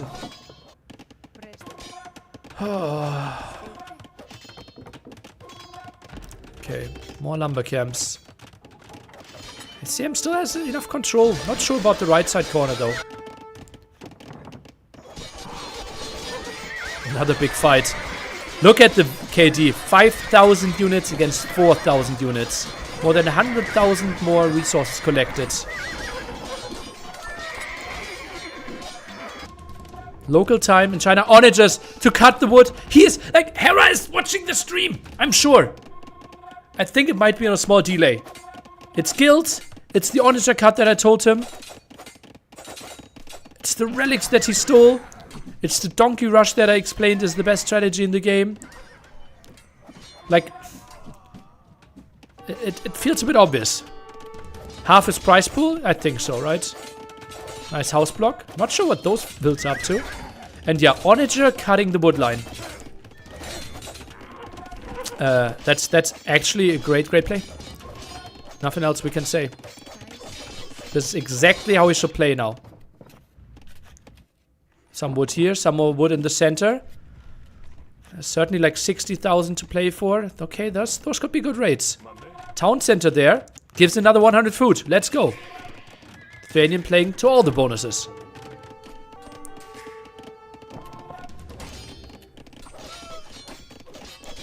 And a trap. Will Hilfort kill the Onager? I don't think so. He just needs to cut long distance first. How long is this game? Thank you for your question. There's a timer at the top. Oh, that's a nice rate. Hera might go below 100 villagers again. Can you ask chat to show Hera's desk? There must be a phone. Most likely. I don't know why I should ask chat though. Unless chat is the name of the admin. Yeah, the worst thing is like Nikov is just saying it. Like he just wants to go to bed. He's playing the next set. He knows that if this game is getting won by ACCM, they will put on a smile and they are ready to go for another 3-hour game. Oh, rip those 2 builds. 1 build. Oh, Palisade gates now for the Onager, so it can't get sniped. That's so clever. He tries to go for all the woodlines. Diagonal gate even. Hilfort. But Hilfort is not far enough. Hilfort's against the Onager. Hilfort's against the Onager. He goes for... No way. Hilfort kills the Onager. What are we witnessing? I nearly said no way. He just needs to cut from distance. Now another Onager. The hero archer joins the party. 1 kill already. We will sing songs about him. He will never die. We get microed like a hero. Morale booster for the Spanish. Hank the archer. ACCM struggling to keep pop limit.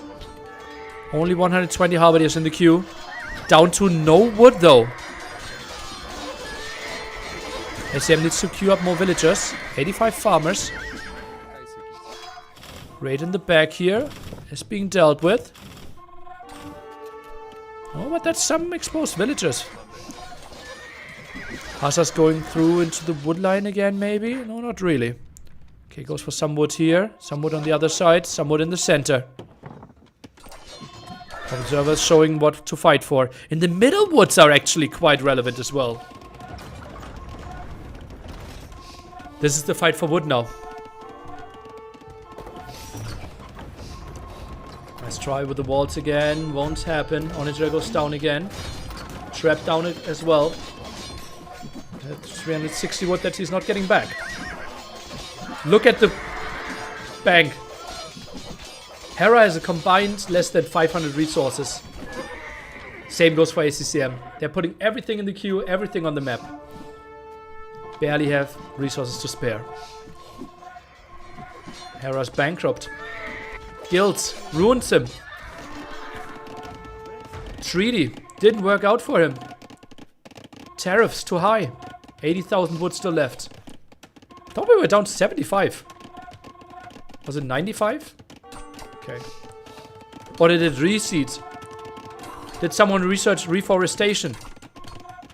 Just imagine. Reseeding trees in Age of Empires 2. Well, then I'm going to cast from bed. Walling the woodlines. 112 trees. 11,000 wood in the center there.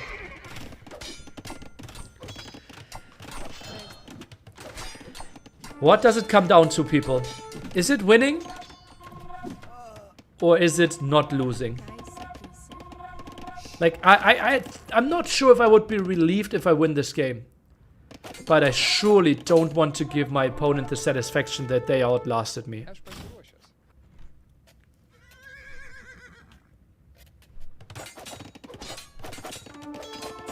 Official confirmation that also Hera did not take a pee break for more than 3 hours now. Stay hydrated, people.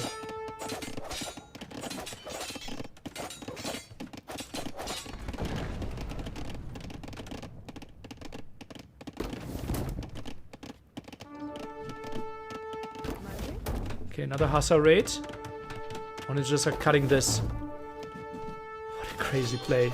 Hussars, this is a big raid. Oh, that's not a lot of stuff against it.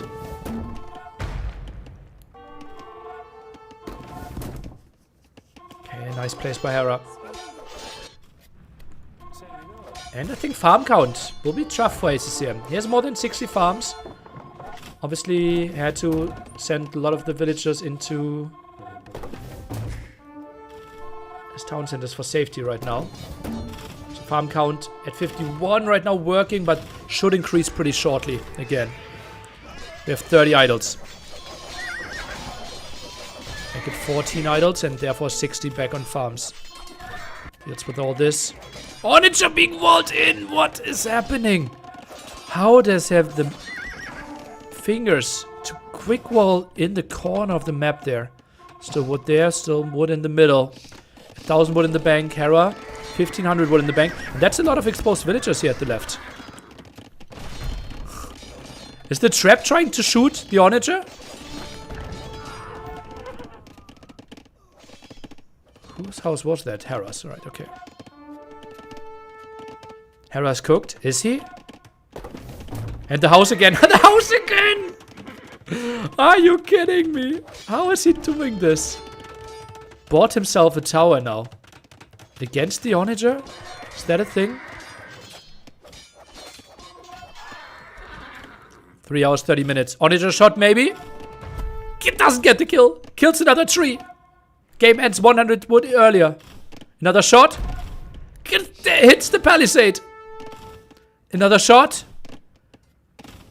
Completely misses. Another shot. Another tree down. Minus 100 wood. Overchop happening here. I don't care. Give me the Onager. Miss. Another shot.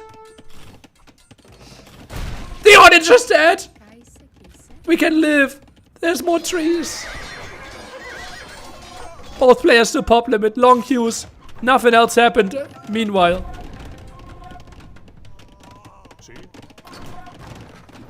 Trying to quick wall here. 3.5 hours in. Trap could now slowly move forward. 37 on wood. 70 farmers. Both players starting to bank up wood. Hera just waiting for the overchop here. Could have actually prepared another Onager. Look at the timing. How aware he was of this. Whew.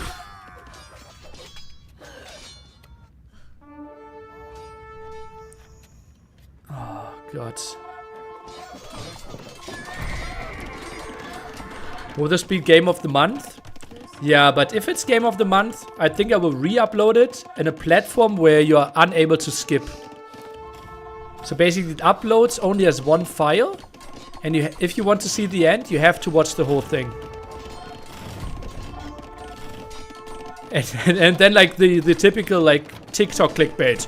You won't believe what happens in the end. And then imagine a draw. And then we have to start all over again. Full stalemate. I think I had like 4 or 5 stalemates in my history. But I think only 2 of them on land maps. 2 of them on islands. So everything, like neither could kill an army. And we just called it a draw. Some of them were played in tournaments and we just played the game again. Desync incoming. Oh yeah. That's actually the good timing for Age of Empires. Uh-oh, quick wall needed. Gets the quick wall! And the palisade? No, won't. But at least the villagers are likely going to be saved. Summon the tower. Summon the town center. Halberdiers are around as well. Needs to split them though. Some are coming from the right. Some hussars are coming from the left. Trap in danger. That's a nice raid that Hera's not really realizing. TC in the middle. Another 100 food. Let's go, Lithuanians.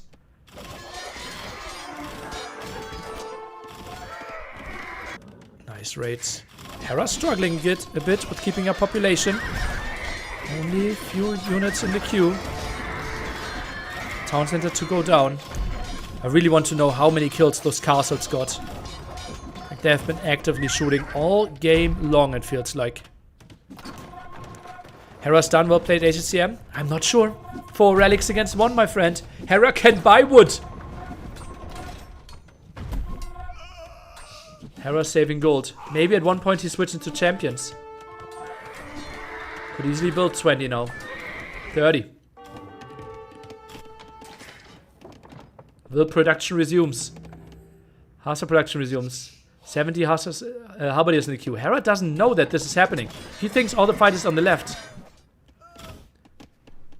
In 10 minutes, when his phone gets the delay, he knows that he will have to fight through the middle again. 20,000 wood reserve, bank reserve for Hera. I think we might be returning to the wood standard. 76 villagers for Hera. He might be struggling. I don't think he can keep up trading like this. Although his queue looks solid right now. Having 1 trap is massive.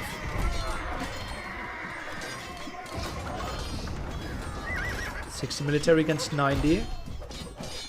Hera's bank will dwindle if he trades like this. And this is also the spot where hussars become better than halberdiers. Because you can spare food so much more than wood. Another tower. More farms being added. Sometimes you buy some wood to add some halberdiers. Skirm's not really a unit of the future. Oof. No move here. ACCM with a lot of hussars. 16,000 wood in this area.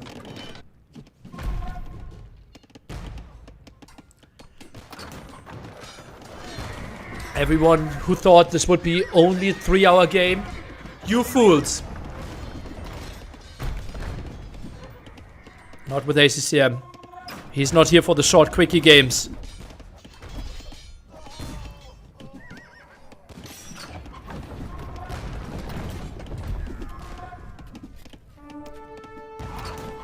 Now we know why Red Bull has a time limit. Indeed, we do. Hera still doesn't know about the wood TC. That's correct. Raid in the left-hand side.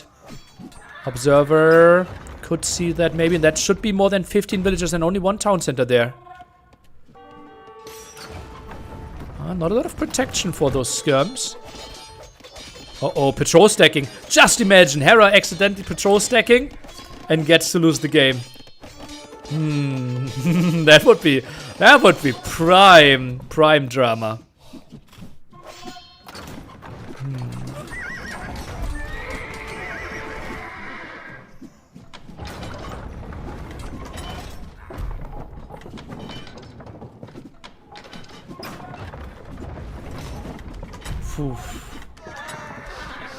Should I free them?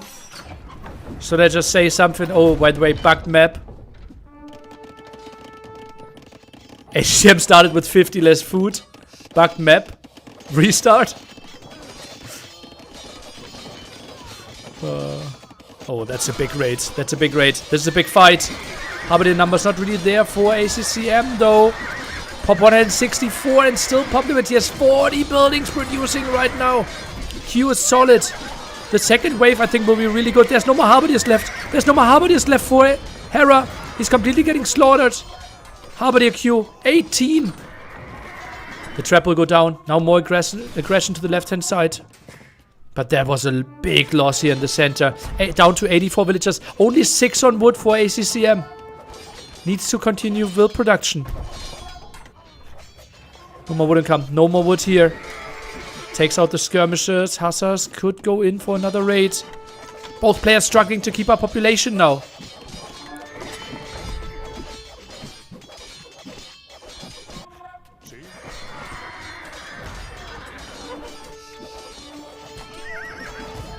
$150 pop for Hera. Goes for skirms. Bit surprised that skirms are being produced here. I think this is the moment where Hussar Halberdiers the way. If wood is running dry. 0 villagers on wood for ACCM. 4 relics for Hera. How is this still going on? Sold 300 food for 133 gold. Bought 600 food for 363 gold. What is happening here?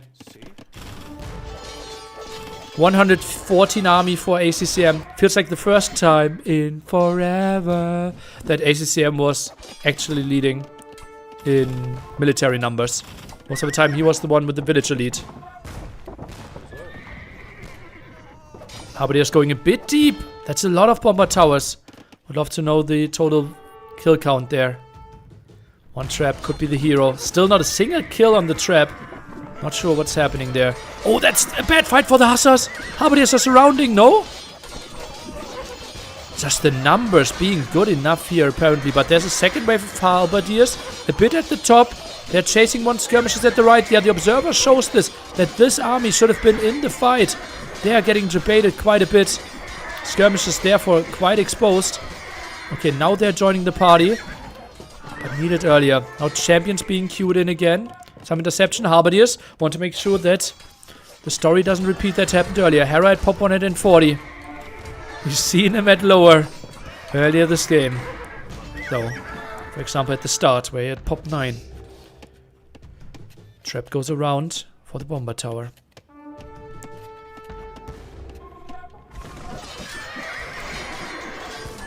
Is this ACCM outlasting? It might be him. Just yesterday, I looked at Wikipedia, like I do every time when I wake up my first half hour. And I actually was hosting a tournament once called Clash of the Hippo. It was kind of the invention or the first start of Empire Wars. And I actually rewarded 2 players for the best game of the tournament. I think we want to introduce that again. Why not?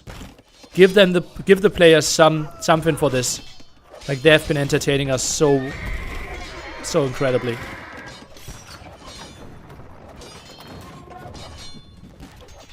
$20-minute game 4, anybody? Let's see. Or 3-hour game. Bomber tower, that one alone got 13 kills. Won't get higher. That's a lot of wood chopping here. 51 on wood now. 56 on food. Hera soon lost 1,000 villagers. That's 1,000 supremacy villagers. 4 relics against 1. Hera so far ahead in relic gold now. Feels like we have to go through every single stat in-game there. Not typically something we do here. In live events, we typically want to show the player reaction. Don't go over the stats too much. If you want to convert in-game time to real time, 1.7 is the factor there.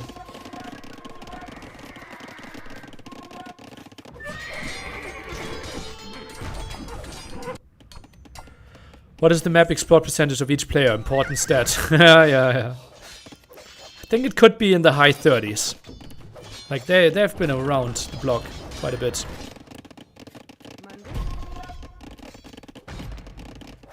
$14,000 wood left still in this corner.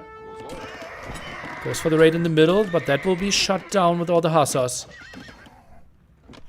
It's important for the score. Yeah, I should start scouting now.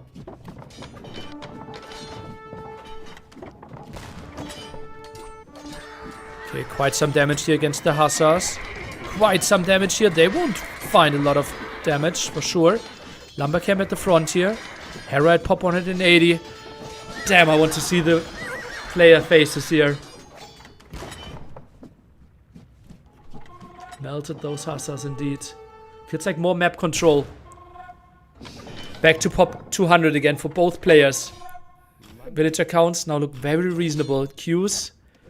28 hussars, 11 halberdiers. The one trap to defend this area. ACCM out of wood. Well, the number at the top left, below the wood count, is that you can see has 40 villagers on wood.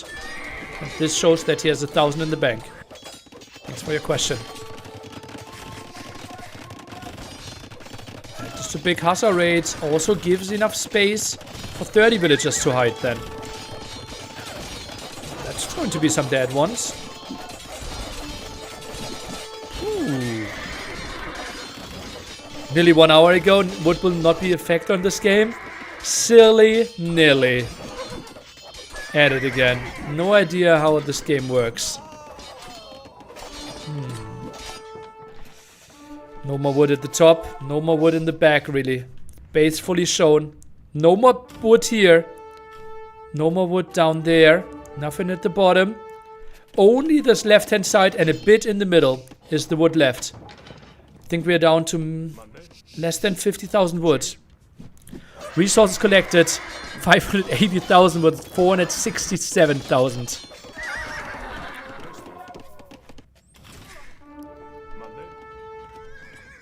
Hera, not pop limit. Struggling a bit. Still 4 relics though. It's another good raid. If it ended now and you had to call a winner as of right now, who would you choose? No one. I would let them replay. I'd rather do a coin flip than decide.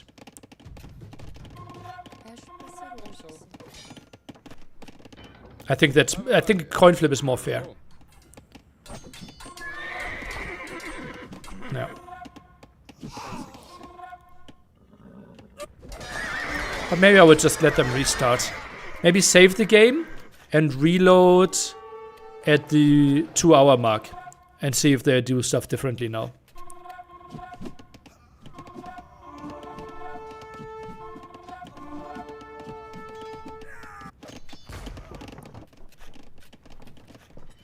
You're weak, nearly? I am. I really have troubles making tough decisions. Ooh, that's a lot of hussars diving for the halberdiers though. Don't like this too much. Oh, halberdier raid. Well, I think the reason behind this was that there were hussars to defend, but honestly, like, halberdiers raiding is not that great. It costs you wood, and the halberdiers do very limited damage against the villagers to begin with. Look at that tree chopping now. Still over here, ACCM. Hera down to 8 on wood. Probably a lot of idols. 33 idols in the left-hand side corner. More wood in the center.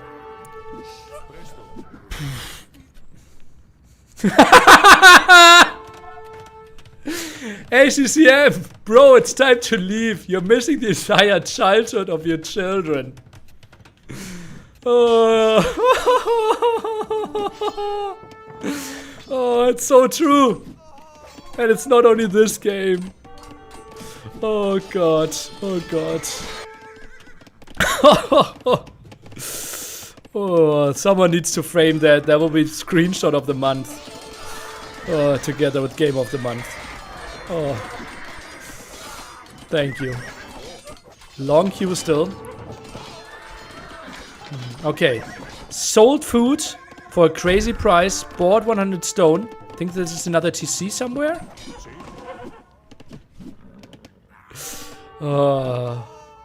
What if the children watch? It's 9 PM in Vietnam. They stop being bad. They're not even allowed to play the game. Not sure if they're actually watching. Like, you know why they're not allowed to? Because ACCM doesn't want them to be addicted and play too much. Says the guy in a 4-hour game. Oh,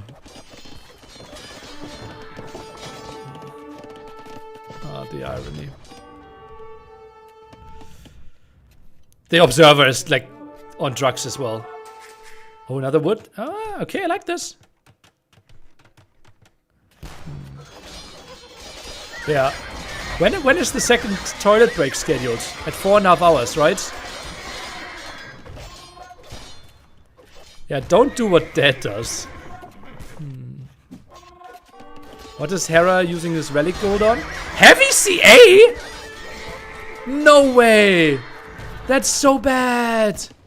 How is Heavy CA the unit? Really? Really? How do you, like, after 3 hours and 56 minutes of fighting and intensely thinking in one of the toughest RTS ever created, you decide, you know what I was missing? A unit that's bad against skirms. And that costs a lot of gold that ran out an hour ago. And a lot of wood, which is running out in 20 minutes.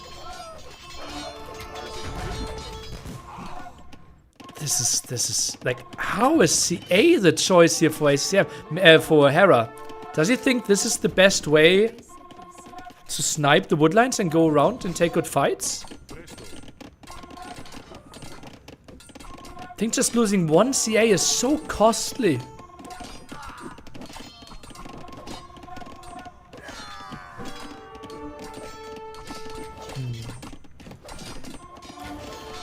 I really hope that this game starts a massive political discussion in China about renewable energy and deforestation and how we should treat our world.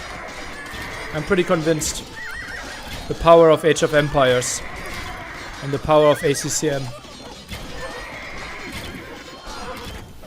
Tomorrow's news article. We should rethink how we live. Thank you. Age of Empires.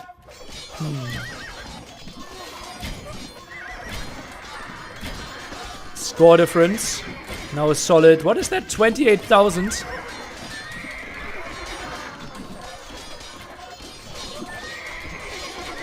And yeah, this is the problem with CA. Skirms with Lithuanians are just moving in. And Hera just has to babysit them so much. And I think there will be problems behind this then. Like wood control. Oh, this is good for Hera. Oh, this is so good. ACM buys wood. What? ACM buys wood and has 3k in the bank? That's some ahead thinking. Ooh. Remind me of an old AM vs Tyrant 4v4, maybe secret, can't remember. I don't know. I know 3.5 hour registered Fortress game AM against Tyrant, but that was 3-3. And a 3.5 hour AM against Suomi Oasis game. This might be my longest game I've ever officially cast. Yeah. That one all cleared up.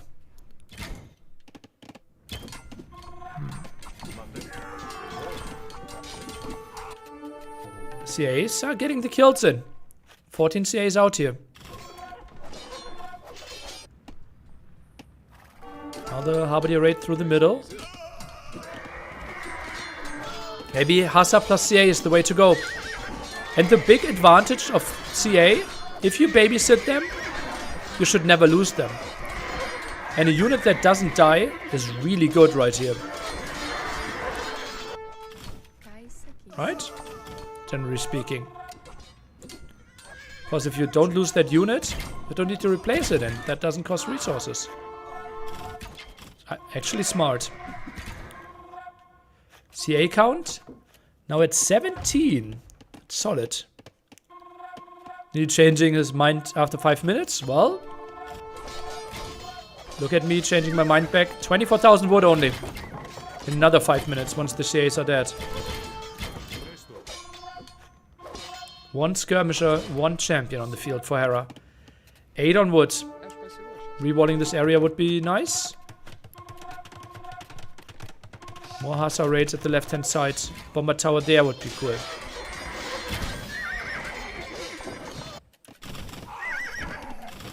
The Knights counter pike. Tough to say. Over 4 hour game. Should have celebrated that a bit more. 4 hours, 4 minutes, 4 seconds. Wood, please.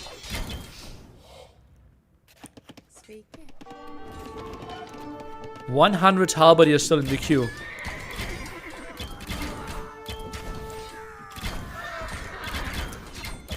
I think one of the mistakes of ACCM here is that he's not splitting his skirm numbers. Like he's only shooting with all of them together at the same time. Oh, this is a good fight for Hera. Some CA is dying. Nice dodges here. Halberdier numbers are simply not enough. This was a good fight for Hera. Pop 170 only. Those CA doing good job. Need another trap here at the left side. Just imagine if ACCM kept his relics. For everyone who tuned in early at the 2-hour mark, ACCM still actually had 3 relics. Hera stole 2 of them.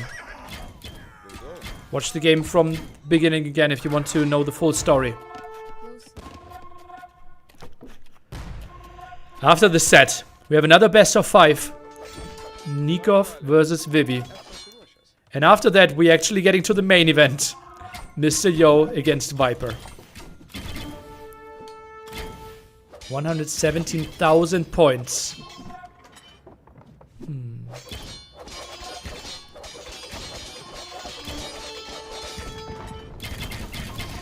What time is it in Beijing right now? 9 PM. Game over, says the chat. Both players pop 200 is what I see. This game is the main event. Maybe we have a longer game with Yo against Viper later. Delaying the games will not really be an option. Because you need to know all the results before you can go into the next day in a Swiss format. The only option an admin could do now is let Vivy and Nikov play not cast the games and do Yo versus Viper live. That could be an option to save the schedule. Could be an option to save Viper and Yo. But obviously, you might just think this was scheduled for long days and we will deliver long days. Why do they not build trebuchets? Trebuchets cost resources. And if you look at the top, they don't have resources.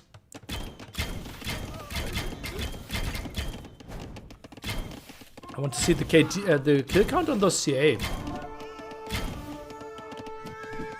Oh, Hera's so good with those. 100 Hussars in the queue now for Hera. Oh, Scam's a bit out of position. ACCM might be falling asleep. This might be a battle of pure endurance.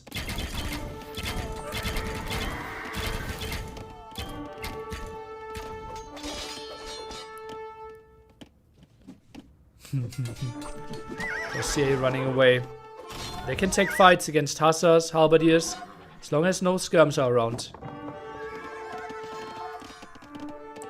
Is CA the winning unit of this game? In the Spanish versus Lithuanian 4-hour game. 4-hour plus game.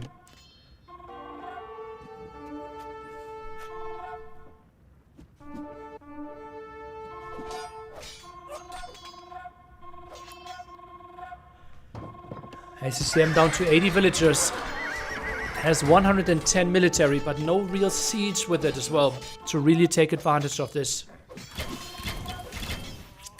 Hera's banking a lot of food. Now the fight here. Skirmishers getting some kills, but skirmisher numbers simply aren't there anymore. Down to 14 skirmishers. This makes the CA so much better. Can't really chase those down. Just runs away. Killed some more Hussars.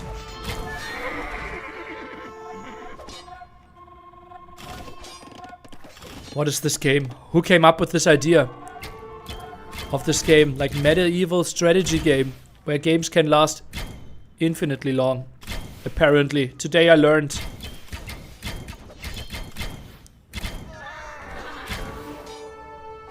Both players still pop limit.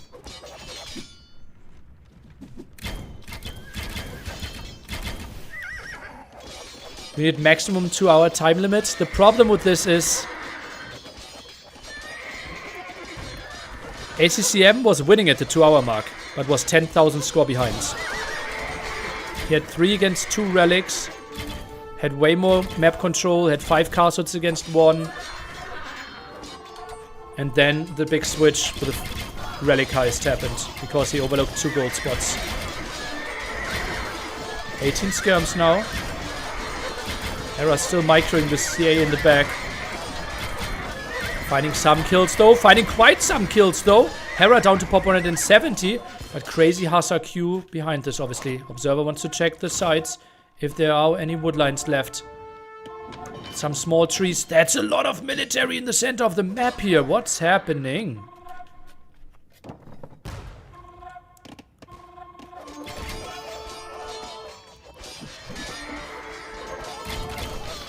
We've heard of pee break. We've heard of smoke break.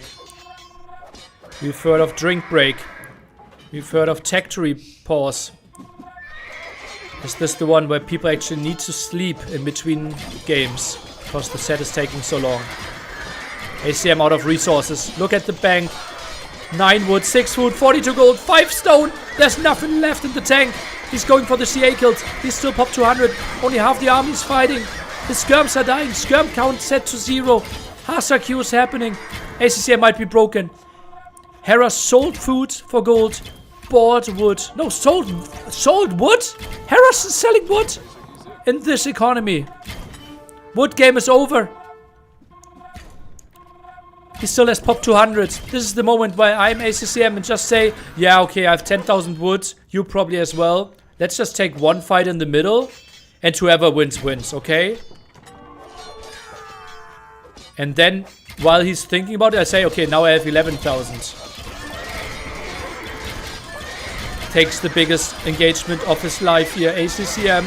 100 army against 100 army. CAs are trying to survive. They're trying to go for the perfect surround. ACCM is winning this fight. Hera drops down to pop 160. CA number down to 14. Squeezes in 2 more raids at the side at the same time. How is he able to hold this? Both people plummeting. Raid at the left. But Hera just has the Q. He has the resources. He can replenish this. ACCM on his last leg. Still finds some raids. Oh, hand scratching. ACCM doesn't know what this next step should be. Pop 150.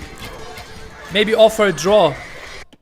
Say, yeah, Nilly messaged me 2 P breaks per game automatically draws. And Hera, okay, if Nilly says so. Oh no, ACCM. He doesn't know what his left hand should do. No more production. 40 Hussars on the field. 3 more in the queue. Queue is empty. Last fight. Pop 130 against Pop 200. Hera, after 4 hours, 15 minutes. Did he fight? ACCM down. Shorefish still there. 20 food. Collected. Fast collection rate. Hera, 1,000 more wood. Still queues more Hussars. Another fight. Those CA. Dwindling down everything.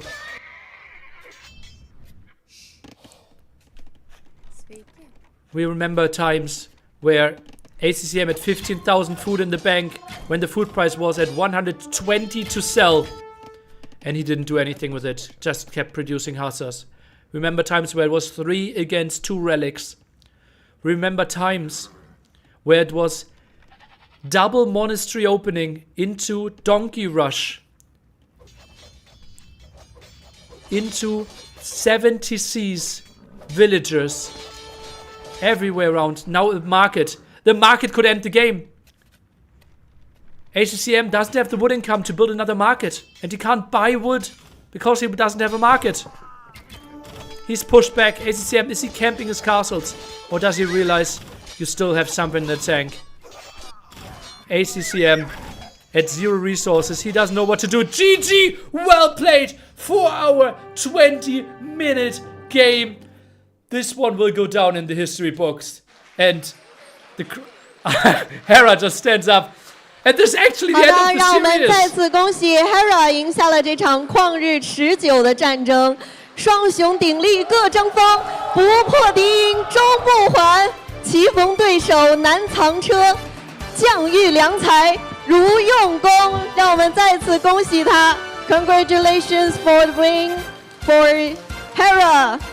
那同时呢，我们也把掌声送给 ACCM， 献给这位可敬的老将。 I will be back in 10 minutes with the next set, Nikov versus Vivy, followed by the Viper against Mr. Yo. Still to come. 打败却不能够被打倒。好的，那同时呢，也再次欢迎 Hera 来接受我们的赛后采访。那首先呢，也想问一下他打完这场比赛之后的一个感受。So after a long time for today's win, so how do you feel right now? I feel exhausted, but I feel good. It was a fun set. 他觉得我自己已经精疲力尽了，但是整体来讲还是非常不错的。那同时也问一下冲动有没有什么问题来问到他？首先恭喜鸭哥获得了3连胜，差不多要晋级了啊，差不多你基本上是要晋级4强了。然后的话，我也忘了前面我要问什么问题，因为这局打太久了是吧？太久了，这一局我已经完全忘了前面我要问什么了。我只想说最后一局啊，我们就说最后一局这把打了游戏时间超过了4个小时，就想问一下鸭哥累不累？ So what Lick said is that so it's like a long time ago since the first game, and he completely forgot what he was preparing for the first 2 games. So he wants to ask for the last game. Are you feeling tired or anything? Yeah, that's totally understandable. I forgot what the other games were as well. Well, I just want to say firstly that I think ACCM deserves a lot of respect for that last game as well. I think he played incredible. I mean, it must be hard to lose after 4 hours, but I think in a game like that, there's no real losers, and he played amazing. So I just want to say big respect to ACCM. I think it's going to be a game that people remember for a long time.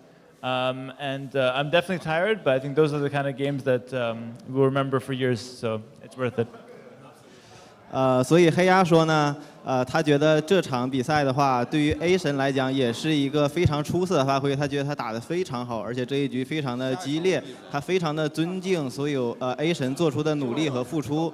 然后他觉得这一场比赛没有说真正的完全的胜者和输者，双方都是打得非常完美，所以对 A 神表示尊敬。 是的，这几个小时过去，确实是2个人都是在游戏里面各种拉满，经济也是拉满，然后操作控图这些都是非常拉满。我就想问一下鸭哥，这个局打到了后期是什么意志力让你坚持的？就是在经常是农民在死了很多情况下，还一直能够轻松的把经济做起来，然后形成反扑，然后把这个局势拿下的。 So Lix asked that in the late game you lost a bunch of wheels, and what were you thinking? Like, if I take that loss, and how can I recover from the game mentally? Yeah. Yeah, I got rated a lot throughout the entire game. He had more map control, and what I wanted to do is every time I got rated, I have to remake the villas very fast so I can continue playing. So he was trading his military from my villagers, and I tried to pressure other areas in exchange for losing those villas. 黑鸭说呢，他确实被对方偷袭了很多波农民，但是他所做呢，就是每次在失去农民之后，都会赶紧在 TC 中补出很多的农民，因为他有很多的 TC。同时，他觉得对方用军队在换他的农民，对他来讲也不是一件很坏的事情。所以说他觉得对方一开始的地图控制还是做的比较好的，但是他最后能够一直尝试把经济给做起来。也就是说，鸭哥这到后期一直能够维持在6、7个 TC、7、8个 TC 的时候，就是说补经济会非常的快。然后的话，就是自己农民被杀了之后，然后能够瞬间的补起来，加上西班牙农民比较硬嘛，是这个吧？所以说呢，我差不多没有什么好问的了，因为前面我想了一些问题，我也想不出来问什么，已经忘了。这一把打完了之后，已经完全忘了。我只能说恭喜鸭哥啊，恭喜鸭哥拿下这场比赛，基本上晋级4强，恭喜鸭哥。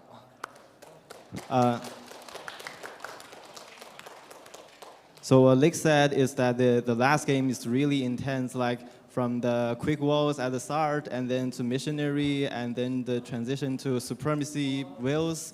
It's been an intense game, and congratulations for winning 3 games in a row, and good luck to the next tournaments, next games. Thank you very much, everyone. Thank you, Lex. Thank you, everyone. Thank you. And final question，因为接下来呢，我们还是有很多的观众在关注接下来的这一场比赛呢，也想问一下，Hera 是怎么来看像接下来的这一场比赛呢 ？So we all know that Chinese audiences they also looking forward to Vivy versus Nikov. So how do you view the next match? I think Vivy will win 3-0. 他也是说到了希望。我们 Vivy 可以3-0赢下比赛的胜利。好了，也非常感谢他来接受我们的采访。那我们的赛后采访呢，到此就告一段落了。精彩比赛马上回来。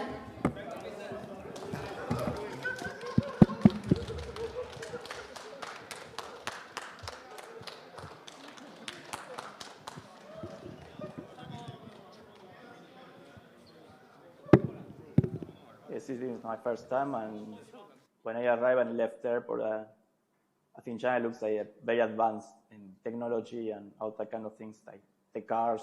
I really like how it looks. And yes, it's my first time in China. Well, I'm 33 years old, and I started playing when I was 9. 9, okay. Long time ago. I watched my father playing, and I asked him to let me play. And so I started to play the campaigns and single player. It changed completely. Like, the base of the game is still the same: make economy, make army, follow bill orders. But there are so many new ships, new units, new strategies that the game has changed a lot. Yeah. But the base of the game is still the same. No, I stopped for 5 years, I think.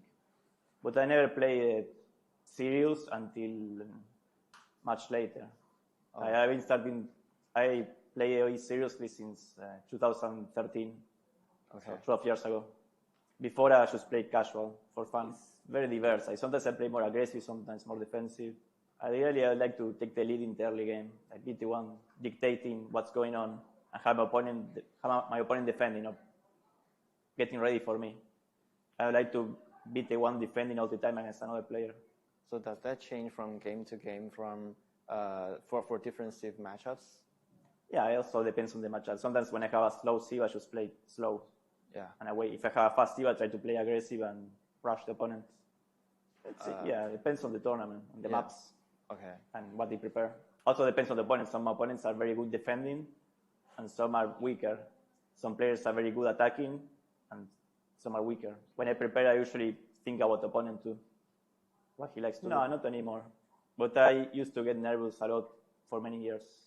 I would get stressed, anxious, and play bad because of that too. Because when you're stressed, you play worse. So I think I got much better at that by just playing a lot of tournaments year by year. At some point, I'm like, okay, I don't care. I'm not nervous. I will just play. Okay. If I win, I win. If I lose, I lose. And how do you maintain long-term competitive condition? Any special training methods? I usually play regularly. I don't play a lot of games like before because I get burned out and then I don't want to play for like 2 weeks. But I try to play some games, at least a couple games every day, just to not get too slow. So I try to keep my mechanics fast. I think I resign when I think the game is over. Like when I play a tournament, before I resign, I think 3 things. Do I have better economy? Do I have better army? Do I have better map control? If I don't have all 3, I resign. Okay. If I have one of them, I continue because maybe I win. Oh. But when I resign, I think I'm actually dead. Okay, so economy-wise, how do you evaluate if you have a better economy than your opponent? Or you're just, it's a more intuition thing? It's something you know by just years of experience and checking the opponent that you have to explore to. Yeah. If I'm still on 2 TCs, receiving damage, and he's on 3 TCs, I'm behind in builds, right? Yeah, yeah. So it depends.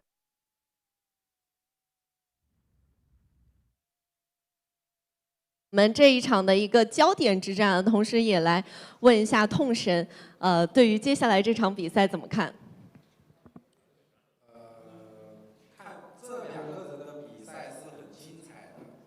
我说句实话。你怎么突然这么正经？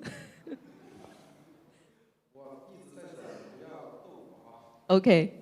这2个人呢，从纸面上实力来讲的话，真心话，尼可夫是要比龙神要稳的，他的历史成绩比肥龙也是好很多。但是不知道为什么龙神天生 counter 尼可夫，有这个被动技能的。他俩在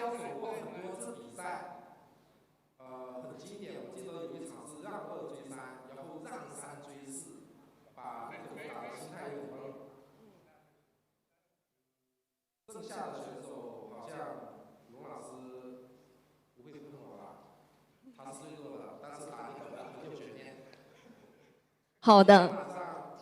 我觉得应该是一个3-1的比分。大胆预测了，是不是？是的，真心话啊，真心话。好的，那其实我们现场也有很多为龙神来应援的粉丝朋友啊，那他们也来到了现场，你觉得有没有什么话要对他们说的呢？哇，今天这些粉丝都是看了1天了，但是他们一直在等，包括刚刚那个旁观局，他们都等了，就是为了在这个 moment 支持龙神、龙老师、中国龙。好的，那我们也是一起来期待一下我们接下来的这一场比赛。然后，龙神貌似没有听见我们讲话，因为他把耳机已经戴上了。龙神成熟了，他在克制自己内心的喜悦，等着吧，他在等个 BGM。是的，而且我们今天虽然说现场也有很多来支持我们的粉丝，那同时呢，在线上也有很多支持我们这个龙神的粉丝们，然后有没有什么话对他们说呢？不敢这样子说，我也是肥龙的粉丝，我也是看他的直播录像长大的，我的心情跟你们一样，我们并肩作战，一起为龙神加油。好的，我们也是一同来为龙神加油，然后来共同期待今天这一场精彩的比赛。那好，进入到 BP， 有请痛神。好，可以看到这一场尼可夫选择的是蜀国、魏国、印加、波斯、维京加中国。龙神这把选择是奥地利、意大利、库巴。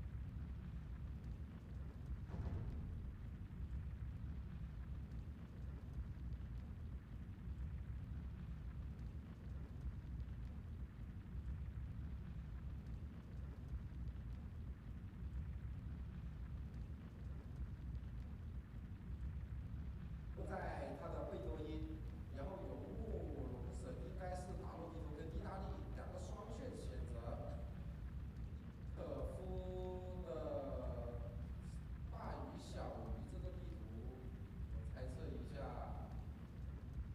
有可能是波斯，有可能是中国。瞭望台可能会打一个印加。然后他的自选图这个海图应该是一个波斯或者是维京。民族上面我觉得龙哥还是有优势的啊，他每次选民族都能 K 到最满意，不知道为什么。现在看一下2个选手的状态，龙老师正在闭目养神。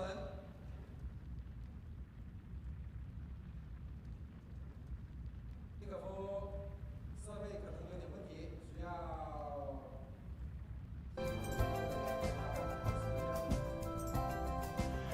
What's up, hippo lovers? Who's excited for Summer Age of Empires? Everyone who wants to see Summer Age of Empires, maybe post a small, like, happy smiley? Some small happy smiley in the chat? Okay. Some people there. Okay. Anyone who is ready for another 4-hour, 20-minute game, maybe post your favorite Nilly emote. Maybe some white Nilly, some Nilly high.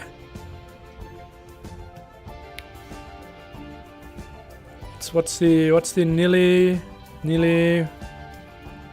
Where's my Nilly Jester? Oh, that's not on Twitch. Well, I need to get that on Twitch again.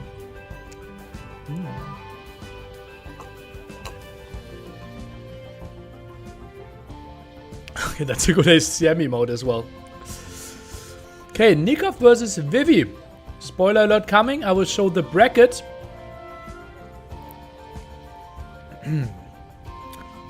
Vivy versus Nikov, both at 0-2. Therefore, with 4 and 3 Buchholz, will struggle to still make top 4.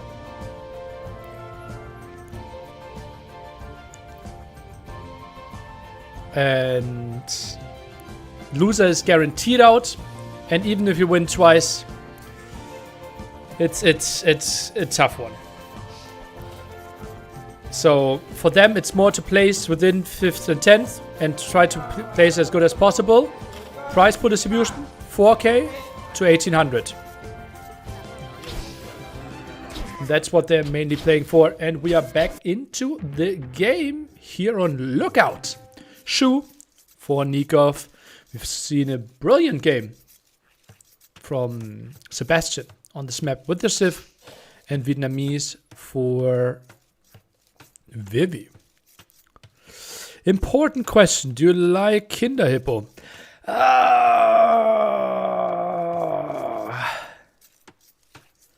Not that much. But so many people are often like, that's one of the things that I'm getting gifted most often. It's okay. But it already feels like, okay, I'm cheating, I'm eating some sugar. Typically, I don't eat that much sugar. And then having something that's not 100% satisfying. It's solid to good. But there's so many things that I like more. And yeah, it hurts. Because people are also like, oh God, Nilly, I know exactly what I want to give you as a present. And they're like so happy. And like, this is a sweet chocolate. And it is in hippo shaped. And they're so proud of themselves. And like, yeah, maybe I might have had it before. But I don't really remember. Let's try. And then I go, well, I will put the rest of the package to eat later. Thank you so much. Yeah. Is Nilly not a hippo? I am. So it feels a bit like cannibalism as well.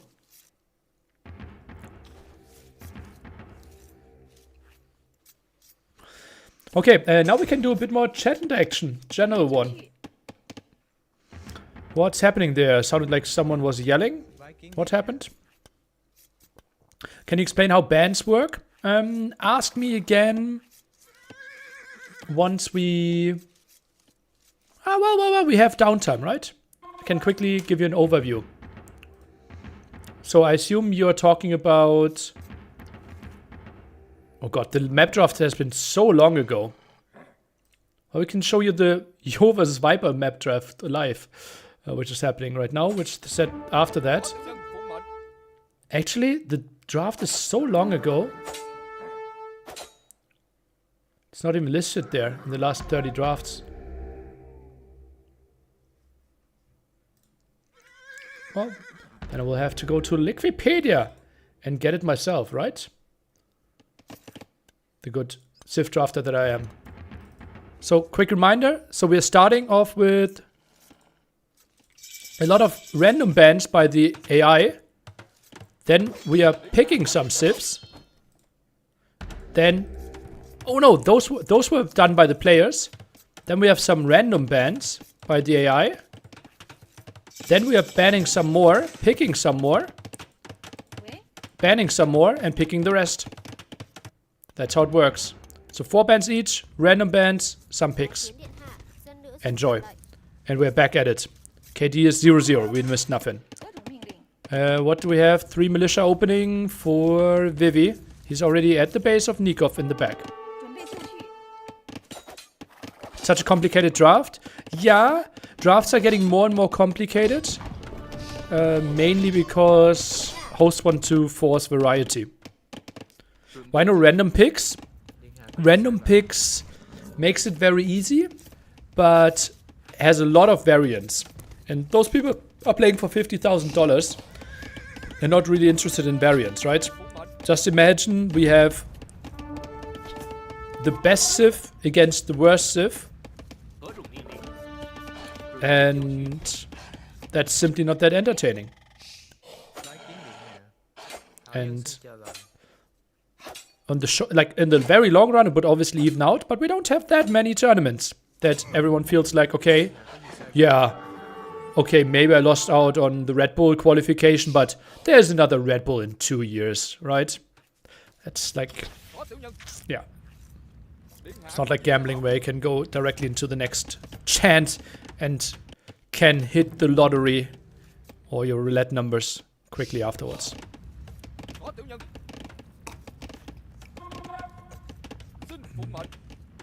My prediction for this one, Nikov 3-1.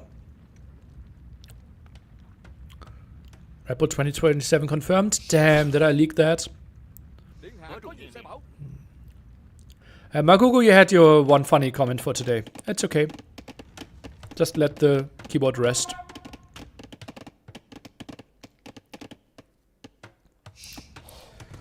That draft seems to put a major priority on your first 2 picks. They are made so much earlier than pick 3. Yeah, true. Which also means that sets should have fewer 3-0s. Hi ho, I had to buy some food. Who won the last match? Wikipedia, the website that tracks all the information like this, is saying 3-0 for Hera. Who decided on ladder qualification format for Red Bull?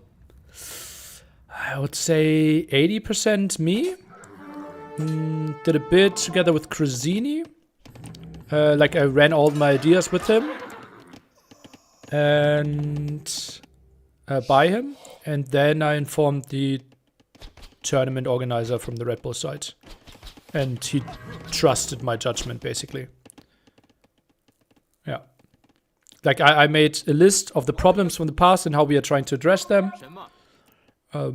Yeah, obviously Cruzini had a lot of ideas before as well, because obviously most of the criticism from the last Red Bull letter felt towards him.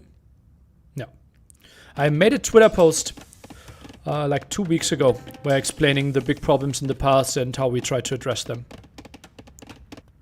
And the issue left is still mirror matchups. Yep, we won't be able to address them this time. I asked, we looked into options. Yeah. Will be the biggest downside. I think it will be less the first 5 days, but I think the last 3-4 days will be full of mirror matchups, except like Winchester approaches, right? But we also tried to select the maps and adjust the match so it's not always, like that's not a clear strongest civilization in our tests, right? That's completely 9 new, completely 9, I would start the sentence again. It's 9 completely new maps, and I would say I played like 150 1v1s on them. So, yeah, I would think I have a pretty good idea. Yeah.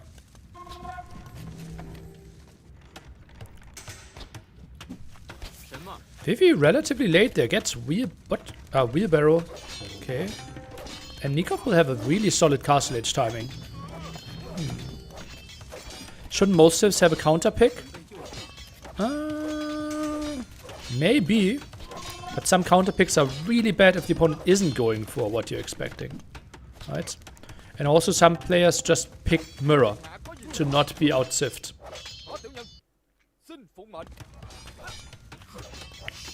Castle age more important than fletching? If you're not fighting, you can delay fletching, yeah. What is a counter unit to Inili? Some unit that doesn't read the handbook? Is it possible to make the Empire Wars ladder only random civ? That would have been an option. But we felt that's really unfair. Just imagine, again, what I said earlier. Like, why aren't tournaments random civ? Like, yeah, we could have forced that. We discussed it and would have felt really unfair. I'd rather prefer monotone and, like, mirror matches over someone not making it that would have deserved it and someone making it that just got unreasonably lucky. Or not. Just very lucky.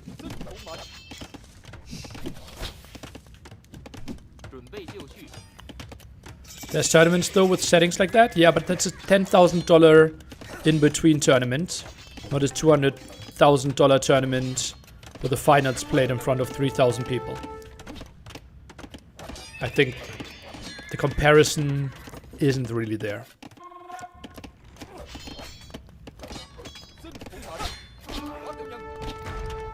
Shouldn't luck not be a big factor if you consider the high number of games? Well, on the last day, the last 3 games are the deciding ones. Right, you put yourself into the position, and then the last spot might just be decided because of it.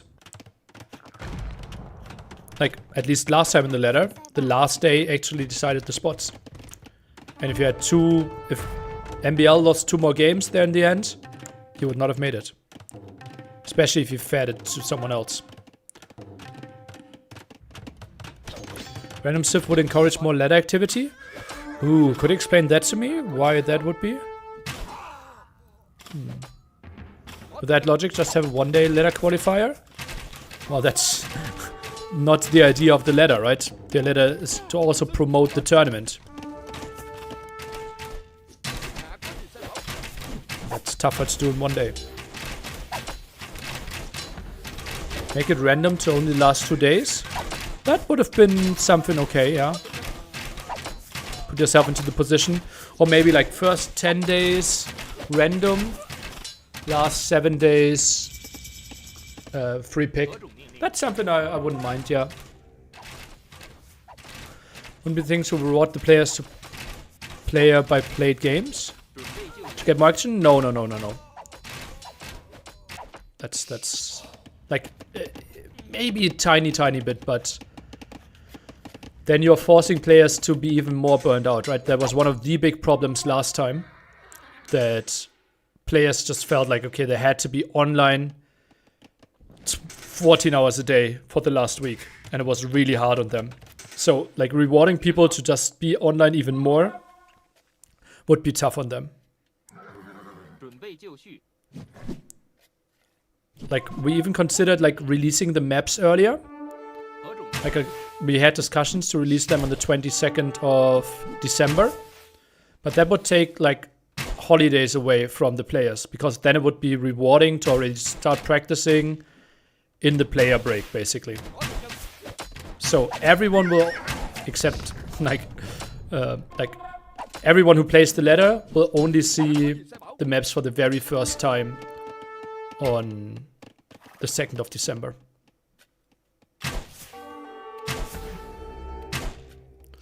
Problem is that when you are at the top, you have a lot of points to lose and very little to win. Yeah, that's different in 2 ways. First of all, the gap is way smaller because the level we will reset. Just imagine last time Hera qualified with 2150, right? So the gap is smaller. Plus, its highest rating achieved, not current rating at the end for the qualification. Nikov, no wheelbarrow. Against already 6 eco upgrades here for Vivy. Picking up some of the relics. Should easily get 3 with all the map control that he has. 12 villager lead. But behind in...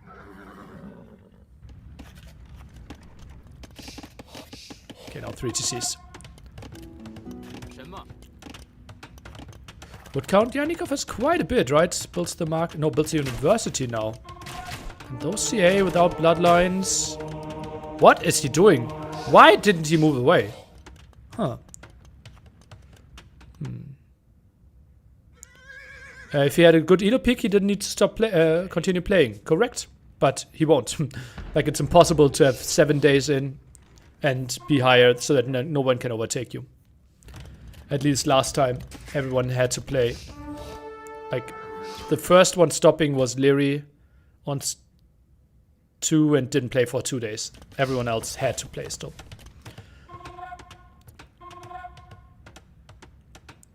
It's like simply because of rating inflation, right? Because more games, more players, the rating will constantly go up.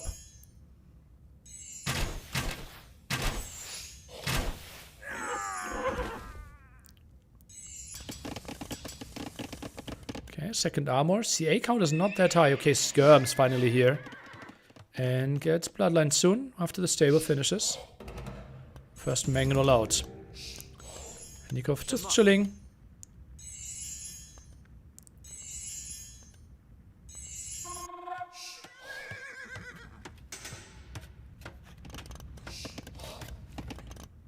Nikov controls the area quite nicely. Bit surprised that Nikov didn't get more relics. Oh, didn't scout the relic at the bottom.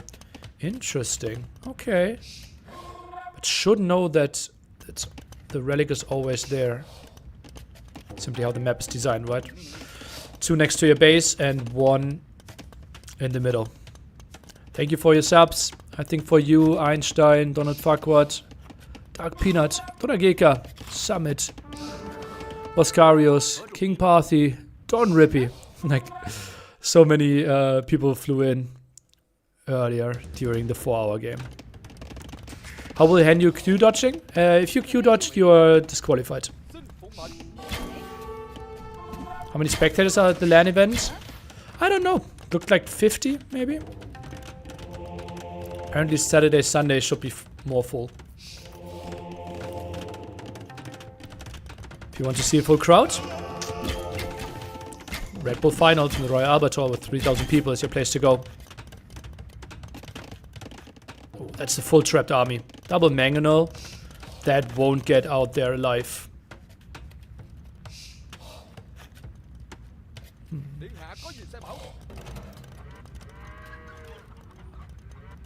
Can you gradually reduce the win elo gain margin per game for ladder quality so that it's worth like half a point at last day or something? No! Would be exactly the opposite of what I would want to do. Does Q dodge include accidental crash, power cut? How is that factored in? Well, we can track that. If someone has a crash and we see if it's all F4, the game is closed. They're killed. If it's just a power outage, they will just lose the points anyways.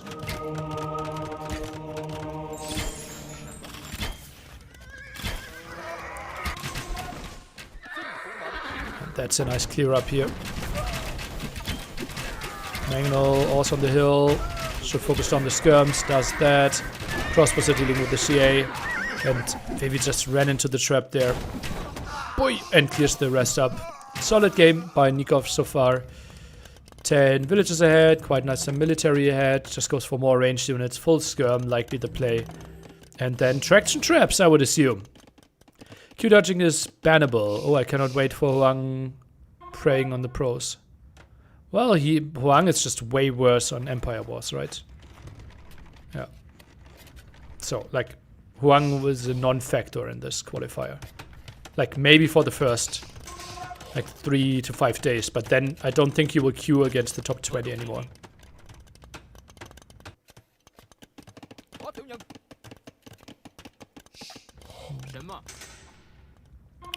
Going to a sold out LAN event in 2 weeks. Just need a small enough venue to be sold out easily. Nice. Clever. Nikov sends the boys. Tries to get the castle up on the hill here most likely. 21 on stone. And a castle on Vivy's side. Not a lot of siege workshops. Would like to see that. Just to prepare the traction traps a bit better. Goes for the market first. What civs are they playing? I wouldn't answer that. But since 10 more questions, Q&A got just put in, I can say that it's Shu versus Vietnamese. Shu for Nikov, Vietnamese. For Vivy. Does Nikov remember the traction trap? Well, if he builds the castle, yeah, he's already producing them. He surely saw the game of Sebastian, right? Where traction traps won the game.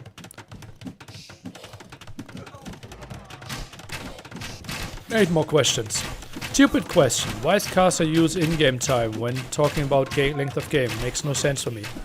Because I'm too bad at doing the math. And like it's 32-minute in-game, right? That's how I know all my timings as well. And I can put that into relation to other games. Why is there even an in-game time? You can turn it off. You don't have to play with it. Give you a good idea of the game state. Can I wait a bit and ask questions in between games? Yes. 5 more questions.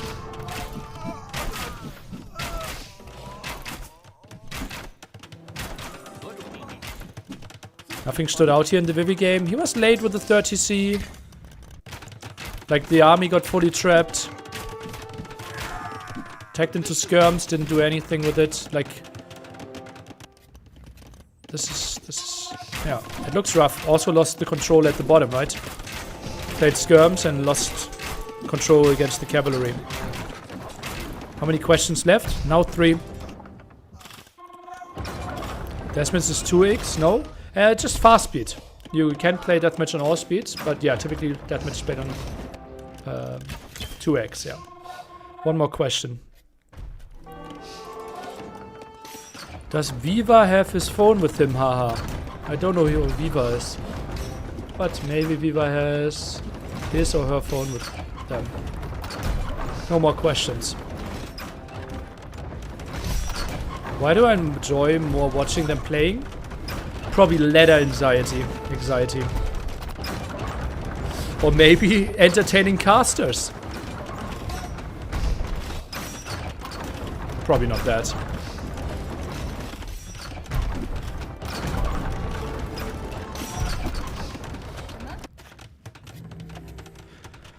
If Vivy's prize pool was reduced, was it added to other players' pools? Yes. You can't just take it out. Hoardings comes in.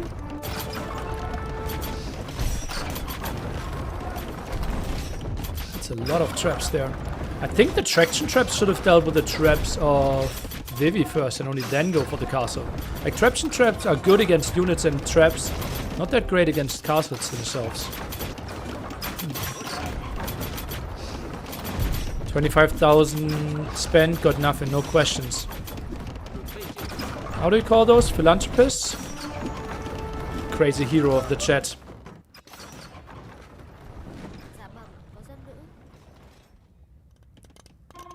That one hero, that one unit attacking the house was loud. Yeah, I heard it as well. Oh, that building needs to be rushed. Oh, Vivy! Oh, and Vivy likes guilds. More than Hera, apparently. Doesn't make sense to throw to Vivy if a player eliminated as his winnings are shared. What? He still gets 50% of it. Like, he should still play for everything. Also, a lot of honor playing in China. I don't think he should be starting to throw games here. Like, let's assume he would make semifinals or beat Viper tomorrow. Like, that would mean, like, potentially $10,000 donation coming in his next stream. Or even during the stream, right? Like, they live a lot from their fame. Likeability.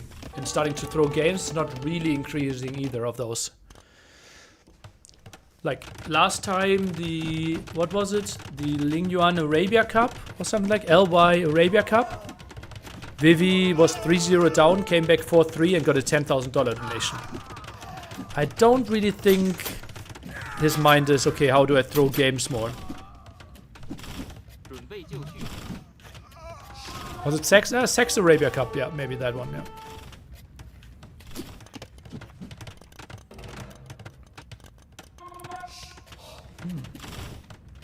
Interesting how Vivy is buying himself so much time. Ooh. Heavy rider tech. Okay.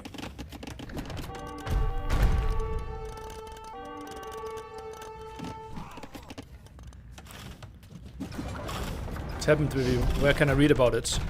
Either the tournament Discord or Reddit.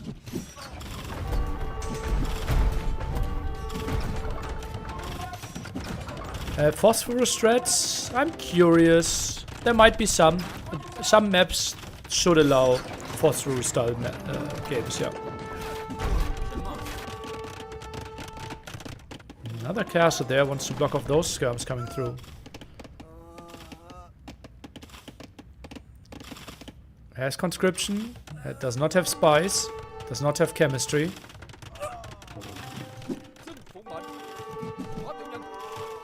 Maybe using the market quite a bit.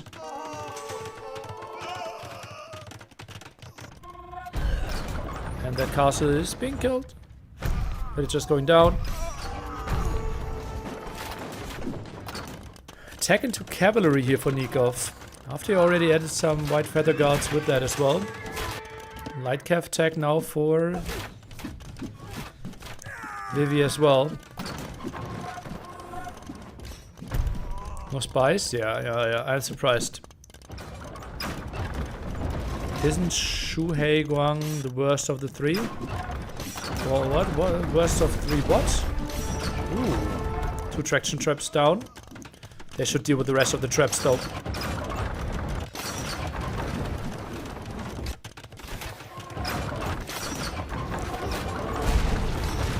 That's costly for Vivy. 6 traction traps still left. Should be both traps down. Indeed, that's what's happening.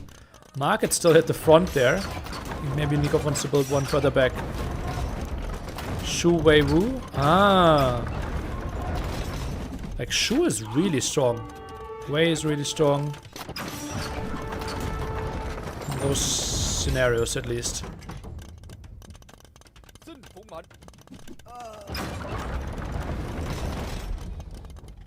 And Wu is really good at mixed maps. Hand card for Nikov. Ooh, goes for his Imtech. Now generates gold when collecting wood. Does not have arrow slits. Does still not have chemistry. Like, we actually see that he doesn't have chemistry, right? Arrows are not burning.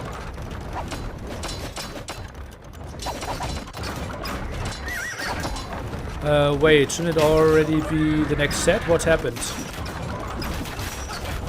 We had a 4-hour game in the set before, and the more than 3-hour set won at the start. So yeah, long day. Wrong unique tech? No? Oh wait. Did I confuse the 2 players? Ah, yeah. Nikov is not Vietnamese. Yeah, my bad.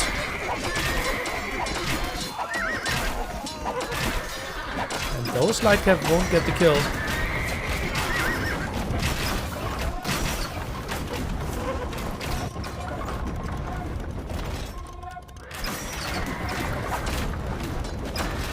Post ACCM trauma, yeah. We're getting a lot of eco upgrades here, Nikov. Don't mind that. Oh, bombard cannon should go down, and I think Vivy is getting completely overwhelmed here. No hero, sadly. More ranges. And just feels like Nikov's economy is so much better. He just puts everything on the map so nicely. Trap could go down. 4 arrows flying in. Oh, 4 stones. Getting the easy kill. Those light cap not really finding the kills against the traps. Some small raid. Some more attacks here. Oh, produce out of the barracks from the side. Funny. Yeah, hitting the units instead of the castle might have been a thing. I think he needs to go for more than 3 traction traps as well. I think he was at 7 earlier. Maybe 8. Should get back to those numbers. That's kind of his key unit in those matchups. Should be pretty happy to see all those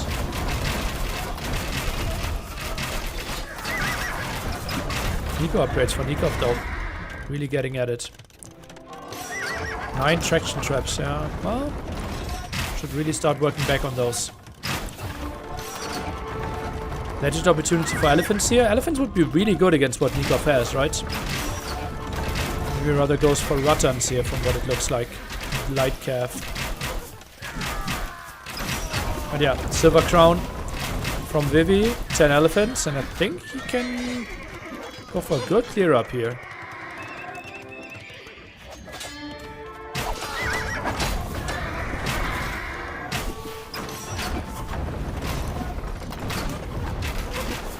Hero time. Oh yeah, he's coming. Healing hero for Nikov here. Heals in an area. Cannot be converted. Can be rebuilt after he goes down. 500 food, 500 gold.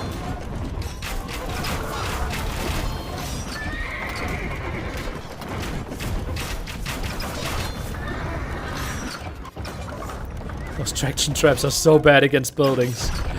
Vivy's repairing for so long there already. Now gets chemistry.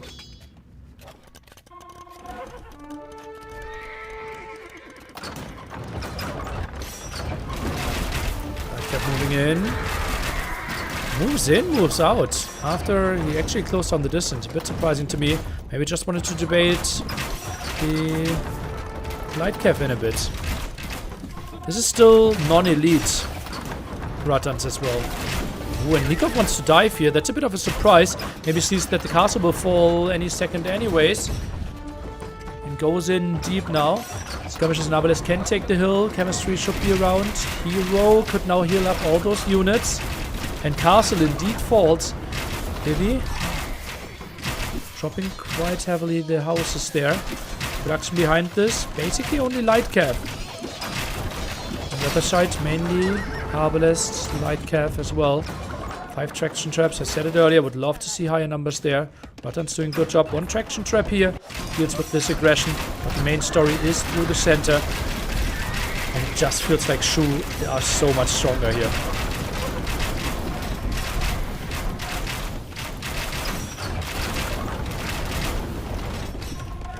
Watching traction traps is frustrating, so useless. Well, against buildings, yes. The boy is still here. Should be part of the army, yeah. Siege engineers, now finally. More range for the traction traps. And you see the healing for all the units close by. 45 HP per minute. Ooh, that's a lottie. Is the reason why we don't hear player 2 units? Actually, it isn't player 2, it is the right side of the screen. The clean feed is mono on the left and just doubled for both. I already reported, they tried to look into it. Obviously, while the stream is running, won't be easy. But yeah, good observation. It's not necessarily the right units. It's just where the observer, like if we moved half a screen further to the right, you'd hear the red units.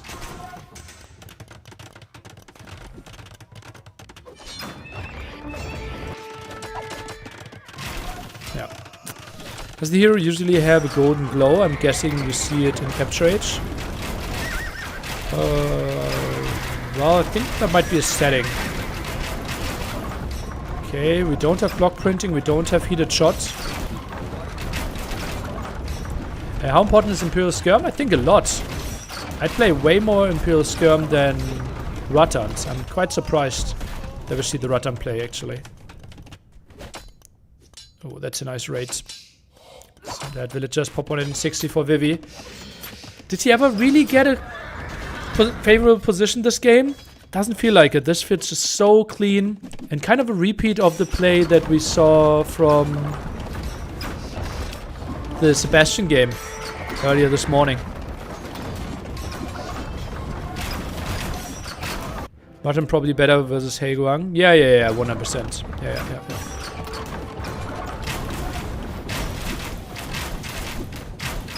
And now we have Elite Feather Guards.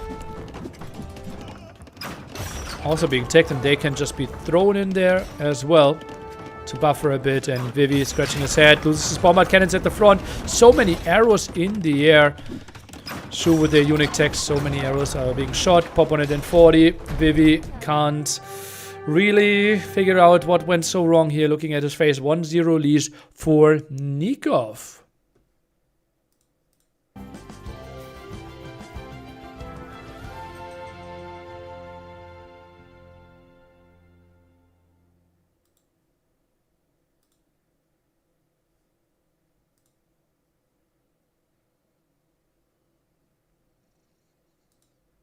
Easy peasy, extra cheesy. Some ads on YouTube. I think honestly best comp for Vietnamese is Im, Skirm and Fire Lancer. Yeah, maybe.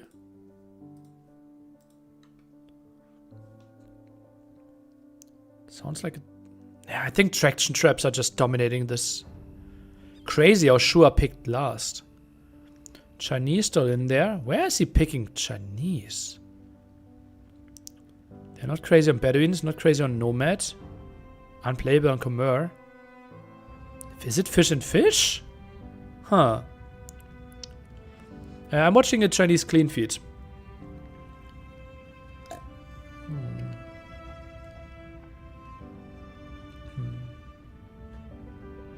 Why aren't they good on balloons? What's their advantage? Like, yeah, you have maybe... Yeah, maybe it's a 2 villager advantage. Yeah, okay. Yeah, I see it. Let's add a TC time. Used to be strong there, past 9 will start. Yeah, maybe. Yeah. Collect some food while you're building. Yeah, okay, I can see it. Yeah, especially if you have mill and TC spread. Yeah, okay, I will accept it.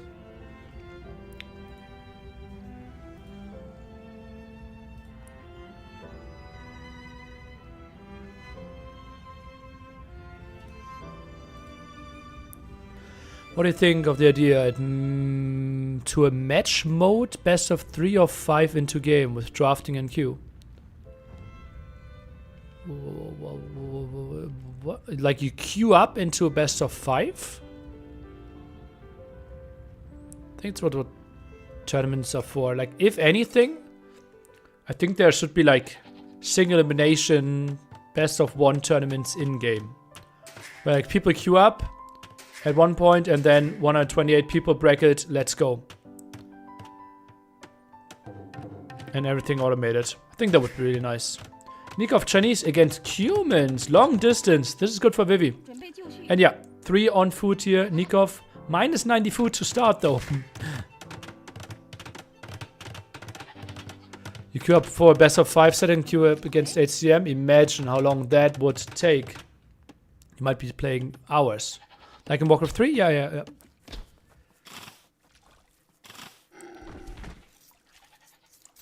So crazy how much they're taking the hand away from the keyboard. I don't think I ever do that while playing. Will the new Empire Wars maps revert after the Red Bull qualifier or stick around? We will keep them around a bit. Wait for feedback. But yeah.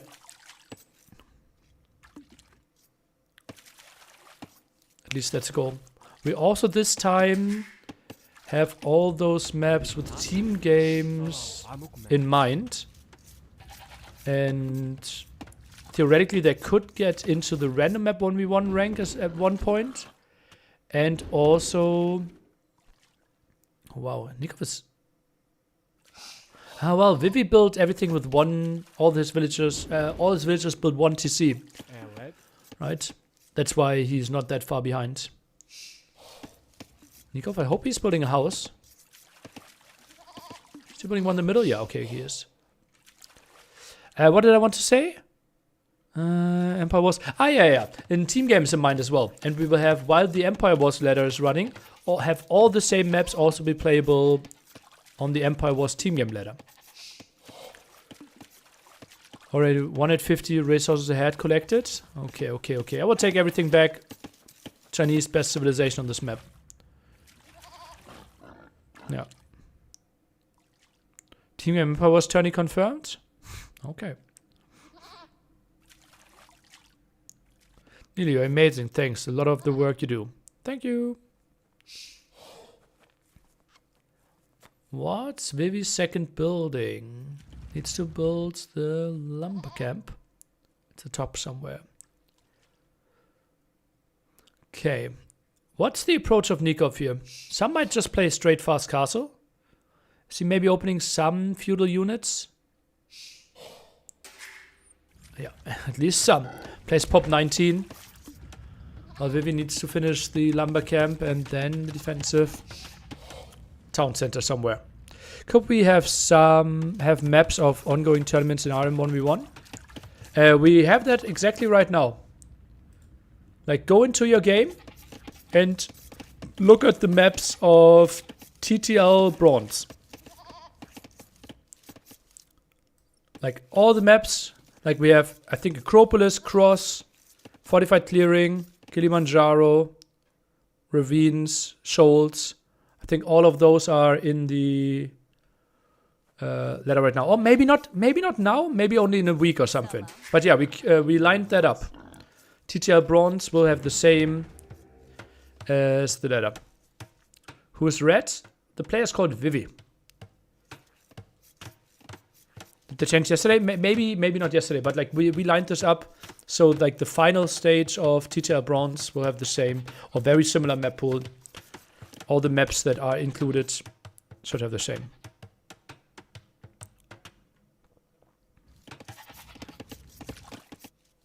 Another 4-hour game? I doubt it. Stable now. What's the follow-up though? Still no loom from Vivy? Where is he building his town center? Oh, towards the front. No loom, and no loom queued behind this. Yeah, right. Oh boy, Vivy. He's not aware of what's happening. Only now the scout. Loom is queued up. Okay. That will be a surprise for both of them. The archer range is so close. And the TC is so close. And this is not a natural good spot for a tower either. Like, where would you even build it? Probably behind the woodline to block the shorefish. Yeah, that works. Oh, this is bad for Vivy. Oh, this is bad for Vivy. Oh, 2 down, 4 down, 5 sheep down. Oh, why did he not send that closer into the town center there? He could have known. And tower, perfect spot. Will block all the shorefish. If walled in properly. He sees it. Does he want to pull villagers against this? No, I think he just quickly collects 25 stone and then builds the counter tower.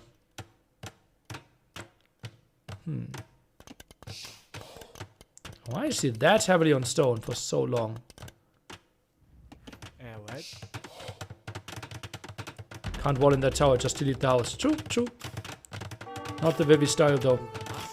Was long away and maybe 2 scouts could have come over, 2 archers as well.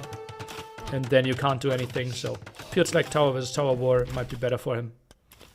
And Nikov gives up that area. Vivy could place a palisade, gate, and like 2 tiles of wall to make the archer range always exit towards his TC. Oh yeah, run around there. Yeah. And then damage the archers, you mean? Does not sound like a bad idea.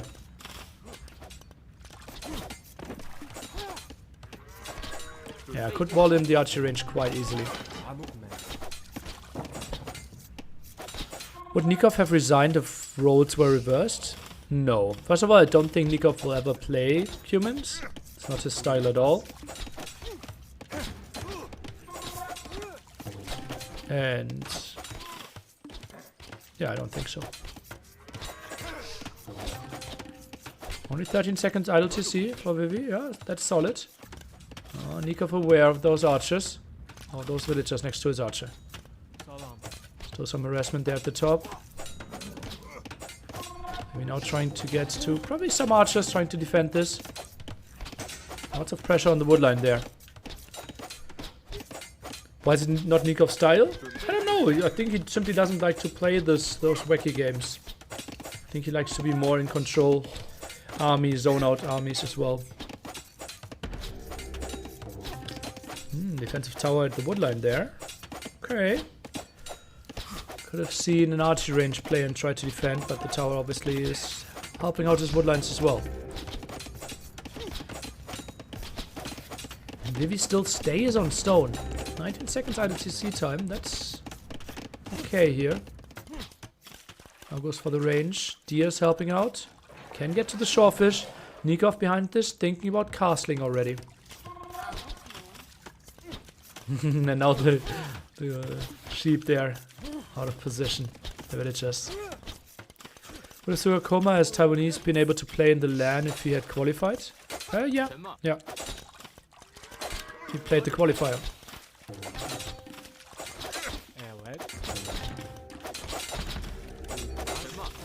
Ooh, low HP villager. Oh yeah.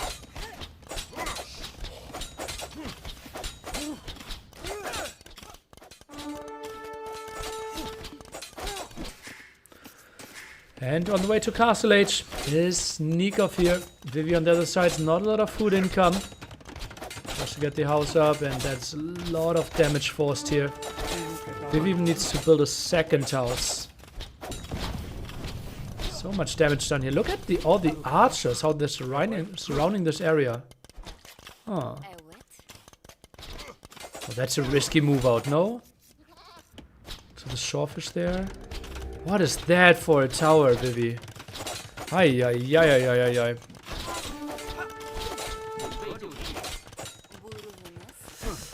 It might just be like Chinese just feels so incredibly strong here. Look at that, like Chinese 800 resources collected ahead at this point. Having a lot of civs available could reduce diversity in tournaments. Players don't have time to practice 50 civs, so they focus on a small selective of favorites. They don't want to lose the tournament games to a surprising weakness of a less common civ. The more civs in the game, the more possible matchups. Yeah, I don't think that I heavily disagree with that. If we have 45 civs, they will prepare 45 civs. Or let's say they prepare, like if it's 20 civs, they prepare 20 civs. If it's 50 civs, they prepare 20 civs. But you give them the chance to prepare for 50. Right, they prepare for as many as they can. Like, double siege workshop as well. Ooh, taking something out of Sebastian's book in game 1 and out of Hera's book in game 2.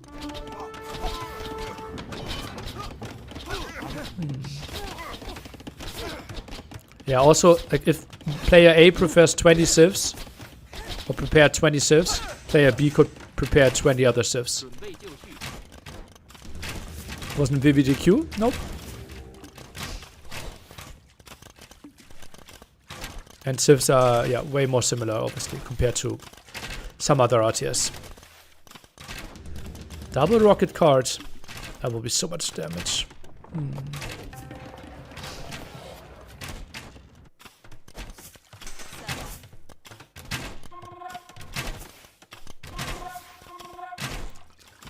Vivy, that's a lot of gold in the bank. I think he needs the market, but it just feels like he's starting to see is under a lot of pressure already. Crossbows diving, crossbows dealing some damage. Dancing quite a bit here against the feudal unit. Still no fletching, no farm upgrade either, and just like 9-0 KD so far. It's just slaughtering Vivy here. Chances of Viper qualifying after yesterday's loss. First of all, we will finish this game with a 9-0 KD. Nikov with the perfect game. Chinese, pick 1. Just incredibly strong. And yeah, Nikov has to be happy with how this one worked out. Viper's chances heavily depend on how he plays today. If he loses against Yo, it will be out of his hands for tomorrow and he will have to hope for some Buchholz. If he wins tomorrow and today, he is guaranteed in the top 4. If he wins today and loses tomorrow, he needs to get lucky as well. Should have gone full army with humans buildings, very strong production. Well, then you're still behind in economy against Chinese.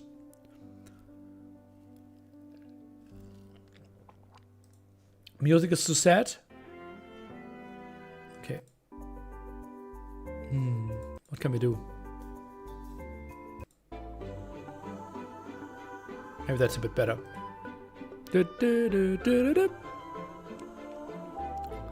How could this Vivy guy qualify?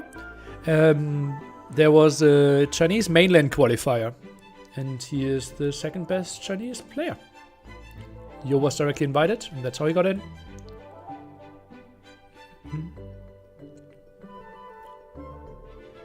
Yo actually has 0 Buchholz. Still? Yo played against Nikov and Hearttt. Yeah, after the set he could get 1 Buchholz. But yeah, Yo so far has the easiest bracket. Liry, do you have a contract with the Sims guy? I think it's just a nice soundtrack. Nice background soundtrack, don't you think so?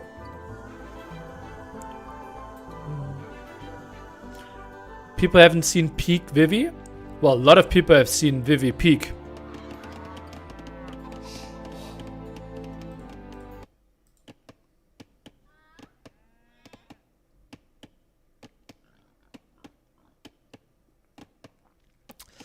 Okay.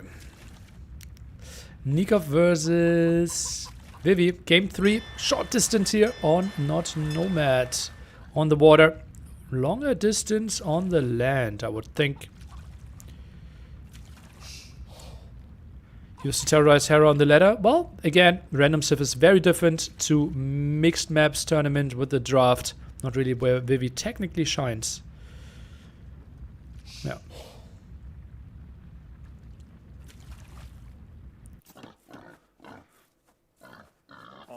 What's happening here? That was a weird detour for Nikov. Persians against Italians. Another boar over there. Yeah, could be nice.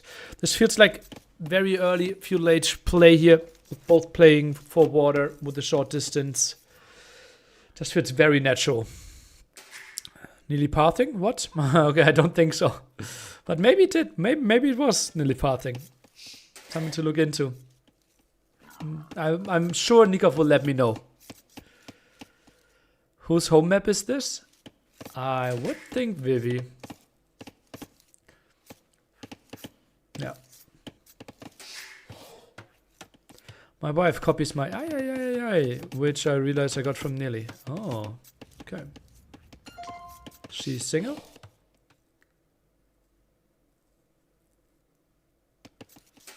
Which shift do you prefer here? I think it's pretty close. Personally, I'm a bit of more of a fan of Italians, but Persians are crazy strong. Yeah, the start is just very smooth. This is Nomad, it's not Nomad. The big difference here is that you can't choose your starting TC. It just gets placed somewhere for you.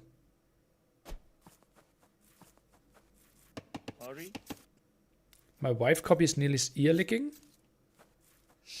Are you referencing the cheek lick I did at NAC 5 or what? I've met one Persian girl once. Now I prefer Persians to Italians. Okay.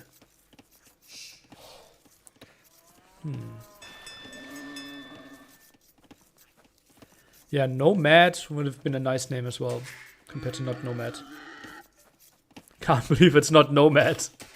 I like this. Yeah.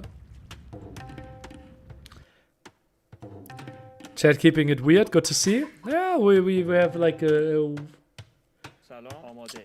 weird only entrance. Attractive Persian girls are far more attractive than attractive Italians. Okay. Persian girl talking. Neely has such a good sense of when and when not to say something. Really? I think close to everyone would disagree with that statement.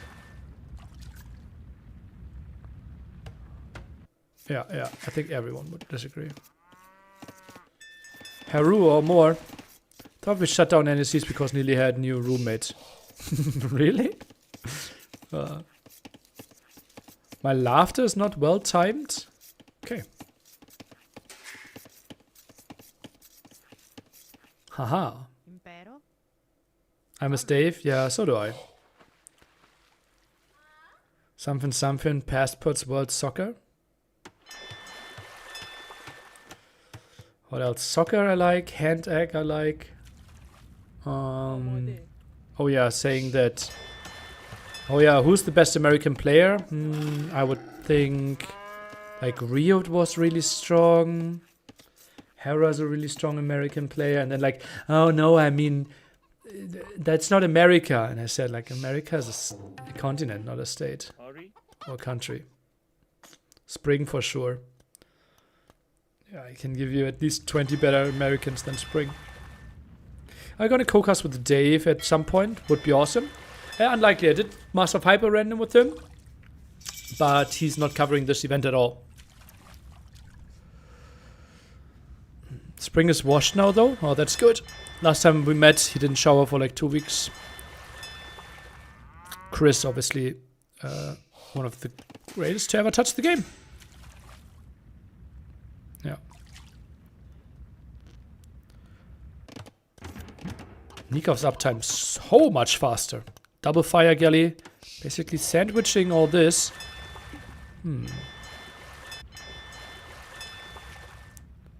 And now he sees the galleys, the fishing ships. This is so good for him. Sees them evacuating. And this gives so much intel. This gives him the info. Okay, you're evacuating this area. Plus, you have another dock. Otherwise, you wouldn't already leave. And kind of tells him also that Vivy is playing fast castle. Like that move alone gave away so much if Nikov is putting the puzzle together. Talking about players like Chris and Spring, does that make Doubt's longevity even more impressive? Yeah. Like Doubt is still like the third best player of all time. Simply because he has been at the top for 22 years now. Constantly top 20 and long time top 2 even during those times.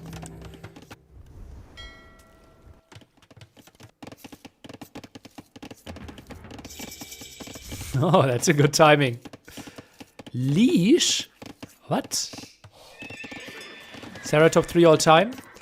I think after Red Bull, Hera took my GOAT spot, yeah. Like not mine, like not from me. Like on my ranking, he took the GOAT spot. Neely, we give sound financial advice. Would I keep my Beyond Meat shares over the weekend? Why not? I think Beyond Meat is growing.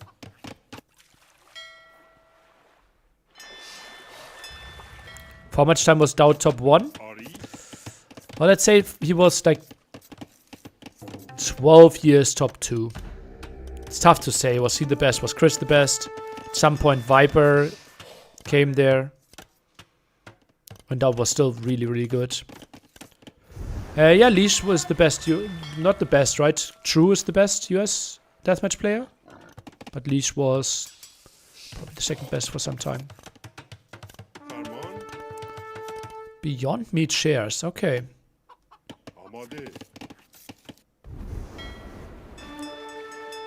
Believe it or not, but Monday will be the first day where I'm buying my first ETFs ever. Put it off for a very long time. But now with all the ad revenue from the 4-hour stream, I'll put that money to good use for the 4-hour game.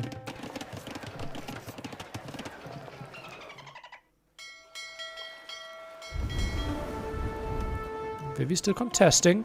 More fire galleys coming over there. 5 fire galleys against 2. Market for Nikov behind this. Archers around. Force the tower.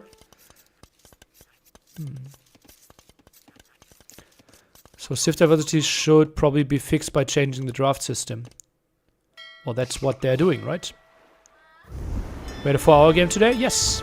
3 games ago. I think 4-hour 22 or something.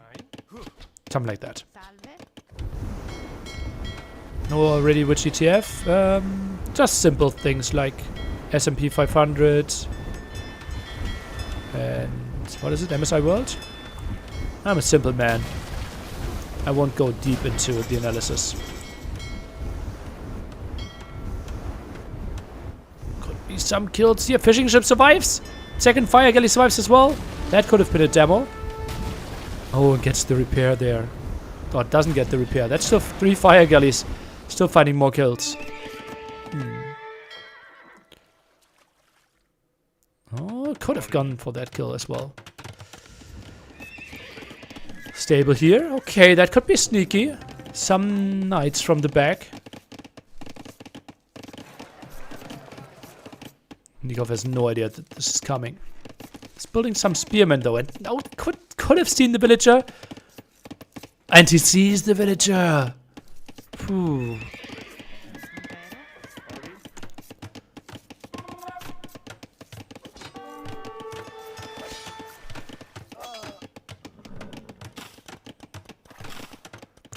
Isn't this fire galley hiding behind docks kind of stupid? That's what someone earlier said as well. And like 15 people slaughtered him for that opinion. And really liked it. So, different people say different stuff there. Like in my time as an elementary teacher, I learned that calling people stupid or things stupid is not often well received. Especially by stupid people.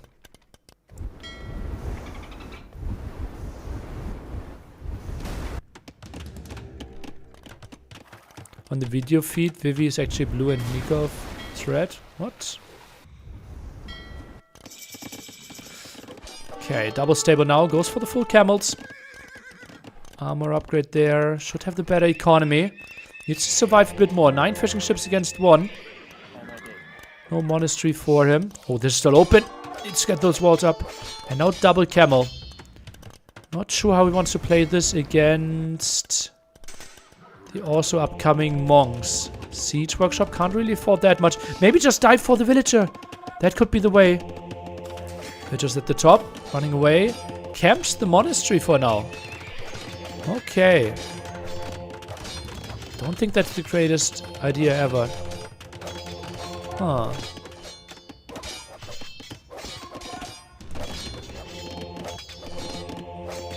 Monk as well, and that's such an interesting choice. Like, I would have always tried to somehow chase those knights away, but actually just going for the monastery feels so correct. And just keep the camel production, right? And you should always be fine. Build a monk yourself. Doesn't want to eject the monks at the other side. Crazy, like, that's such a patient decision here. Maybe squeeze in 1 scout. Okay, now triple monks. Not sure about the scorpion. 1 monk down, 2nd monk. And did he all convert the same one? Looks like it. Only 1 single camel conversion. This is a nice defense by Nikov. And this could be a really quick 3-0. We might be back on schedule, people. Nikov saving the day. Just wanted to go to bed. Thing is though, Vivy not in the worst position at home. No text to war galleys. Might feel like this makes sense to continue playing. Takes off the headphones though. And calls GG, well played. Vivy takes the 0-3 here. In very fast fashion. And Nikov, obviously not gaining any Buchholz from beating Vivy, but in a fine spot now to climb the ranks. 好的，让我们再次恭喜 Nikov 赢下了本场比赛的胜利。我们把掌声送给他，同时我们也把掌声送给龙神。Congratulations for the win, Nikov. Up next will be the Viper against Mr. Yo, coming up directly after the awkward handshake and the winner interview.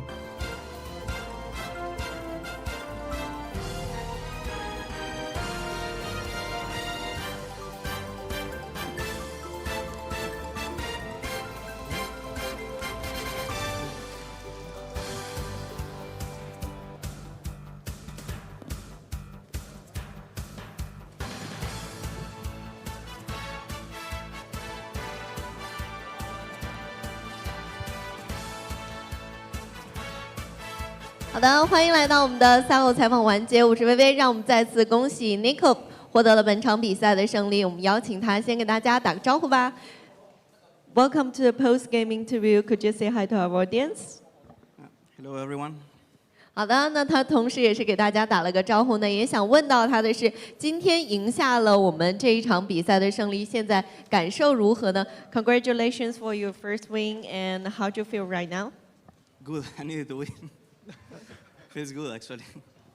他觉得感受是非常好的。那我们同时问一下，同学有没有什么样的一个游戏里面的问题问到他呢？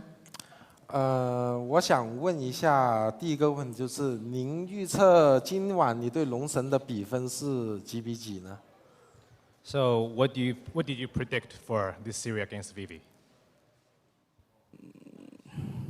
I mean, when I drafted the Sieves, I thought it was the big favorite. Okay. Before that, I thought it was going to be like 3-2, close to someone.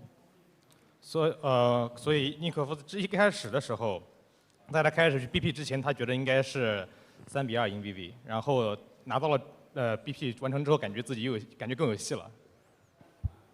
好，我在第二个问题就是，你觉得野猪林这个地图，越南跟蜀国是哪个民族是优势的？ So for the first 两望台。So for the first map, Lookout, you played Shu and Vivy chose Vietnamese. Yes. In your opinion, which save is better? I prefer Shu. I think they are easier to play. I'm sorry. I think they are easier to play. OK，尼可夫的认为整体来说的话，鼠更好、更强，因为它整体而言比越南更好，更容易去玩。好，还有就是贝多因游牧，当肥龙选出库曼，你是觉得他是包开 TC 的吗？因为那个时候是没有视野的。我看到你是直接起了马厩跟靶场，非常的果断，这是您的一个预判吗？ So in second game Bedouin, where you didn't actually scouted that Vivy was going to do a second TC right away, but you chose to go forward. You went forward and placed the stable and the archery range as a following. Is that a prediction of you on Vivy's next move? I mean, if humans play normal, like Feudal with army, they just die because they are down 3 bills. So his only chance is to go through TC, so it's a little predictable, yes.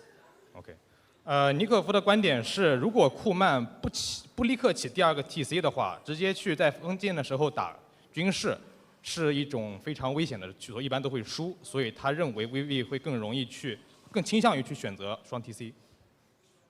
好，那么我的问题也问完了，也恭喜尼可夫啊，3-0拿下这个比赛，打得非常的好。That's it, congrats. Thank you so much. 那同时呢，我们也有一个最后的问题问到他，就是因为发现他现在后期的游戏处理都是非常不错的，那想问到他是不是最近和 Sebastian 一起讨论出来的呢 ？Your late game strategy is really good, so was it discussed with the Sebastian? We share a lot of strats in common, yes. And I asked him what was his opinion about the matchup for lookout for the map. 所以他不仅仅是Sebastian， 他也跟其他人，包括大狗以及其他的玩家一起都讨论过这个策略。好的，那也非常感谢他来接受我们的赛后采访。那我们的赛后采访呢，到此就告一段落。接下来，让我们一起来期待接下来一场的精彩比赛。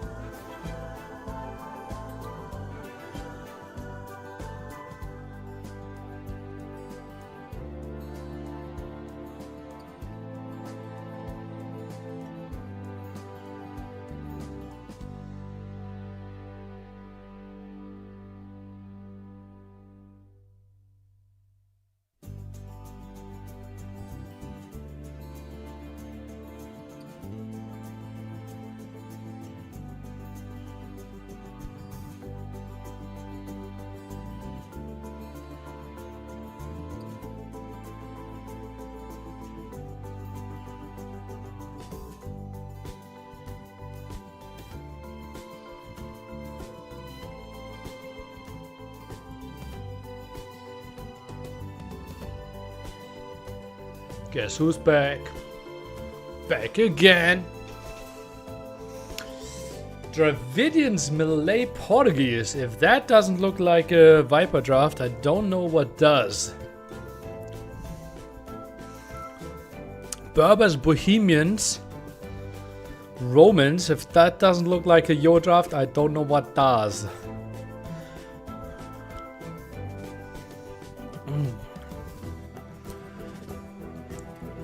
Neely, how does it feel? Beijing right all the time. What's the question? You're missing Burgundians? Yeah, you're actually right. True, not making it into the draft at all. Some more Mesosivs. Even half of the draft for those two players? Yeah, just let them play free pick. Don't pick as if your opponent is picking and all good. Why can't we have English in Capture Age? We can! They asked me if it should be English or Chinese. And since the main viewer base is Chinese and it would cost us more to have 2 observers, I said, just do Chinese.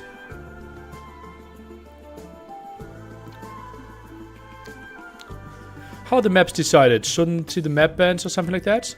Let's see it down below. Those are the map bands for each player. That's the pick system.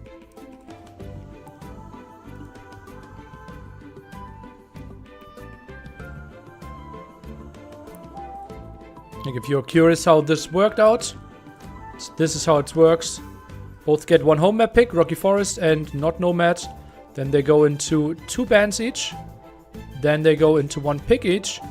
2 more bands, leaving us with 1 remaining map to begin with.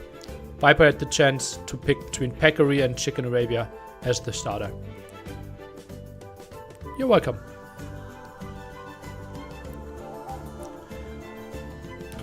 Has there been laming on Chicken Arabia? We've seen 2 sheep stolen. Still no single word in Chinese. Oh, I need to prevent my YouTube videos.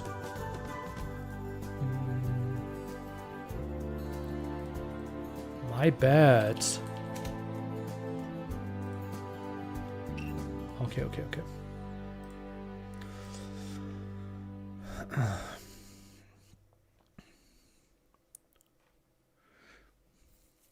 Didn't know that you are casting, dear Nearly. I am. Cast 11 hours yesterday, 10 hours the day before. Today we are in 10 hours, 15 minutes. And another set to come. Tomorrow, another 12-hour shift. And Sunday, we have the playoffs, semifinals and finals. I won't cast the finals though. But I will be there for all the other entertainment for you. Are you a bit of a workaholic? My girlfriend would say yes. My therapist would say yes. I would say no. Who is right?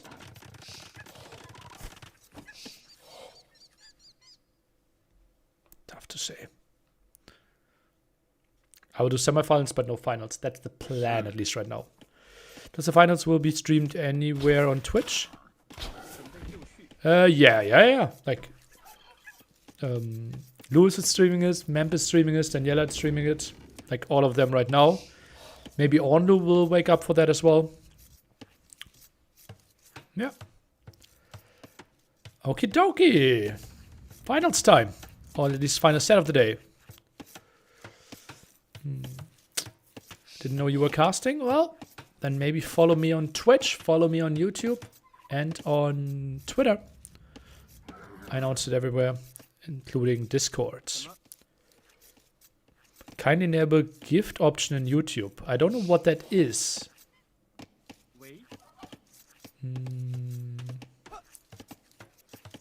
I don't know what that is and what I need to do.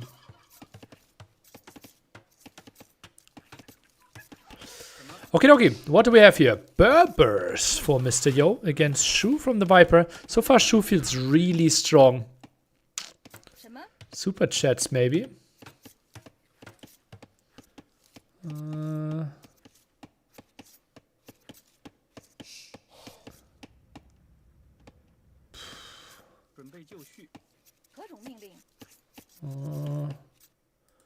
I have no idea. SEO2, when waking up and when work is done, what's not to like? Lovely stuff, lovely stuff. Your prediction for the set? I'm going with a 3-2 Mr. Yo. What are we thinking? Yo on the left, Viper on the right. Give me your prediction. I will say 3-2. Betting odds were in favor of Viper. I think it was 2-1 to 165. Yo 3-1, Yo 3-1, 1-3. 3-0 Viper, 2-3. Are you saying Viper's washed nearly? I have a good joke prepared for that. Buy a super thanks option in your settings. I have no idea where that is. Settings. Overlay for breaks. Don't really want to go into that while the games are running, but thank you for your kind implication. Pop 19 for both of them.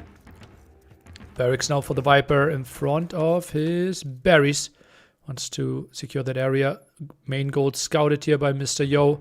Sees the berries. Both players did loom. Want to be on the safe side. But Viper still a chance when he loses today. Not within his own power. He has to rely on Buchholz and the matchups created. We can do all the math later after the stream. Who advances when, with what matchup. Chinese observer are focusing too much on Yo. It's 6 minutes into the game. Let's calm down. Also, the observer has to show a bit what the storyline of the casters is, right? So if they're constantly talking about Yo, we don't want like the T90 how's it called? T90 Mapu disaster from Red Bull 2. I can predict tomorrow's matchups, but we don't have to predict, we can just generate them ourselves, right? They were in Viper for the first 3 minutes. What are you on about? Yeah, it's selective observation.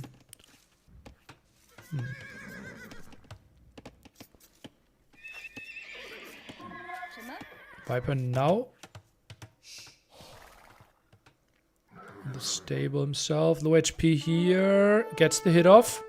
Okay, pretty even when it comes to HP. Viper a bit more collected resources. And there should be Scout, Spearman, and then probably an archery range. Especially with Yo's open gold here. I would not mind to see the Viper going for some aggression behind this.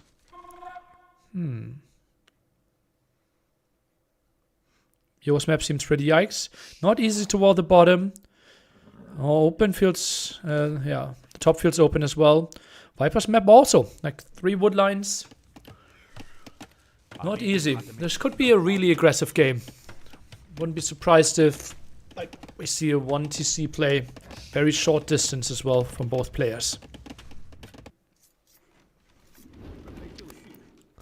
Yeah, this feels a bit like a custom map, right? Oh, those 3 scouts will come in. Viper not having protection there. Tries to quick ball that one villager, just accepts that one will go down. Meanwhile, taking the hits here. This is a great opening for Mr. Yo. Has to be happy with that. Spearman completely out of position. Now scouts this area. 4 scouts around.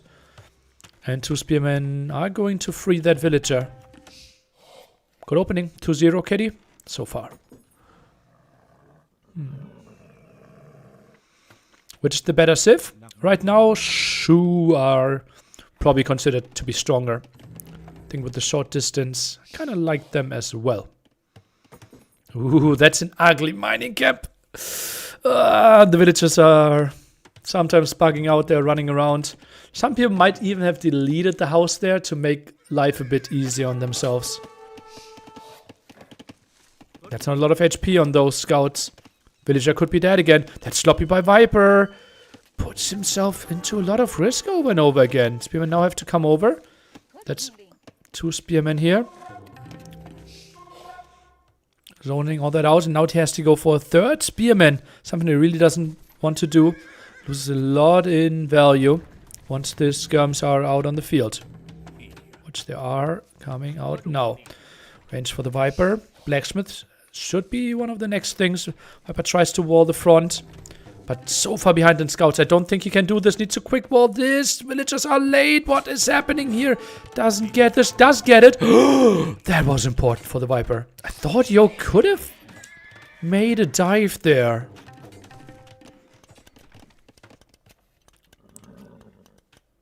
Three spearmen should be scaring those away. Scout still getting some more vision. Does he get a hit off? Not even that.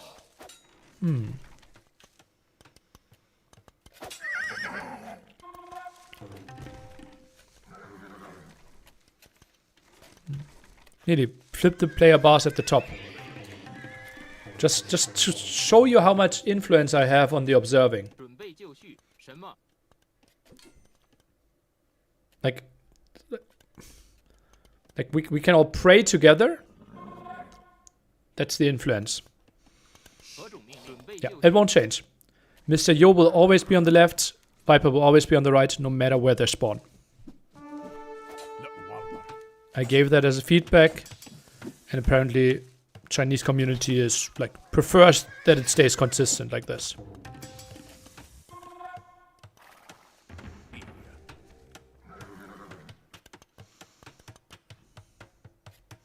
Viper with a nice amount of food though. I think he needs fletching. Viper should not get greedy and not do fletching here.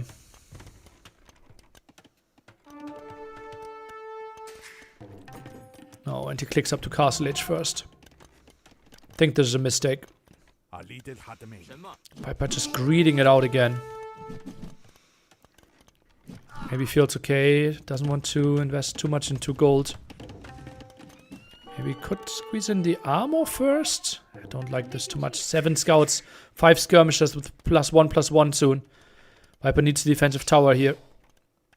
Or he could die. This is so greedy. Goes for armor first because he didn't have enough gold. Queues up. Oh no, now he cancels armor. Goes for fletching. But Yo is not pushing for it.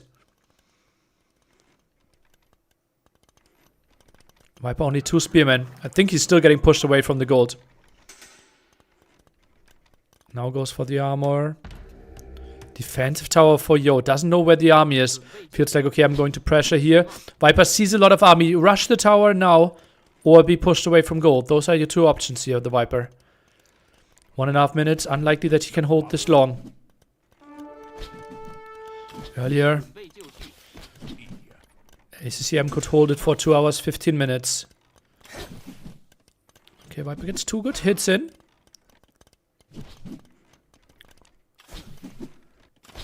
Buys himself so much time. Good house. Zones this out. 2 spearmen to the side. Jumps on the skirms. Oh, that's a mistake by Mr. Yo here. Loses a lot of his army there. And now the 2 spearmen actually should find value. Those 2 skirms out of position.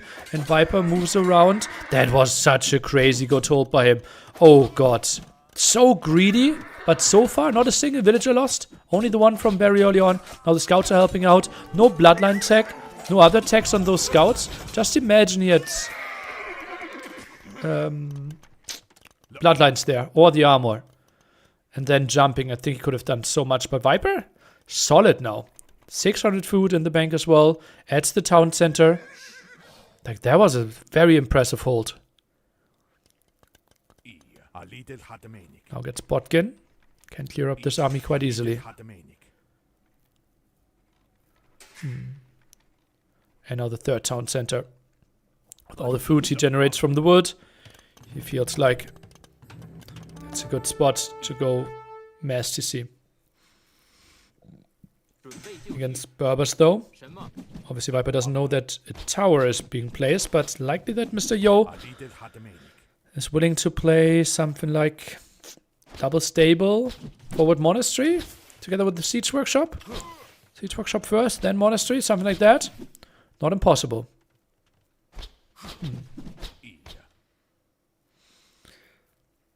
Does both players need to win to pass? Well, we only did 3 or 4 from the group stage, but if Yo wins today, he is through guaranteed, yeah. Whew, 3 HP on that one. Should not lose it. I think he clicked down, but it passed around because of the cliff. This field's over already? For whom? Okay. The power of Shu. We now have Janitors. Viper, very little commitment. And now it's going back. Just booms 3 TC here. Mr. Yo goes for at least 2. And goes for Botkin. Mangonels might be the next step here for the Viper. Not unlikely that Yo will try to push him.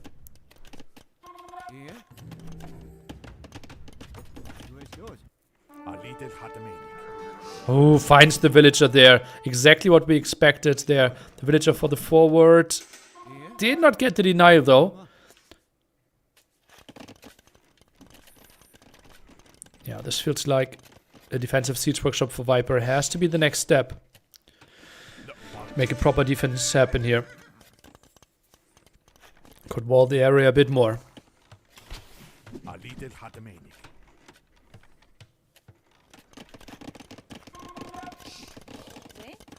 Ooh, okay, apparently Viper does not want to get a conversion. Gets at least 1 relic. Now the siege workshop. Viper 14 on stone. That's so interesting. Is White Feather Guard a good unit here? Or is he just expecting the push and wants to have the counter castle ready? Crazy how he's not upgrading his units probably. Like no elite skirm, no crossbow. Now is the monk around. Tries to dodge this. Does for now. And goes back to converting. 200 stone away. Mr. Yo breaks the bottom. Viper already walled off this area as well. Huh. Lots of greed still for the Viper. 16 villager lead. Bit surprised that he's playing like this.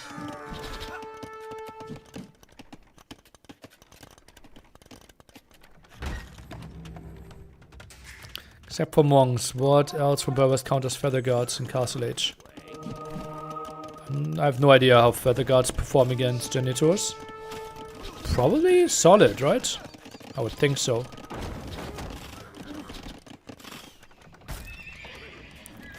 And where's Viper building his castle? I think where his house is next to the siege workshop could make a lot of sense. I think deleting the house would be my play. Okay, builds it a bit more defensively. That means he might lose some farms. Maybe felt like he didn't have enough army to control all this area. So 3 TCs should keep them running. Very limited idle TC time. That was a good shot to start the defense. Might get another one against the skirms indeed. And builds more farms to the front. That's a bit of a surprise to me. Viper. 300 resources collected behind. Wow. That's surprising. I thought he would be ahead. I would be so sure. Eco upgrades. Maybe the wood upgrades might be hurting him.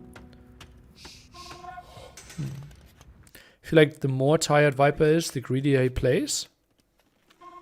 Interesting observation. Something I didn't see yet. 3 TC for Mr. Yo. 17 villager lead. Yo has way better work efficiency. Yeah, well, obviously now, after the castle, right? So that only makes sense. But before that, sort of been better for Viper, I thought. At least the number of villagers. But yeah, some idols. And now Yo with the forward castle. Let's see how greedy he's going to be. I think just going onto the hill might be good enough, no? Look at the observer. He doesn't know where the castle should be. He thinks, no. Mr. Yo is way too good in a controlled spot. He doesn't need to go for the wild castle. I like how Mr. Yo did it there. Maybe some quick gates here. Doesn't look like it. Oh, expected the continued walk there. Went for the ground attack. Did not happen. Okay, now a good ground attack. Ballistics for Mr. Yo next. Only 18 farmers. And the Viper, 26. Viper must always be tired. Yeah, if he only plays greedy when tired, that would be it. 59 gold for the Viper. Eco balance not really there. 1 TC at the gold obviously made it tricky to redistribute the villagers properly. What time is it where I live? I live in Germany. It's 5 PM.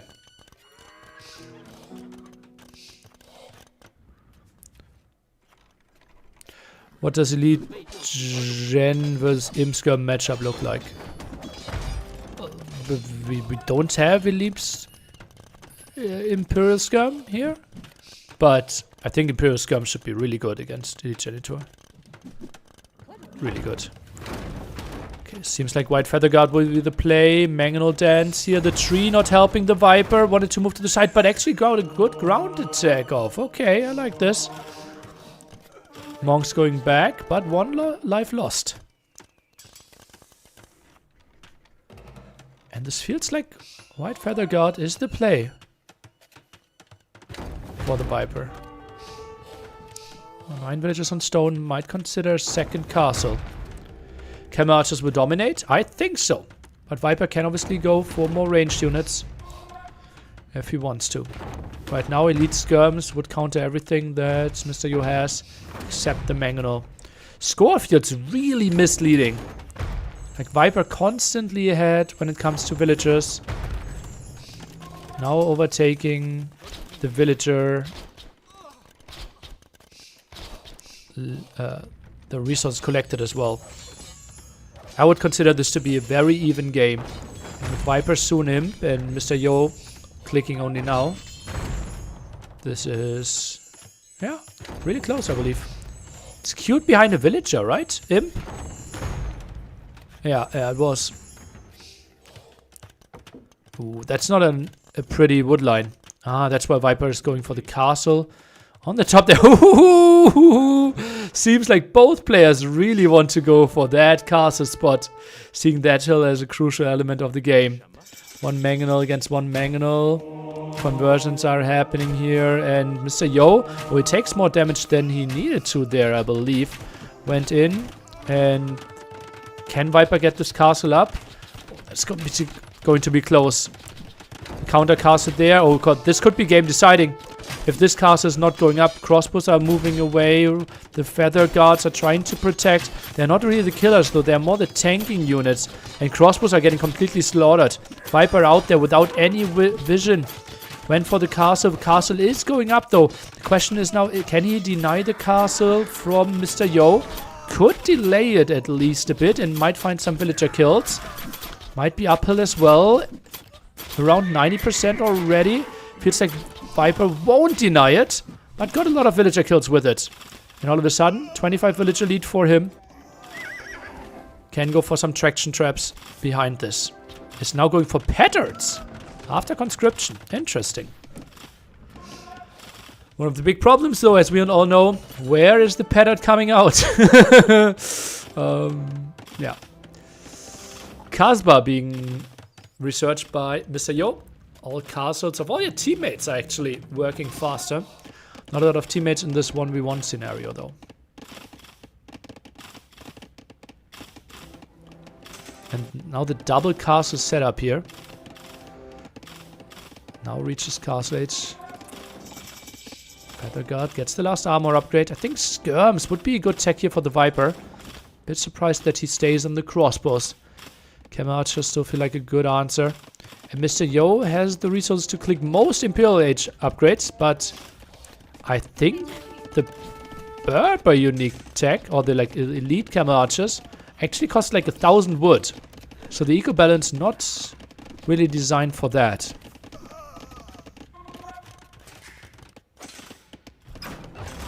Two patterns. Oh, debated even with the White Feather Guard, so that the castle wouldn't shoot the petards. Chemistry is coming in. don't think that hand cannoneers will be really the play here. And Viper now goes for the elite skirms. Crazy how the score is so misleading this game. Something to analyze. Casper before conscription because faster tech. He wasn't an imp. Conscription is an imp tech. Casper is a castle tech.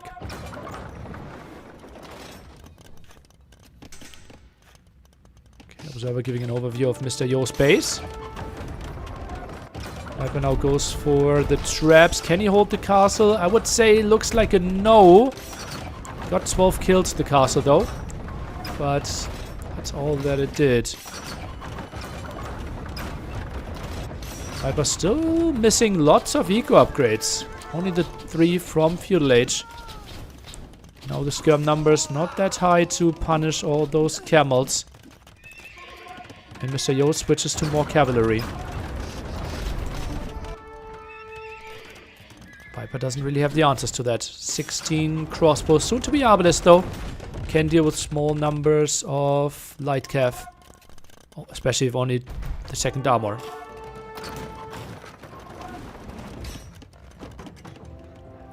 Casper makes conscription research faster. Yeah.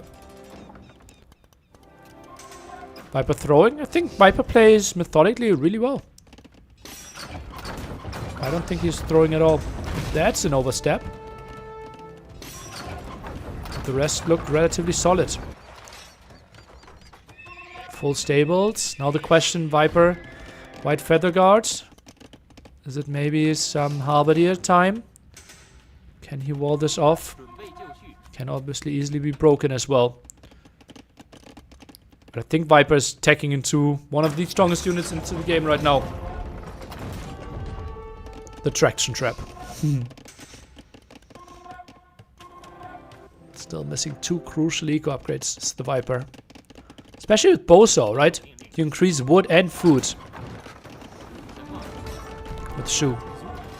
Oh, that could be a nice raid. Viper solid. Close to 15-20 population ahead. Oh, is this elite White Feather Guard? No. Castle helping out. Arbalest against the Bombard Cannon. No unique techs here for the Viper yet. And Hussar Camel Archers. Not a bad army composition if you are a Berber player.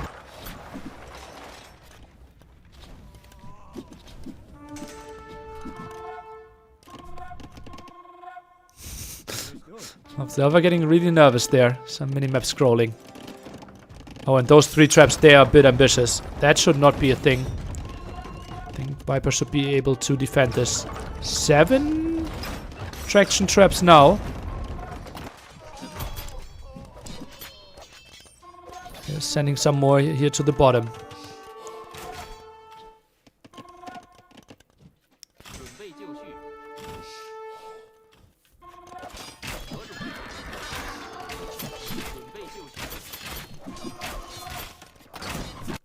Okay, enough defense there. Arbalest camping on that hill.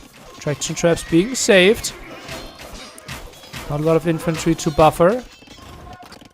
And now the moves there, but not a lot of protection for those traction traps. Hussars are moving in. There should be at least 2-3 dead traction traps. Viper maybe wants to still take out as many traps as possible to buy himself some time for his castle. White Feather Guards, they are more of a buffer. Not really great at killing those Hussars. And I think every single traction trap, but 3 goes down. Another one joins the party from the bottom. And now we see elite White Feather Guard and elite Camel Archer, I would assume. It could also be elite Janitor, but let's assume it's Camel Archer. And yeah, the skin for the Camel Archer changed. Let's Thumpering as well. Next tech should probably be the double arrow for his Arbalest. And that's a weird army to send out there on its own.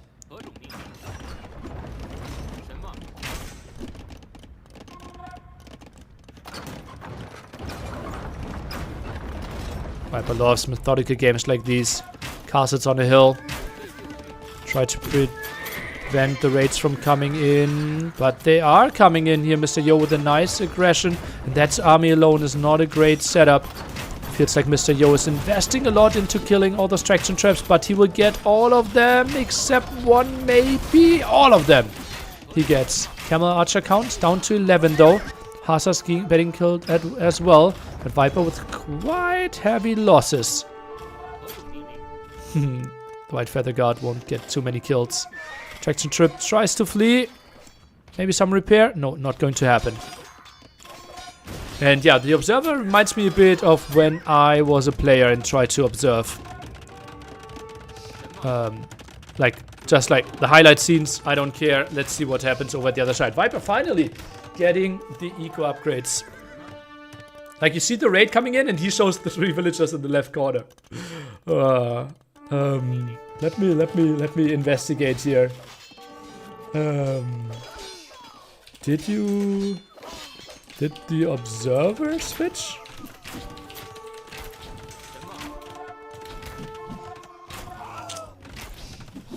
I think it's still without the unique upgrades. Oh, the wolf actually takes down the janitor.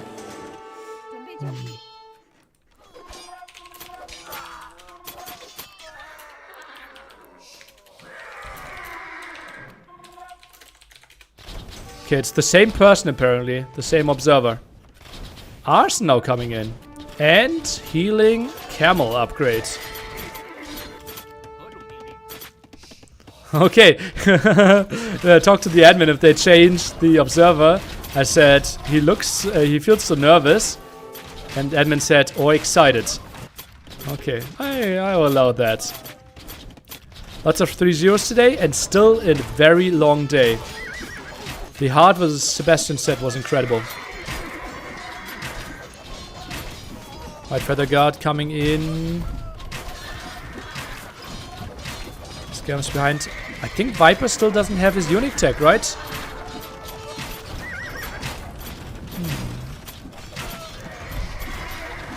Chinese admin is not cuisine, you know.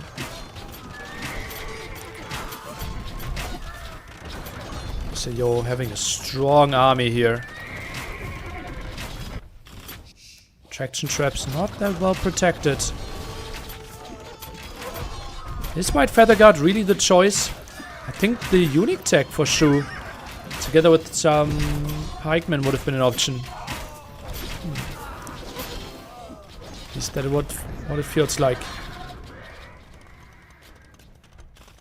Raids have done the damage. Maybe they did as well. How many traction traps did die? Feels like 12? Viper loses that castle. Score absolutely brutal here. Villager KD heavily in favor for Mr. Yo. The Viper still without chemistry.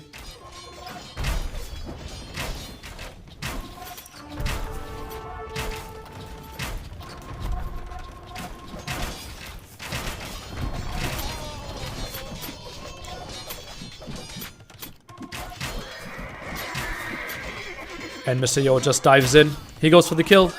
Popper 60 for the Viper, but might just lose everything here. Hussars are around. Camel Archers. Now we're even getting Thumbring. Viper jumps in and out of the town center.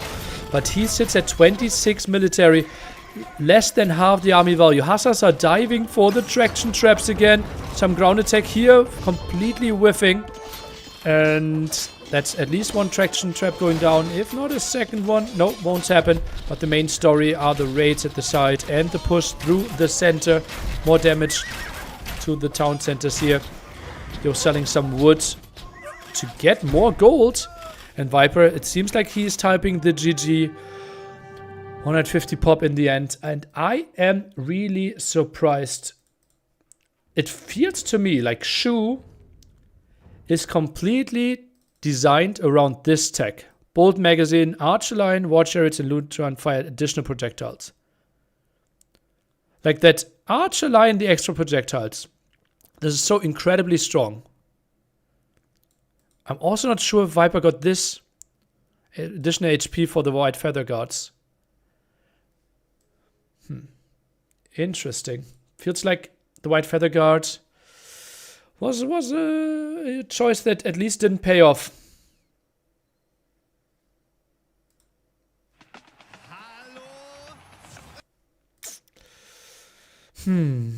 Hills though? Yeah. Should get help? I thought so. I didn't want to say it. Yes, they do. I think either you play full Arbalest or maybe Traction Trap Help might be an option. Yeah, let us quickly remind. Could you in the chat please tell me who just won game 1? I'm not so sure.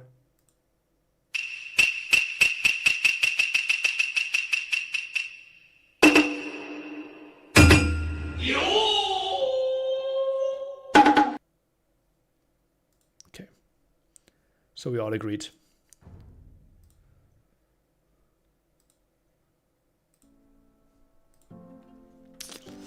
I'm tired of these pay-to-win civs, freaking Berbers, always winning. Still, these DLCs are so pay-to-win. Old civs never get a chance. The letters always Berbers, Berbers, Berbers. Yeah, freaking kingdoms. Otherwise, we could not have sold HD that well.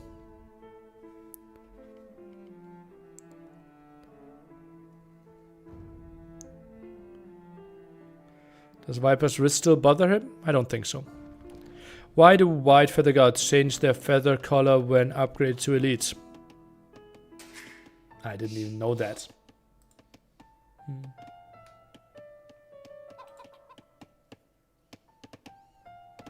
Whenever you do it, it reminds me of One Piece, One Arc. Okay.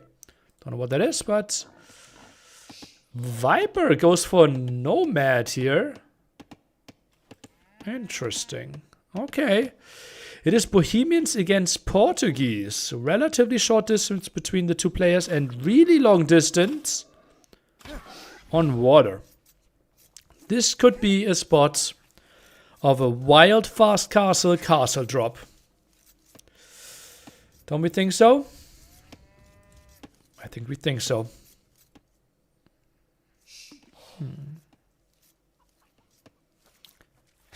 He didn't play Dravidians on Nomad? He did not. Maybe it was some sort of mind game. Huh.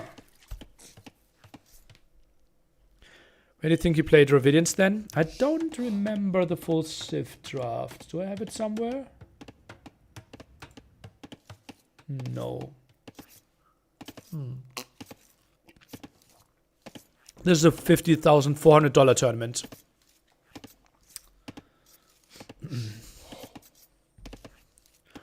Stock plays from start 2? I don't think so. Might be though. Maybe.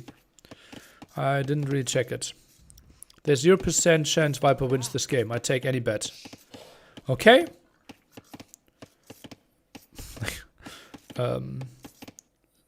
Then donate $100 and I send you 150 back if Yo loses. Okay. For the sound set, up there wear an earpiece and headset. Is the headset to block out the crowd noises? Yes. Oh, Viper's not wearing them, right? Well, it's tougher for him because everyone is a Yo fan. But I can ask the admin, what's up with players not wearing a noise cancelling headphones? Not great at typing.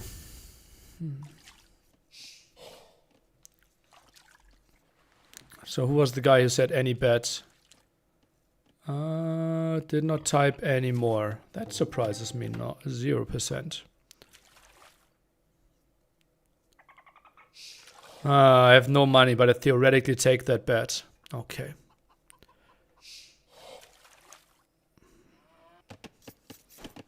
Then could you do more theoretical typing and less real typing?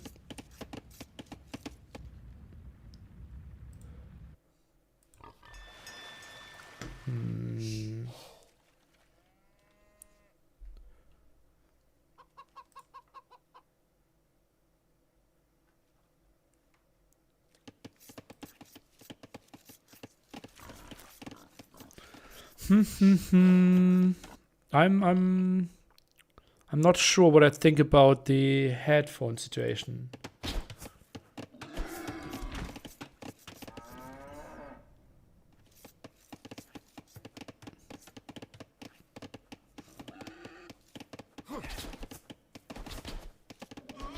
Well, let's just focus on the game here. Can you please show the line of sight? I'm not responsible for the camera.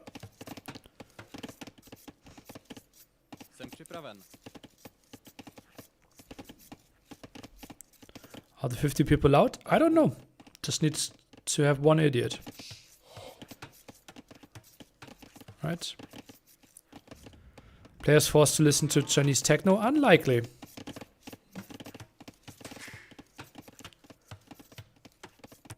Viper looks to be playing... Oh, it looks like both players are playing fast castle here, right?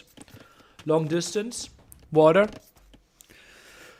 I like Bohemians more. What do you think? I think it's really close. I think Portuguese, like you have this light water advantage, and then probably play full Mons. Is Viper 2 on gold?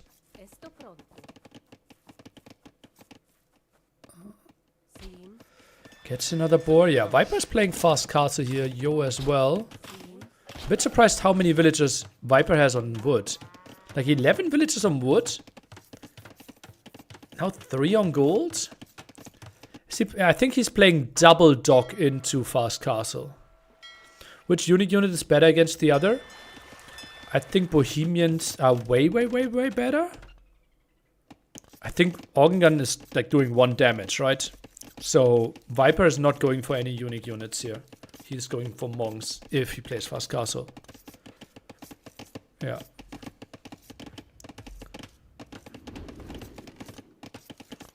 And that's the mill indicating he will play fast castle. Mill is mainly there for the chance to build the market together with the blacksmith. Is there website schedule? Maybe there's a website. If only. Someone knew about the website. Liquipedia.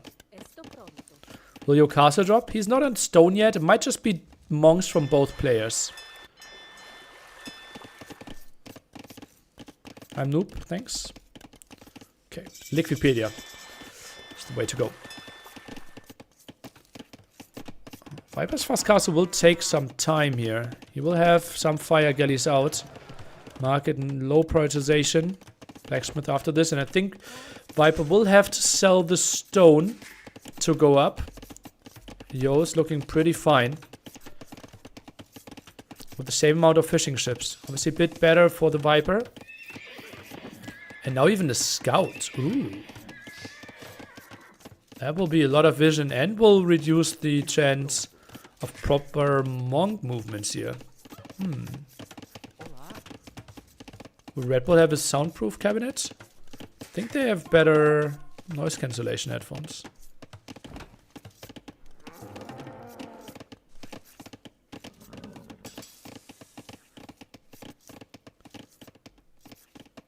And Viper did not have to sell stone. I think double monastery monk defense might be the way to go here. And you will have a lot of map control with all those scouts. Viper has no idea that this is happening. By the uptime, he knows that Yo is... Oh, is this no loom? And Viper can't get loom. He's on the way to Castle Age. Oh, and 3 scouts. Viper needs to quick wall this. Oy, that was needed. Viper should be winning water. Should be winning the 1v1 fight already. And has 2v1. That's big for the Viper. This is basically what he needs to design his whole game around. Goes for the barracks now. Needs some answer to the scouts. Still no loom for him. That water is gone for now. Redock for Mr. Yo. Hoping that Viper makes a mistake, basically. And not spotted. We're now going for Spearman. Very likely that the next thing then will be Loom once he reaches Castle Age. And Yo, what is he up to? Oh, goes for War Galley upgrade. So he wants to contest the water. Viper is showing up there. Not sure if he actually will see this or he will just run into the fish. Instantly sees the villager. Good for him. Blocks the dock right now. There's no galley production coming up. Tries to go for a better spot here is Mr. Yo. But that's spotted by the Viper. Monastery for the defense. Spearman around. Goes for the stable himself. I like the spot for the Viper here. Should be quite some more income. Goes for the double gate. Loom is there. TCs are shooting. Lots of damage taken here by Mr. Yo on his light cav. Viper has to be happy with that. War Galley upgrade for him as well. Better numbers on water for the Viper. Just needs to make sure to keep on taking the good fights. Food income should be way better for the Viper. Especially after getting those kills. Now double monastery. Viper sees it. Really important for him. And Viper's doing all the right steps here. Maybe delete the spearman? Nope, not even needed. Water should be lost. And at the bottom, Viper with the defense on the water here as well. Good moves, good awareness. Has to be extremely happy how everything is basically going. Defends his own water, killed the water of the opponent. Light cav did 0 damage. Now he goes for his own scouts against double monastery. Everything is going according to plan.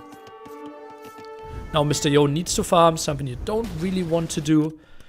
Still has quite some fishing ships here, but they can't really drop off. Viper goes for light cav, 3 out on the field. Not a single villager working on food right now. Goes for Sanctity, cancelled Sanctity, and might just go for Atonement after this. Oh, lost another monk here, I believe, Viper, right? That's what it feels like.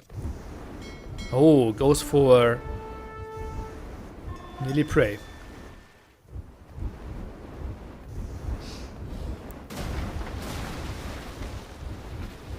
Devotion. Extra town center for Mr. Yo. Doesn't feel like he has to play the all-in here. Lots of villagers on gold for Mr. Yo, at least before. He saw the light cav and went for the extra town center. Viper now goes for the second TC as well. Sees the light cav squeezing through. Knows, okay, he's still winning the water. Adds some fishing ships, all in the corner at the bottom there. Interesting. That won't be super efficient.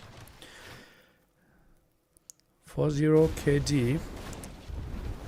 Now trading off some units. Looks like Viper is winning the water though. Sanctity and Fervor coming in. Bohemian villagers. Loving that. Keeps one light cav next to the monastery, to the relic. Viper already has one relic that basically spawned in his base. Goes for TC 2 and 3. Nearly says to dock where there's the most water. That's what Nearly says.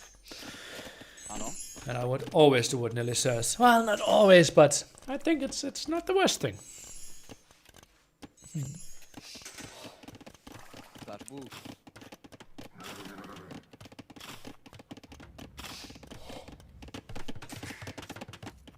Is casting without control is funny? Well, that's how every offline event works, right?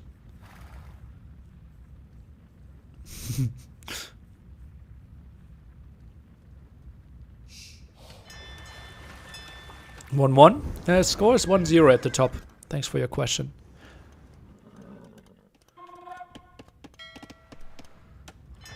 Didn't scout all the deep fish. That's a nice sneaky move.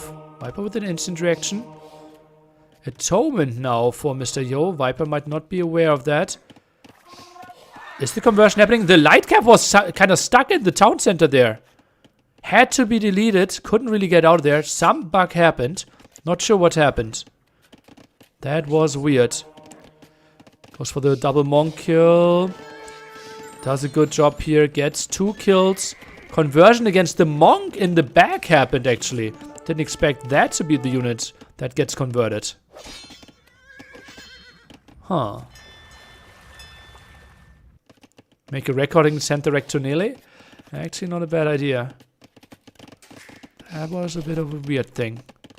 Viper adds more fishing ships, unaware of the potential of losing everything because of the redock. Maybe sending a villager to the left-hand side corner and right-hand side corner for some more docks could be good. Favorite monk skin? Oh, I couldn't care. Love how one can spec the game without pretty much any text necessary. What?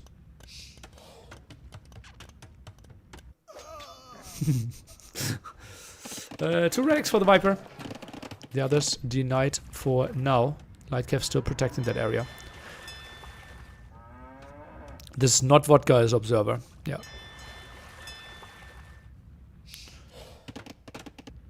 Would you choose chat or a bear nearly? Depends on... To do what? To go into a fight? I'd probably choose chat. To get intellectual quality questions? Probably ask the bear. Ah, romantic dinner? I'm a chatty guy. Let's do chat.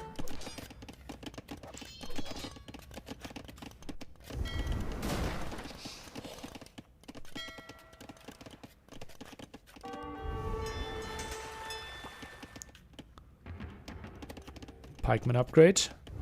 Let's deal with all those light cap. Ooh, gets a nice raid into the back here. Conversion started. We'll get 2 villagers killed, most likely. Third one slips through. Does not get the conversion there. Villagers are running. Why are they completely running away there? Would have been such an easy wall in. Like, that's only 1 palisade away from being fully walled. I'm a bit surprised there. Meanwhile, Viper lost most of his fish, down to 8. Maybe not most of his fish then, but quite some.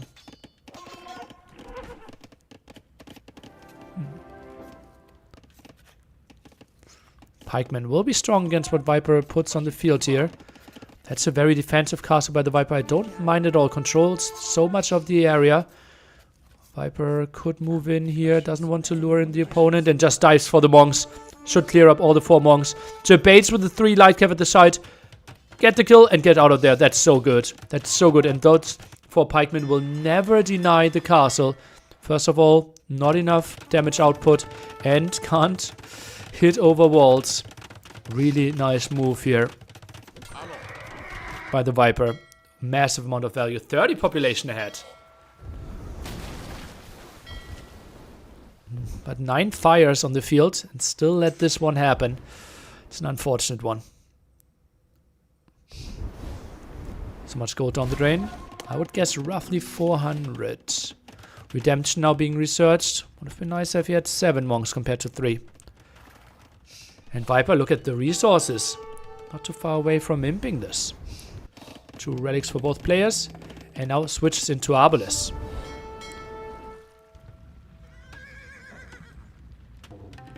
Shouldn't pikemen like step lancers hit from further? Yeah, not really the design initially, right?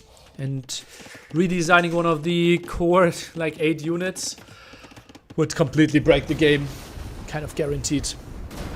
Because every unit is designed around this. And if they, for example, now suddenly get 1 range, all the cavalry would need a redesign.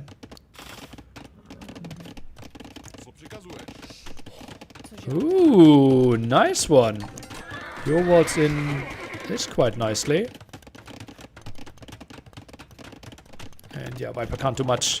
Maybe debate. Oh, actually take a fight as close as possible to his fires. Okay, can't complain about this. Mr. Yo just commits. Viper probably not too unhappy with this. At least traded off the armies. More ranges. But only 6 on gold right now. Needs to add a bit more. 10 on gold and first gold upgrade doesn't excite me that much.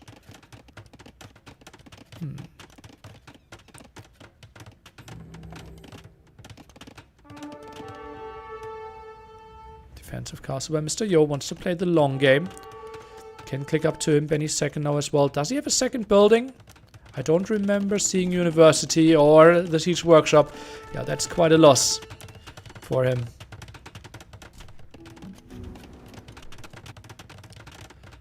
Viper with the outpost, get some idea that this is happening, but can just run away. Ooh, relics at the front monastery there. Viper can be a bit annoying there.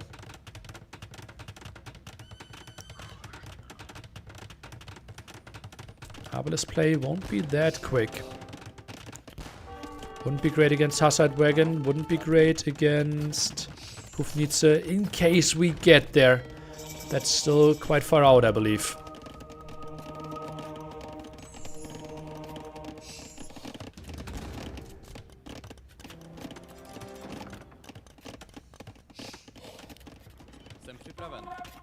Chemistry now. Is there maybe a spot to go for hand cannoneers?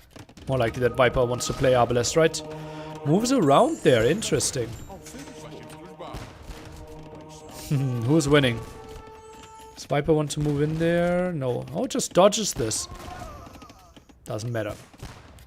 Cross was around. Oh, that could be big for the Viper. That's an easy pick-off against those villagers. War galley around. I think this is even giving away that this is unprotected right now. Not sure if Viper was aware of this. And still needs ballistics. Now goes for armor here. Chemistry will finish quite quickly. Only a minute earlier before the opponent though.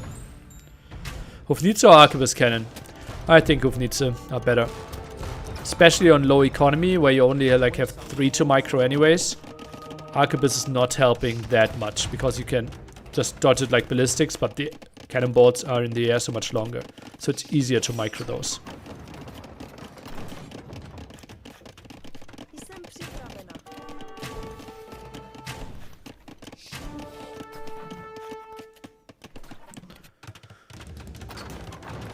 Who do we like in early imp here?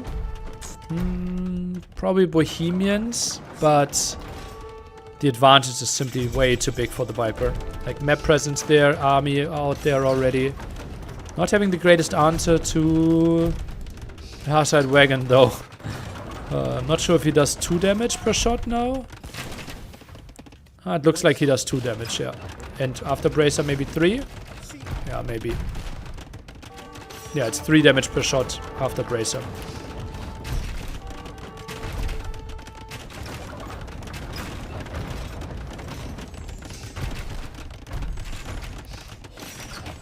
After the 4th game, nothing tastes the same anymore. 4th game? Redemption now coming in for the Viper. I think that's a good option. Against the bombard cannons, against the Hearttt Wagons. Ooh, moves around here. Could get some villager kills again. The 4th set. Maybe the 3rd set. For our game he meant. Ah, okay. You're doing the no blacksmith challenge. Well, he doesn't really have a lot of units that need blacksmith upgrades, right?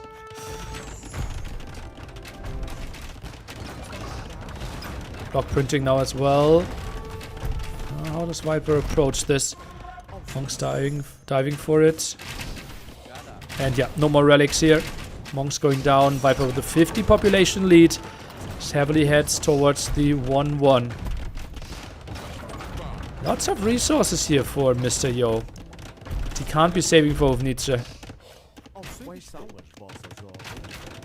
Viper with more army, it's a good sign. Yeah, we rarely see that.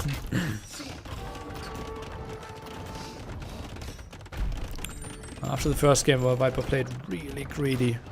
So many ways. Trend on Yo doing poorly on Nomad continues. GG. Viper with the nice strategy here. The semi-delayed fast castle with double dog, fire galley, winning the water. And then blocking off the scouts was really nice for him. Not taking any damage against the scouts. While winning water. Pretty impressive. Good job.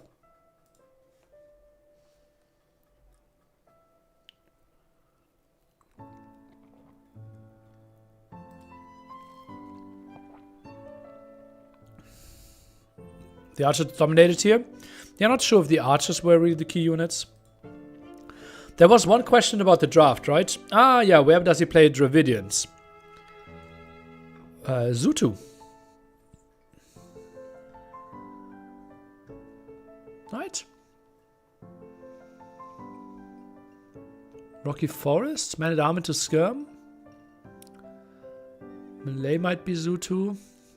Vietnamese for Bedouins? I think Josephs are better. Bedouins can be Huns. Incas, Rocky Forest, Georgian Zutu? Yeah, I think that's way better. Josephs are way better. Huh.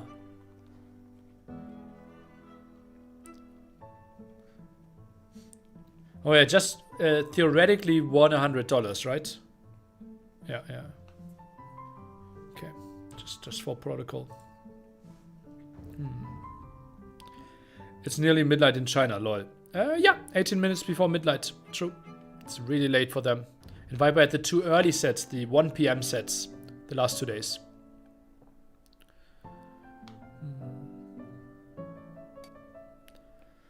Ba, ba, ba, ba, ba.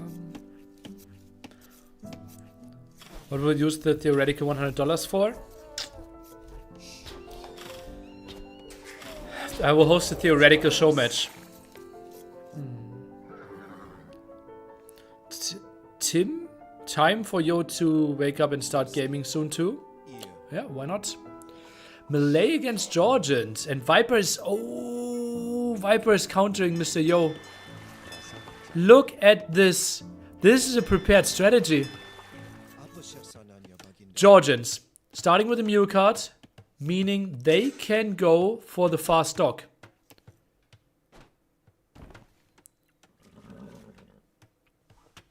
But Viper simply sends 2 villagers to the front. Denies the dog. And that's why Yo might be building the dog somewhere else. Tries to run around a bit more. And Viper has like Loom. This is so bad for the Viper here. That Yo sees this. He's just sending the Will away. Scout could chase. Is he seeing this? And Yo is not the master of quick walls. He sees it. He sees it. No, he did. Did he not? He didn't see it. It was in his vision twice. Okay, now he sees it again. Oh, Wolf there. Scout around. And Yo is floating so many resources. If Yo went full mind games, he would keep this villager alive, running around at the front, and just build a dock in the back and get shawfish. Viper now has enough wood for his own dock. Does he want to build it? That villager probably should go back. And now the dock will just go up. It is heavily delayed.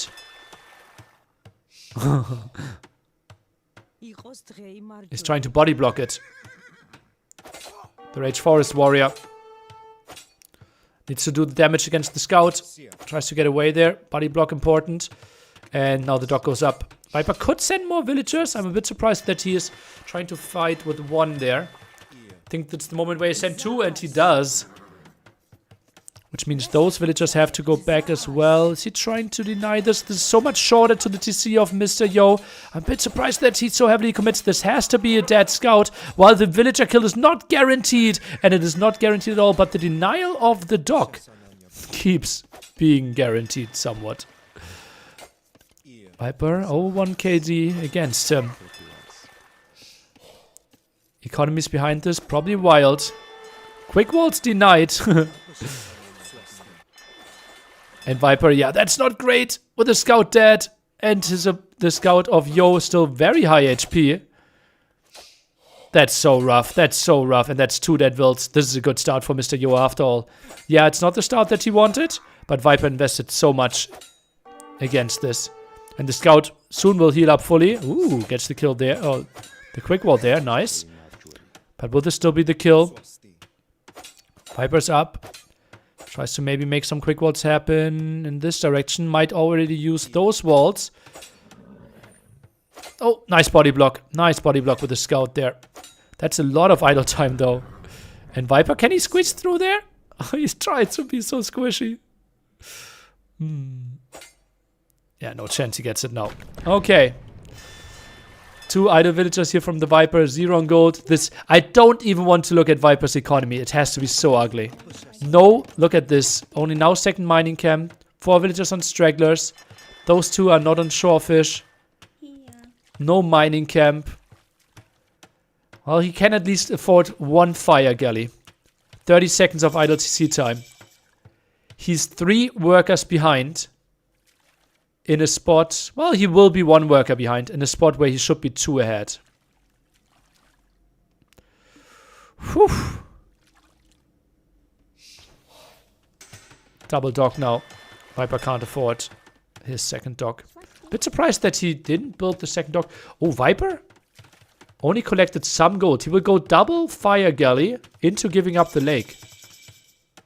He's not on gold.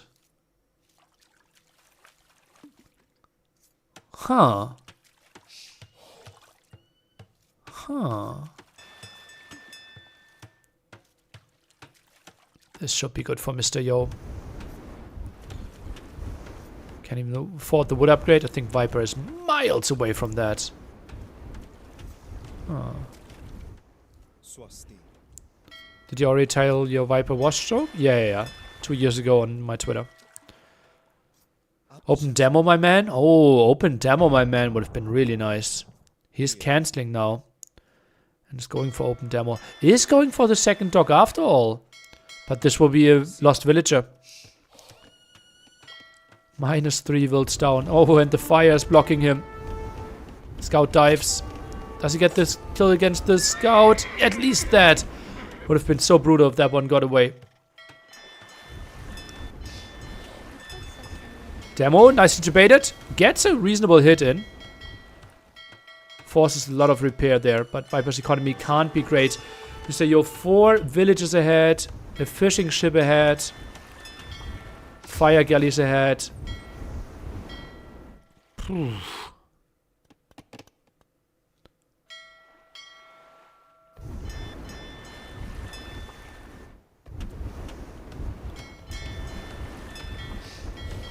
Still goes for the repair. Mr. Yo has so many floating resources. Demo can be good. Okay, gets at least something out of there, but soon it's against 3 fires. And Viper just gives up.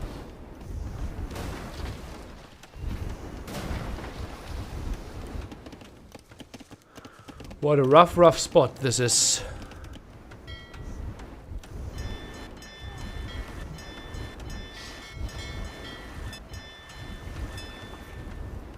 Nearly be honest, what are Viper's chances? In this game...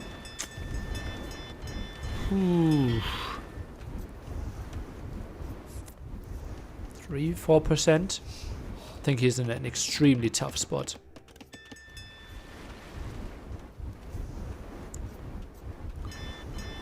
Like if Viper had a dock at home now, and we could see like him fishing there, having 2 fish traps soon prepared with melee, I could see something, but that, not even that is going for him. Theoretically 0? No. Like, as long as they're in there, always has to be more than 0. Right? Could just be that the chance is theoretically higher than 0 that Mr. Yo accidentally presses delete on his town center. And then the game suddenly is somewhat even.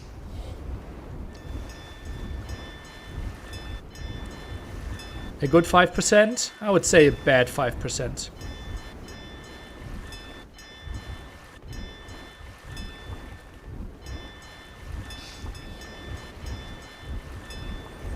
But it's going to be a rough game. Still tries to contest this, and meanwhile, like, Yo is just getting so many more resources. And just melee is not really getting anything from here, right? They're getting 3 villagers on the way to Castle Age. That's their only advantage.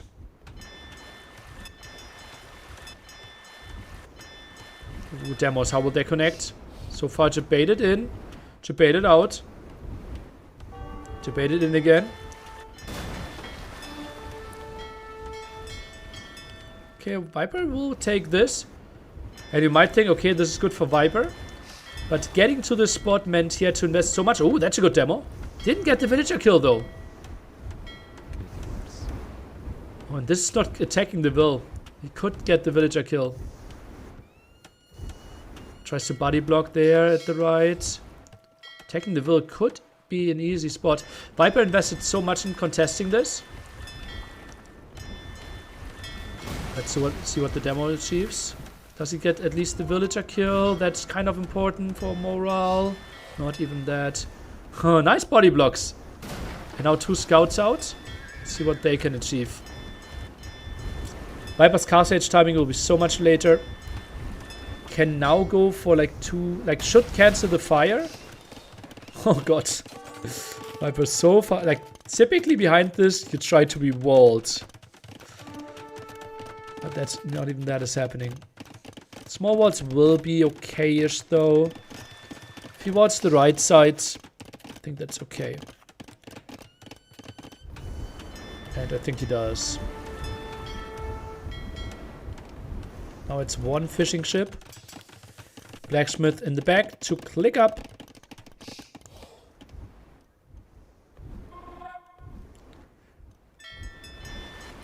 Viper really didn't want to give up the water here apparently. We'll be behind only, I would think, like a minute when it comes to Car Sage if he has a market, which I don't see. Is Viper missing both buildings? Yeah, Viper doesn't have a single Feudal Age building yet. Can see next to Viper's name at the top, the Feudal Age. Those 2 small houses indicating Feudal Age building amount. So far it's none. Market will be there. After that, probably the archery range, I would assume. It's like the only real unit. Ooh, that's a beauty. Feels like an easy wall off though. Like Viper doesn't have to wall a lot to block this off. Does he see this? He sees this. Oh, villager walked around there apparently. Not sure if he actually noticed though. One of the villagers could report. Question is if Viper is actually reading the report message. Or if it just clicks this away like spam.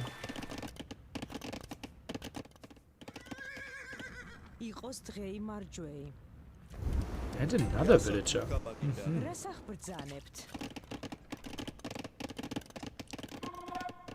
Viper 2 villagers ahead actually.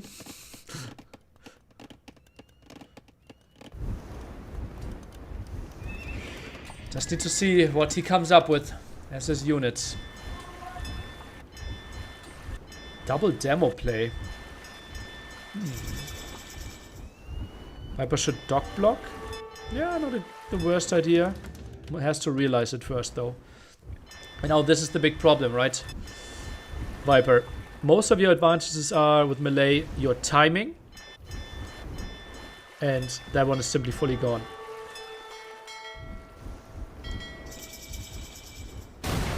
Gets 2. Some of them even trade. Monastery. Double monastery. Oh, I'm not sure if I like this placement next to the house there.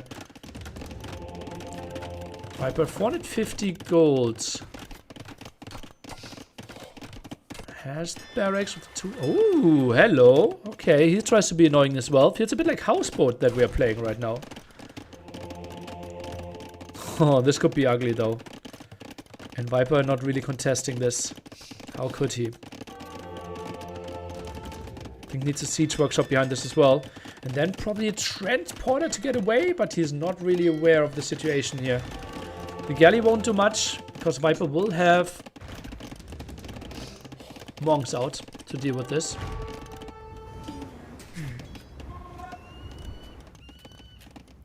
What do river dogs do? Well, you can build galleys, harass the opponent.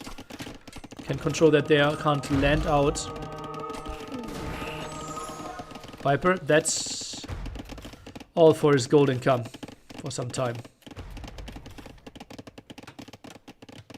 And yeah, he will have to land out there. Not sure if he has any vision even what's out there.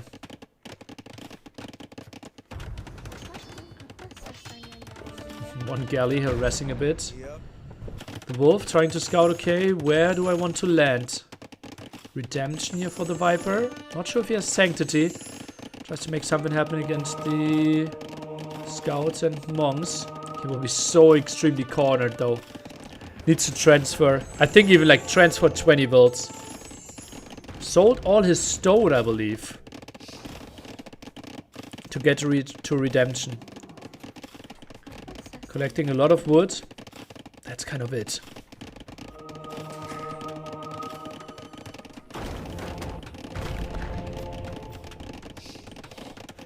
What about the woodline distribution here? Wouldn't it be an admin? Why?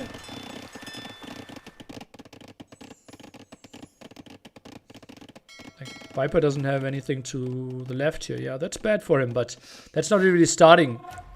Right? That's neutral. Certainly an advantage for Mr. Yo. I agree. Let's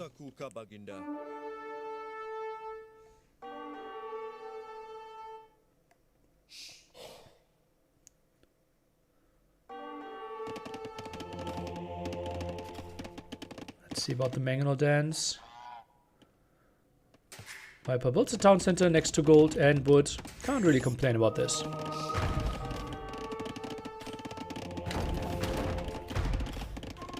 Pushing the fortified church a bit.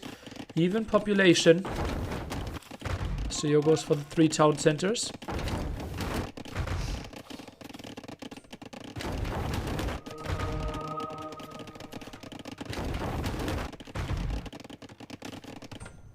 Now the Mangonel fight! Show it!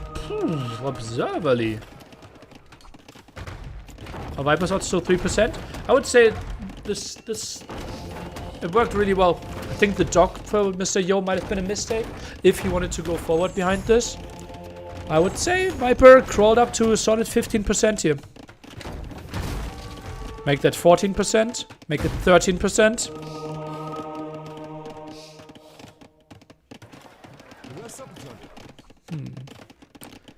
What is the official channel for this tournament?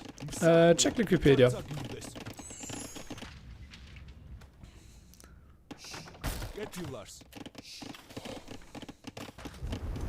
Does he have sanctity? I don't think so, right? 55 versus against 62. What another church there. Goes for the conversions. Gets one Mangonel at least. Shoots the light cav. Does he get a shot off against the Mangonels? No, he does not. Spearman run and jump in. What's in the very left corner of the map? Is Viper just abandoning his starting island? Feels like it.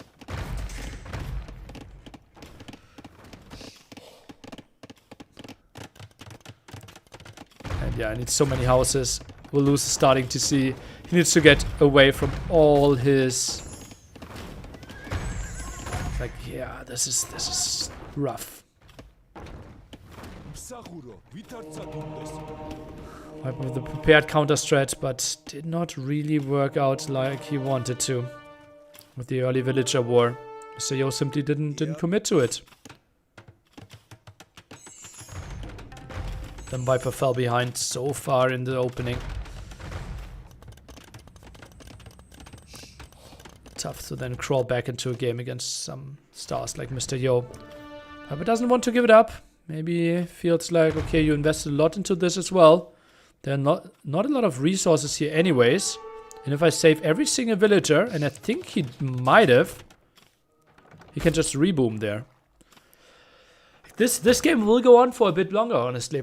Like, Mr. Yo won't be achieving much. I think he should be getting all, at least 4 relics here, most likely, with this control. Oh, does he get the Monk? Oh, he does not. Oh, this is good. This is good for Mr. Yo. And another conversion. Gets Blacksmith. Now he gets everything there. So Water loses this. Viper loses this. And Think gives this one up. GG. Does not want to try to reboom this on the outside. Loses the water control against all the monks. And Mr. Yo leads 2-1 here. Looking really good for him to actually go up 3-0. Which would mean we're seeing Hera versus Yo tomorrow in the decider on who gets first. Let's say the third game of Hera versus ACCM is still going on.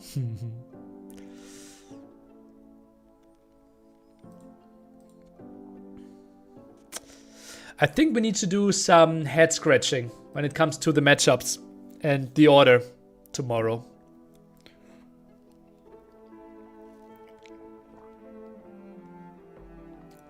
To guarantee, like for example, I think Liry and Hera, no, Hera and Yo both want to avoid Liry. So let's assume Liry is 4th. You don't want to be 1st. You want to be 2nd or 3rd.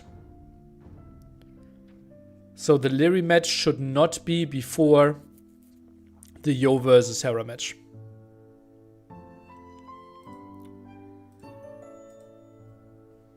Yeah. But that's something to figure out later after the stream, because there are so many scenarios, so many permutations that we have to go through.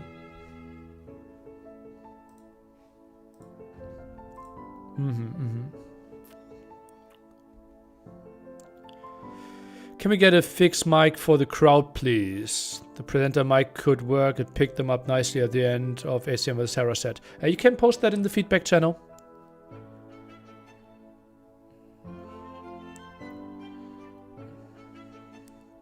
Wouldn't this affect Liry though, cause he would want to avoid Hera? Well, Liry needs to make sure to be top 4 first. Right, Liry needs to win anyways. He doesn't want to go and become 5th.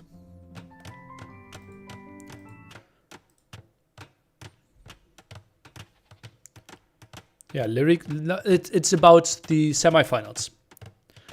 Not the Swiss stage, Donald Farquhar. There he can face him again.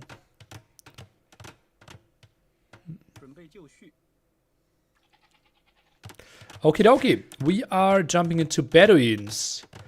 Way against Hunts. Hunts obviously crazy good here because you get the horse that can scout everything on the map. And with a map that's not super easy to wall, it feels like going for a lot of cavalry could be quite nice. And Viper goes for the split approach. Mill at the side and TC next to the water there. That's really surprising. I think especially against Hunts, I would never have played it like this. That's so weird. That's so weird to me. Like, Wei wants to get all eco upgrades. They want to camp. They want to get to their army composition. And just play very defensively, right? And if you spread yourself out, it's not pretty, I believe.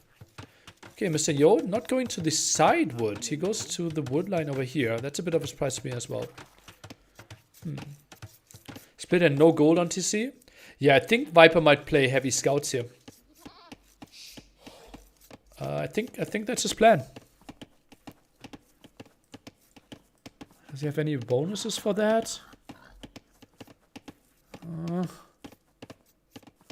Not really. Not really. Jumbo Rider might be his unit choice then, and Castle Age the only way.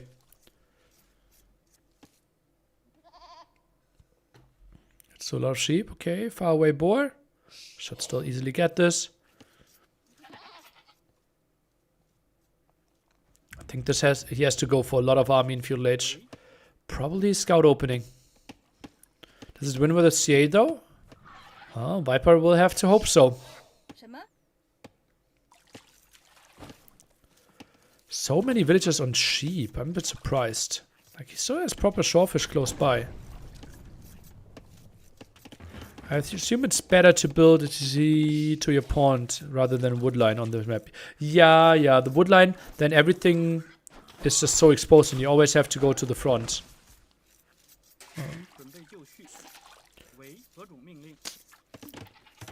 Are we ready for another 4-hour game? Potentially. Will Viper face Nikov next if he loses the set? Oh, I can't think that far ahead. We will have to see.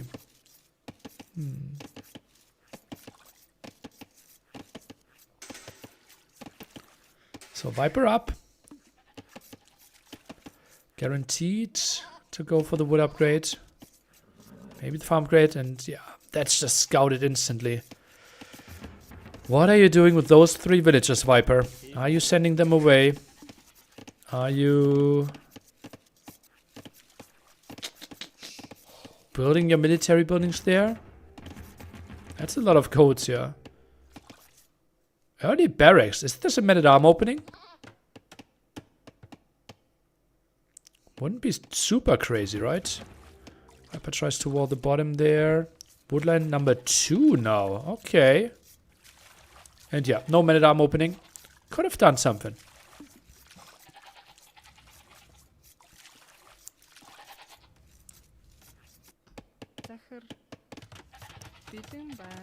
Look at that. 10 villagers on board early on. Already has the barracks. Ooh, Horsey gets away. Nice reaction by Mr. Yo. Another mill on the shorefish that he already is controlling. I thought it's short, like the mill somewhere else could have been slightly better for him. And now 2 on gold. Is he playing archers? Why is he on... okay. Viper plays the stable opening. The sheep heist? I think that's far in the future. But yeah, they look juicy, right? Go stable first? Is this for bloodlines? Huh. Can't be a wood game, luckily. Why not? Could become a wood game. Upgrade. Ah, yeah, this is stable and archery range. Full play. Scout now goes for the horse. Nice the scouting there. Viper housed. Could go for wheelbarrow. Doesn't feel right. But maybe the spot. Waited for the house to finish. And horse could live. Important for the Viper to not take a hit here. And gets the hit. Gets 2 hits? No way! What a horrible start for the Viper. Oh, Viper deleted his horse. He is not Hans. He does not have a horse. Oh god. This looks shaky for the Viper. This might be not him making playoffs. We will need to crunch numbers. Oh, the sheep heist. It's happening. Archers with this as well. Viper will struggle against this quite a bit, I believe. Has the houses around here, spearmen around, but the first archer will do so much. Viper needs to intercept this.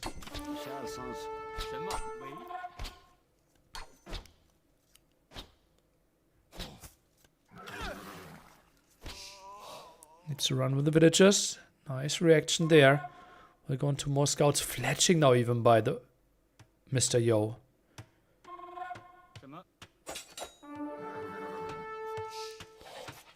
Viper is going for the range as well. 2 eco upgrades for him. 27 seconds idle TC time. So 1.5 villagers ahead. Scout getting some good vision there. 4 scouts on the field against soon 7. Viper can't mind that too much. Market? Oh boy. What's happening here? Mr. Yo, is this a feudal line? After selling all your stone? Is that the play?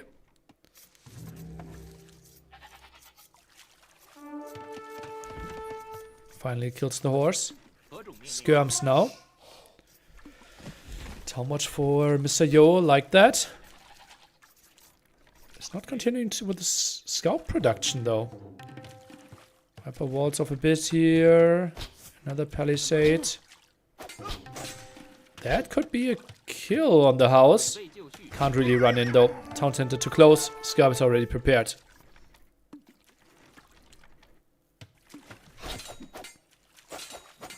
Can I finally Wikipedia the group stage of this tournament? Yes, you can.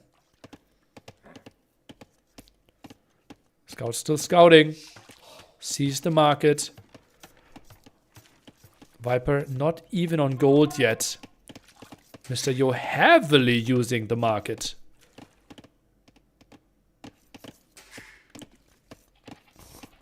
Wow. I don't think that the Viper is expecting this early of an uptime. 6 archers out on the field. And Viper, no real presence. Now sends 5 onto gold. Hans just love to play like this. Completely open. Stable archer range. Keeping the map presence. Keeping a lot of vision. Losing some HP. And the scouts, maybe to the top. Ooh, this could be big for the Viper. Extremely sloppy by Mr. Yo that he doesn't see this. But he has the spider sense. Doesn't see the scouts for some time. Oh, this is clever. And this one was completely walled. It was sloppy by him before. This is, I think, walled as well. Runs into 2 spearmen. Viper eats 2 hits. And then has to run away. That came in clutch. Viper clicking up any second. And the second range. So it will be the full CA play. Or a crossbow even. I think Viper needs a defensive tower on his gold. Otherwise, no chance in hell he can hold this. That's what I thought in the shoe game as well. He somehow made a hold happen.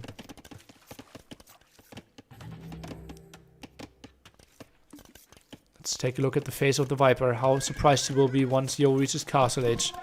Shouldn't really expect this too much. Or should he? He's now getting debated, a bit out of position. Fletching for the Viper. For those skirmishes. Botkin and crossbow coming in. What's the reaction here? Chases with quite a lot of units. Does not see the army. Now saw it for a brief moment. Scouts are coming in. Spearmen out of position. The crossbows are coming in. This could be a really short game. Army completely out of position here. Fletching only now. Viper. This is the way into the tower. And he builds the tower on the wood line. Feels like he can't defend his gold anyways. Now needs to run to the top. Skirmisher production continues. Goes for armor. Woodline is somewhat being held for now, I believe. Sending more villagers. Jump into it and get out of there. Ballistics! 18 minutes into the game. Market for the Vipers. Somehow tries to get to proper numbers still. Lots of farming for him.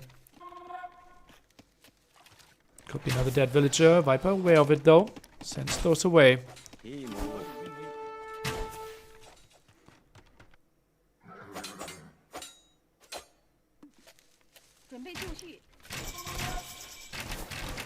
What can he afford when it comes to skirms?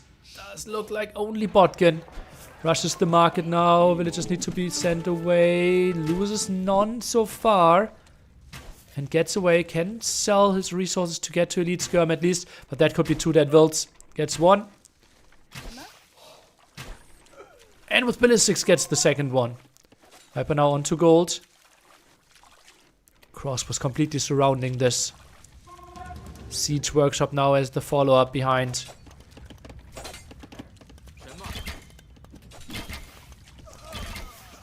And Viper sees, damn, you already have ballistics, don't you? And now 2-1 upgrades. Elite Skirmisher. Will be a tough task for him. Loses most of his scouts there, down to 3. That means everything will be exposed. Siege Workshop follow-up. More CA to come pretty soon as well. Viper's trying to defend this. Still on Shorefish, but what can he really do? Left-hand side is broken pretty soon. Might be able to split his skirms. Production continues a bit. Dives a bit for the CA. Kills the deer, actually. And now the crossers from the right side again on the wood line. This is just so horrible to play for the Viper. At least get some kills against the CA there. But they could just commit. And Viper is calling it GG. Mr. Yo is winning it 3-1. And Mr. Yo, together with Hera, are the 2 people confirmed into the top 4. The crowd is happy about that.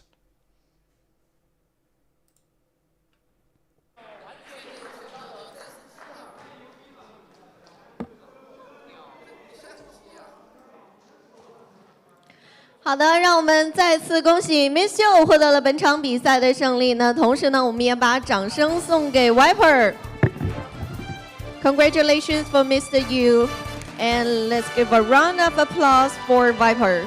同时也提醒大家，大家现在也可以登录到猜火车的直播间来参与到这轮的抽奖当中。提前回答是不是？可以，车哥牛逼，屌。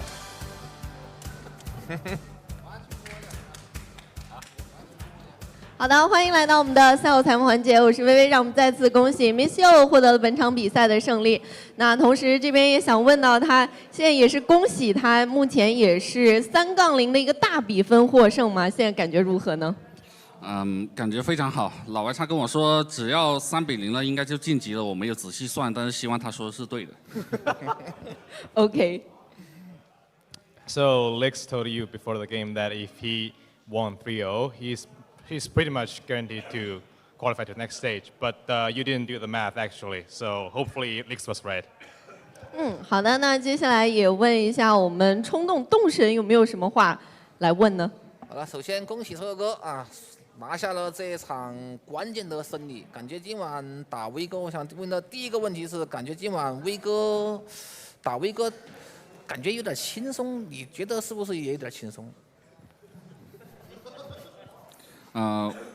威哥累了，威哥累了，太晚了，这一场比赛打到现在几点钟啊？现在已经打到12点了。我跟威哥应该都已经等了非常非常的久，不过我中间有回酒店休息了一下，他应该是没有休息。So the Lix's first question is regarding the first game. Did Mr. Yu find the game quote unquote easy to win? Mr. Yu replied, well, Viper is definitely tired. And I mean, we are all tired because the game is, the previous games were very long, and currently now in China it's already after midnight, so it's very late. We've been waiting for a long time, but yeah, that we are pretty much too tired to play our best.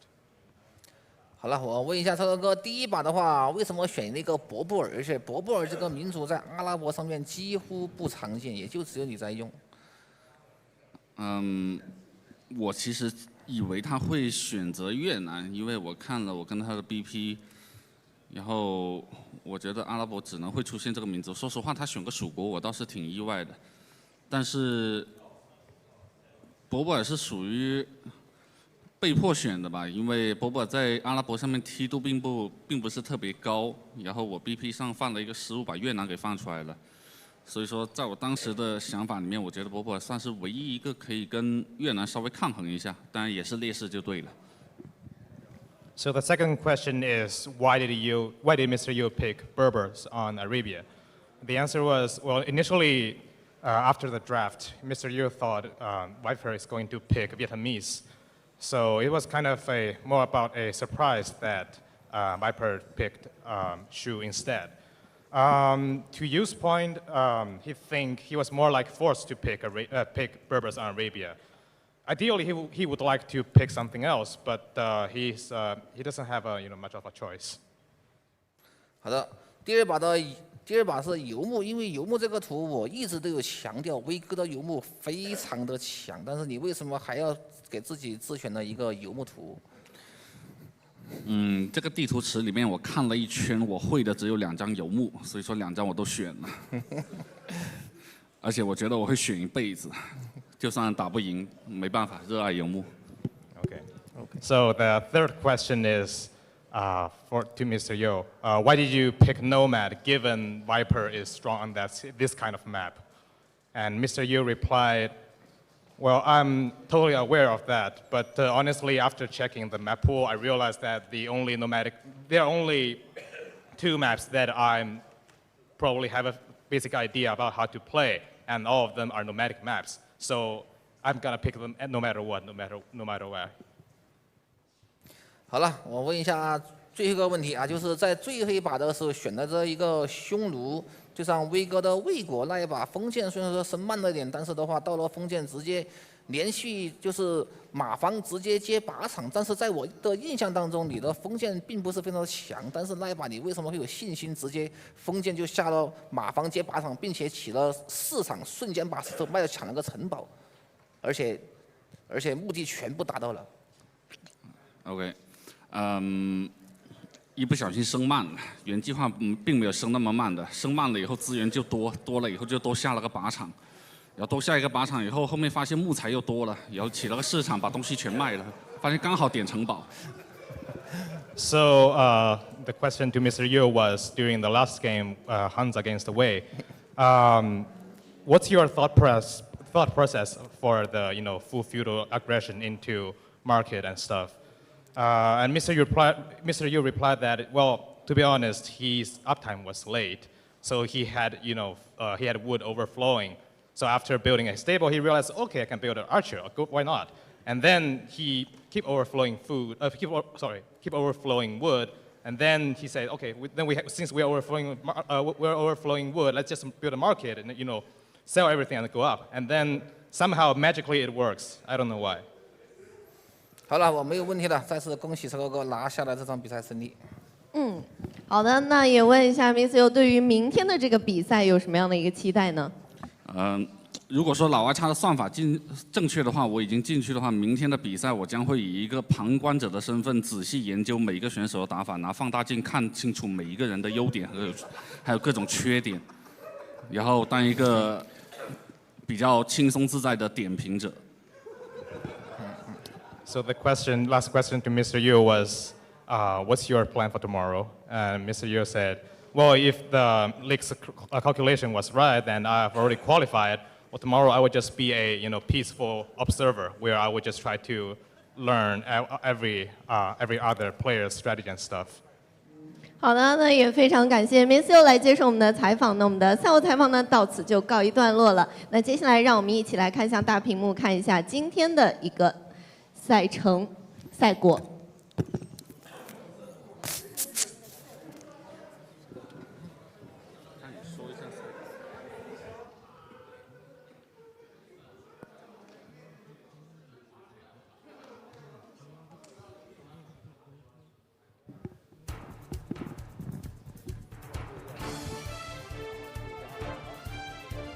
好，看一下今天的赛果。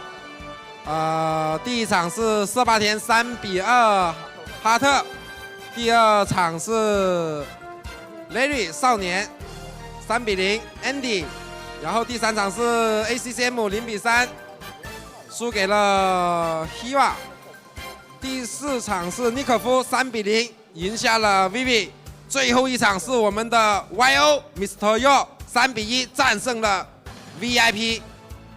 好了，今天的比赛就结束了。好的，谢谢。那同时呢，也要提醒各位现场以及屏幕前的观众朋友们，今晚的林苑杯帝国时代2世界锦标赛第3天的全部比赛到此就告一段落了。